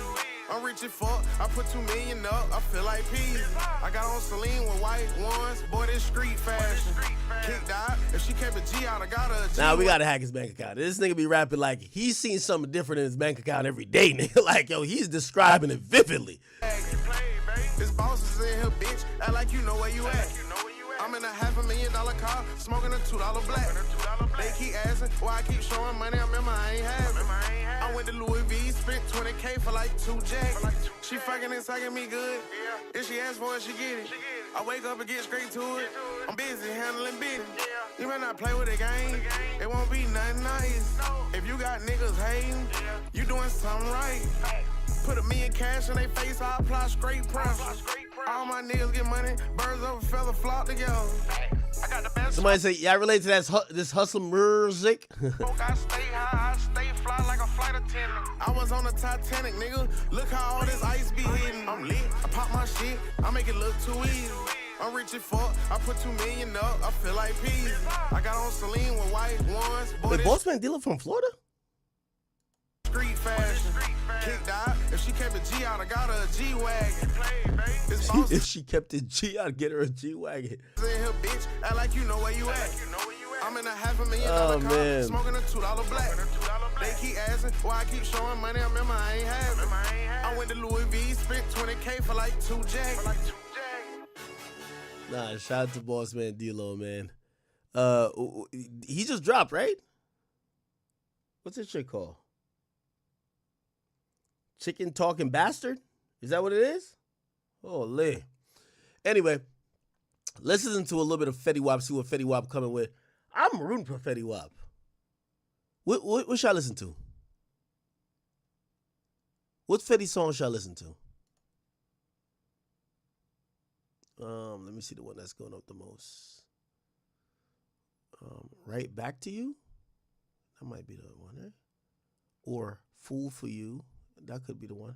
Or Never Tell. Or maybe this is I Remember. Ooh, this might be it. Which one? I Remember? Okay. I see some of you. Yeah, baby. Yeah, baby.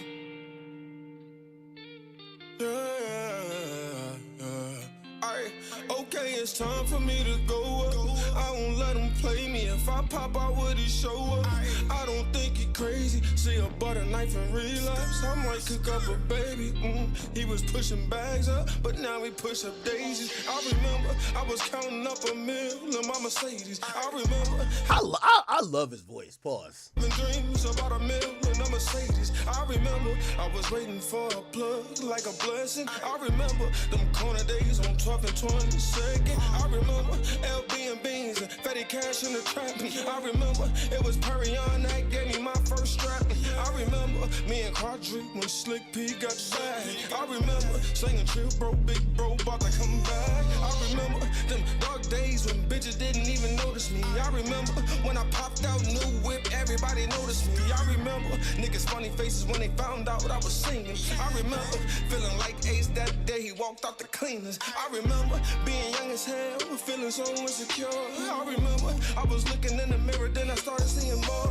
I remember Montana, Bugs, Dice, and Fetty Cash for the summer. I remember the day I fell in love, it was with King Thunder. I remember choosing loyalty over royalty, I could prove it. I remember I ain't never make none of my niggas look foolish. I remember I ain't never let none of my niggas feel useless. I remember that it's only me who was the only one looking stupid. I remember that first $1 million check, had it in my hand. I remember that the one I gave it to, we probably never speak again. I remember about a defamation case I ain't never even know about. I remember if you let me, how you say why you ain't throw it out. I remember feeling X'd out, getting left out by the reps. I remember feeling drained out, nigga, I ain't have nothing left. I remember grabbing 30 bricks and I put that on my shit. I remember feeling better now that I got it on my chest. Nigga, I'm a decade in, you know my name. No limit, ain't shit changed. I was playing with them jeans way before my fame. Load up, cock it and bang. I stayed solid, was locked in with gang. I bought a brick before I bought me a chain. There's so many hits, how the fuck I'm still sane? Let's take a trip down memory lane. Nigga, I remember G-Fazo died, laying in my bed. Yo, how come every time this nigga G Herbo get on song, I feel like he telling a new story? I'm like, nigga, how you got so much stories, gang?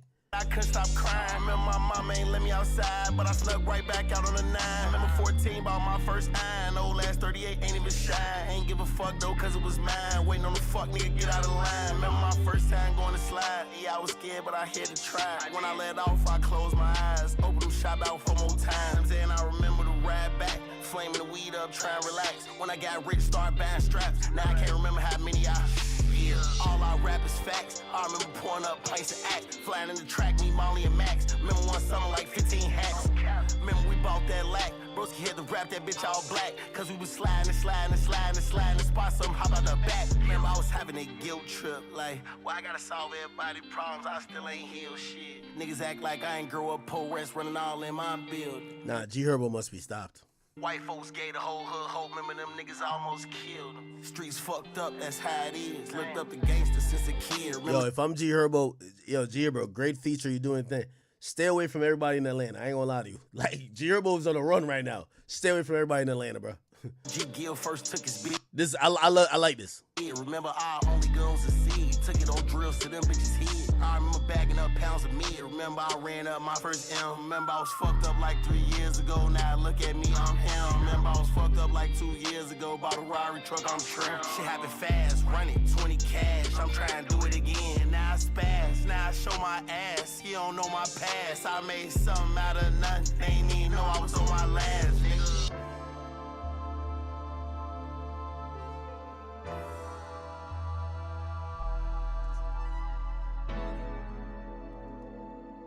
Damn.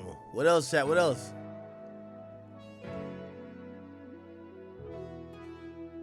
That was a W. I like that. I done told myself 1,000 times I'm sorry, babe. Ballads? The times I almost gave up. I done wrote myself 1,000 letters that I promised not to change up. For the ones who left me, I was at my lowest, baby. How it felt to know I came up. And the ones who's with me walking in the rain, baby. How it felt to see the sun, baby. I think everybody forgot my name. I think everybody must forgot, baby. Man, I rock with Fetty, man. I think Fetty, honestly, I think he got to a point with the drug shit where, like, I think he thought niggas really didn't fuck with him no more. I think that's why he really went to that drug shit, man. I'm glad he, like, kind of letting it out on there. I like this. Time to show him who I am, baby. Time to show him it's so real, baby. For the ones who left me, I was at my lowest, baby. How it felt to know I came up. For the ones who's with me walking through the rain, baby. How it feel to see the sun, baby. I rock with Fetty. Give me another song. Give me another song. White Roses? We could listen to White Roses. What else? Somebody said you hated how those women did him? Which woman did him crazy? Is it this? Happens to me, that's just karma. But either way, baby, I'll Okay, this is a little bit new. me, I'll do so much for you. I met you with a broken heart, and you came in and fixed all my parts. You just throw me in the blender, take your time and blend it up. I will still be me. Is the grass really green on the other side? If I drop this white rose, will I stay alive? If life is what you make it, why do we always try and change it? Or is it just me? Sometimes I drift off and get lost at sea. Remove your life jacket, baby, get lost with me. White roses, white roses. I like this. Like the French tips that's painted on the tip of your toes. When you look me in my eyes, you burn straight to my soul. White roses, white roses. White silk room that you wear when you first hit the shower. Chill past the grease, yo, baby, you got power. White roses, white roses. Like the white dress that you wear to match your brand new heels. I let you in my heart and you took the kill to just throw me in the blender. Take your time and blend it up. I will still be me. Is the grass really green on the other side? If I drop this white rose, will I stay alive? If life is what you make it, why do we always try and change it?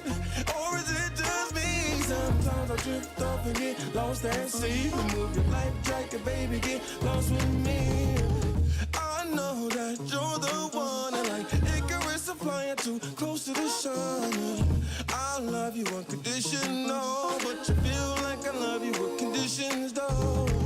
My heart can't wait to have you. You can tear it out and throw it come back at you. And I see peace looking in your eyes. I will still be here, even if you try to just throw me in the blender.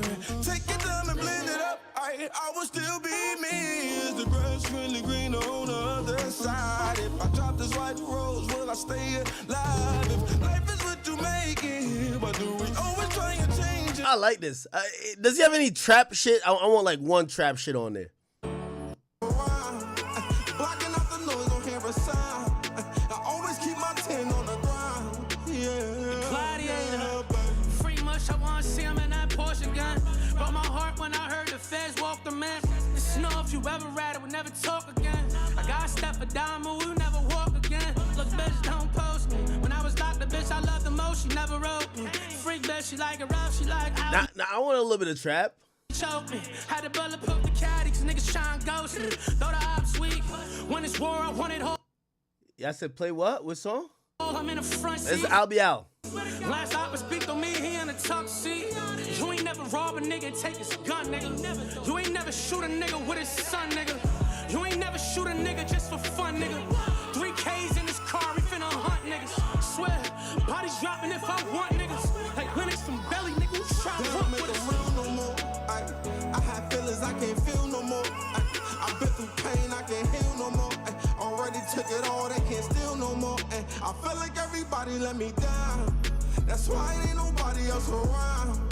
Blocking out the noise, don't hear a sound. I always keep my 10 on the ground. Yeah, they don't make them real no more. I have feelings I can't feel no more. I've been through pain, I can't heal no more. Already took it all, they can't steal no more. I feel like everybody let me down. That's why ain't nobody else around. Blocking out the noise, don't hear a sound. I always keep my. They told me to listen to Never Tell. I listened to this one. Let me hear. Oh, I heard this one. Yeah, I think I like this.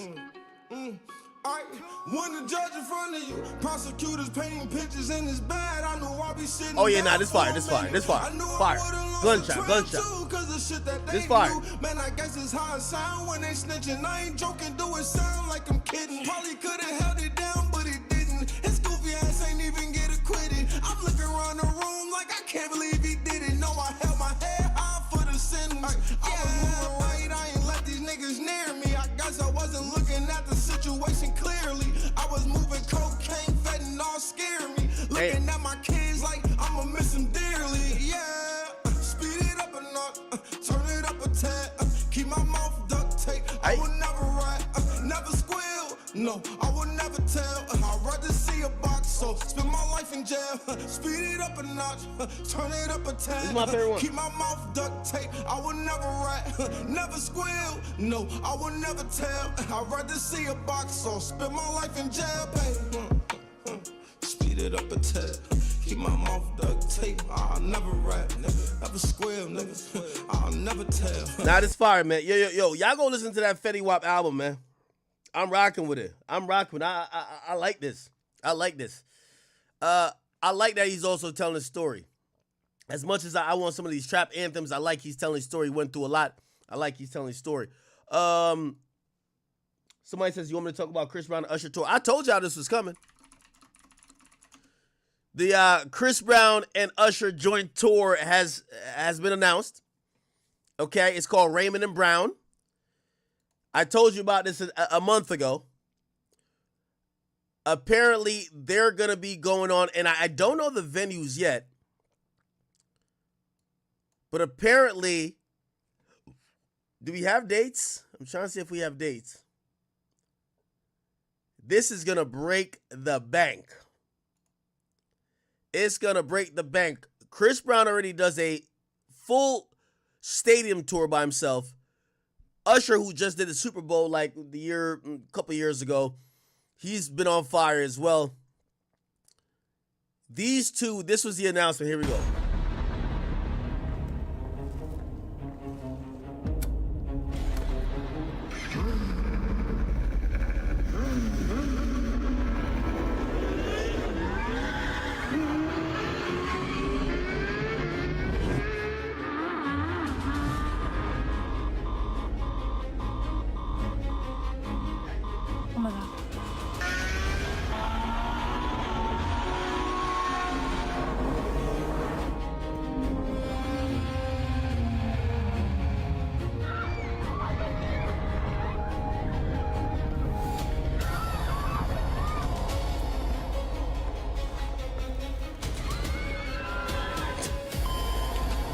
Yo, the shit just got mad. Girls just rushing to the shit. Oh man.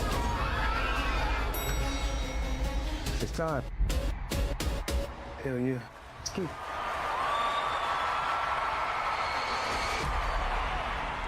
I ain't even gonna lie. I think I gotta go to this tour too.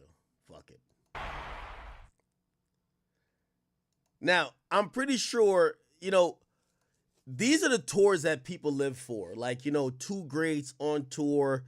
I wish we had seen like a full tour with did we kind of see with like Drake and like Wayne for like a little bit?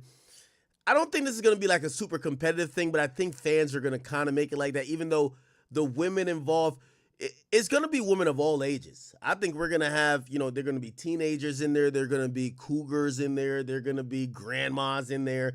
You're gonna have women probably all from the ages of 16 all the way to fucking like 55. That's how much their music affects all demographics of, you know, women. And I think just, you know, men are gonna be there too. But this, I ain't gonna lie to you, I don't even know if niggas gonna be able to get tickets unless you go with your girl. This is gonna be completely mayhem. I would imagine that this would be a a stadium tour. The reason why I think it's going to be somewhat competition is because it's always been the conversation, who really is the better performer. Now, granted, I think everybody kind of just says it's Chris Brown, but we all know, and trust me, I watch in person Usher do that Super Bowl performance. He's a prideful guy. He got the songs, you know, for what I think it's going to be interesting. It's going to be kind of quasi a versus and quasi a performance battle. You know, Usher, he probably going to have some fake rain. He got the shirt off. You know, Chris Brown's going to do 35 backflips, somersaults. It's going to be a hell of a show. And I'm happy for this for R&B. I'm happy for this for R&B. Because I think in rap these days, you know, shout out to Drake. Drake did it with, you know, with Cole, with the It's a Blur tour. But we don't see like two generational GOATs. And I guess maybe it shouldn't count with Drake and Cole because they're in the same generation. This would be probably like the epitome, or it would be like Drake and Jay-Z going on tour. It's Chris Brown and Usher. After Usher, it is Chris Brown. This is gonna be like a crazy tour. Yeah, I'm happy for these two individuals. I don't know what their relationship is. Particularly, I hope they can make it through this tour. I think this is going to be a really encouraging thing for R&B, but not only just R&B, for traditional R&B. Both of these guys make a type of R&B that I think if you're an R&B head these days, R&B is a little bit different. Like, you know, the music they make is about love making. It's about some sensual, you know, really like physical type of shit with like females. Like the new R&B is just like bitching about your feelings or some shit like that, or like some toxic anthems. Like R&B nowadays is different. They make R&B that comes from a different place, and again, I'm just hoping that it is the biggest thing possible, because I do think these days some of the greatest moments are coming from touring, because most other moments are dull in music, and in I'll just say music in general, whether it's hip hop or R&B, right? Like if the excitement these days is coming from live experiences, not necessarily just dropping random songs. So I'm excited to see this go all around the country. I could imagine tickets are going to be, you might have to put a mortgage on your house. You might have to go, shit. If you a chick and you selling that pee, you might have to go sell it in overdrive. If you got a couple of tricks, you might need a couple more. This is gonna break the bank. I can't imagine. Well, I'm gonna see with the venue. I'm gonna try to do like a little price check on both of them. Both of these guys, I think, could go on an elaborate tour. Chris Brown was probably already getting like $2 to $3 million a date. He was doing arenas, right? Stadiums. He was probably getting like $3 to $4 million. Yeah, this is gonna be. I'm wondering what venues what's the ticket price? And I'm going to give you an estimate of what I think they're both going to get. I think they're probably going to get $4 and $3 million, or 3.5 and 2.5 mil per show. So that would be about like $5-6 million. And this is for a stadium, but I'll give you a pocket watch thing with that. But I'm very happy about this tour. This is gonna be dope. It's gonna be really dope. Yeah. In 24 hours, 1.6 million likes, 112,000 comments. Brother, if you got a girl, she probably gonna be here regardless, man. You might as well just go with her to Cop Block. Go with her to Cop Block, nigga. Go with her, keep your hand around her, and as soon as if Usher do any funny things, or even Chris Brown, they bring out a chair talking about, oh, we giving a lap dance, you cuff your girl, nigga. You down there put her in a headlock. Fuck that. You ain't going nowhere, shit. You see Usher take out a fucking cherry and start dangling it, you got to make sure your girl don't go nowhere. Facts. Facts. Matter of fact, I ain't gonna lie to you.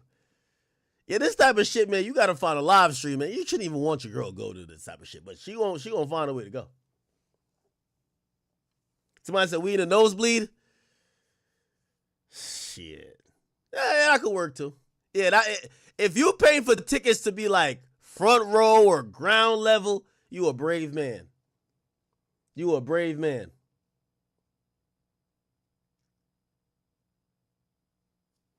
Somebody said Somebody said gonna be the breakup tour. Yeah. Yeah, it's gonna be a lot of fuckery that happen.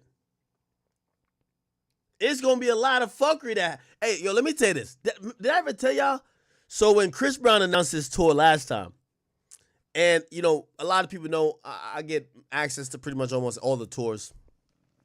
You got this, that, and third, blah, blah, blah. And yo, girls DM me and say, yo, I'll suck your dick for you to get me tickets to go to Chris Brown. I swear. They DM me that. They say, I'll suck your, I posted it. A chick said, I'll suck your dick for that. I'm like, what? You suck my dick to see another nigga? That's crazy. That's crazy. So I ain't gonna lie to you. If this is just random bitches saying that, yo, like low key, you might have to give your girl a pop quiz. If she want to see Usher, like, that's a red flag already, man. That's a red flag already, man. That's a red flag. You might have to tell your girl, like, yo, all right, yo, I get you Usher tickets or we go on vacation. If she says she want to go see this shit, cut her off. It's over. Somebody said they're going to see Chris Brown, not Usher old ass. Nigga, there's going to be a couple 40-year-old chicks in there. They want to see Usher too. Put it like this. Nigga, Usher been doing all this extra shit. Niggas forgot that Usher damn near admitted that he got that shit. Y'all know that shit? That shit. That shit came on court. Like, niggas forgot about that. Y'all know what I'm talking about? Yeah. They love Usher. Yo, that's when I realized chicks is on a different level. Like, if you mention it, they be like, ew. They be like, but Usher got it. That's my man. My man, my man. I'm telling you, facts. Facts. You know what I realized about that? I ain't gonna get into it. They only care about that shit when it's somebody they don't like. YB, nobody cares. Usher, nobody cares. You feel what I'm saying? Let it be a regular nigga. Ew. Get him a ew. Get me a COVID mask. Ew, he got that shit. He got that shit. He got that shit.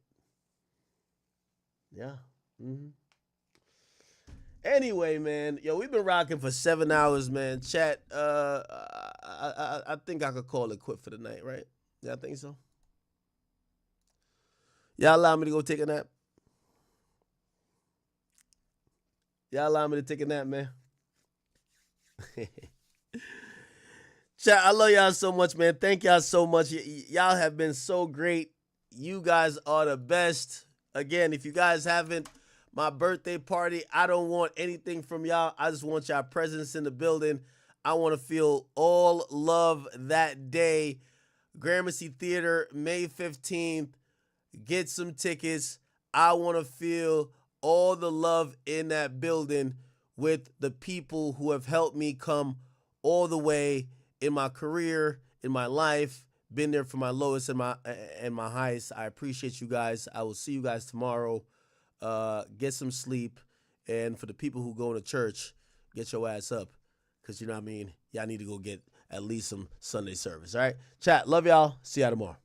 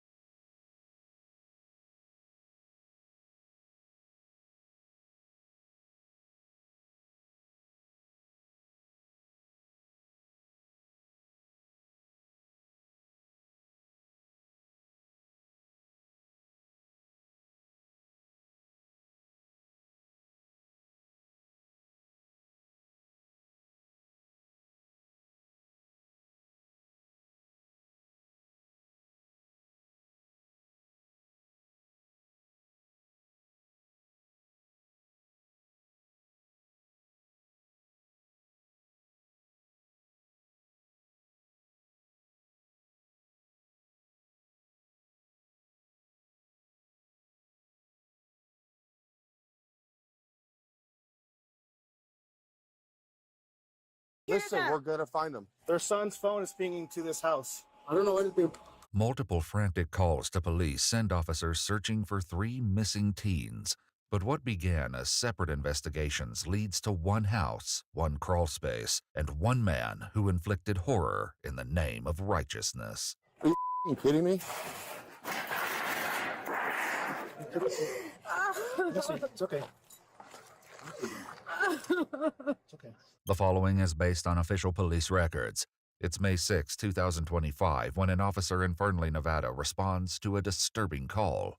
According to police records, the caller explained that her 13-year-old brother had received a text message that someone was going to kill him. However, as the officer makes contact with the boy's mother, he learns that there's much more to the story.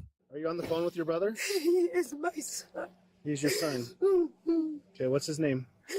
This is dedication. How old is your son? Yeah, 2 boys are twins, my sons. He's on Miller and...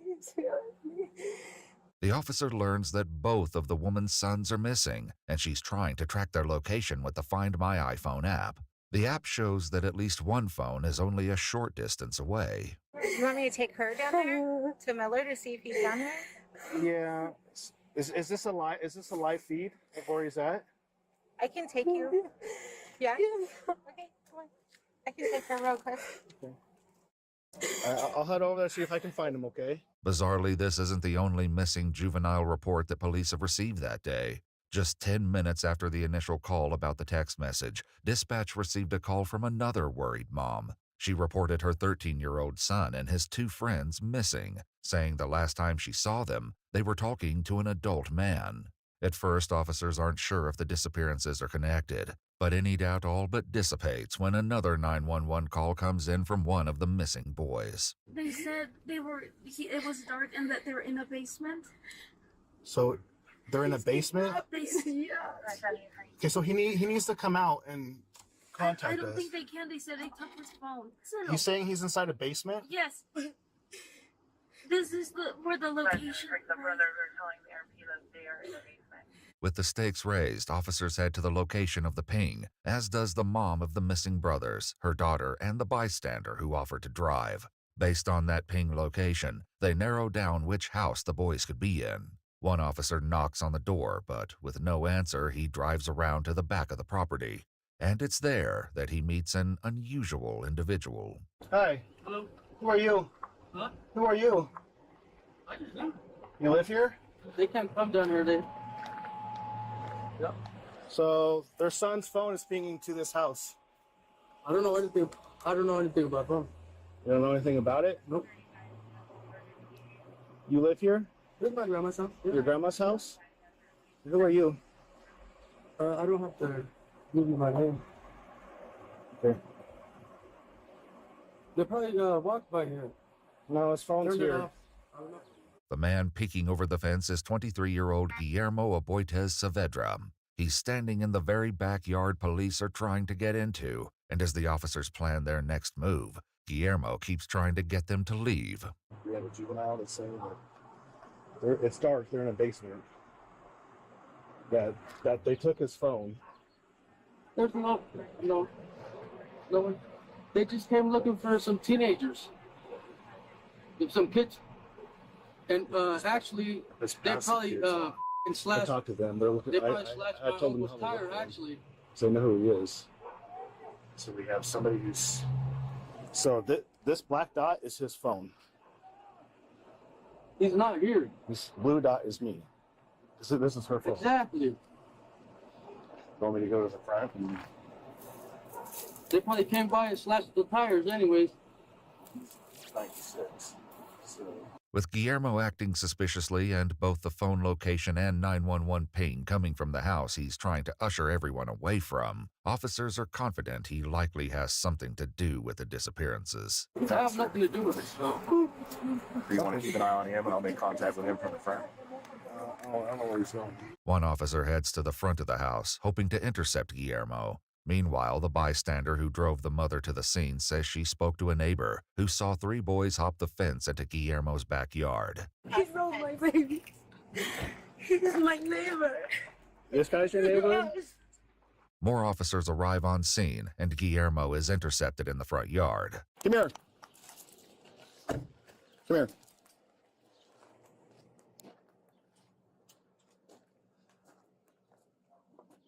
Why were you over there and now over here? I'm a landscaper. You're a landscaper? Yeah. Here, turn around for me real quick and put your hands behind your back. I don't know if he's got something to do with it.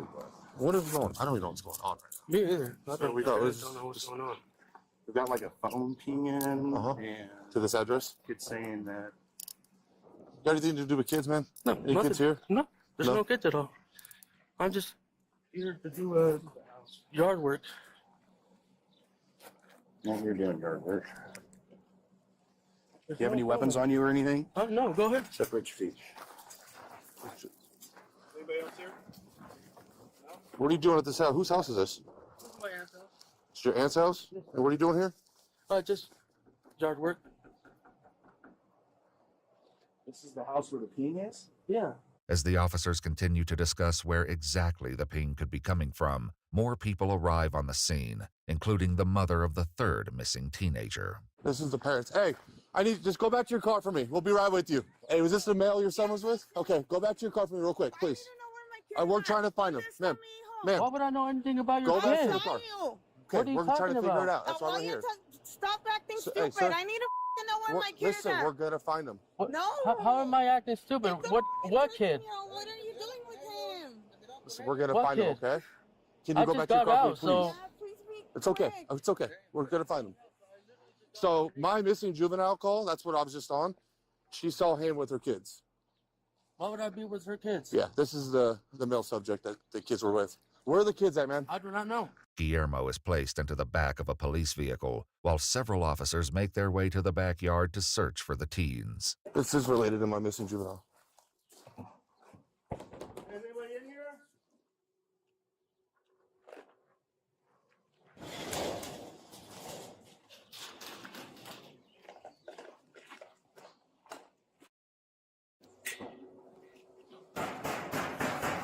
What's that?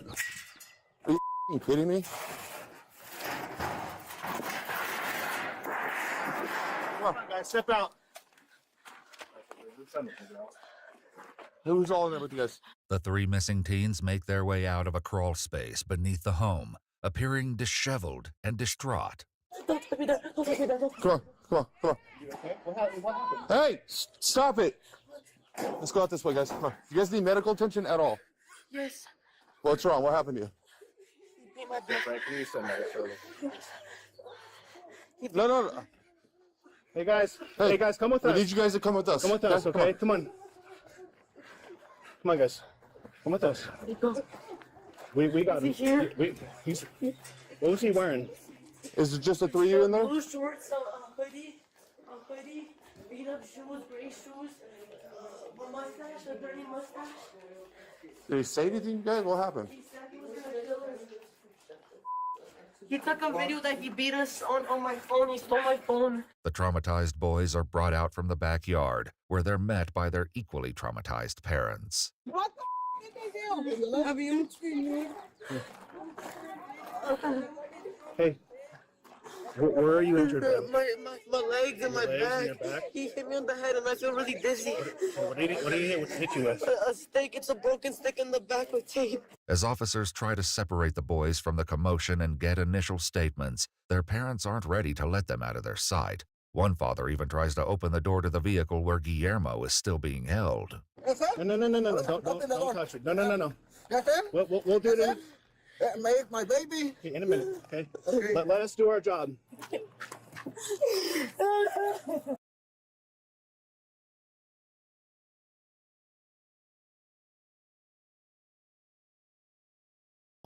Pops was on some Guatemala shit.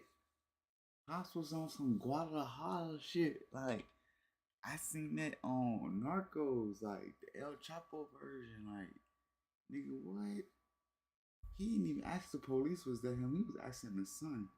He really ain't see the police. Like, he won't hear none of that. Like, niggas don't play about their kids, bro. Especially the Mexicans, boy. Them niggas live with their parents till they 55, nigga. They don't go nowhere. Them people parents love them. Like, trust me. They very family oriented. Like, Philippines and Mexicans and shit. Like, they love each other. Like, you know, like, you know how black people fall out? Nah, they ain't with that shit. Like, they do it like the grandma have to be gone or something like that. But like, nah, they tight.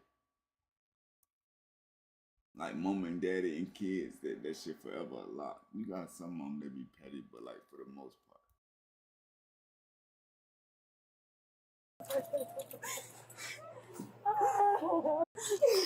My baby. Don't touch it. The door to the vehicle where Guillermo is still being held. No. Don't touch it. No. We'll do it My baby. in a minute, okay? Let us do our job.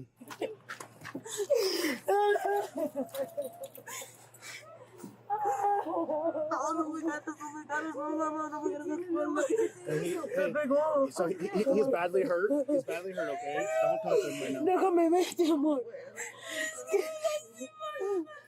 Déjame verte, amor. Déjame verte. No puedo levantarme.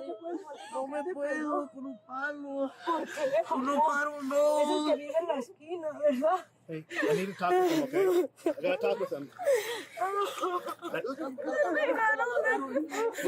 I need to talk to him. Can you guys please wait over there? I need to talk to him. Wait over there. He's okay. Eventually, the officers are successful in separating the boys from the cacophony and learn the gruesome details of what they experienced. Walk me through what happened today, okay, bud? We were at the park. I went for my brother back at my house, and we went to the park and we started swinging, waiting for our friend. Swing on the swings? Okay. And then he came out of nowhere with his fist all balled up, and I thought he was gonna jump the fence or something. And Where was it? Was he on the sidewalk? he came from like the corner. Do you know him at all? No. No? Can I ask you a question? Is this gang related at all? No. No. What were you guys doing at the park? Just We hanging were out? just hanging out, and then The we three were of you? gonna go to a bowling alley, but we were waiting for one of our friends. Okay. So you met him at the park. So he came up to you and said what? What happened? He was saying that. Hey, he was saying, listen. Hey, I gotta talk to him real quick, okay? I got medics. Come over here, man. Come over here. Listen, I gotta talk to him. We just need a second, okay? I got you. We just need a second. We're gonna make sure he's okay. We need to figure out what's going on. Okay. he was It's okay. telling me that my dad was saying people from some type of people in Mexico or something, Okay. like a type of place, and then he just started slapping me while I was on the swing and.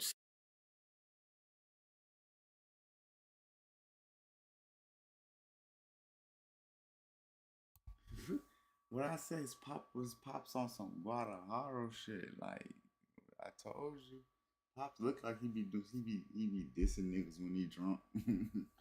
Man, you that little nigga, 23 years old. The nigga that kidnapped him know it's one of their parents in some type of way. His daddy look like he drink like a motherfucker.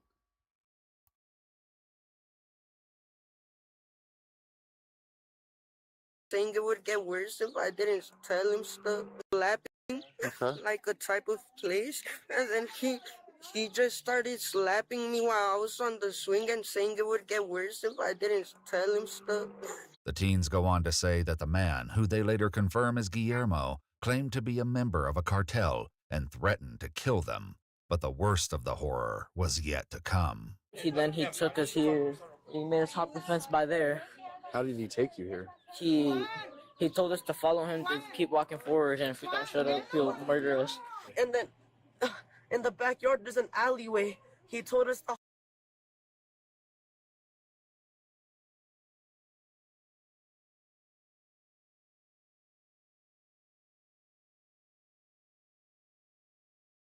For some reason, this don't add up. For some reason, this wasn't 3 kids going to the bowling alley at the park waiting for one other friend swinging on swings. These niggas 13, 16. Like I got a 13-year-old. Like my 13-year-old just did his first, what I could say, his first dumbass idea. Like as a kid, nigga, one of his so-called friends was driving, and little nigga 13, they gonna get in the car with this nigga. I'm talking about they was driving all type of places. Like, what if y'all would have got hurt, bro?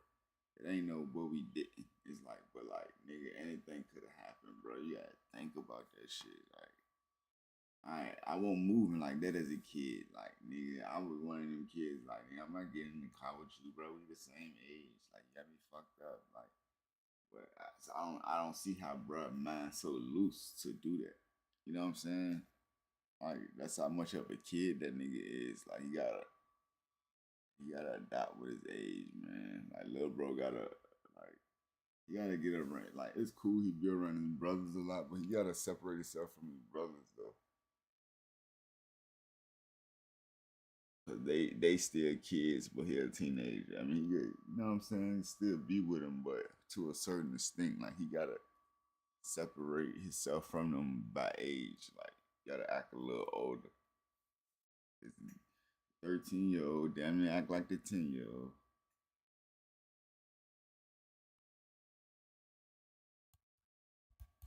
Hopped the fence, and we hopped the fence, and he. Which alleyway? The one over here? Right, but behind this house, where the fence is, where his fence is at. Okay.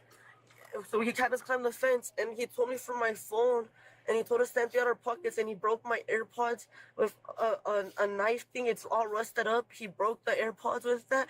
Then he told me for my phone, and he started throwing it, and then he realized he could do something, and then he told me to unlock it, and then he told us to log out of my Instagram account and to do a lot of things and delete everything in my phone. And then I gave him my phone, and he started recording us, and he started beating us. After that, he grabbed what seemed to be a wooden stick, and he started smacking him really hard from behind. And after that, he did it with the rest of us. He made us stand up, and yeah, he kept smacking us, and he kept hitting us with the wooden stick. And after that, he smacked us at the back of our necks. And then he told us that he wasn't scared to die, or that he wasn't scared to kill us, and that if he wanted to, he could go get his tools and rip our fingers and our nails and everything one by one by one. And he said that he was affiliated with cartels and stuff. Okay, so where was he beating you with the sticks? In my bag, he had us pull down our pants, and then he beat me in my thighs and stuff. And he started saying stuff to us and asking us things. And then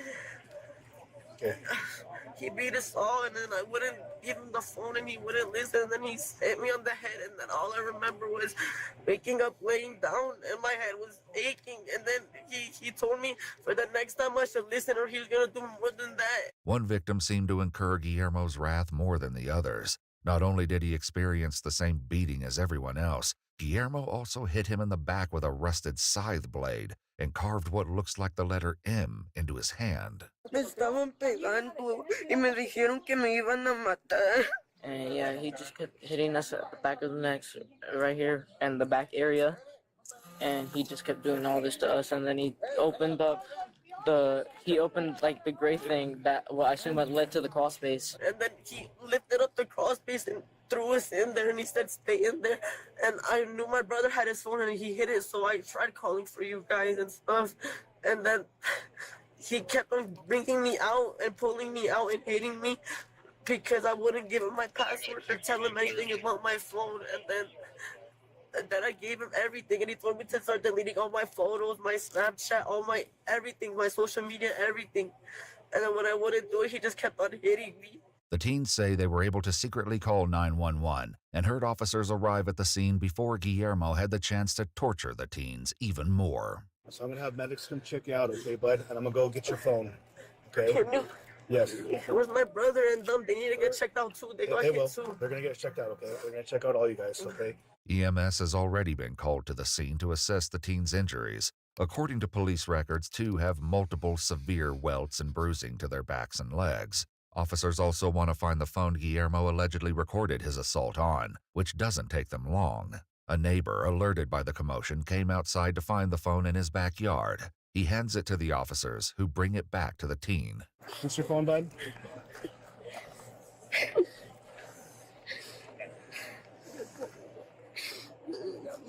He told me to delete everything, and he took that video. I don't want to watch it.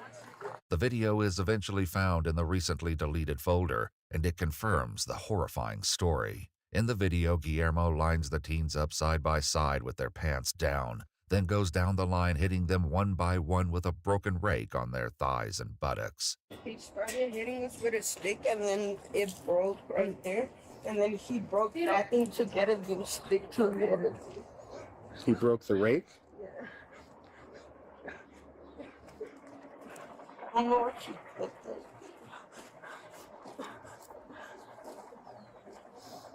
I think he put it somewhere in the sheds. Was it? He hit you with that? Yeah.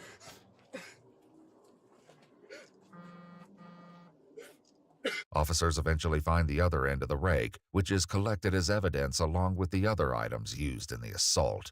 As the teens are preparing to go to the hospital, more people have arrived on the scene. Guillermo's family, including his mother and sister, are horrified at what he's done and provide valuable insight into his mental state. Does he have mental problems?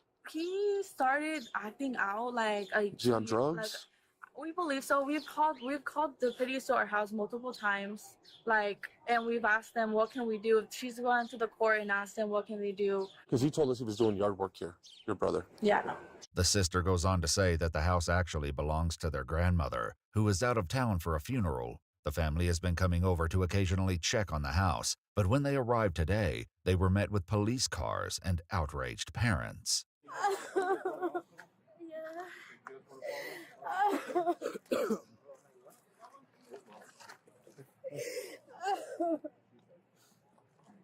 Can you have a seat? It's okay. It's okay.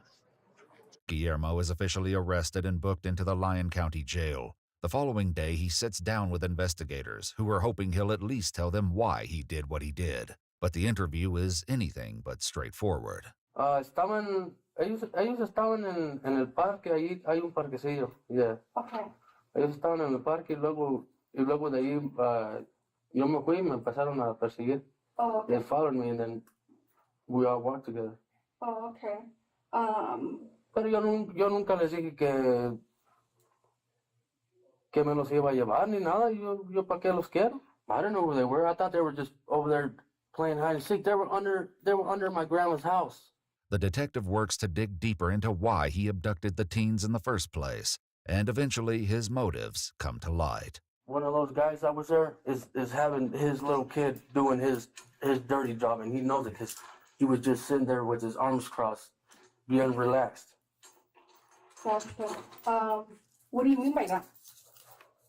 What I mean by that is that he thinks because he's from Michoacan and wherever he's from, you know, and he's just having his little son thinking he's a bad and someone else ain't gonna, you know, tell him how it is. So I didn't really no te entendí que dijiste ser dirty work, tengo varios entendidos que puede ser el dirty work. ¿A qué te refieres? Cosas ilegales tipo? Mm-hmm. Sí. ¿Tiene que ver con drogas o qué? Sí. Yeah. Ya. ¿Están vendiendo de su casa o qué? I bet you. Yeah. Because I bet you because that guy that's from Michoacan and his girlfriend or whatever just gave herself up yesterday, just flipping me off and this and that. She probably doesn't even work. Even though he says he doesn't hold a grudge against people from Michoacan, Guillermo remains convinced that one of the fathers is involved in illegal activity. He rambles on, saying that the teens actually followed him to prank him. He even says one of their mothers saw them all walking together, so she could have gotten them if she was really concerned. However, the detective isn't buying his excuses, and when confronted, Guillermo begins to fold. So I appreciate you being quite honest, and I'm going to be quite honest with you too. Basically, what I'm getting at is there was a little bit more to that, but basically, the part that I'm missing is that when they came out, they had injuries. I didn't know nothing about that. No. It was probably from home. It was probably they're probably getting that from home. You think so? Yeah. Like abused at home? Probably. You never. Everything's different behind closed doors. What if I was to tell you that they did not have those injuries when they left home? I could not tell you. Those injuries, they got them when they were at that cross space, when they were in the backyard. Probably trying to get into the cross space. So what they're saying is basically that you hit them. Were you trying to teach them a lesson? Were you mad at them that they were trying to mess with you, punk you? And were you doing that to kind of teach them a lesson? Kind of in a way they deserved it? Asking for it? Yeah. What you hit them with? Un pinche palo. Un cinto. ¿Un cinto de palo? No, un cinto nomás. ¿O un cinto? ¿Cinto como de estos? Mm-hmm. ¿Tuyo de ellos? De ellos. De ellos. Okay. With some additional prodding, Guillermo eventually admits to hitting the children before putting them all in the crawl space. And what was the point of recording? No más. That I don't know why I did that, but Just to kind of remind them, maybe. I don't know. You tell me. yeah, I just literally paddled them on the back. And back. Yeah. But in back. Mhm. Yeah. All that kind of at the same time. At They the were same all, time, all yes. standing. Yes, ma'am. And you were standing behind them. Okay. What were their clothes doing? Their clothes? Oh, I had them drop their pants all the way to their waist, because if not, they was not gonna feel that paddle. Approximately how many times did you hit them? I whooped their like whoop on the butt like a couple times. Yeah. So then after that, were your plans to get back into doing the original work of yard work? Were you gonna have them help you or what? I was gonna have them help me, yes. That's why I told them. That's why I wanted to go under the house and check the water. And what made the other two go? I don't know. They probably just wanted to check to see how it was under there. Guillermo tries to claim that his plan was to let the teens go once he'd felt he'd taught them a lesson, and continues to insist that they left the park with him willingly in the first place. You're almost being honest. Here's what I know from the kids. You showed up in the park. You obviously talk about this kid's dad. Okay. And so you've admitted that in here already. You have problems with this kid's dad and where he's from and the attitude that you portray this kid's dad coming from Michigan. So you approach the kid on the swing, which you said he was on the swing. Yeah, you slap him. They were both on the swing, yeah. Okay, you slap him. I did, I'll be honest. Okay, you start confronting him about his dad, like basically, hey, I'm going to teach you guys a lesson. Is that accurate? Yes, sir. And then you make these kids march to your grandma's house that you know is empty. And that's the funny part, because I got a charge for kidnapping. Kidnapping. What's your understanding for kidnapping? It's being taken by force against your will, right? Yeah, which is what you did when you made them leave that park. According to court records, Guillermo accepted a plea agreement and pled guilty to 3 counts of kidnapping in the first degree. Guillermo's flawed understanding of kidnapping aside, he was sentenced to 3 life sentences with the possibility of parole after 5 years, to be served consecutively, making his total sentence life with the possibility of parole after 15 years. Welcome to Wix Harmony, where you and AI work together to build a unique brand. Your words become a website, one that's completely yours to define. Generate any visual. Tweak it. Replicate the style. And drag it all into place. Let your images set the whole brand vibe, so everything looks and sounds completely, totally you. This is the new way to create Wix Harmony.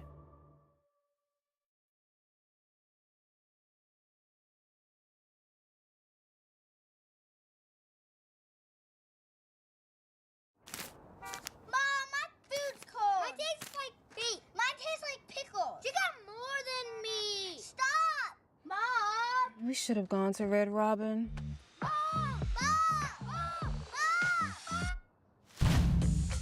Flock to Red Robin to feast on the new Big Yum deals, starting at just $9.99, featuring Red Robin favorites plus bottomless sides and beverages, all for a price you won't believe. Only at Red Robin. Yum.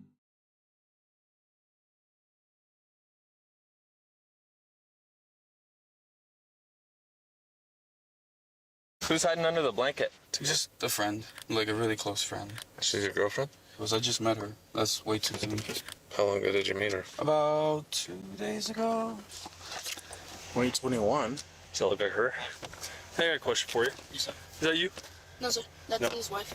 His wife? He's got condoms in the center console. I lied about who she was? Yeah. This is gonna work a whole lot easier if you quit lying to me. Over 1,400 miles from home, a young girl is found hiding under a blanket during a routine traffic stop. Behind the wheel is a 32-year-old man who claims he just met her days earlier in Las Vegas. But when police start peeling back the story, they find lies, fake names, and the culmination of a shocking multi-state investigation. You said she's 19. I did the math wrong. I didn't know. The following report is based on official police records, and the footage has never been seen before until now. Please note that all persons charged with a crime are presumed innocent unless and until proven guilty in a court of law. Just as the sun is coming up in Navajo County, Arizona, a sheriff's deputy notices a black SUV headed eastbound on Interstate 40 with several items hanging from the rearview mirror. When he pulls up behind the vehicle, the driver instantly takes the next exit, at which point the deputy makes the stop, only to find that the driver is not alone. How you doing? Good. I'm Smith. I'm with the Navajo County Sheriff's Office. The reason I pulled you over, you have all those things hanging from your rearview mirror. That's an obstruction of view from the roadway. Oh, I'm sorry. I apologize. Who's hiding under the blanket? Huh? Well, can I have you put the blanket down just so I know that there's not a gun or nothing under there? There's nothing. It's passed out. She all right? Yeah. You ready? Just thinking. Okay. Is there anyone else in the car hiding? No, just two dogs. 2 dogs? Yeah. Okay. Can I get your driver's license, your registration, and your insurance? Can I have her keep this blanket down? I don't know if there's like a weapon or anything underneath there. No, I promise. She's just passed out. Just passed out? Yeah, it's just it's early. You can tell. Okay. Can I get her ID? She doesn't. What's her name? Daisy. Daisy? Daisy what? And birthday? 2007. Yes. 2007? Yeah. Daisy Garcia Guzman? Okay. All right, can I have you come on back? I'll give you a written warning. The driver, Raul Alexis Arellano Romero, is patted down and taken to sit in the deputy's front seat, but it's the identity of his female passenger that will turn this routine traffic stop into a morning of mystery. You're not gonna lock me in here, actually. You got a handle. How's your day going so far? Pretty good, not too bad. A little tired, but not too bad. Gotcha. Where are you coming from? I'm originally from Puerto Rico, actually. Or where are you coming from? Oh, right now? Oh, so I traveled to Las Vegas. Mm-hmm. And I'm on my way back home to New Mexico. Gotcha. So you don't live in Alabama anymore? No, I don't. That's not how you get to New Mexico. Well, I had to kind of stop a little bit because it's starting to get tired. So I thought I could find somewhere here, but I guess there's nothing here. Thought that was possibly a gas station. That doesn't look like one. Yeah, you just passed like a dozen of them, actually. Oh, I did, for real? Yeah. I feel very, very weird being in your car right now, I'm not gonna lie. Why is that? Would you rather stand out in the cold? I mean, I could've just stayed in the car. It's just kind of weird. I've never been invited into... Consider it your first time. Yeah. Where's Daisy from? Alabama or New Mexico? I think she's from New Mexico, if I remember correctly, yes. She's your girlfriend? No, she's not. Who is she? Just a friend. Like a really close friend. Nothing like that. How old is she? 19. The deputy has noticed Raul's nervousness, writing in his report that his hands were shaking as he handed over his license. He decides to dig a little deeper into Raul's story. So she's 19, right? Mm-hmm. Obviously, she's an adult. Mm-hmm. You said she didn't have an ID on her. Mm-mm. What do you mean by that? I don't think she has one. I don't think she's ever gotten one yet. Not even an ID? Not that I know of. I mean, she hasn't shown me or talked to me about one, so I really don't know. How long ago did you meet her? About 2 days ago, something like that. Where'd you meet her at? Vegas. You were just taking her home? Nah, kind of. Not really like that. She just said that she's never been to New Mexico.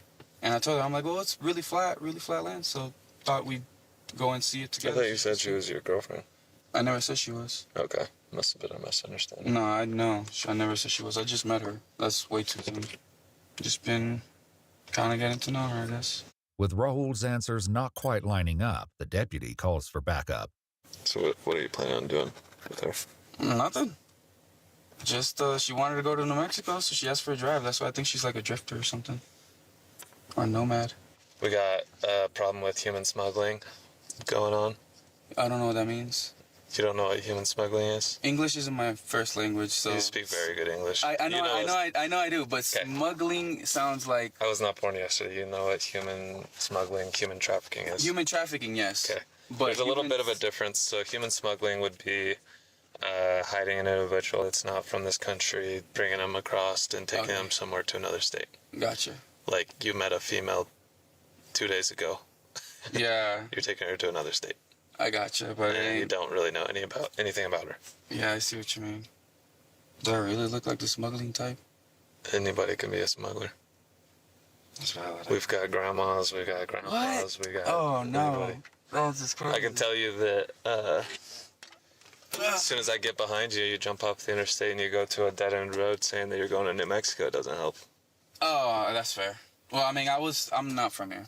To get to the bottom of things, the deputy turns to the girl for answers. Do you have an ID on you, Daisy? And what's your last name? Garcia Guzman. Okay. What are you doing with him? Just going to some family. When did you meet him?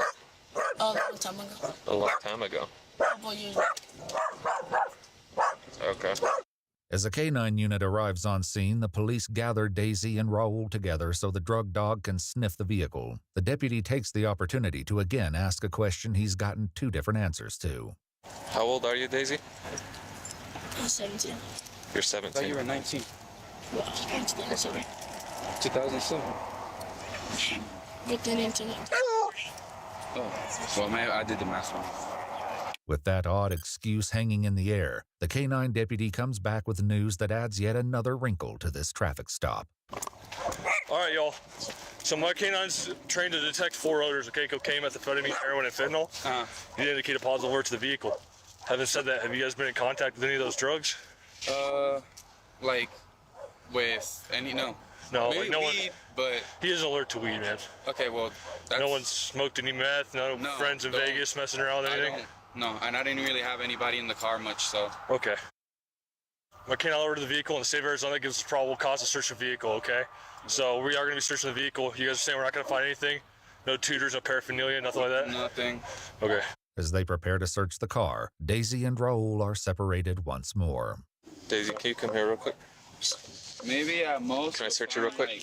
Like, weed, but nothing like crazy or anything like that. You got nothing on you? I'm going to have you sit in the front seat of my car, okay? Before anybody goes in here without me in there, I got to put you in handcuffs, okay? Just so you don't grab any of my stuff. Just go ahead and put them behind your back. Wait, why are you... She's just detained right now. Because I'm not going to be in here to watch her. She's just going to sit in my vehicle. I don't need anyone going through my computer and Oh, okay. As they begin the search, the deputies discuss the growing discrepancies in the pair's stories. So she's hiding under this. Yeah. And like I pull it up, she looks young. He says she's 19 and they met 2 days ago. She says they met a long time ago and that she's 17.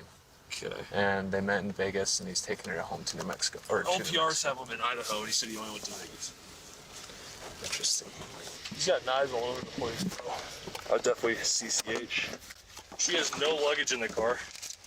Oh, there's the weed. But at the moment, the deputies are more interested in finding out the truth behind Daisy and Raul's situation than what they found in the SUV. Now that you're not next to him, have you seen him use any drugs over the past couple days? No, sir. No? And how old are you? 17. Okay, so did you get him a fake ID? No, sir. Did you give him a fake name and date of birth? No, sir. So why does the date of birth that he ran come back to somebody who's 19? You don't know? No, sir. Okay, how long have you known him? Multiple years. Multiple years, okay. And how old is he? Not sure. Do you know his full name? Raul Alexis Ariana. Okay. Is that your boyfriend or no, just a friend? We're kind of like family. Okay. I'm gonna ask you a personal question. It's up to you if you want to answer. Have you guys had any kind of sexual contact or something like that? No? Okay. The cops note that a fake tattoo on Daisy's neck is wearing off, giving them more reason to suspect that she might be younger than she's letting on. Meanwhile, the other deputy turns up the heat on Raul. Can you relay exactly what happened this weekend? What do you mean? With her and your travel plans and everything like that. Why? Because it's not adding up. I've talked to her, talked to you. I'm getting two different.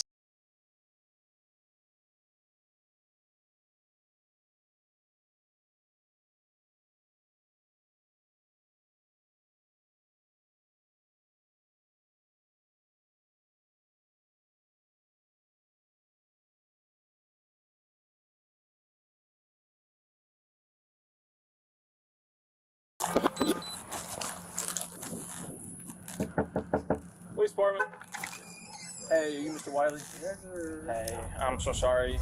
This is the moment officers arrive at the home of Andrew Wiley after he reported his 12-year-old daughter, Lori Page, missing. So, do you remember what she was last wearing? I left for work yesterday. I don't know. I got off work. She's not here. Just hours earlier, Lori had suddenly disappeared, and police were called to investigate what was initially believed to be a possible runaway situation. No, what happened? It's been so weird around here. Oh my God, it's a predator that stays in the neighborhood. Lori is really good at spinning lies. I've never seen anything like it before. Kind of weirded me out. I was like, this kid really, really wants to talk to adults. However, officers quickly realized there are no clear signs of where she went, no confirmed sightings, and nothing that actually explains how she left. And over the next 2 years, that story would slowly begin to fall apart, even though the person they were looking for had been right in front of them the entire time. Do you know where Lori is now? No, I do not. Okay. No, I do not. Was it a mistake? Was it an accident? Keep it up, man. This is your life, not mine. I can give a shit.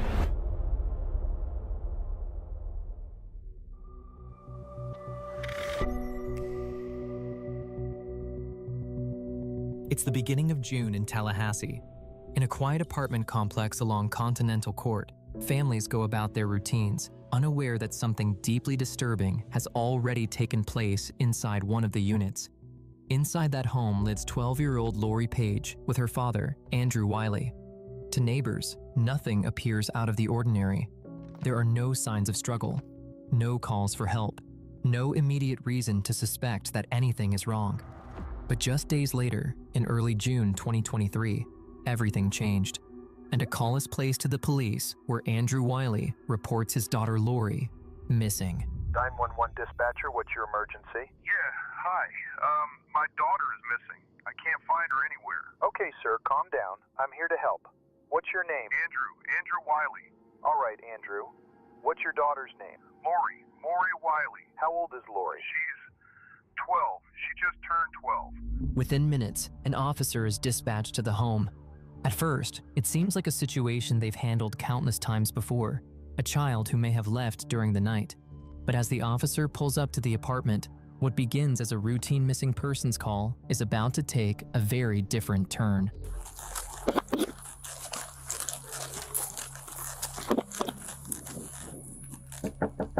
Police department. Hey, are you Mr. Wiley? Yes, sir. Hey, I'm so sorry. Okay. So, do you remember what she was last wearing? I left for work yesterday. So, like, I work at night. So you work at night? Okay. Yeah, so who was she hanging out with whenever she ran off? I don't know. I got off work. She's not here. Who was supposed to drop her off here? So you went to work last night, So and she was here? Yeah. Okay. And then when you came home, she was gone? Yeah. Okay. Does she suffer from any, like, disabilities or anything like that? Man, I don't know. I'm just raising a child right now at this point. I hear you. Do you know of anywhere she might go? I know you said you don't know about her friends, but... First time when we got her, she went to an abandoned apartment. I was there for that one. I would never realize, so I don't know. And then, are you okay, just for policy-wise, if I look in the house, make sure she's not hiding under anywhere? Yeah. Okay. I know, it's really weird. That same day, officers began going door to door, trying to determine if any neighbors saw or heard anything unusual. At first, nothing about the situation seems especially alarming. For those involved, this kind of behavior isn't entirely new. Lori had previously been reported missing before, only to return within 24 hours, causing similar concern. Because of that, the case initially appears routine, another possible runaway, another situation that may resolve itself quickly. But what officers don't yet realize is that they're already at the center of something far more sinister. With that, the search for Lori begins, starting with officers asking neighbors if they had seen or heard anything. Police department.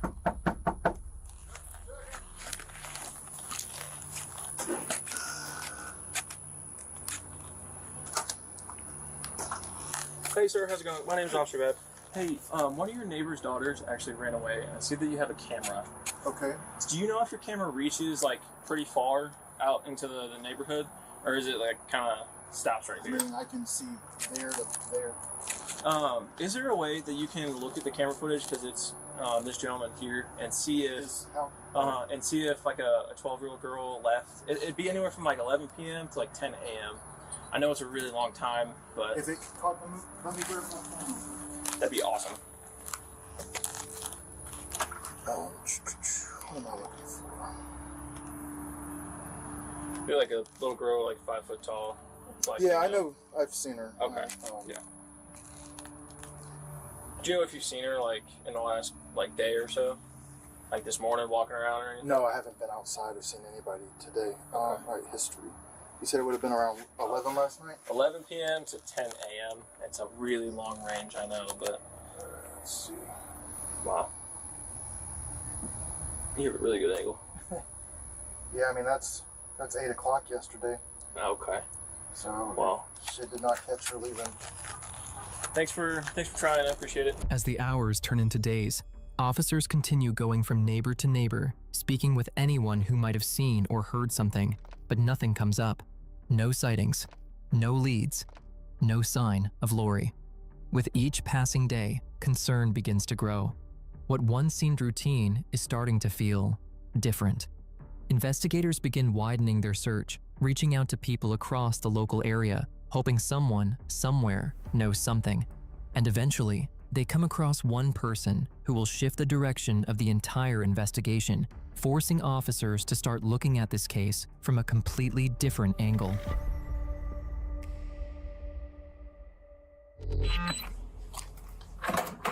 Hey, how you doing? Good. You ever seen this guy around here? No. Oh, sorry. No, we're just looking for a missing girl, but... You ever seen her around? No, what happened? I'm working. Oh, I can't give you a sorry. paper as well. No, what happened? It's been so weird around here. Something happened to my car. Oh. Something happened to my car. It's so weird around here. I swear to God. Is this a person that lives over here? This is a girl from around here that's missing. Have you ever seen her around here? No. Oh my God. It's a child predator that stays in the neighborhood. Mm-hmm. Y'all know? What do you know about him? I just looked it up because I moved over here. Gotcha. I have kids. Yeah. Gotcha. Yeah, I have kids. Oh my God. I do the same thing. It's crazy. It drives you nuts, won't it? Oh my God. How many there are living nearby and next to your Oh my God. church It's one on the other side over. Yeah. I'm working, guys. I'm sorry. Okay. I have to get back to work. All right, we're just seeing if you had ever No, I seen haven't that. seen it. Okay. Oh God. Thank you. Yeah, you can keep going. Have a great one. With officers now receiving information that there were registered sex offenders living in the local area, their attention begins to shift. If Lori had encountered anyone, these individuals would be among the first places to check. At this point, investigators aren't necessarily expecting to find anything significant, but with leads beginning to run thin, and nearly 2 days having passed since Lori was last seen, they can't afford to overlook any possibility. So, following up on that information, deputies begin locating the registered offenders nearby and expanding their search beyond the immediate residence. And with that, officers begin canvassing the surrounding properties. Hi, are you Mr. Glasgow? I am. So I'm Detective Rabali, Detective Taylor of the Tallahassee Police Department. So we're actually working a missing person case. Okay. I don't know if you can kind of help us out. So we're trying to canvass the area to try to find her. I have a few questions if you don't mind me asking. Sure. Okay. You have a minute? I do. Okay, cool. How long have you lived at this house? I think August 2022. August? Okay. I'm on probation, just so you know. I don't know if you're aware of that. Okay. Thank you for telling us. Yeah. Would you rather us come inside? It's up to you. Okay. If you're okay with that, yeah, I mean, I don't know if you're... We talked to a few other neighbors. Whew, my eyes are trying to adjust. But... So, a missing person in the neighborhood? So I'll show you her flyer. So she was in this area, not specifically this neighborhood, but she's in this area. So we're knocking on several doors. We talk with multiple neighbors. You said nobody else lives at home with you. Do you have any step kid? Are you dating anybody where any children would be coming here? No, I do have children. Nieces, nephews? No, nobody comes to my house. Okay. You have children? I do have children. Okay. How old are your kids? 7 and 12. 7 and 12? Yeah. Girl, boy? 7-year-old boy, 12-year-old girl. Do you have like a shed or anything in the back? There is actually. Do you want to go back there? Yeah, when he comes down. Okay. If you don't mind, like I said, I mean, you do not have to to let us do this at all. I just want you to understand that. No, I don't want to be any kind of hindrance.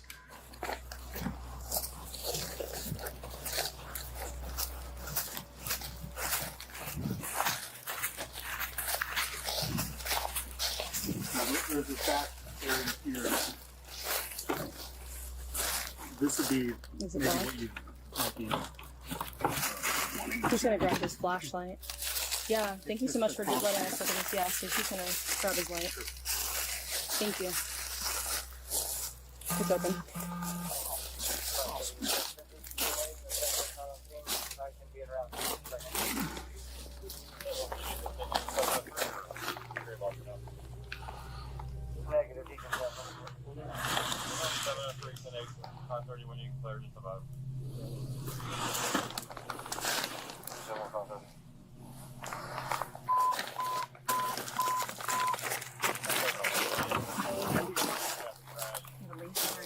I own it. Okay, sorry. It's a nice place. I can close that out. You guys shut the back. Oh, it's that. Is it like left or? Actually, there is a closet. Like a utility closet? One is big, yeah. Yeah. Is it open? That's fine. Yeah, it's unlocked. And then this door just goes back into the house.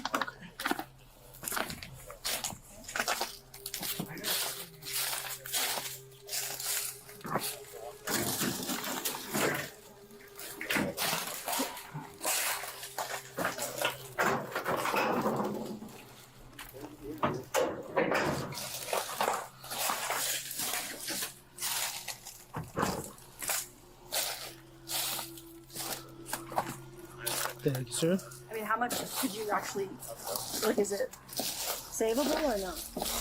As officers continue checking each location, nothing is uncovered. Those they speak to, including the individuals they were most concerned about, come back clean. For them, it's a relief. But for investigators, it means something else entirely. They're back to where they started, with no leads. Now, with 2 days having already passed since Lori was last seen, the urgency begins to grow. Officers regroup, knowing they need to reassess everything and figure out where Lori could have gone. There are at least 2 prior cases. In one, she had been found at a set of abandoned apartments. In another, she had stayed with a family friend. Each incident begins to paint a picture, one that might explain her behavior and possibly where she could be now. But before investigators can follow that path, they need to understand the people around Lori. At the time, Lori had been living with her father, Andrew Wiley, while also maintaining contact with her mother, who lived separately. The two were no longer together and were living in completely different places. She had previously been reported missing while under both parents' care, incidents that ultimately ended with her being found safe. Because of that, investigators still believe there's a strong possibility this is another runaway situation, that Lori may be with someone, somewhere, and will turn up again. But what they don't yet realize is that it would become one of the most elaborate and twisted homicide cover-ups they've ever handled. And with that, officers revisit a familiar lead the woman Lori had been found with before. Hi. How are you? I'm doing all right. How about yourself? Hanging in there. Okay. Good. It's such a lovely day. So, I'm Detective Drake. I'm over Lori's case.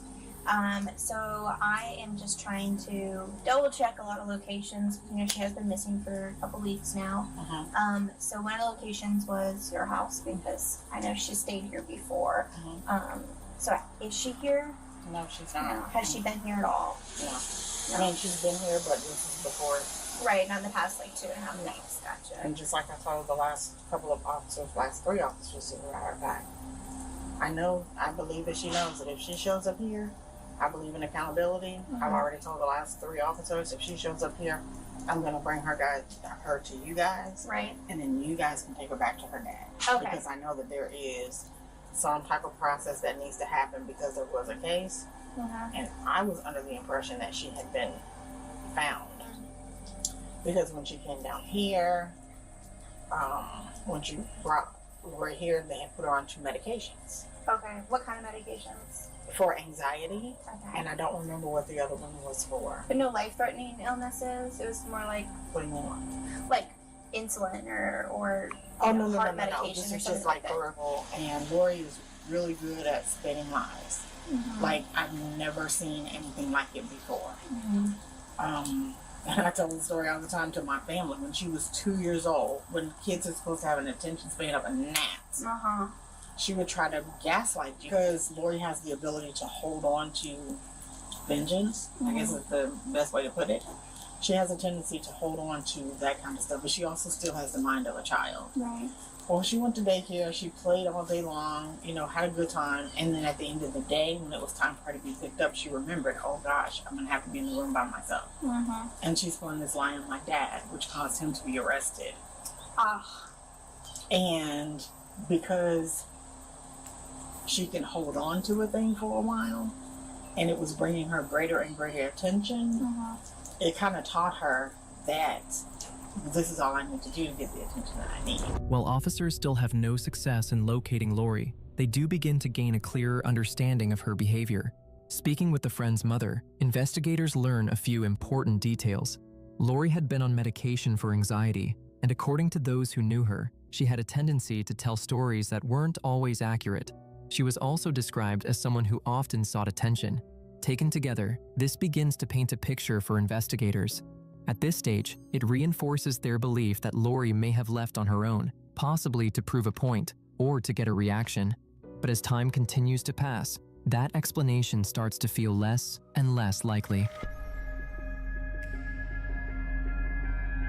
2 months have now passed. What once seemed like a possible attempt to seek attention is no longer being treated that way.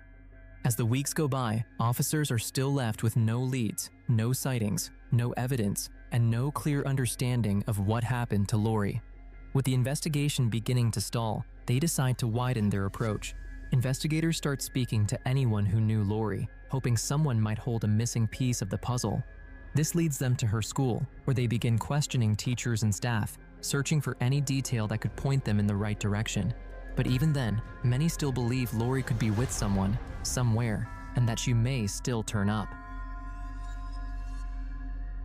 Sorry to interrupt the story, but if you're into true crime and want access to raw, uncensored footage, check out our Patreon, link in the description. Okay, so I'm the lead investigator on the Lori Page case. So I was looking at her Reddit username and went ahead and searched Lori Page, and I saw a post that you made on a subreddit. Oh yeah, Carly Russell. I was like, everyone's talking about Carly Russell, but no one's looking for Lori Page. Here she is. Right. Here's so a news article. I saw your post, and one of your sub comments, you mentioned that you heard a rumor that she was being groomed by a 20-year-old man. Yeah. I have never heard this rumor. No one Really? brought this to my attention. So, Yeah, where what- did you hear it? What is it? What's going on? I can't remember. No, I think it might have been Miss Summers. Who, if you've been reading online, you've probably seen Margaret Summers. I've talked to her multiple times. That's why I'm She didn't tell you that?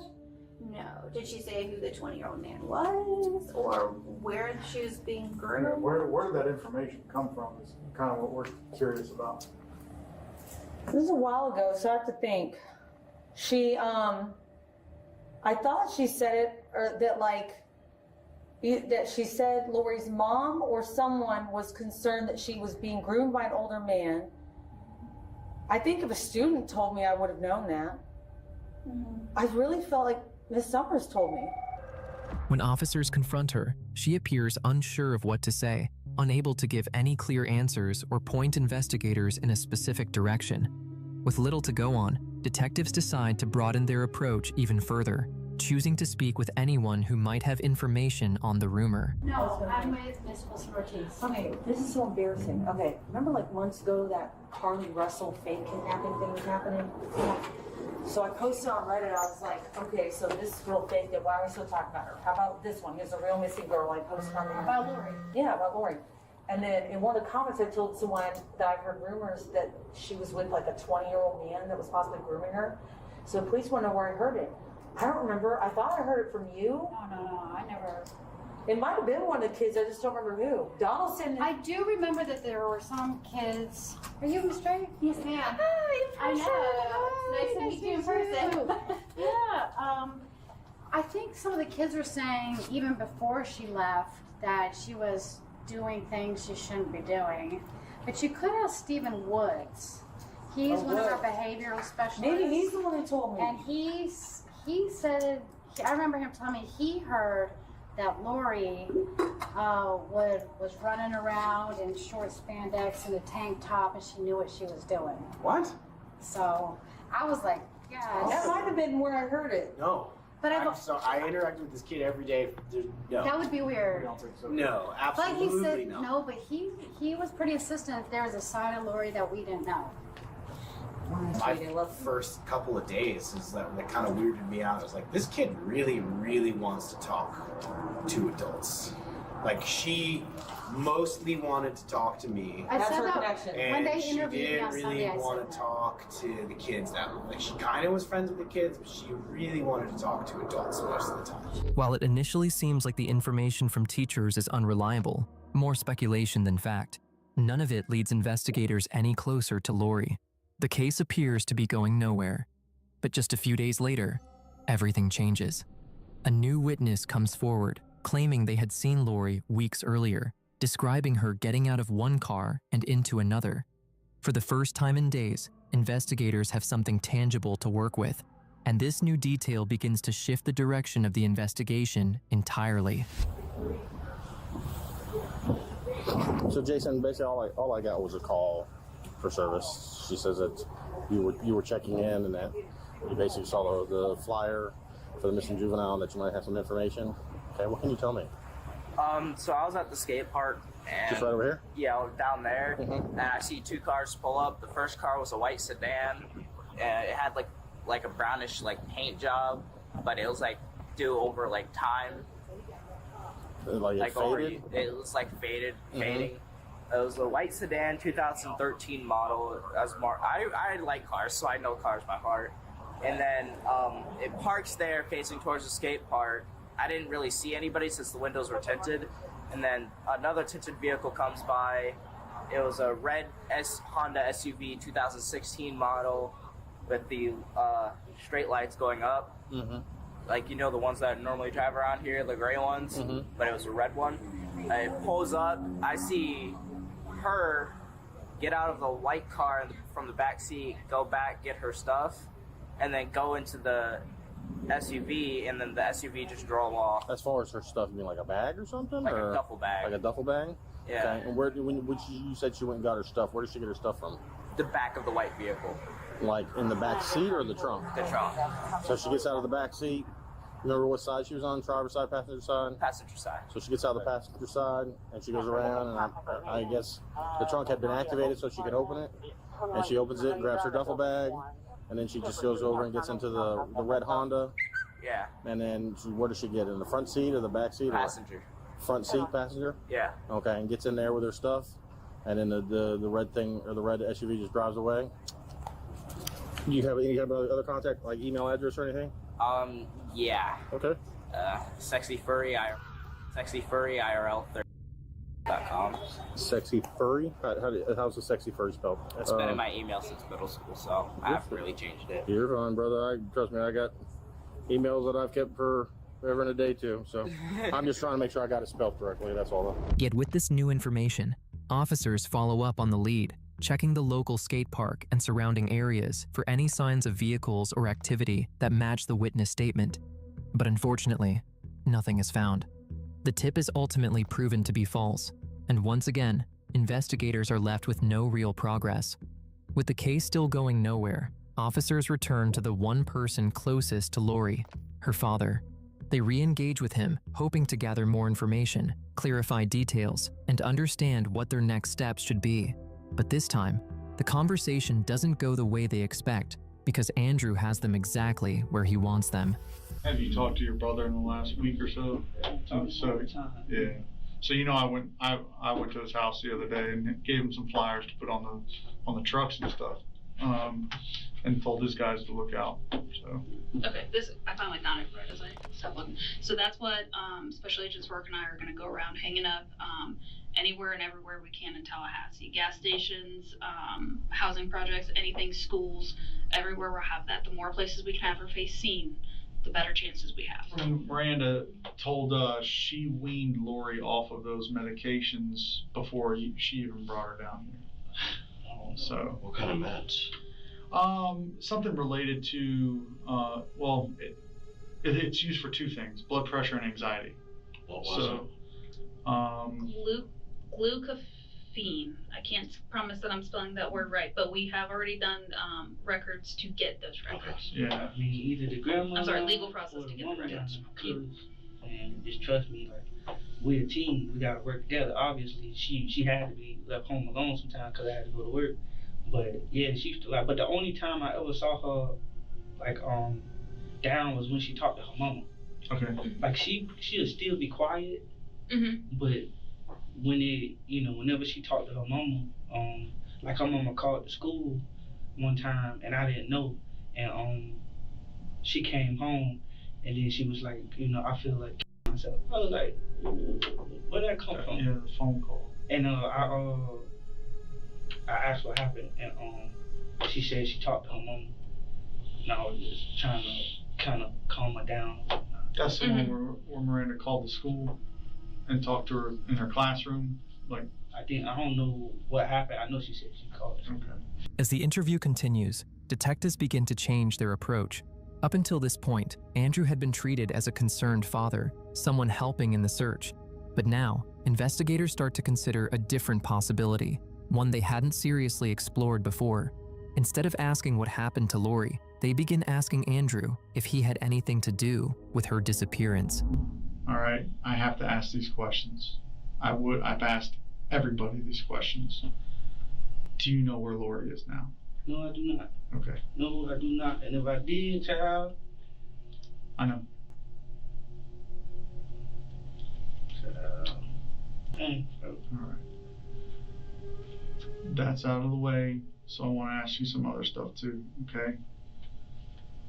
Again, we look into everybody, we look into everything, all right? This job will make you cynical, and we have to go over every single thing for two reasons. One, we've got to make sure, because what's going to happen is if we get asked, why didn't you ask that question? You never asked the question. Well, we didn't, and we'll never know, And the reason we're asking was there's something happening at home that would have caused you to think that you couldn't go to work for whatever reason. Okay. The day, that day leading up to Lori going missing. So you went to work that night, came home, she was missing. That day, whole day before. Did you leave town at all? I don't know. Was there any reason you would go to Jacksonville? Jacksonville? Mm-hmm.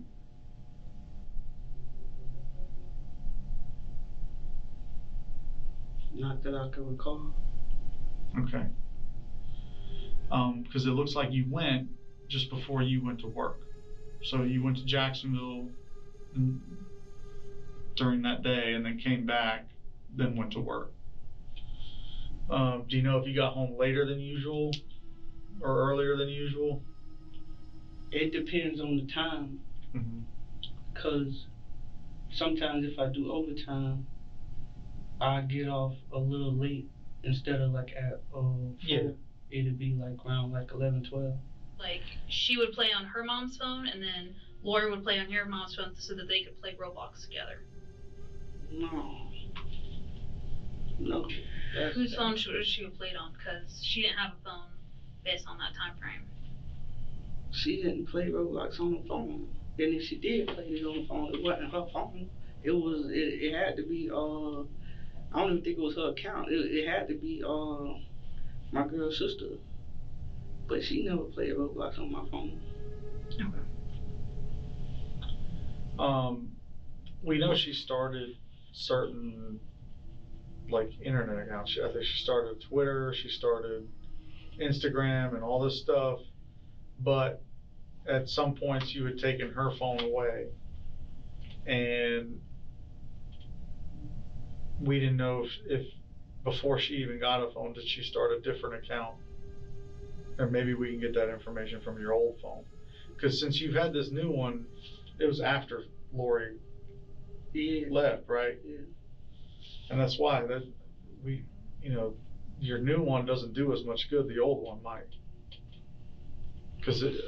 So, just because you don't have her Instagram account active on your phone doesn't mean that it won't be in the history. But she didn't use my phone for Instagram. You feel me? Like, that's what I'm saying. Like, she didn't use my phone. She had a phone or she didn't have a phone. She didn't use my phone. Well, so that's kind of the problem we're running into is we do know that she had other accounts, but I can't find them on her phone. So I know somehow Because she's she accessing started them. all that on her school computer. But here's the That's what I'm saying. She didn't. She didn't get on my phone to play. Like, she had a computer. She literally had a computer. If she had a computer, TV, she was straight. It wasn't like, oh, I just got that phone too when I got her phone. Okay, So that so- phone was new too. So you got them at the same time? Yeah. Okay. And yeah. So it wasn't like she was using my phone. She had a phone, but I took it away and she still had her computer. Okay. Like, I never took the computer away. Because of the school computer. Yeah. Right. What about your other computer? You mentioned you had your own computer. Yeah. And you caught her doing some of the stuff on that. That was yeah. But I just talked about it, and then I just talked about it, and then she started using my computer. Okay. Is that computer synced to your phone? No. Are there any shared accounts between that computer and your phone? No. Okay.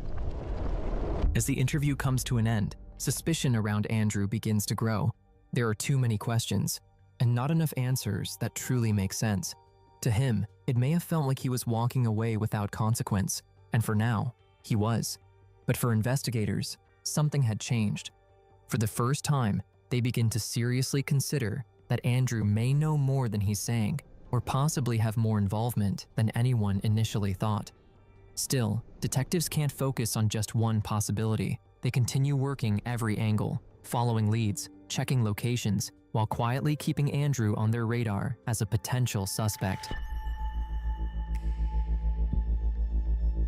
It had been over a full year since Lori's disappearance. Investigators are still determined to find her, still holding on to the possibility that she could be somewhere, with someone. But the reality is difficult to ignore. In the most serious cases, over 70% of children who are killed die within just a few hours of being taken. It's a statistic that weighs heavily on everyone involved. And yet, despite the odds, officers continue pushing forward, refusing to give up the search. That determination leads them to the next step, reaching out to Lori's best friend. Hello. Hey, Miss Addison, this is Detective Childers with TPD. Do you remember speaking to me earlier? Yes. Hey, I was wondering if now's a good time to talk to Amaya. Hold on 1 second. Hello. Yes, ma'am. Yes, ma'am. She's here. Hi, Amaya. My name is Detective Childers. I'm with Tallahassee Police Department. So I'm assigned Lori's missing person case. I just took it over, and I just had some questions for you. So your sister had let one of our detectives know that you used to play Roblox online with Lori, and that she had the name Princess 044089. Are you sure that was her account? I believe so. That's the last person I played with a few months ago. Okay. Do you think at all there's any chance it could have been somebody else? No, that's the last person I played with, like, since she's been gone. Okay. That's the count that she used were made. Okay. Do you remember when that was the last time you guys played together? The last time I was in Tallahassee, like, when was that? I'm sorry, say that again? I said the last time I was in Tallahassee, I'm not sure, but it was a couple months ago. And the last time I was over there, she used my phone and made an account. And I don't know what the password is, but that was the last time. Okay. So do you remember if by chance that would have been in the summertime? Yeah, it was like during Thanksgiving time, because when she was also here at our house, we was also playing Roblox. That was at Thanksgiving? Yeah, like around Thanksgiving time. This most recent Thanksgiving, like 2023? No. No. Oh, okay. So it would have been probably about a year and a half ago. Yes, ma'am. Okay. Gotcha. Okay. How often did Lori play Roblox? We tried to play whenever we can. Like, if we were bored, we would just play Roblox or, like, walk around the house and, just laugh and talk.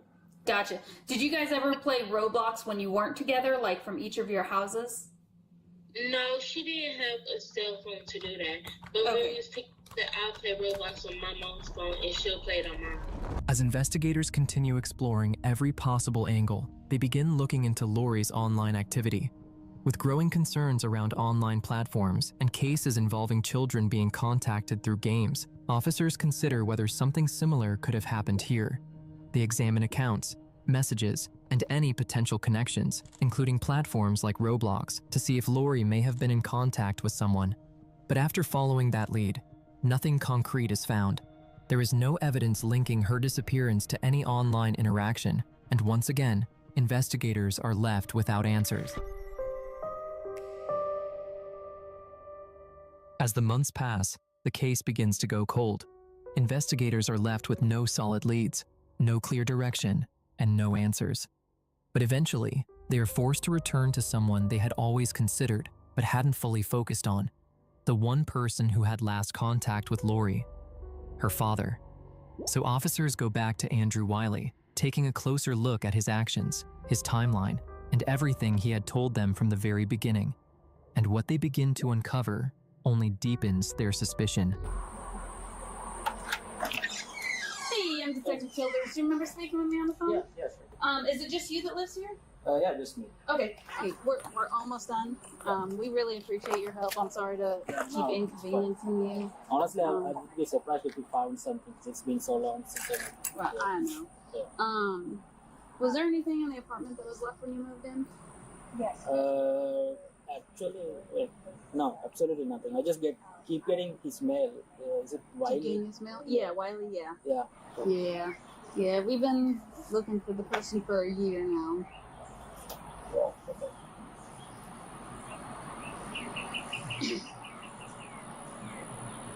And like I said, it should be more than a few more minutes and we'll be